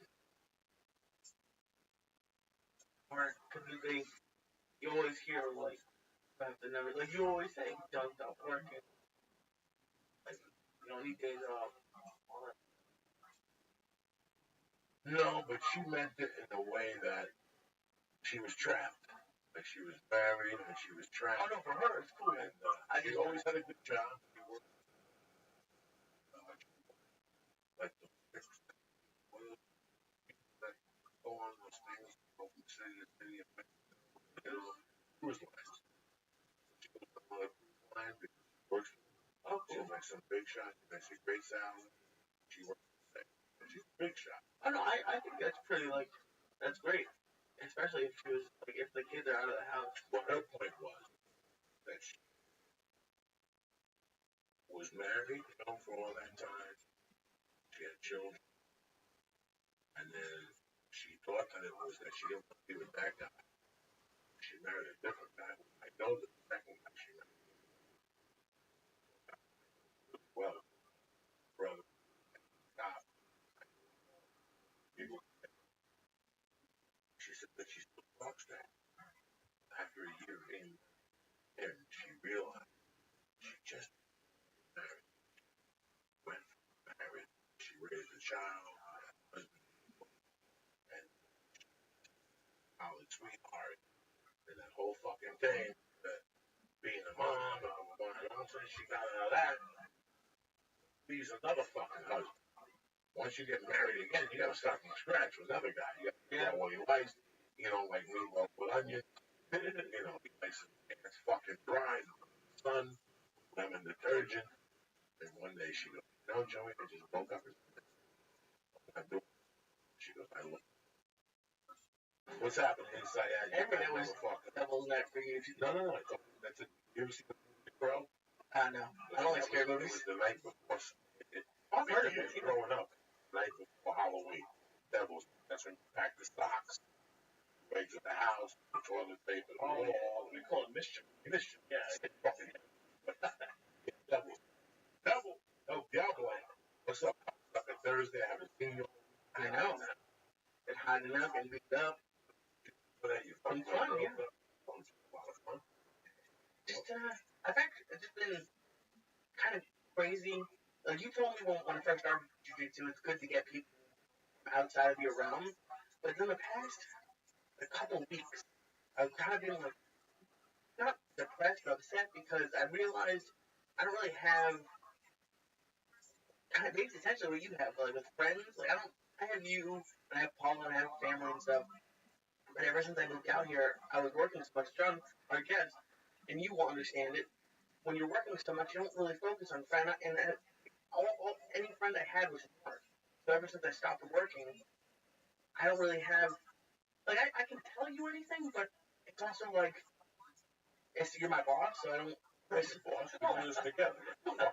Yeah, but in a way, but it's also just like I was thinking about it the other day, John. I don't really have anyone out here who I can like just like defend stuff, just tell them it's Simone.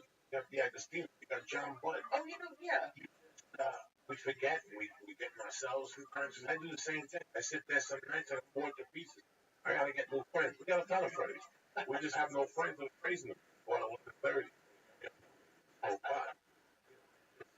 But there's difference between friend and like Acquaintances. no, not even just acquaintances. It's like yeah, Steve's my friend, Steve's my friend, but just like where you can call them and be like, hey, this is what I'm doing. This is what's going on in my life, and I don't know which way to go. Heart to heart. Like I don't have because with my parents, they want me to be successful. They want me so they'll go there that way. Paula is thinking about her future, and she also just has no basis in this, so she's thinking about it. So it's kind of weird. Like I'm in a weird point in my life, and I feel I don't know where to go, and it's like I feel like I need somebody to bounce stuff off of sometimes. A weird point in your life is all in your fucking head. You got no life. It's called life. That's all clear. You got it, you stuck it in, you observe it, fucking move on. I went to a meeting yesterday that opened up my eyes about a lot of shit that made me sad. I was really upset. Upset. I was for that meeting. But I tell you what, I thought about it after my wife went to bed. I made some notes. How can you make things better? How do you make things better? You know, you have no sticking point. You're a 27-year-old young man that has the world by the way. You do whatever you want. You know, you should not have a ceiling. You should not have a ceiling on your career. I never understood that. I never understood how you go to college, you come out, you're 25, and you sign your life away. And one day you're 65, you gotta go watch, and then you go to be, how come you have stories like that, Joey? I didn't live a life like that because I was a sometimes I took chances and I lost. I had repercussions. I know this have $60 on my business. That's the last Friday. But and blow up, fuck you, come on. And next thing you know, rob a purse at the fucking daycare and drop your kid off. You know, that's life. That's life. And you're not in a tough spot. You're at a spot that you're questioning your future. Right. Which, if you don't question your future, you gotta be fucking a dummy. You don't stick to, I mean, peanut butter today. We're gonna eat lots of candles every day and get my kids. You gotta question your future. And it's weird. I was at this yesterday. I was at John's and I saw a 16-year-old kid getting orders from the manager, like an old adult. And I thought about it. I grew up, went to school, went to college, and I had regular jobs. So I've always had someone to tell me what to do. Like the past few weeks, I've almost, I wish almost that someone could just tell me what to do a little bit. No, you don't. Like just, not even, no, you fucking don't. Not even just order, but just like which way to go. But no, not, yeah, I don't want that. This is your life. It's been 25 years of being told what to do. It's hard. It's like, fuck, it's weird. It's what you're used to. Yeah, what you're used to. You know, your mom wants you to be successful, but she also wants you to be, the key word is what every woman wants in relationships, security. Right. Women's whole thing is I need security. They want to know that they're going to be taken care of. They're going to until one day a woman says, fuck you, motherfucker, and she pisses and she goes out on her own, wrong state in the fucking world. Right. And she doesn't feminist, or get a tattoo, say I'm creative. She just fucking goes. And your friends want sometimes in a way what's convenient for them. You know, hey, do whatever you want to do. Let me tell you about what's going on in my life with my girlfriend. They'll just pass on the story. Right. The great thing about me, man, is I'm an old man, and I've been an old man. I was always an old man. A lot of people come to me and ask me, what? How can I tell somebody that I'm the truth? I had the world by the ball, John Bud.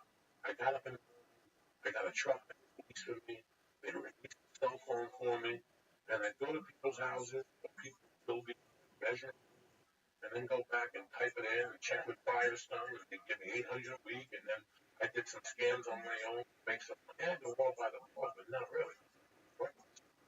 And I was making them money. They weren't splitting nothing with me. They weren't percentage of the profits. They were just paying me fucking salary. Not even working for somebody so much. It's just like telling you what your next step is. Yeah. There's no next step. Life will tell you what the next step is. And you have a split fucking decision to make a decision.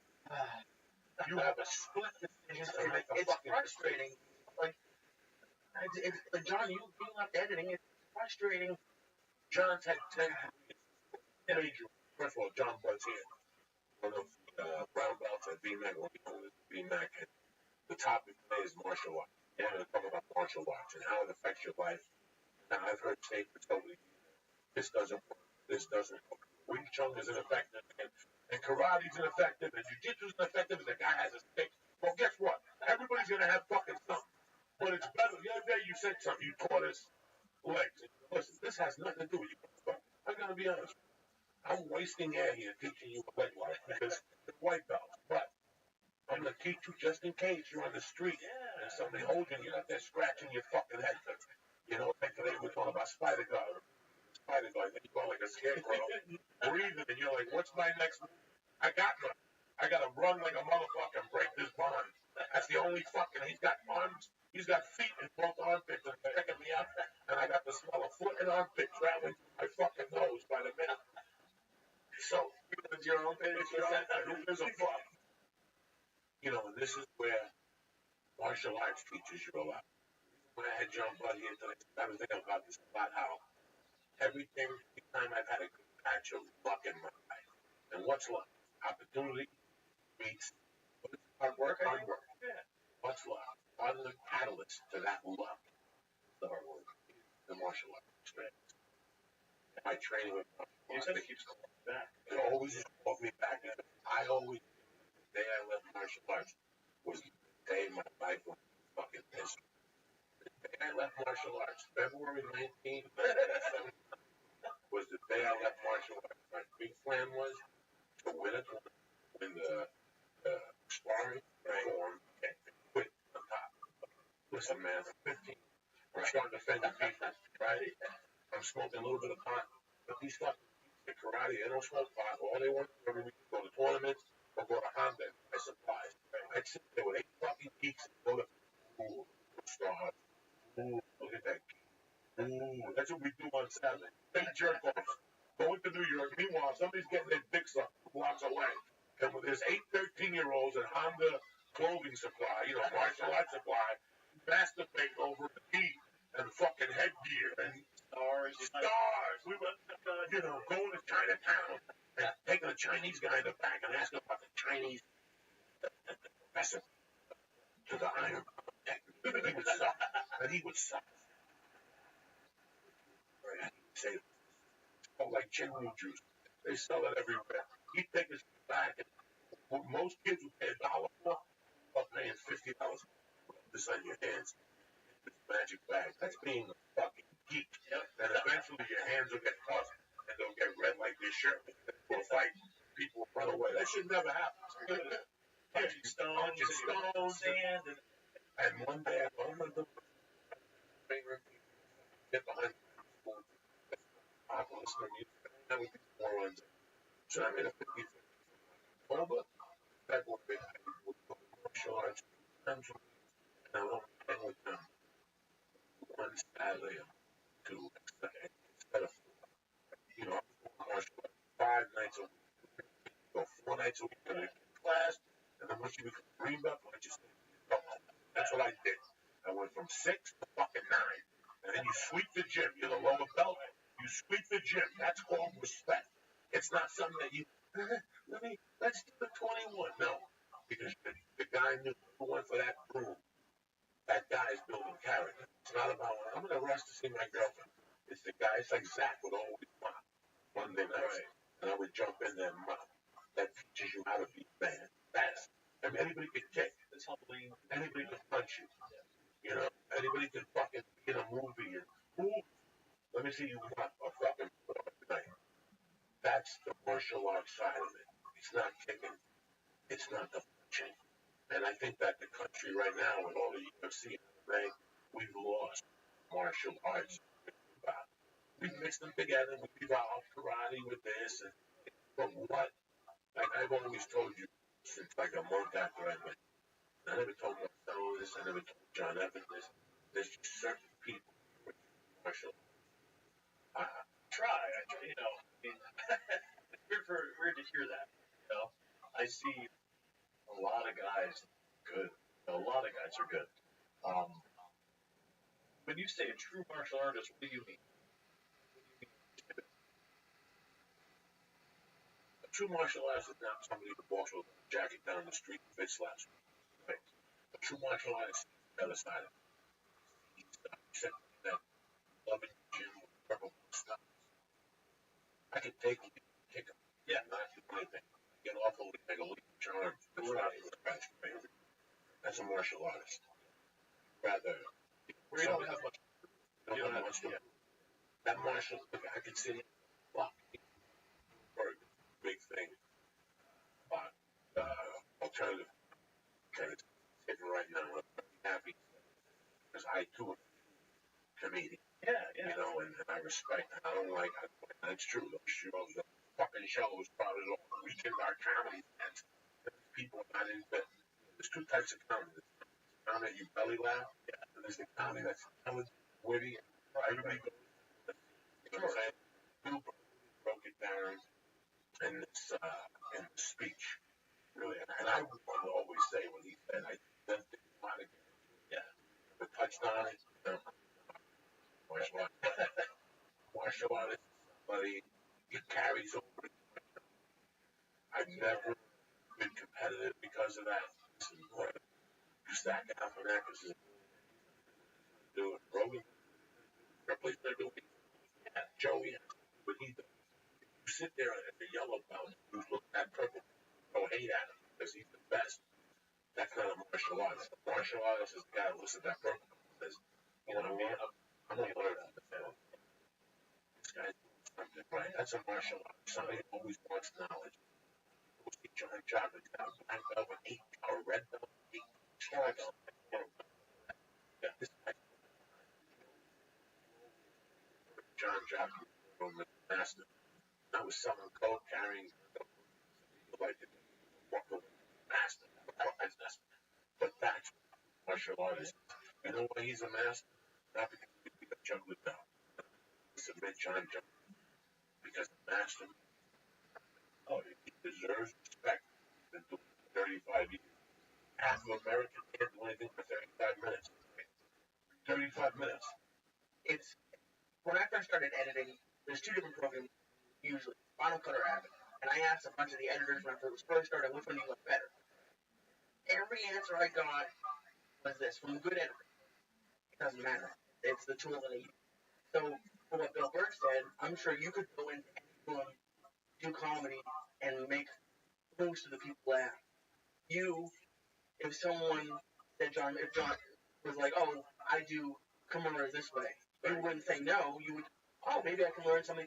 So it's, and when I heard that, and that was like one of the first days of my life out here in LA. It doesn't matter what program. So it doesn't matter what room you're in. It doesn't matter what styles you do. Look, I'm an editor.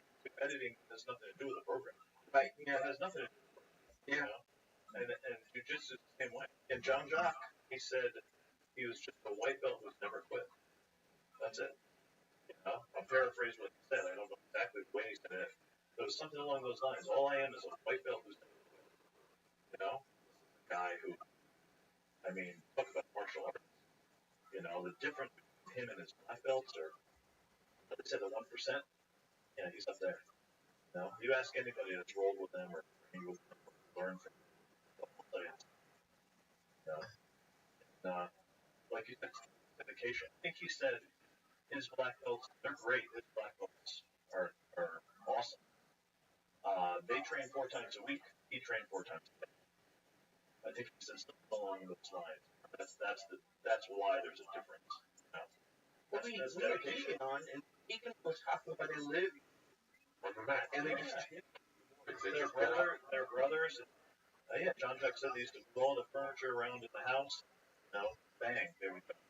You know, that's nice. You have 5 brothers. You know, they were all into it. Yeah. Grew up in born in Connecticut. Born in Port Chester, New York. Okay. You know where Playland is? Yeah. In Rye? Yeah, right there. Yeah, I knew New York. There was something else I New York. Then, when I was a kid, I used to go ride to something else. Oh, Jesus, what the fuck was it? Playland was the big one. There was a pool up there. Yeah. Big pool. The Dragon roller coaster was the big one. I think once that's how I knew I had the lung infection. I was waiting for a hamburger behind the sun hit me. I went down like a fuck. What possession? Walking through No, I was in college, Ithaca, in upstate New York, and I needed an activity. What it was, so I started wave taekwondo. That's what it was, and the whole 4 years of my college. And you know, Lee, like you were saying, you're having trouble finding friends and stuff, and confide in, share and stuff. I think you find that in the martial arts. I think you find people you already have something in common. You're already there. You're already trying to learn an art together. You know, look for a friend in there. You know, I've always been very jealous of people like Joe can walk into a room and immediately, at least outwardly, it seems like are best friends with everybody. Can laugh and be loud. I'm a very introverted person. This podcast has helped a lot. Yeah. But it takes me. But you get in there. You talk to people. I've gotten better. But when I was working, like at a job, it would take me a week or 2 at a place before I would talk to anybody. Tell him the truth. Why I sent you the big man. Tell him the truth. So I would have, so I would go out and get a beer. I go, you hang out with a fat 50-year-old fat fucking ex-felon. That's your life. You talk to an ex-felon who gives you edibles all fucking day and tries to corrupt your little fucking night mind. Okay? Why don't you go hang out with Octavio? Yeah. Those kids that once a month, fuck Paul or fuck Joey and do something comedy. I'm gonna go be a 27 giggle. Sure. Octavio's a geek too. He takes pictures. Oh yeah. That's why I said to go over that. Say nothing about getting in shape. There's I said somewhere we're gonna go that these people become your friends, they become your family, they become your dentist, they become your eye doctor, community really is. Some people, they're on the bag, and they go away on their own. They go away on their own. When I did that to you, I was like, the can opener on you. I saw him a couple of times. Blue, kind of Hawaiian look. And the burn bowl of sweet. Okay. Right behind him. He do it gently. He fucking told me whatever died.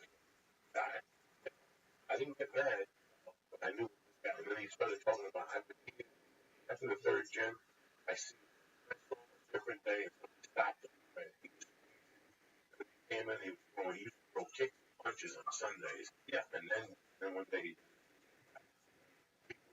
guys like that, they go to the gym. Let me try this couple of squeeze one time. So like that. Go away. They did that guy like Marcel. We'll spot that guy and go, Yeah. Sure, you have to fucking like I'll hurt you. Yeah. Quickly. We never want to do that. You never want to do that. But that's not martial arts. But,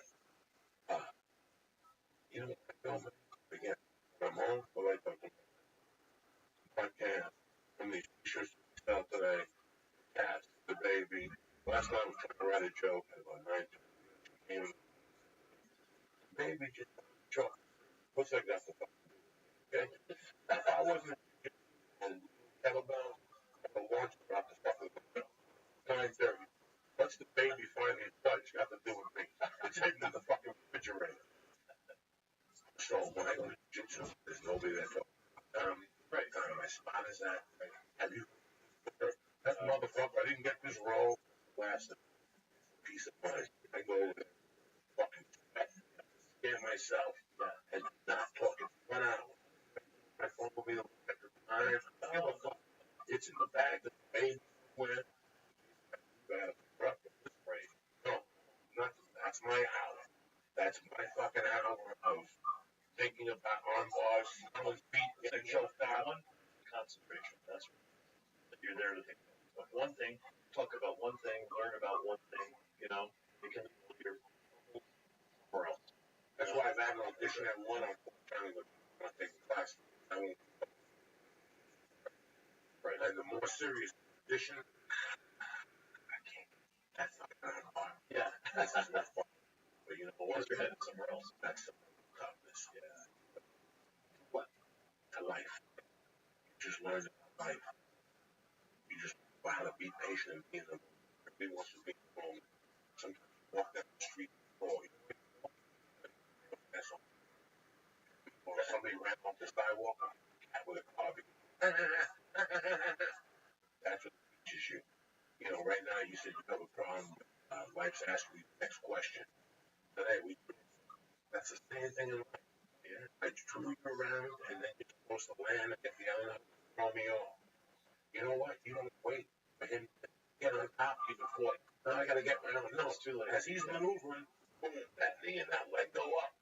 That's how quick your decisions have to be. That's martial arts. Every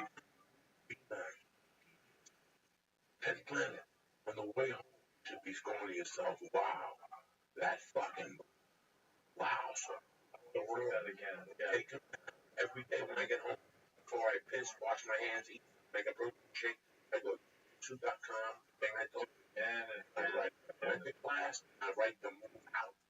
That's I good. call that a sleeve sweep. That's I don't good. know what to do. Right to move out.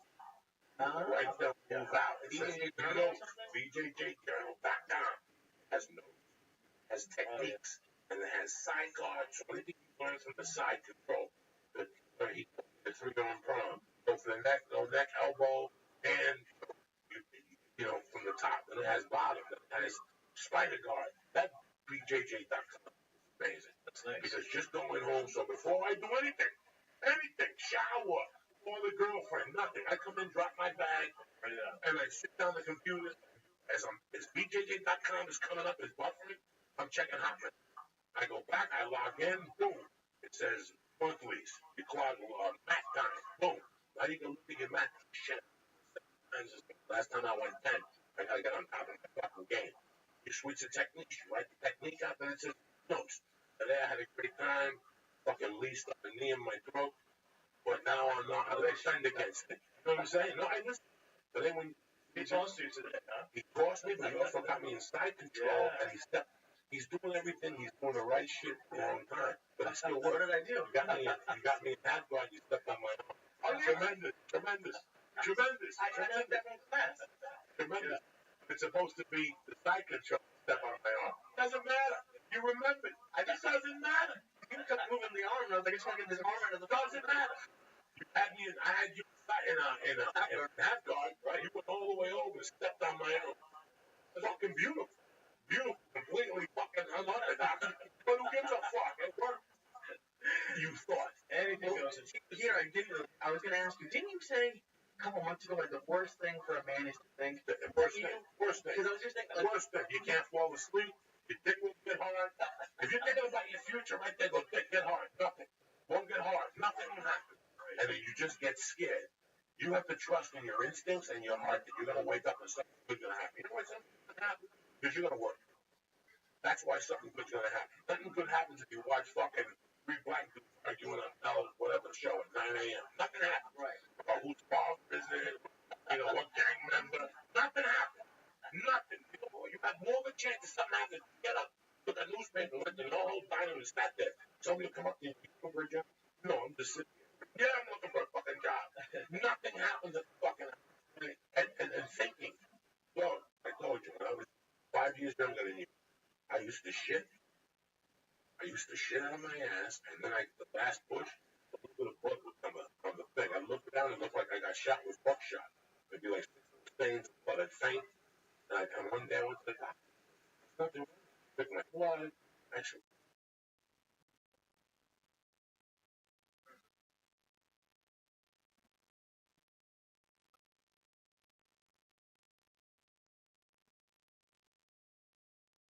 I told you, stick a butterfly here, put it on. But what if who gives a fuck about it? There's no what if.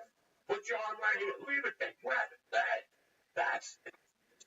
I credit 10 good things that I do in my life to those early years of martial arts. My first martial art training started when I was 5. I hit my head with a flashlight.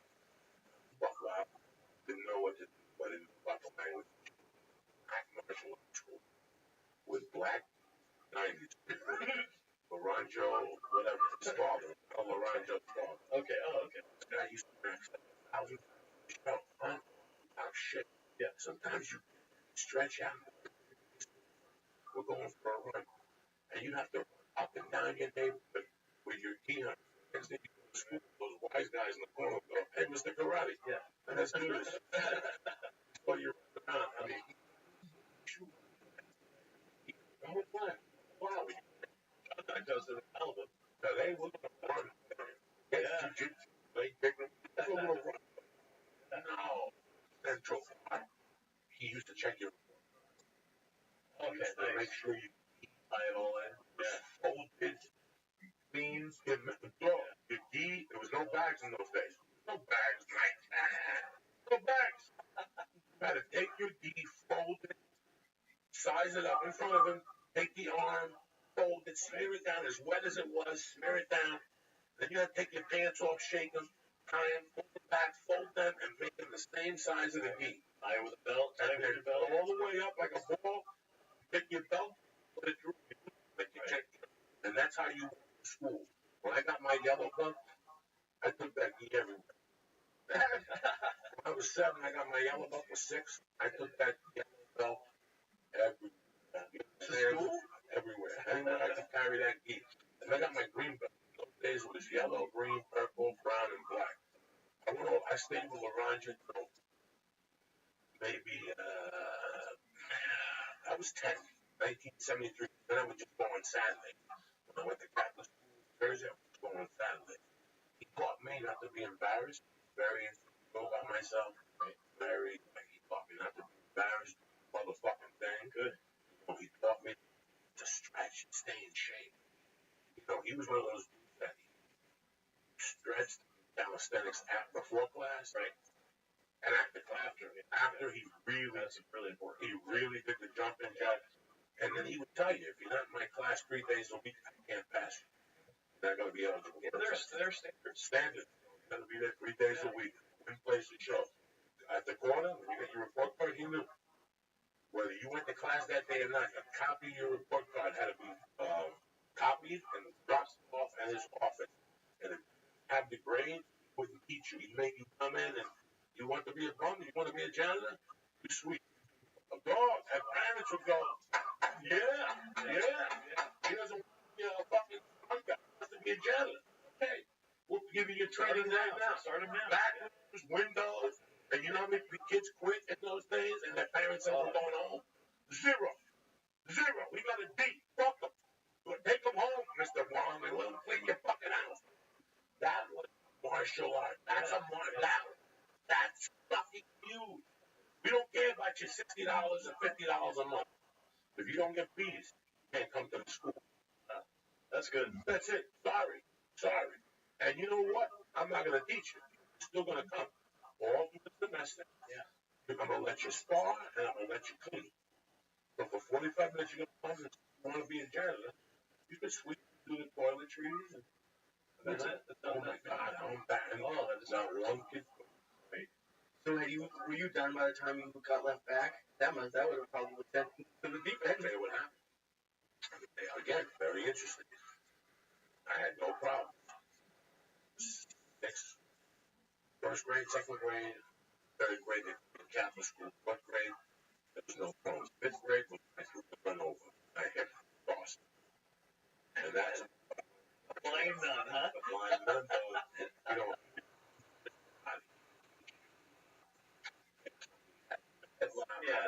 Finger more real system around. Everyone got this stuff. That's great. This wasn't real. I do that too. Martial art. Fuck the geek today, fuck everything. What happens if somebody comes up with a knife? What are you gonna do? At least be the face to get you out of it. Shit like that in class with a rubber knife and shit. Yeah, tremendous. And you don't know. But at the end of the class, you're like, wow. Absolutely. What was About getting left back. Getting left back. Okay. When I started trying them, fucking reason to suck up shit. It drove me so crazy. That was the first time I had ever taken a break. Martial art. Oh, that summer? I started messing around with her that Jane. And I went. In fact, I got a belt. Always got a belt. Okay. Always got a belt. Every 6 months, you got a stripe for a belt. And I got a belt. I got a green belt in Mission Karate, which is Oju. Yeah. This guy, his name was Kevin. Like you know, he's nice. I'm glad he got the benefit of each other. Right. This guy had a great. I heard the podcast a year ago. Yeah. He teaches that same style. And how old is he? It's got to be 60, 70. Yeah. Kevin had a tight school, a lot of fun. That's where I went. That December, I started watching Donnie and Bree with her, and I'm not going to last Friday, and I was so jealous. I went with her. Boy, that's it. I loved it. All around here. How old were you? 7th grade. Okay. All I did was together, my house, drive up. She'd go home, I'd go home, because I go home, eat dinner.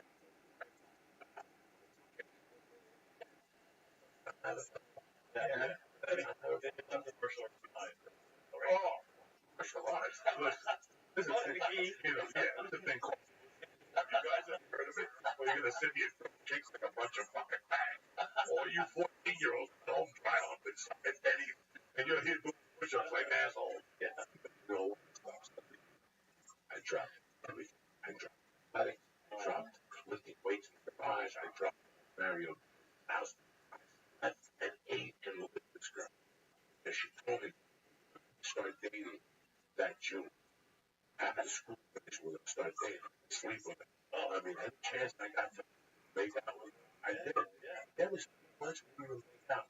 All lipstick. That's how much of a homo I was. If I knew what I knew now, I'd get the fuck out of my face. I'm sit there. And there's one time my grandmother came to the house. Fuck you. I would do that today. Fuck you, your fucking grandmother. Oh, she sucks dick. Everybody sucks dick. Everybody sucks dick. Stop it. I swear to God. That's the only place you have it. Yeah. Damn much bag. I was happy to go and sit between grandmother and I have time. We don't have no great little boys and grandma. I loved them. I loved her. The mom. That. Let me. I'm so nice.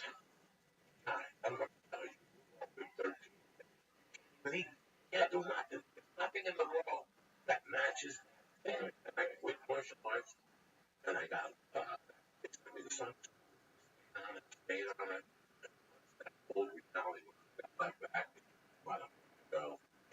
I remember walking. I don't even days weren't very nice. They didn't care about the money. In those days, that was $100. Well, it's my personal gym. Right. If you don't show up, right. Insurance is $3 a month. You know, it wouldn't even matter if you show up. I just come in and throw sidekicks. So going back, they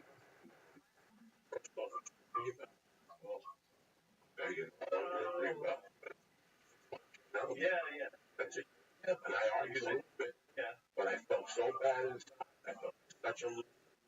And after 2 months, he gave me back my green belt. He made me go back and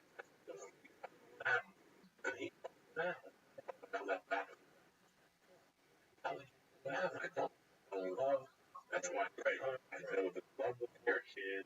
Guys, I used to go to school like told me that we couldn't make it. Ready. The last day of school, 35th. I'm not ready. I stand. And now I was I could have I was sit now. And just go for the nurse. Drive. And that's all I did. Guys, I was not even fucking. This is how sad that was a young man. That's why I don't like when people fall in love. I would beat. Right. I mean, I wasn't even fucking. She was towards the middle of the summer. She started taking off her shirt. And I was like, it's on. She would let me try on without her shirt on. Skinny fit. It doesn't matter. Yeah. 7th grade, though. Right. 7th grade. And I remember that was it. She's like, see, I told you. I'll never show you my titties again. And that was it. So after that, we fucking broke up. And I went back to 9th grade. And my life changed completely. When I got left back, that was it. Because my mother found out. My mother would take the trust she had. Take care of business. I leave you alone. Let's take care of business. Do your own laundry. 7th grade. Yeah. 7th grade. Own laundry. I do laundry twice a week. Wear the jeans. I can't give them that. But if you want to do them, be my guest. There's a washing machine downstairs. Let me teach you how to do that. Yeah, that's good for you. That's good for you. And I also found out wake up. There was no honey. Get out. No, there was no more. You don't go to school. You don't go to school, you can't go out. You can't come up with work. So, if you miss school, you're late. I left back. I made sure you it's like driving with a warrant. You ever drive with a warrant? Not yet. You stop at lights completely. Right, you park. You parallel park. You look. It's the same thing. I was driving. After I got left back, I didn't know I got left back. So I went back to that karate school. I told her, maybe. And I would karate and practice basketball. I fucking said, fuck women. I will jerk off till my head blows up. I don't ever want that feeling again of being broken hearted. Like, that was the most horrible. I got that shit out of the way. Yeah. Once a pussy, I got left back.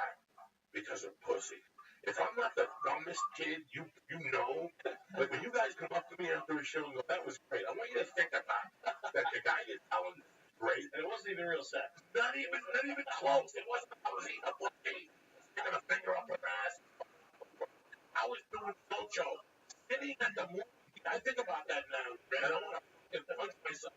Hey, I would allow, like, grandmother, fuck you, bitch. If I knew what I knew today, I would have told her, you and your fucking granddaughter both suck my dick. Who's first? I don't give a fuck about Titanic. I don't give a fuck about Titanic. I can't even get your daughter's pants. Well, should drive you there and the whole thing, or what? Plus, they really embarrassed me right now on this fucking show. They really let me know, because I'm up to you guys. I don't. You took the bus with the grandma, and you holding hands with the grandma? What? Guys, my shirt up. And mother, I was total asshole. There's something kind of nice about it. There was nothing nice. Looking back at it, nothing. He's failing. I'm failing. I let him dominate me. Like, what, 14? 13, 7th grade, first time. Hair on the side. That's when they wake up. I had hair on the side of my face. Your big as my bones, the sides are back, but the middle's still empty. You can't even show your dick on the body because they're like, what happened? What happened to the fat back? That's when they trim the bushes on the side. Make that sidewalk a little bigger, you know? I think of that fucking girl and shit I went through. I got that back. I gotta tell you, prison, my mother died. Being labeled when I was a kid, being a piece of shit thief, nothing matched up to either. Getting left back. Because the last day of school, you spend half the day with your teacher. But that was also your first letdown. That was your first. Horrible. Yeah, That was something. something. The first one.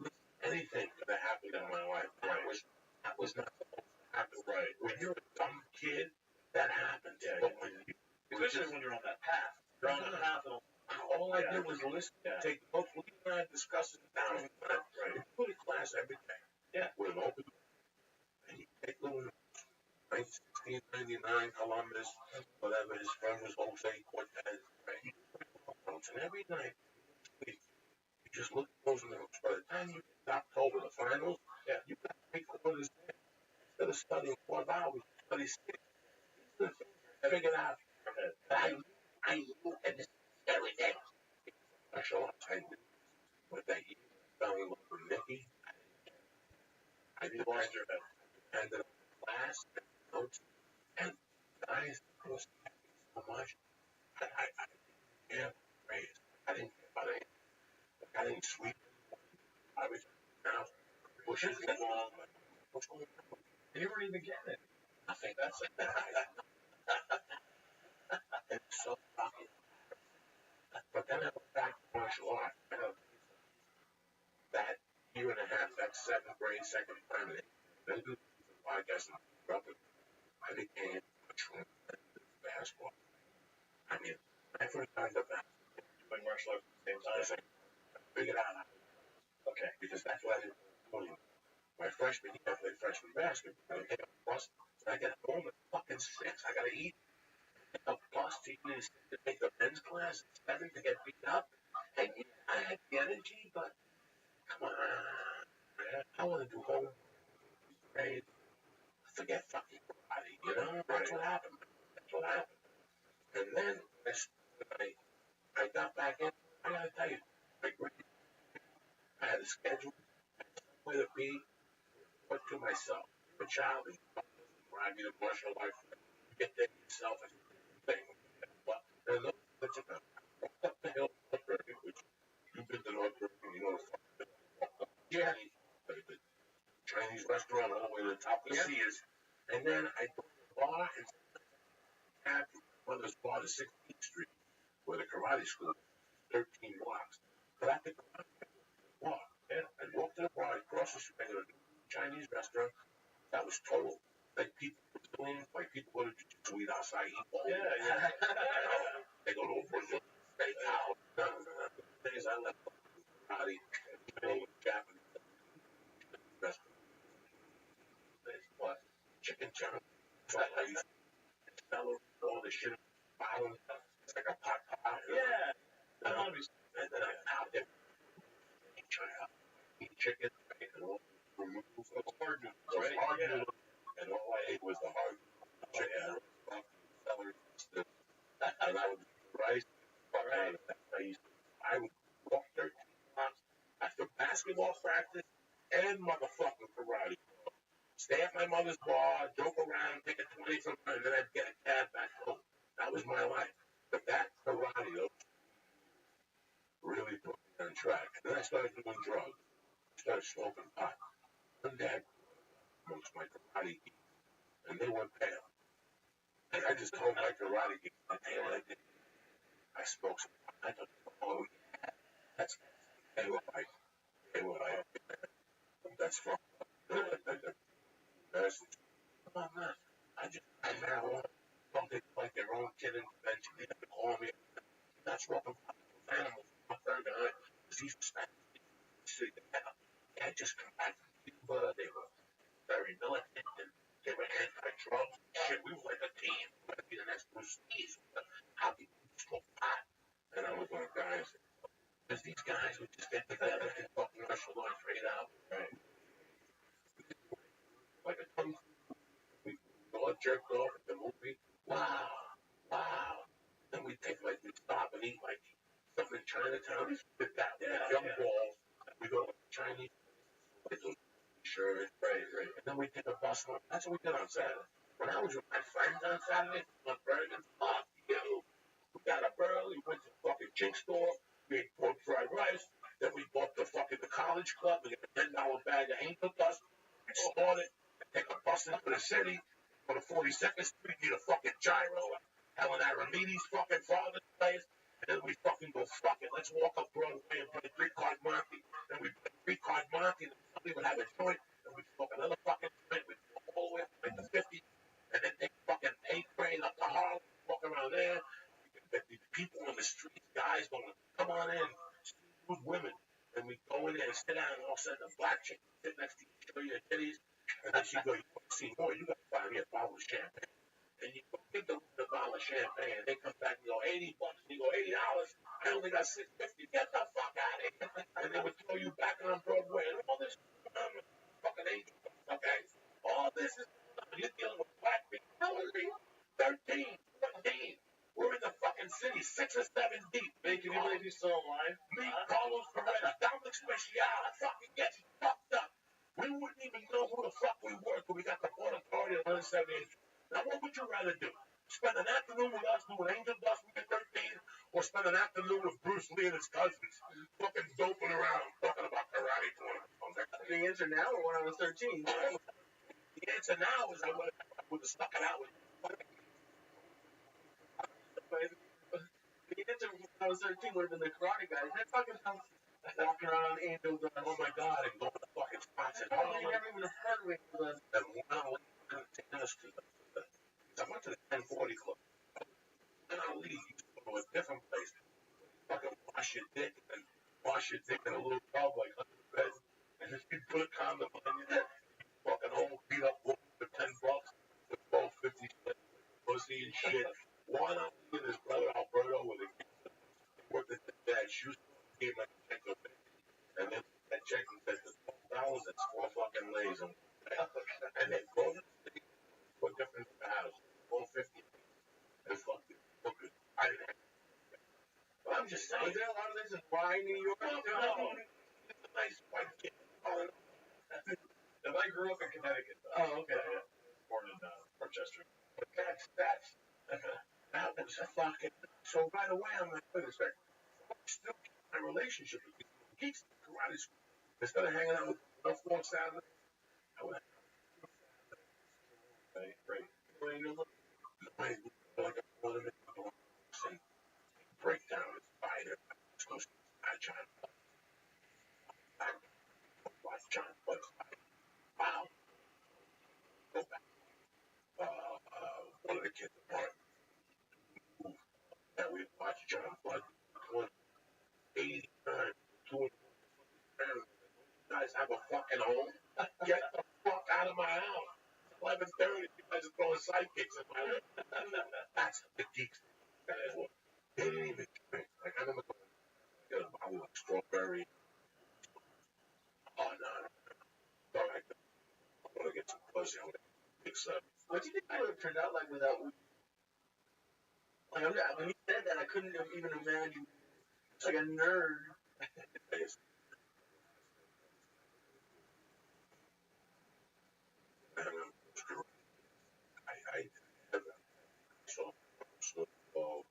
I saw smoke.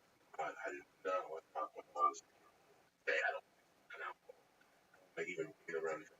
So when I got upstage, I go home because I don't like it. I didn't like it when I was fucking 5. Right. I really don't alcohol. When I was 7 and 8, I really ate. I was fucking playing. This place, this school project. I woke up in the night with to the plant, assembled down, rolled, I was smoking. Are you fucking crazy? My mom, that thing, I mean, hey, that's not the moral of the story. The moral of the story is they stole my fucking pocket. They stole my plant. Did he say that to you? Yeah, we thought it was me. My mom didn't mind it. Right to my face. No, that was the problem. You know, right away, I hated that fucking. I always hated that. I go to that fucking, like I said, when I go to and I go to the bar, I told you, I didn't know when I was walking. I could walk into an argument, or I could walk into a bar, adults would have rings around their nose, talk, and I get down, and I look at my mother, and I see her hand, and I'm like, these motherfuckers are going to blow, and I go in the back, watch something. There was no VCR directing me. Television shut off at 1. At 1 o'clock, once the national anthem came on, good night. There was nothing. You could fucking go between channels. There was nothing. That sucks. How would my life have turned out? I don't know. But I still dread that day, February 19th. How do you remember February 19th? Karate. Okay. It was karate. No, it was February. That September, I said, you know what I'm going to do? I was playing football. I was playing football my freshman year. And then my sophomore, I got from the Paraguay. Still going to karate. The summer. Those days I would go to the morning club. Okay. I play basketball. Ride my bike with the gi and the bicycle. 10 speed. This is 10 miles, dog. Go down there, do the 10 o'clock class, 11:30 class, whatever it was. You had some dedication. You know, right. Horse dancing. That's what basketball is. Defense. So we there. Oh, here comes Geek Joey. Here comes Geek Country. White belt, Big Geek Joey. Not only was I a geek, but I was also the whitest geek in America. I used to chant the wall. Wow. Guys, just to build stamina, I would do it to a whole somebody told me to do the whole side of an hour, get up and walk 3 minutes to begin. I took a great college basketball. Yeah. I like the college basketball coach and everything. I would write a coach and say, train college basketball players. Every college coach, Division I brands have to stand your job and work on. They would send it to me. Wow. And Bill Foster said that half my in the preseason practices, like the season, right. Where I'm at, I gotta get their legs ready for 44 minutes. So at the end of practice, you sit them on the wall.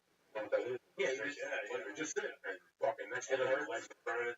I already had the experience of course stance. Yeah. Because fuck all. And other words, his father would fucking make us do horse dance. To sit there, right? Oh, the whole class. And they went out and you ready? Horse dance. That was it. Okay. Nobody moved. Nobody moved. What's the longest you ever sat in? In a horse dance? Yeah. The guys, this is when you're fucking 10 and 8. Yeah. I can't. I'm going to lie to you. 30 minutes maybe. I used to do the whole ones an album. A lot. Like the beach. And then your legs start shaking and you start sweating. Breathing. Yeah. It's rough. Your ankles hurt and your knees hurt and didn't matter. And I had a 10 speed the next day they were working out. Right. Up that fucking North Bergen. Right. But that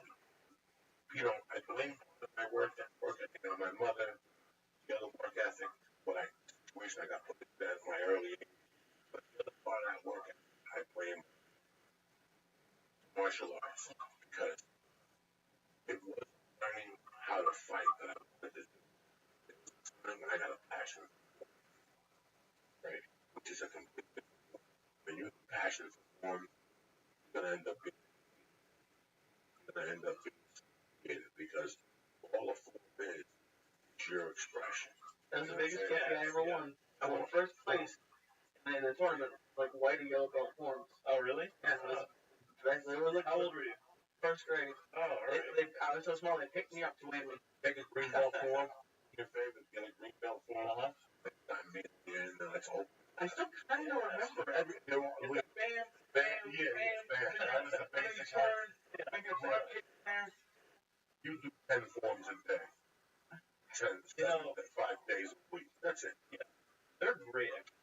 Oh, well, they don't do them for you this street. Listen, it's not about the street. It's about, okay, Geek Joey coming. I used to tie a string from the cabinet to the garage door.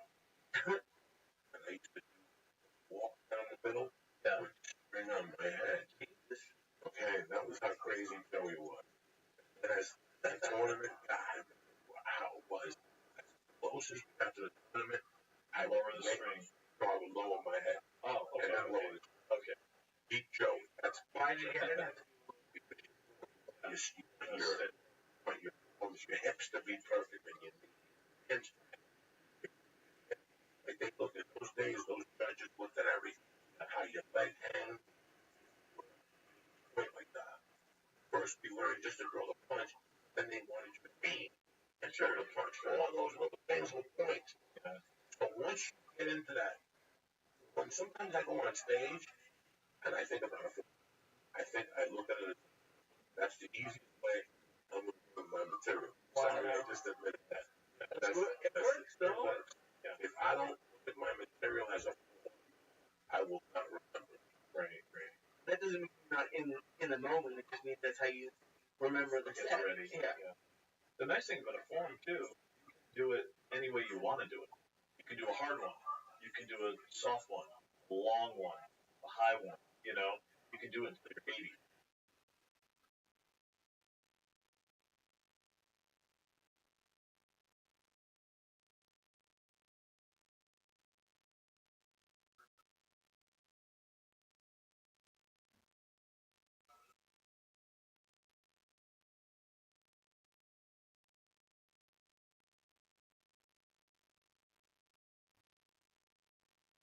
But I do enjoy doing it. You know who's really good at people who do form? People who have the patience. Oh, yeah. Listen. Yeah.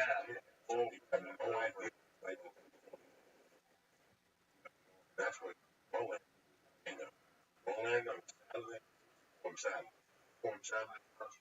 all class, same, right? Do it 10 times, and then we're going to break it into pieces. Why his hands are low, blocking it low. You throw that kick, we do that in the sequence, and then guess what? Another 10 times, and this time we're going to drop it and try everybody. Legs, and sometimes you stop right now, just stay there 2 minutes. Breathe, think about what that position is. The opponent's going to shift on you now. You're going to turn your head to the left. I've never heard about it like that. Oh my God, but you know what? By the 6th, remember we did kettlebells the other day? And when that motherfucker said, okay, we're going to 10 for 10 now, in 10 minutes. I don't think so. Like, I kept telling Lee, the Yogi Steed outlier strength? Yeah, I was going to do 5. In my mind, like, I'll do 5, I'm tapping out. But then we both got into such energy that if I would have been alone, we would have been alone, all of us. So 5 is good. But your energy, my energy, forms are great by yourself. But when 4 of us are all doing them together, we all look and all our heads want to. You ever been in a room there are 50 of you? That's the energy. Doing a form? Oh yeah, you get 50 people in a room doing the same form. You'll get that key eye together. It's great, really. Yeah, forms are great, really. I take a private down at VMAX, Taichiro. That guy, I mean, he wins. He does his katas. His katas are really crisp. It's because, like what you said, he does them over and over and over and over and over. How many discussions have we had here? What is life about? That that's what That's it. That's the guy who goes to the basement. I'm not going upstairs till 9:30. Keep polishing. Bam. Never mind. And those people we had cameras. It wasn't like we thought about the camera. Right. Those are the sickest motherfuckers. That was in 1940. Yeah.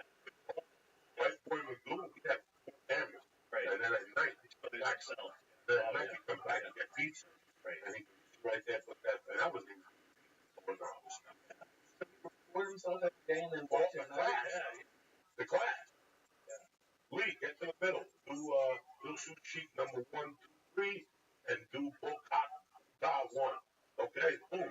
He take you from 2 angles from the right, from the other angle, then that night you come back after dinner. This is how crazy his wife was. Pretty rich. He called me. Got my number. He congratulated me. I go, what's going on? So he had a little school. Then he bought a bigger school. And MMA came, and the school, biggest MMA in Bowl, and his old school. Wow, he sold it, made some money, he went back to blowing ass. When he was on probation, I asked him if he still practicing. I was only taking like 8 years since I sold the school. And it really, and that's what my point is, by the way, got me together. Yeah, so that September, I had to come back to play basketball. Like, I had to come to terms with I'm 5'10", not going to have a Cuban. I'm fast, but I'm not quick. Right? I ain't been fucking different than Cuban. Oh, yeah. I had nothing. And now all I had was Kevin. And I went. I went to a couple tournaments with him. Fucking right. I would take a first in fighting, or I take a first in college. Cool. Yeah. Think about it now. Then in January, I went to a competition where I ate different points. I got disqualified. Contact. What? I picked up off the head. And you know why? At that time, I had a buck get, and that was the big thing in the neighborhood, to fuck somebody. And I was frustrated. And I just wanted to fuck. And I was hoping if I kick this guy real hard in the fucking head, Chinese chick with my dick. I was frustrated. I don't think I've ever kicked anybody in the head. Oh my God. All my kicks are always in range. I didn't hurt nobody. I'm saying almost. In those days, let me tell you how sick. Didn't wear the knee things down. Those days it was just rubber stuff they sold that I didn't like at all. It was too sweaty. It stunk. And they getting that type of protection. It wasn't really gloves. It was a pad. Everything. But in those days, it was so safe. The helmet on and everything. Yeah. In those days, it was so safe that above the throat level, 7 inches, the guy went like that.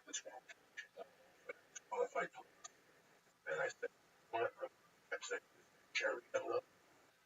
Cherry yellow. And now, right? What I'm going to do? Hey, what I'm going to do? I'm going to put myself. Now that take first place. Take first place. Right. That's it. I'm not fucking around. And guess what I'm doing? Banging. Oh, so you're about the top. That's it. Tournament starts at 10 in the morning. I wake up, 15 years old. I remember my stepdad had mom had lost the ball. The house wasn't well. I wake up at 15 birthday. I just put the house. My heart is. I'm just training, running, kicking, doing sprints, track team, Bergen, doing everything to get in shape so I can fucking knock these motherfuckers out. You can do. Balls me up. Oh, we're going. I'm coming to get you with my truck, but then the bottom. 20 kids. Truck. 20 fucking Spanish. Irish. Everybody. Back. We drove out. You know, some other parents came. This fucking story. Drove out. Went out there. Boom. I got qualified for fighting. I took wild. I mean, by a long shot, like 10. Everybody stands. Boom. Boy, he came up to me like, well, you gotta control that foot. But I'll tell you, when it comes to that, I ask you, and I didn't say my heart, I I'm like, I'm not going back. I'm going to my friends. That's it. I get home, got people drinking and watching the basketball. They're back to something. They were back to that. It's a Docampo brother. Okay. One Docampo brother was taking a shower in Jersey. This is how good my memory. I was on a walk up that hill and take the number 1 bus in Jersey. Right. And he came by his birthday. What number you plan your birthday? Baby. I don't know. 2. Right. So, $10. $2.19 for you. I fucking got my boots on. Walked out that walk bus. When I come in, it was 10 Cuban. And she goes, motherfucker, you hit the number. How much is $10? $5,000. Wow. I said, I'll never go back to Iraq. I got 5,000. I had a different 500. What? That's the way the Cubans do. You gotta take the full 500. What did you say? I knew she played. My mom always believed that whatever you gave me, give half away. That had come. God gave me this amount. This is a great amount. Yeah. We could eat for weeks. You know what? Maybe John Buddy, you can eat for 2 more weeks. Boom. Boom. I got back. I had to get my knot on nickel. I had to give his brother 200. He was sitting there. Oh, trust me, Lee. I'm a Cuban Jew. I'm buried inside. And guess what? And mommy wanted something, so I had to give her 15 off the top. So I ended up, gotta go 30th and Bergen and put in the bank. That's your money for school next year. Take a neck on mine and put it down. Read it into the water. On the boss. One of my good friends on Facebook became a cop later. It was around to $200. $50 and I sell it for $100. Right. Then I finance my investment business, and that finance my whatever. But listen to me, it's all downhill. And I'm trying to all downhill with that. Lung infection. I went to the hospital. My mother got sick. She died. And there was no coming back until this day. That fucking martial arts is going to wear me. Oh, what? I'm just teasing. But my compass fell off. Stop martial arts. After that fucking day, that was my freshman in high school. Makes sense. That sophomore year, when I got played basketball, football, because I was different blood and I had the lung infection. Months later, my father died. Martial arts. Oh, this. Right. I never got martial arts that day. When did you go back to martial arts? Remember? 1990. Okay. I was 31 years old. Okay. Super dope. Okay. Stuck it out with him. And then did you find in that time, when you went back when you were 31, did your things in your life get better? My stand-up actually better. Okay. My everyday life was better. I was still a fucking coke fiend. Okay. And I had a bad temper at the time. I was going through everything. That class Leveled you out a little bit. And whatever. I always know that at that age, I already feel bad. Go home to the first hand. Think about it. It wasn't right. Yeah, right. So just go to his class. Okay. I was on limited for the month. Right. And he was such a fucking karate dude. Go there and burn it out. 7. Like I said, the beginning. Yeah. By himself. Everybody he had there, I joined that school. Ballerina school. Where there was a pole, and all he worked on was kicking. 1, 2, boom, right. And that's all he did for an hour. You just pick up your leg, keep it there. This is also a block. Okay, he's getting close, he's getting reach. Boom, explode. That's what we did, and then he goes, I bought a fucking, because I took like $2.5 billion, turned into a jail, karate world. Everything was state of the art. Weights, punching bags of mats, fucking all type of, I mean, yeah. That's why when it's over, it got top dollar. So I got enamored. I fell in love with it.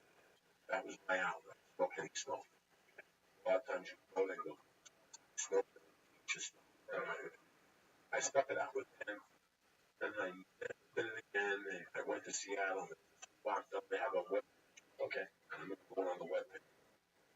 I called around. He has back up in Seattle. That walked up. Okay. I came to Hollywood.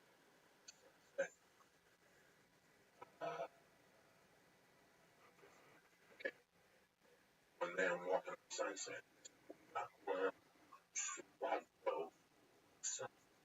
Right. I remember. It's still there. It's still there. Yes. Yeah. But at this time, the guy who has it now was an instructor, not getting home, teaching all the classes. The guy that went on it, some movie went there, some casting thing, and he went nuts. Joined production. He spent millions walking down the streets of Sunset. Gets attacked by black guys, takes him down. Gets attacked by yum yum eat him up. So, I mean, the guy would love those. And when I saw something very embarrassing, I saw both black belts. As I walked by, I could tell that they were having a serious. Right. Yelling at his black belts. Stupid white kids with it. Yeah. Parents.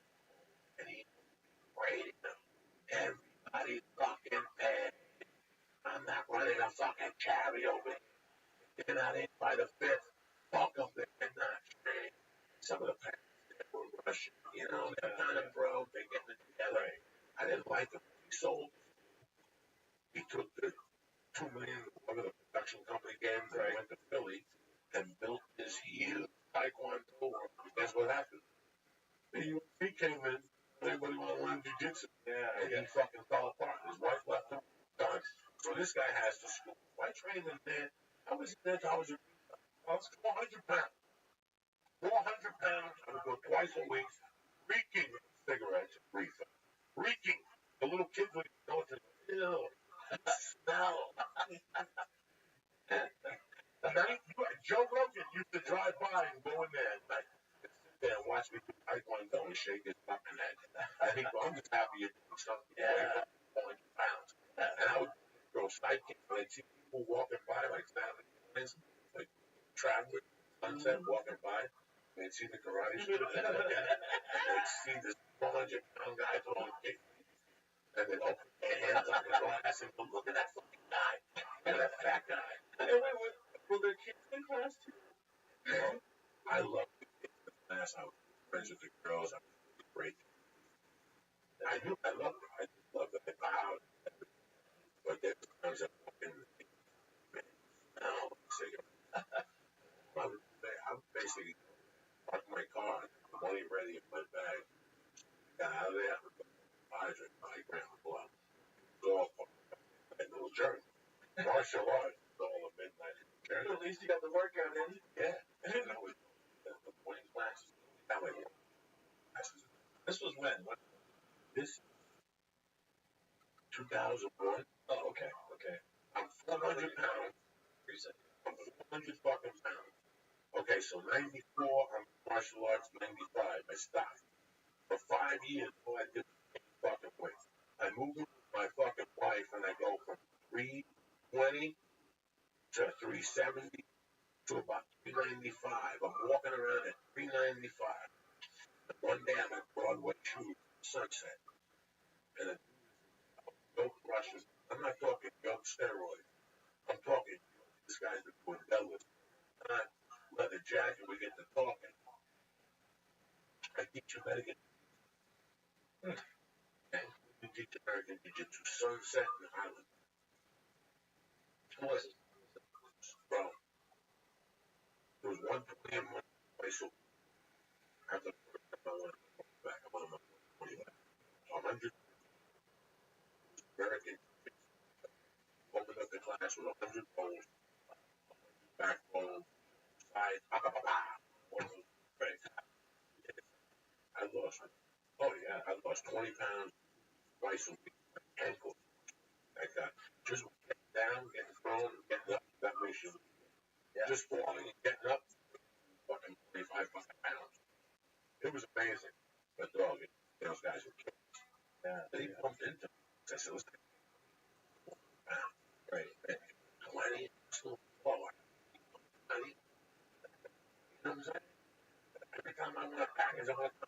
60 back. Oh my God, I can't. One guy saw me, embarrassed. Like I moved to Hollywood too many things. My school, I go, dog, fucking parents, and you got me back. When I signed with you, you said you were going to work with me and teach me how to fly. I got killers. I got guys. There was a lot of like Hollywood actors that went there, and they really believe that you that was work. That's from fucking. They throw you hard. It was fucking hard leaking out. Whatever I was, 15 years ago. And this class was hard. Everybody always heard their wrists falling. One day I was like, I can't do this. Then I went back, and that's when I joined Bookstick. And then I went, I stuck it out. And he told me, I really like this great fucking guy. Mr. G walked in this is a white man, right? That's like walking white belt 20 years from now. Yeah. And not teaching what the guy told me used to school. Right. His prices are a little high, but like I used to go, I get coked out, and I would go for one day. I still family, ready to go. My ID card is super dope. Yeah. It's like I'm old. Yeah, I know. 95. So when I go to the school now, I'm like, oh, shit, you're an OG guy. You about the ID card? Yeah, I'm like that fucking whatever. You have to join the federation. No. Yeah, that means. Are you still a member? Yeah, oh yeah. Like all I have to do is renew my membership. I can look into any 1 week, one class for free, and then the next one I gotta pay a class thing. You go. How much did you remember here? 60. Damn. 80, yeah. 80. Oh yeah. But it became like many other martial art things. A lot of people opened up schools. They know that the children keep you alive. Yeah. Especially Taekwondo. Yeah. It builds discipline. It does this. Right. It does that. You go to a daytime class. Fucking not even teaching yellow belt. Teaching kids. They pay what the adults pay. Right. It's very fucking. I mean, it's not a bad living. It's not that it's covers everything up. It covers the fighter. Sure. It covers this guy. It covers that guy. A lot of schools. That was one place when the original owner had it. Right. That every week you got to choose. Listen to me. Every week you got to choose. On the way out, you don't have your official match. $10. It's $7,000 federation. Money test. Right. You have the yellow belt book. Yellow belt book. You got to buy a book and a video. Yeah. You look at your contract federation, and then they have so that guy had to pay the. Very funny story. This Jim was paying the fee. Guess what? Had to make it. The classes went from 20 to fucking 6. Like one of the pay. So one day he said, listen, this is all great and dandy. I know you want your $2,000 off the top. Well, here it is. We got 6 people. And they said, listen, that's not a problem. Gotta get the fucking $5. He said, I am. They said, we don't want to be involved with Brazil. Then there's no more federation. You guys are touch. You join that school now. You don't have to join the federation because they broke away. And the fucking guy, remember, part of the federation, the guy comes with. I don't know if you've ever anybody who's been involved with martial arts, but once a year, the big Korean, he comes in with his shoes, with the whole getup on, right? Because that's what it is, the fucking getup. You don't dress like that. At home, he has shorts on and a shirt with two heads on it. But also, he flies to the States. Right. He walks into the school in Burbank. 6 homos like I was when I was 13. I had Master Shin. Master Shin. I never got to see anybody. Oh, please. They walk in. You don't have to do a form in front of them. Yeah. You gotta eat a little rice. He says something in Korean. You know what he's telling you in Korean? You guys are all sucking my dick. This shit don't work. This shit don't work. I've been fucking building houses. This shit don't work. Suck my dick. And you're there bowing. The teacher's bowing. Everybody's all excited bowing. This guy don't fuck up. Before he leaves the assistant goes, don't forget the little fucking envelope. You guys forget when the Korean comes down, his first class, don't cost you 5 G's for this guy to come bow and go like this. And I remember falling for that shit. They going, this fucking don't want to be. Yeah, that. You gotta take a picture with the guy. The guy's taking a picture. He's like, what the fuck am I doing with this white fuck? I gotta sit here on the west side of LA and bow with this motherfucker. First experience. When I was in college, we had Grandmaster shit. Yeah, we bought him this stuff 10 years ago. He wants to be. Because he's picking up G. And he's going there through at 10 o'clock or 4 o'clock. 2 o'clock in Vegas. Those fucking jobs come over. They come over every day. They pick up a big fucking envelope like us. Meanwhile, we think that magic, like that guy that throws magic tricks at the students. And they're flipping. There's fucking people that believe that. Guess what? Guess who one of those people was? I believe that guy existed. I want to cheap powers too. I want to get that guy to do something of my own fucking thing to hang out with fucking I was a fucking asshole too. I'm a sucker guy. I'm a sucker for martial arts. When I was a kid, that kaboom conflict, I had every weapon. I had the thing that you held, and punches, Throwing knives, everything. And then they'd sell you the stars, and they weren't sharpened. For an hour, 2 fucking days. You throw it against the wall, and it's sticking. You think you're retarded, then some friend of you gonna sharpen it. And what you sharpen the motherfuckers? It's a different type of party. Let me get my glasses. All right.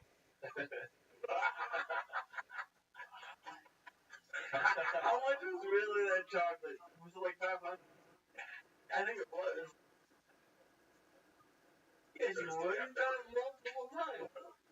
Well, I want to give a shout out to my man Jose Colazo in Camden. Queso Hines, Constantine Ray, always in the game. Mr. Hungus.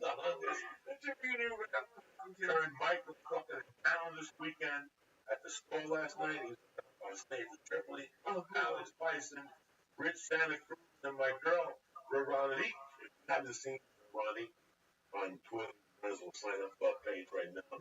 The bitch is banging, eating, from Eddie. It's a party. At home at 3, want to wipe off as best she does. And sometimes you gotta wipe off some chicken. One time I jacked off a woman and all it short of kept that motherfucker on the bars of the line. And I got a good fucking big sucking one night myself. You know what I'm saying? So, yeah. That lobster roll guy. Okay. All right. Get into this. Thanks for done with college. Taekwondo. Yeah. Get a black belt. No, I got up to red. Okay, no more. Then I went to Ting Sudo. So I went back to Connecticut and joined the Ting Sudo school. And that was a good school. Master Wang's in Stratford, Connecticut. Moved to New York and joined Master Lee's Ting Sudo. They were affiliated. So I got up right before black belt, and then I moved out here. So I left that organization. I moved out here, and then I started karate with Roka. Yeah, here in town. Oh, sorry. Avi Roka. Avi, now we're still affiliated with him. And he was one of Nishiyama's students, one of his top students. And I used to walk, same thing, I used to walk to his place, and then I was a waiter, and I would walk, just walking. And got up to green belt with the Avi. Took like 5 years off, nothing. And then I joined another Shotokan karate school, got my black belt there. Where was that? That was right down the street, actually. It was a different organization. That was a trailer. Yeah, it was down the street. Well, is that guy still there? Yeah. Not a bad school. He's only there a couple of days a week. Cheap. Real cheap. Pretty cheap. It was, it was okay. It was a different style of Shotokan. After that, then I opened up my own school. I went back to Avi. So Avi he's just down in Pico and Doheny, but it's such a drag. When did you open up your school? Kind of 5 years ago. What school was this? Valley Martial Arts Center. Okay, no, I'm not trying to. Yeah. Joined John Jock. What did John Jock? John Jock came in break it down. 2000. In 2000. Welcome to John Jock. You're already studying karate. I was studying karate, and I had a bad attitude. So I got in a little argument with the teacher, and I was a brown belt, and we decided I needed to take a month off. So I took a month, but then that month I started itching. I was like, what am I going to do for a month? So I drove up to John Jock's with Yogi Steve. We drove up there. Yogi Steve said, you're never going to drive up here. You're going to drive up here 3 times a week. It's 10 miles away. I got up there. I didn't know who John Jock was. I didn't know what jiu-jitsu was. I just needed a workout.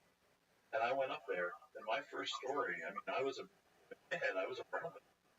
And I face a brown belt jiu-jitsu, thinking to my, I'm smart enough to wear a white belt, thank God. Facing this brown belt, and I'm thinking to myself, poor bastard. He doesn't know that I'm a brown belt. And I was pretty good at karate at that.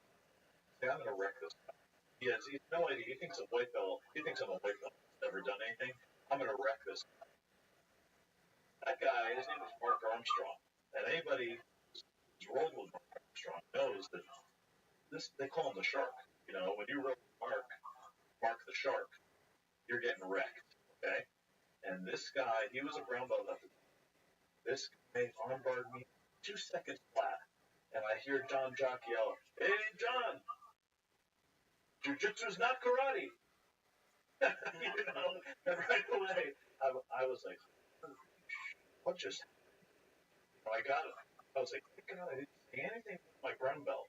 No, thank God I didn't say anything. And I faced him again, it got me again in like a minute, and again, I have a Joe Rogan story just like that. Then I started going back to John Jocks, and I was into it. Joe Rogan was purple belt. He's a big guy. He's a strong guy. He's shorter than I am, but he's a big guy. And I rolled with him once. He was a purple belt, and John Jock said, "Okay, whoever you're with this guy for 7 minutes." Joe Rogan taps me in 20 seconds. And I looked at him and I said, "So I got 6 minutes and 40 seconds left with you." And he was like, "Hey, you'll do it." And the next time I lasted a minute, then the next time 2 minutes, then after that he didn't tap me in that session, That guy was really good. I haven't rolled with him since then. It's been a long time, but really a lot of good experiences. Then I went back to that karate school, got my black belt, stayed there for like 4 more years, and then I left, and then I opened my own school. And I went into the Taichiro. With Taichiro, I needed a black belt. I needed a high level black belt to help me open the school. Because I'm a shogun belt. The guy who he just got his 5th degree now, which is really good for school. He was a 4th degree black belt, and we needed instruction. So he was just helping me and Heiko at the time.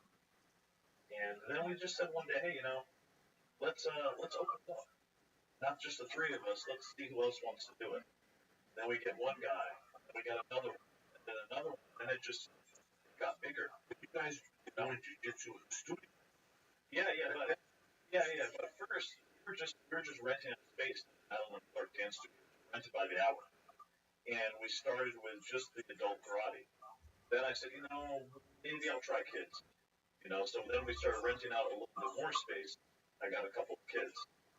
Then, I became good friends with Marcelo up at John Jock's. And I said, maybe we can add jiu-jitsu to it. Let's try. Marcelo, he was on board even back then. He was a brown belt. I was a purple belt. And we started teaching jiu-jitsu. We would put the mats out, wash them, roll, wash them, away. And Madeline, they were really cool mats there, but we had to map them out each time. One class a week back then, Friday night. And then, Kyle walked in, Eric Medina would stop in, and then Zach and PJ, guy Sean, we started getting the karate, which I didn't even think was going to happen. I didn't even realize, these guys were interested in more than one martial art. So I didn't even see that. But that's how we got our original students. Then I started answering ads, putting stuff on Craigslist. It got bigger, and Marcelo said, we need another day. 1 day a week's not good enough for these guys. And finally, we found Taichiro, and he found a school. And from there, that's when we opened Valley Martial Arts Center. And then once you have your own school, you make your own hours. It just got bigger and bigger, and then we had Nick Doc as college. We tried yoga for a little while. That tanked on us, and we tried a sword thing once, and that tanked on us too. But That fucking guy. yeah. But no, now we have the solid. The Kali is getting better, bigger and better. And the Jiu-Jitsu is actually taking over. That's the biggest program that we have. Right? And then we added kids, Jiu-Jitsu kids. Why don't you think a lot of schools teach us wrestling? Even before I started this, I looked into it just because I did it in high school. I was like, oh, maybe I'll do it. Just wrestling? Yeah. I don't. There's wrestling places in the valley. I have a friend at a weed store. That's a dope guy that was going to. He's like a purple belt at Gracie. Okay. And he was telling me that once a week he would go to a wrestling. Okay. That he wrestled in high school. He wasn't that good, and he walked in this place around here. It's high level. Okay. I'm not kidding. 3 miles, maybe 5 miles. That's high level Wrestling? Yeah. And you go there daytime, and they will fuck your world up. They have instruction, the whole fucking.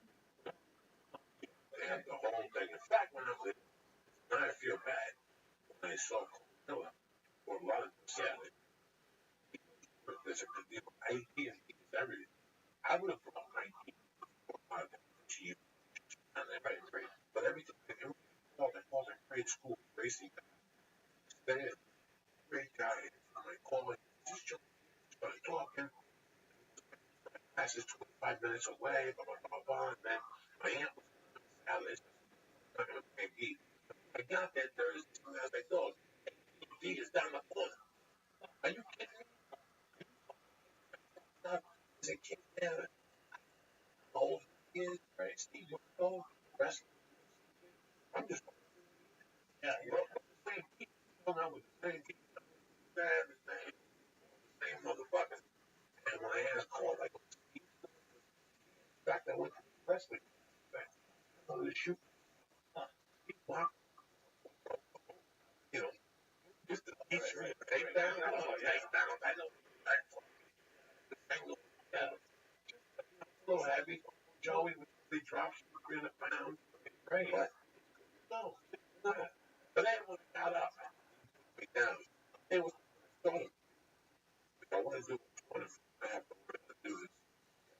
And I'm happy to do this. I didn't hold my breath. I felt really bad because Never. It was clean. Now I know how bad he felt. How 20 people were with me. Joey, I said, don't come to me. Pressure on my chest. People used to throw me, Lee. I'd lay half on them. I'm going to lay on me. No, okay, you want me to lay on you? After 6 months, I would get killed because of just, I can't hit his arm, my leg. One day I put my leg on somebody's leg. I passed their guards, and I picked up my knee. I could feel that whole nerve simple. 300 pounds. When I cross your guard, you lose your leg. People will tap if I stay there. I'm not a scumbag. I can stay there. Make believe like I'm looking for something. I ain't looking for nothing. I don't know what to do there. I know it's hurting you. This motherfucker's like a purple belt that I heard him.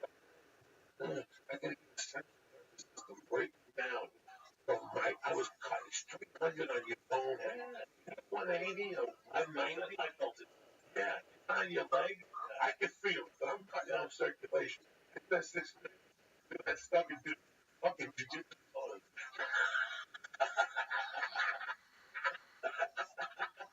You have a very great. I feel very comfortable at your school, which I don't feel at a lot of places. Old school martial arts. I came up now. You know why? Yeah, I like yeah. Yeah. as a bag. That's what Charlie and Fred. It's almost, Mondays and Fridays there they have this thing. Watch that old man. It's from 8 to 40. Picking up ties. It's doing jumping. Charlie, deal with that. But you know what? Listen, if I come to you and I say I can't do it, I'm a lot overweight. I'm not these show. You know what? I don't want to be good. 30 place. You're killing yourself. Yeah, yeah. We can't do it right now. Sometimes you do a podcast on Monday nights. I'll send it to you, right? But Lee, you're halfway there. You're doing the whole kettlebell. Come on, Lee. He does the kettlebells now, and he's picking up a 60-pound bag on his shoulder. He showed me up last week. Bag on his shoulder. Pick up the bag on your shoulder. A year ago, you couldn't pick up that fucking bag. A year ago, when we went to the grudge match premiere, when fucking Salami called me a day later, he goes, "Who was that Chinese kid?" And I go, "Lee." And he goes, "That's not Lee. How much weight did he gain? You would have not been able to pick up that fucking thing." I know so. He's doing sweat coming up these stairs. Right. I used to come up those stairs a year ago. I swear to my mother, they would walk in. I'd make them like I had them. You all right? I'd be in the world. Backstage. I told him that when he first came to Jack, he could do 2 hip escapes, right? 2 or 3 hip escapes, he'd turn purple. And on the inside, I was thinking, oh my God, is this guy gonna have a heart attack on me right here on my floor? I used to worry, you know. Now across the floor, all of it. I think it was the first time I learned. Yeah, That's a big shoot. I'm out of shoot. One time I shoot back after I rolled, I was doing those hip escapes like I hope. Like a nice hit. And you go home, every time I would do one more hip escape, to me, that meant the world, of course. That meant the world. Fucking stand there. Like you said today, the Grandmaster said, Jiu-Jitsu about hip escape. You can't do hip escapes. There's nobody around. You got nothing to do. There's a sidewalk. You got a hard ass anyway. You might as well start hip escape. Why fuck around? That's it. That's it. You know, everybody's looking for the next level. Wait, listen, do 30 minutes of hip escapes at the YMCA and come see me. And then get on the bicycle for 30 minutes. Then come see me. 6 minutes of hip escapes. You'll never seen like that before. Pulled out your bed, out your abs. You don't. And no. And listen, let's be honest. The first year, I was not doing the hip escape. I was tight. You know what those seals do? Dragging your ass up. I broke my toes twice. Okay, that's how fucked up. I'm not here to lie to nobody. I got the guy who watched me. They watched me and they wouldn't laugh, so I left. No, that's what the problem is. We gotta have a structure. I go here with acupuncture needles. I remember being man. I remember being there and the guy bigger than me came in. And we were trying to. It was a big time class and they were teaching me how to take somebody's back. And we were so fat that our legs didn't wrap around each other. It was like a fucking, not even to get the hooks. This kid came one day for the cap. The next day, I went to him. I'm happy to bring back. Join me. Oh, no, he found it. That's not easy. But you know, I think you might be talking about Justin. And from what I heard, you know, he's a nice kid. Big kid with the blonde hair. Is that who it was? No. Oh, something else? Okay. There was a daytime class in BMAC for a year. Was a fucking Zach and another couple guys that were really serious. Right. Then we were with like 3 guys that just went there. Got it with the shoot blue the security guard. And he'd get on the thing, he'd do 2 or 3 things, and leave. That was it. And get up. No goodbye. No thank you. No see you next week, guys. Get up and he put his thing, and you just see nothing. It's just me. And he's like, if it was raining out, he put a hat on and a scarf with his key. See him walking on Burbank to the car. There was oh my God, there was that must have been Richie. It was a Spanish guy. It was a fucking day done. And the guy with the headphones on? It wasn't okay. There were big guys that weren't okay. This big guy came in, and I'll never forget, we were both so fat. That we guys, I know. We got 5 minutes here. Listen, thank you for coming in. I love you. Yeah, it was fun. I really respect you with all my heart as a martial artist. You get it. I came to the idea. Great thing for the kettlebell. Yeah. This is what we do. You love Yogi, right? I love that guy. I almost put you did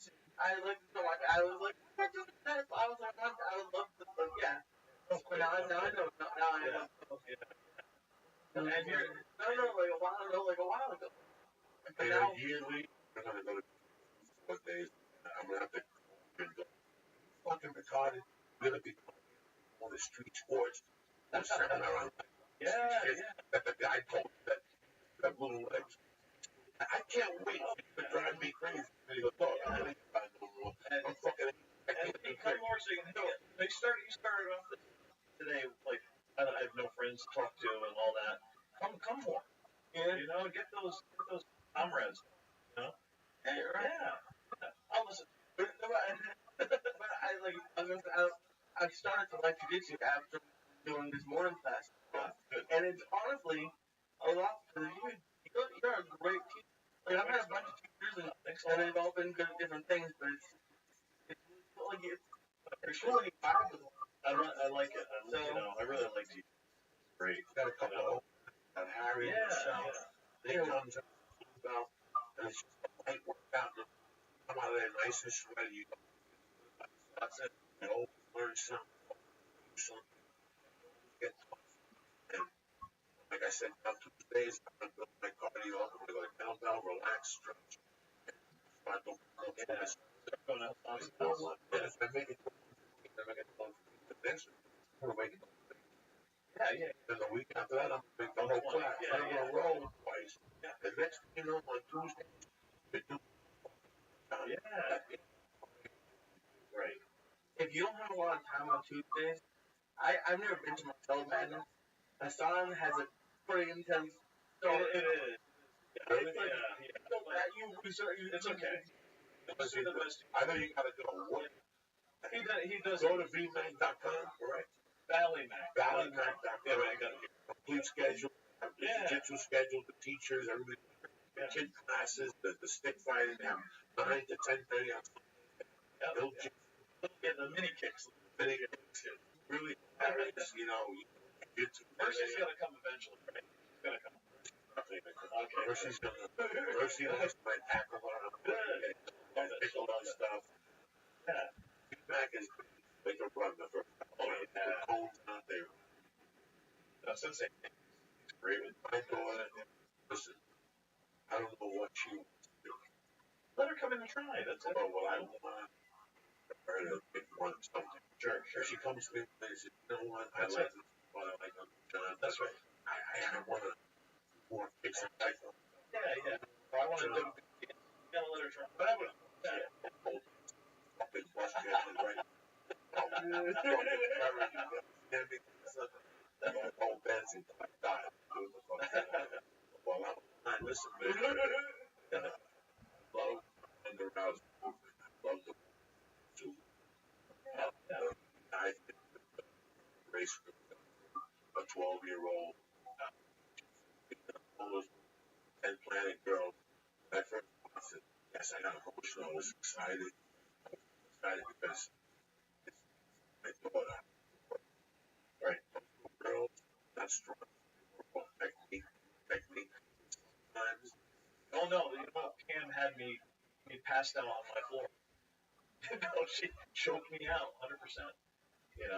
And she's half my weight. So yeah, let's not judge women at all. No, and I know I can sleep at night. I know, and I told them sometimes we giggle about it. And every rape is gonna have a busted elbow. I tell you, I got a rape. I almost had my pants off when I busted his elbow. Cops are gonna come over. Too bad for Don't worry, I was at the circus. No, you weren't. Tried to rape a little black girl. I like it. That's right. Love you, John. Thank you. Let's give a little fucking shout out to the sponsors here. Like I said, VMAC, it is 7 days a week, banging Saturday.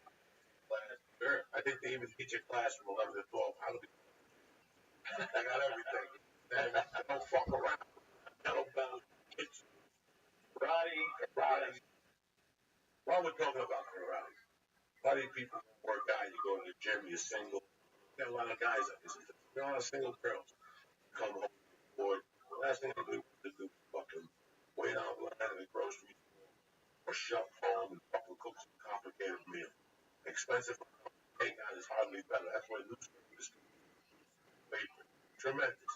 They deliver farm fresh ingredients, step-by-step recipes to your home, allowing you to create healthy, handcrafted at home without going to the grocery store.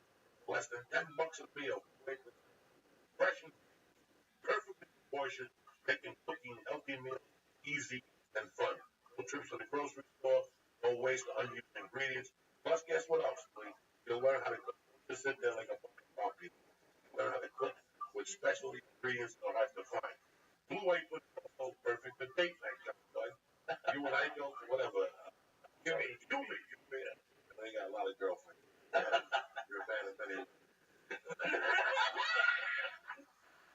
You're gonna get me in trouble here. Blue Apron is perfect for date night. Cooking with friends. They even offer family plans with kid-friendly ingredients, so the whole fucking family can eat and have fun preparing the meals together. Each meal is balanced, okay? 500 to 700 calories per serving, and it tastes tremendous. And cooking takes like a half hour. That's it. Shipping is flexible and free, and the menus are always new. They won't send you the same meal twice. Like this week, let's say you get the two-person plan.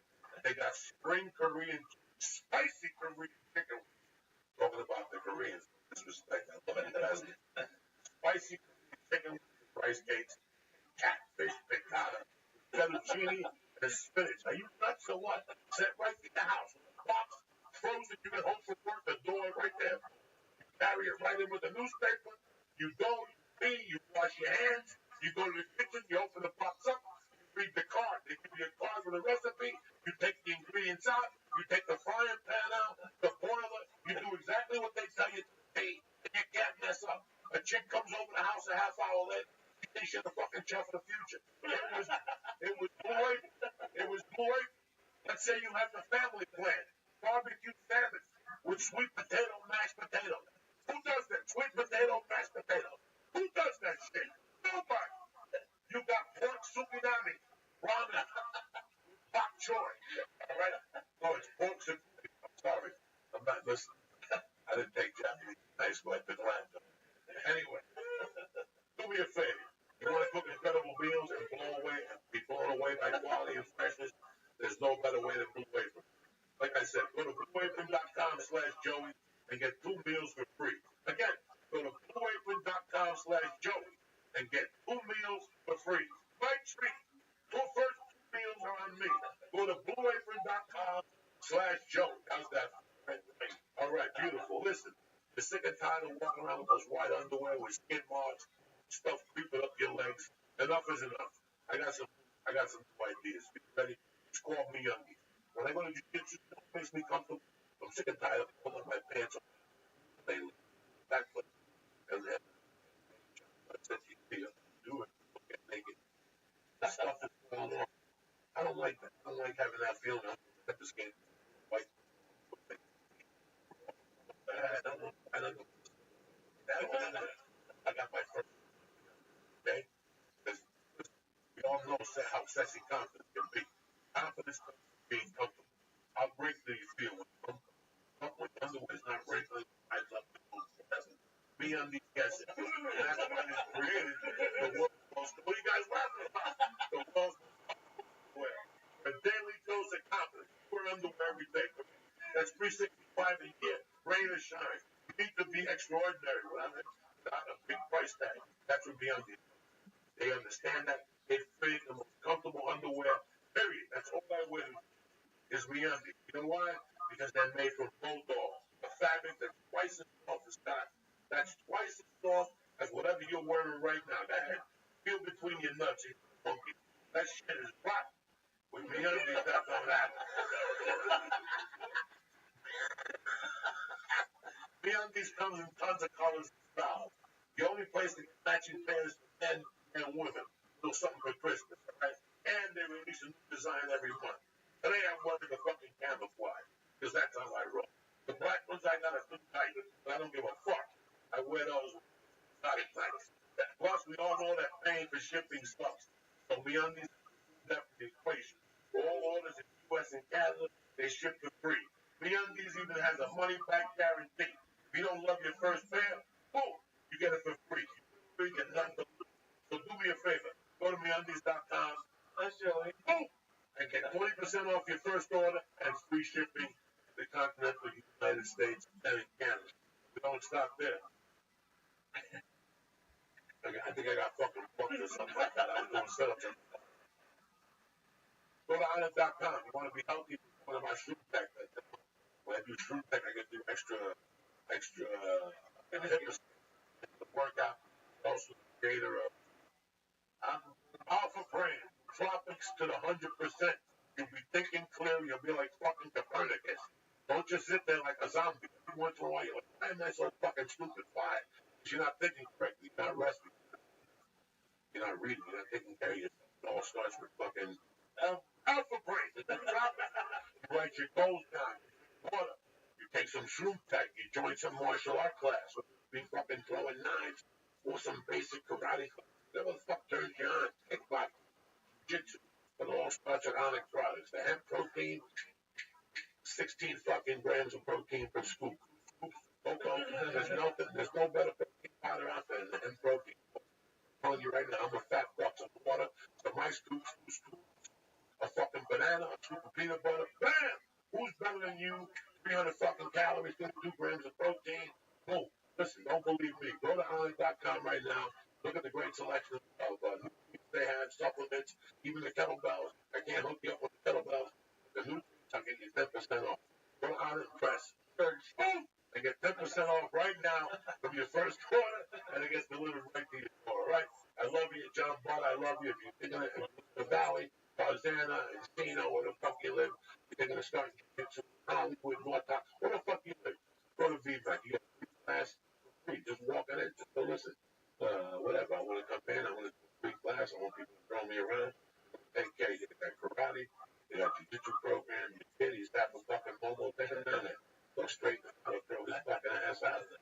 I say, can't eat peanut butter. We'll straighten him out. He'll be eating peanut butter by the end of the year. Japanese people don't give a fuck about peanut butter. You'll be up and down scratching. Anyway, I love you, cocksuckers. The Helium next week in Portland, and the week after in New Jersey. I'm telling you right now, the Stress Factor, November 12th through the 15th, and I'm in Helium 11/5 through 11/7. I love you guys. Thank you, John Butt. Thanks, get about Flying Jew Radio. Download like a motherfucker. Numbers are growing with Flying Jew. You got Bono people on there. You got John Janot on there. He's always got some freaks on there. Whatever his fucking name. I love you guys. Stay black. The parents, Glenn and Gary, the sons, they were in college. When they were in high school, it was like a junior. National Over. Stock up the youth. I mean, that was by 10 o'clock. That fucking day. But it was all day. It was all day. Busy all day, man. The school got so pissed that they told people that you weren't allowed to school for lunch now. Why? They wanted the cafeteria to make money. So, and they caught you in halfway. All the food distribution in North Jersey is handled by a lot of people. You don't want no fucking problems. You know what I mean? All right. So people say the goddamn food. Right? They got a contract about the ad. They had fuck that back. I'm not gonna let them go in the back. But if I say, hey guys, he's run out the back door. So for a year, they moved that law. We would sit in the back of halfway, did the fucking thing, while the school teachers were in front looking for them.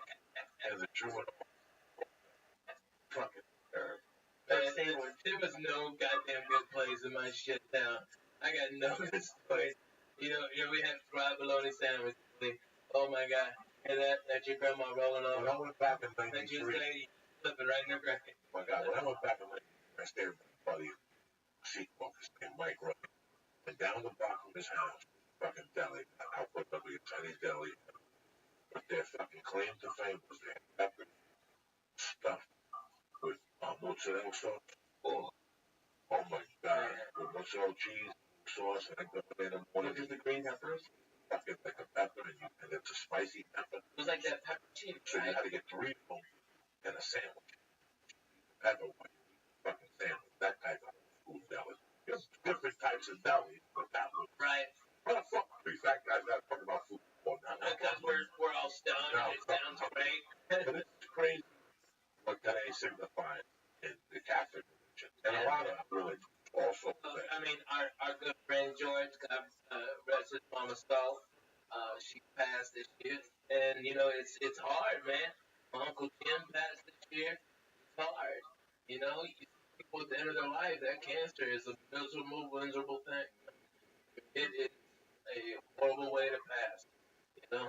Yeah, I'd rather get slammed into a sign on the 5 and break that bitch. I'd say, God forbid, but hey, I'd rather take that than that stuff. You know what I mean? Just fun going to church. It was all by myself, no pressure on my wife. I loved that. I just wanted, because they did that church over St. Bartholomew, they redid it over 7:15. I tell you what, it just brought back a lot of memories. But that's what happens in church now. When I go to church, I look at the stations across, and it's like a fucking acid trip, man. I just go back into sections.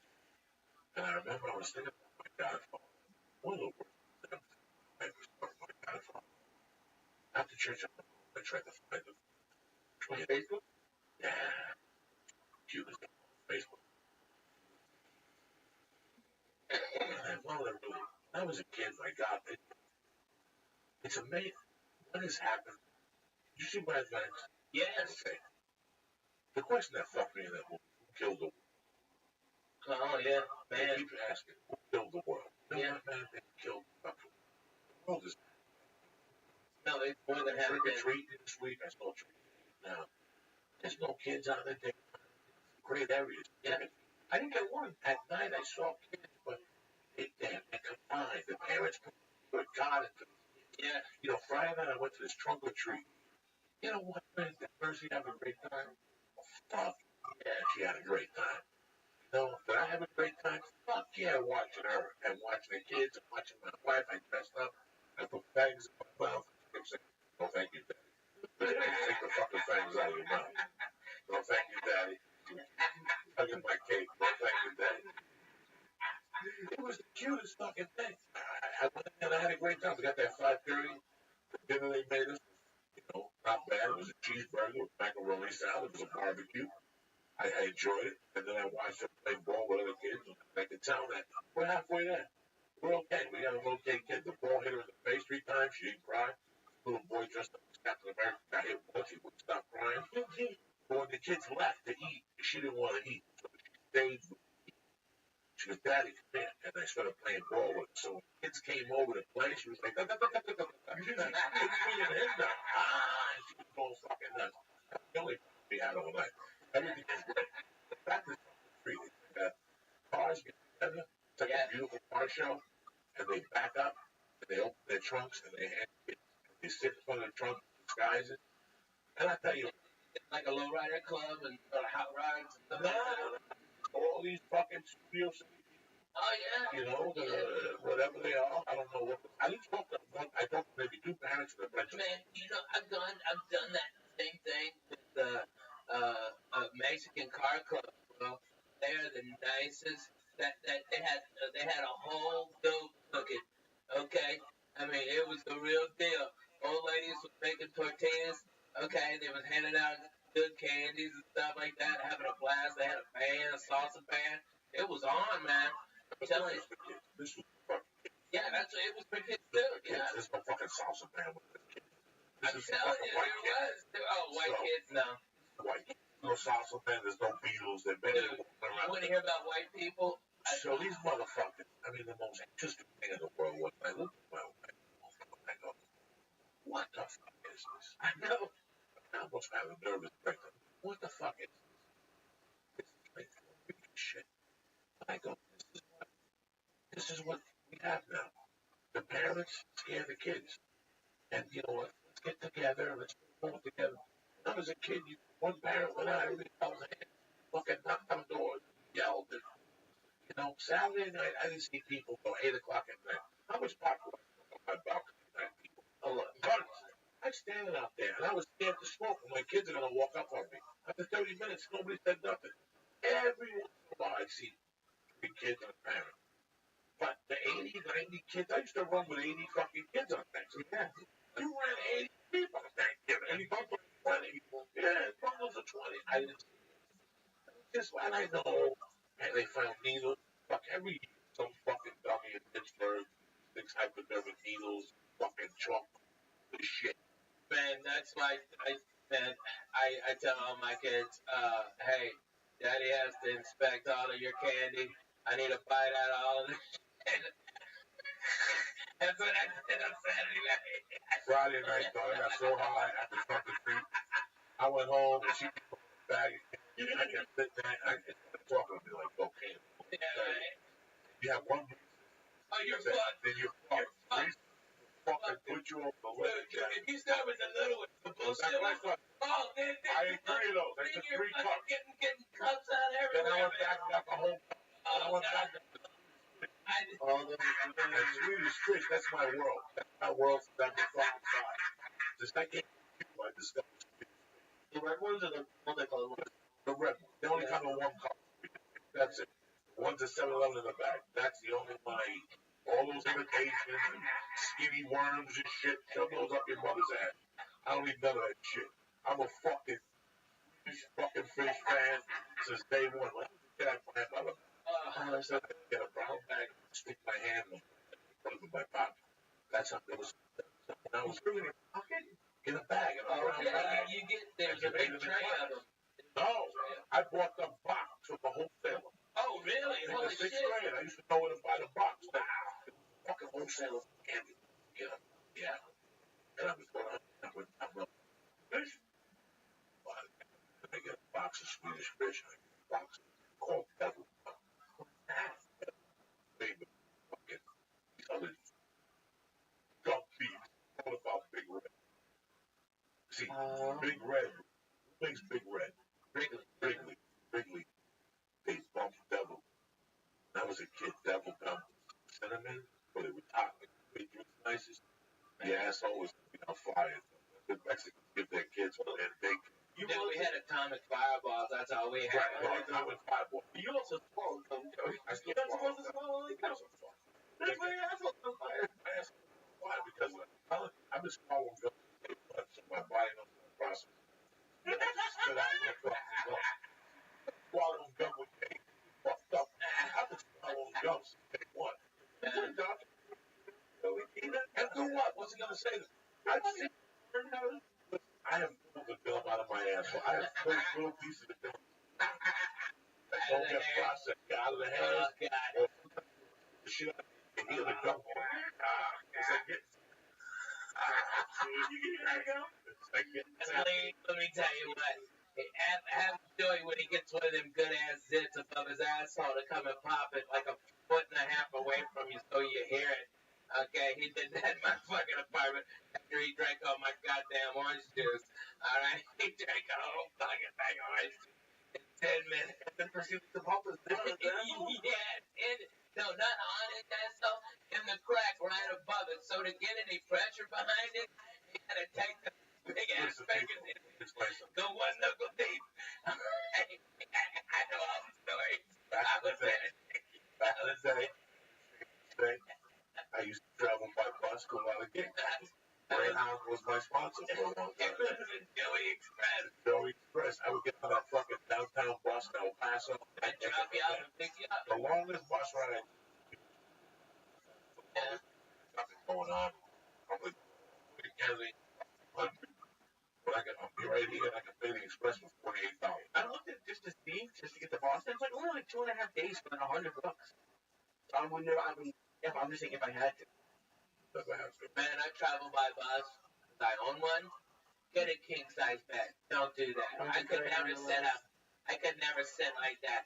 But you guys ought to jump on the bus sometime and we do this church at other parts of the country. Yeah. Where's the bus now?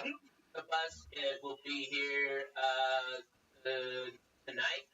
It'll get in tonight from Tennessee, and then we're here. And we're gonna be driving. They're gonna be driving around Wednesday, or Tuesday and Wednesday, and then we go north to do some gig. I don't know where it is, to be honest with you. I don't look at my I calendar. didn't travel so fucking by the Before you got to the first rest stop, You're retarded. We would hotbox that bus. It would be just look, bro. Yeah, but we shut the fuck up, okay? Me and Coco have lived in an apartment smaller than this fucking studio, okay? And we left our asses off, and doors were open, and the windows were open because it was so fucking hot. We couldn't hardly go to sleep. Shit, we put on Joy Medina. 5 minutes, sleepy time. Wake up, no cakes for Jesus. Making biscuits, and I had him on the floor, okay? And John Wesley on the floor. and Johnny Pretty on the bed. Yeah, it was crazy. We were in it to win it. This was Team Us, 1440. You don't even understand. Kill ourselves, we're brothers. Are you kidding me? Well, not literally. I'm just saying, like, he'll put something on the TV that he doesn't want, or he'll start. I got 5 fucking TVs. You got 5 TVs. 5 fucking TVs on that goddamn bus. Pick what channel you want. Where I got it. How many bedrooms? I've got a king size bedroom that pops out, okay, and then the living room pops out, and then there's 3 bunks.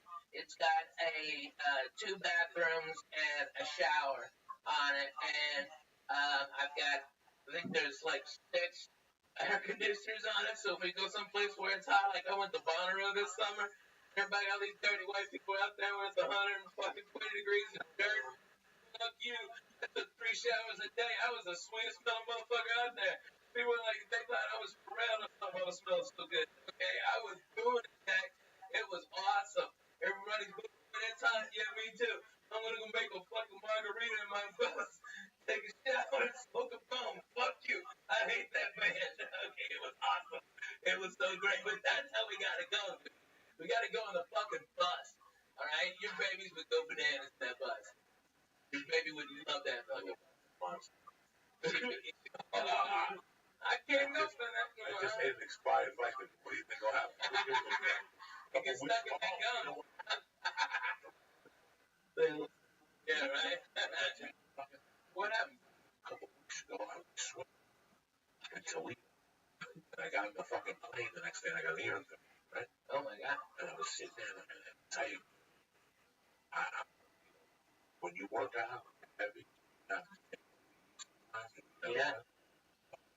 Desperate. Tylenol? The other one, there's a Advil? leaf and that. That's all that works. Dude, I'm past that. Yeah, get slammed on your back. You go home, your lunch, take an Advil. Especially on the train the next day. Really? I've never Yeah. had it. Do all that shit.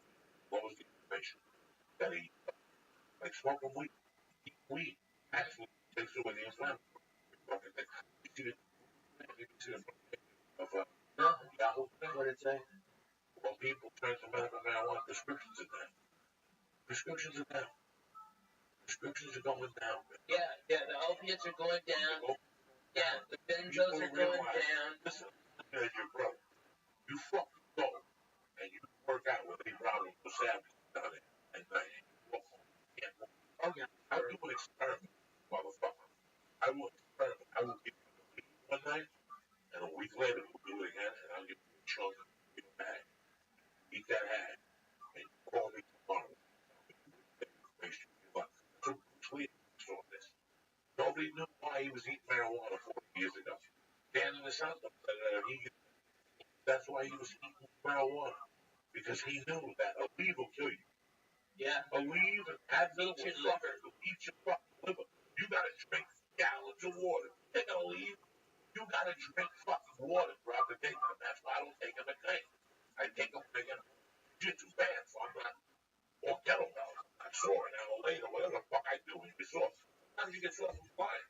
Dude, I get wiped the fuck out. Shit, man. First of all, Like 6-hour flight, Lee, you're fucking okay, sore. all right, yeah. Okay, you fly and your connections. Dallas got bumped, so now you're in fucking Chicago. You land at B32, and yours is next flight is H17. You got 15 fucking minutes, and Chicago fucking terminals are so close together. There's no room for a fucking one of them chairs. You can $20 to a black guy with a golf cart. No, you gotta fucking hump it, dude. You gotta fucking rock. And then If you're hungry, fuck you. You gotta It won't rock. eat. There's no But meat. sometimes I take one night with my ear infection. You know what? They gave me like it. They told me to get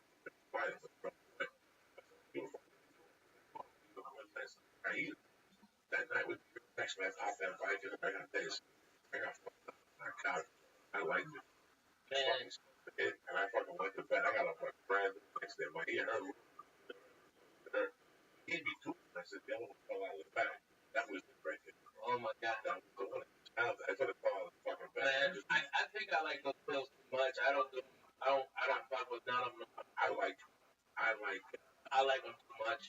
I like the feeling when I'm on the road. Yeah. That's where I like. I have to be right. Me too. I can't sleep. Yeah. I could fall asleep right now. You're not us. When I get up at 5.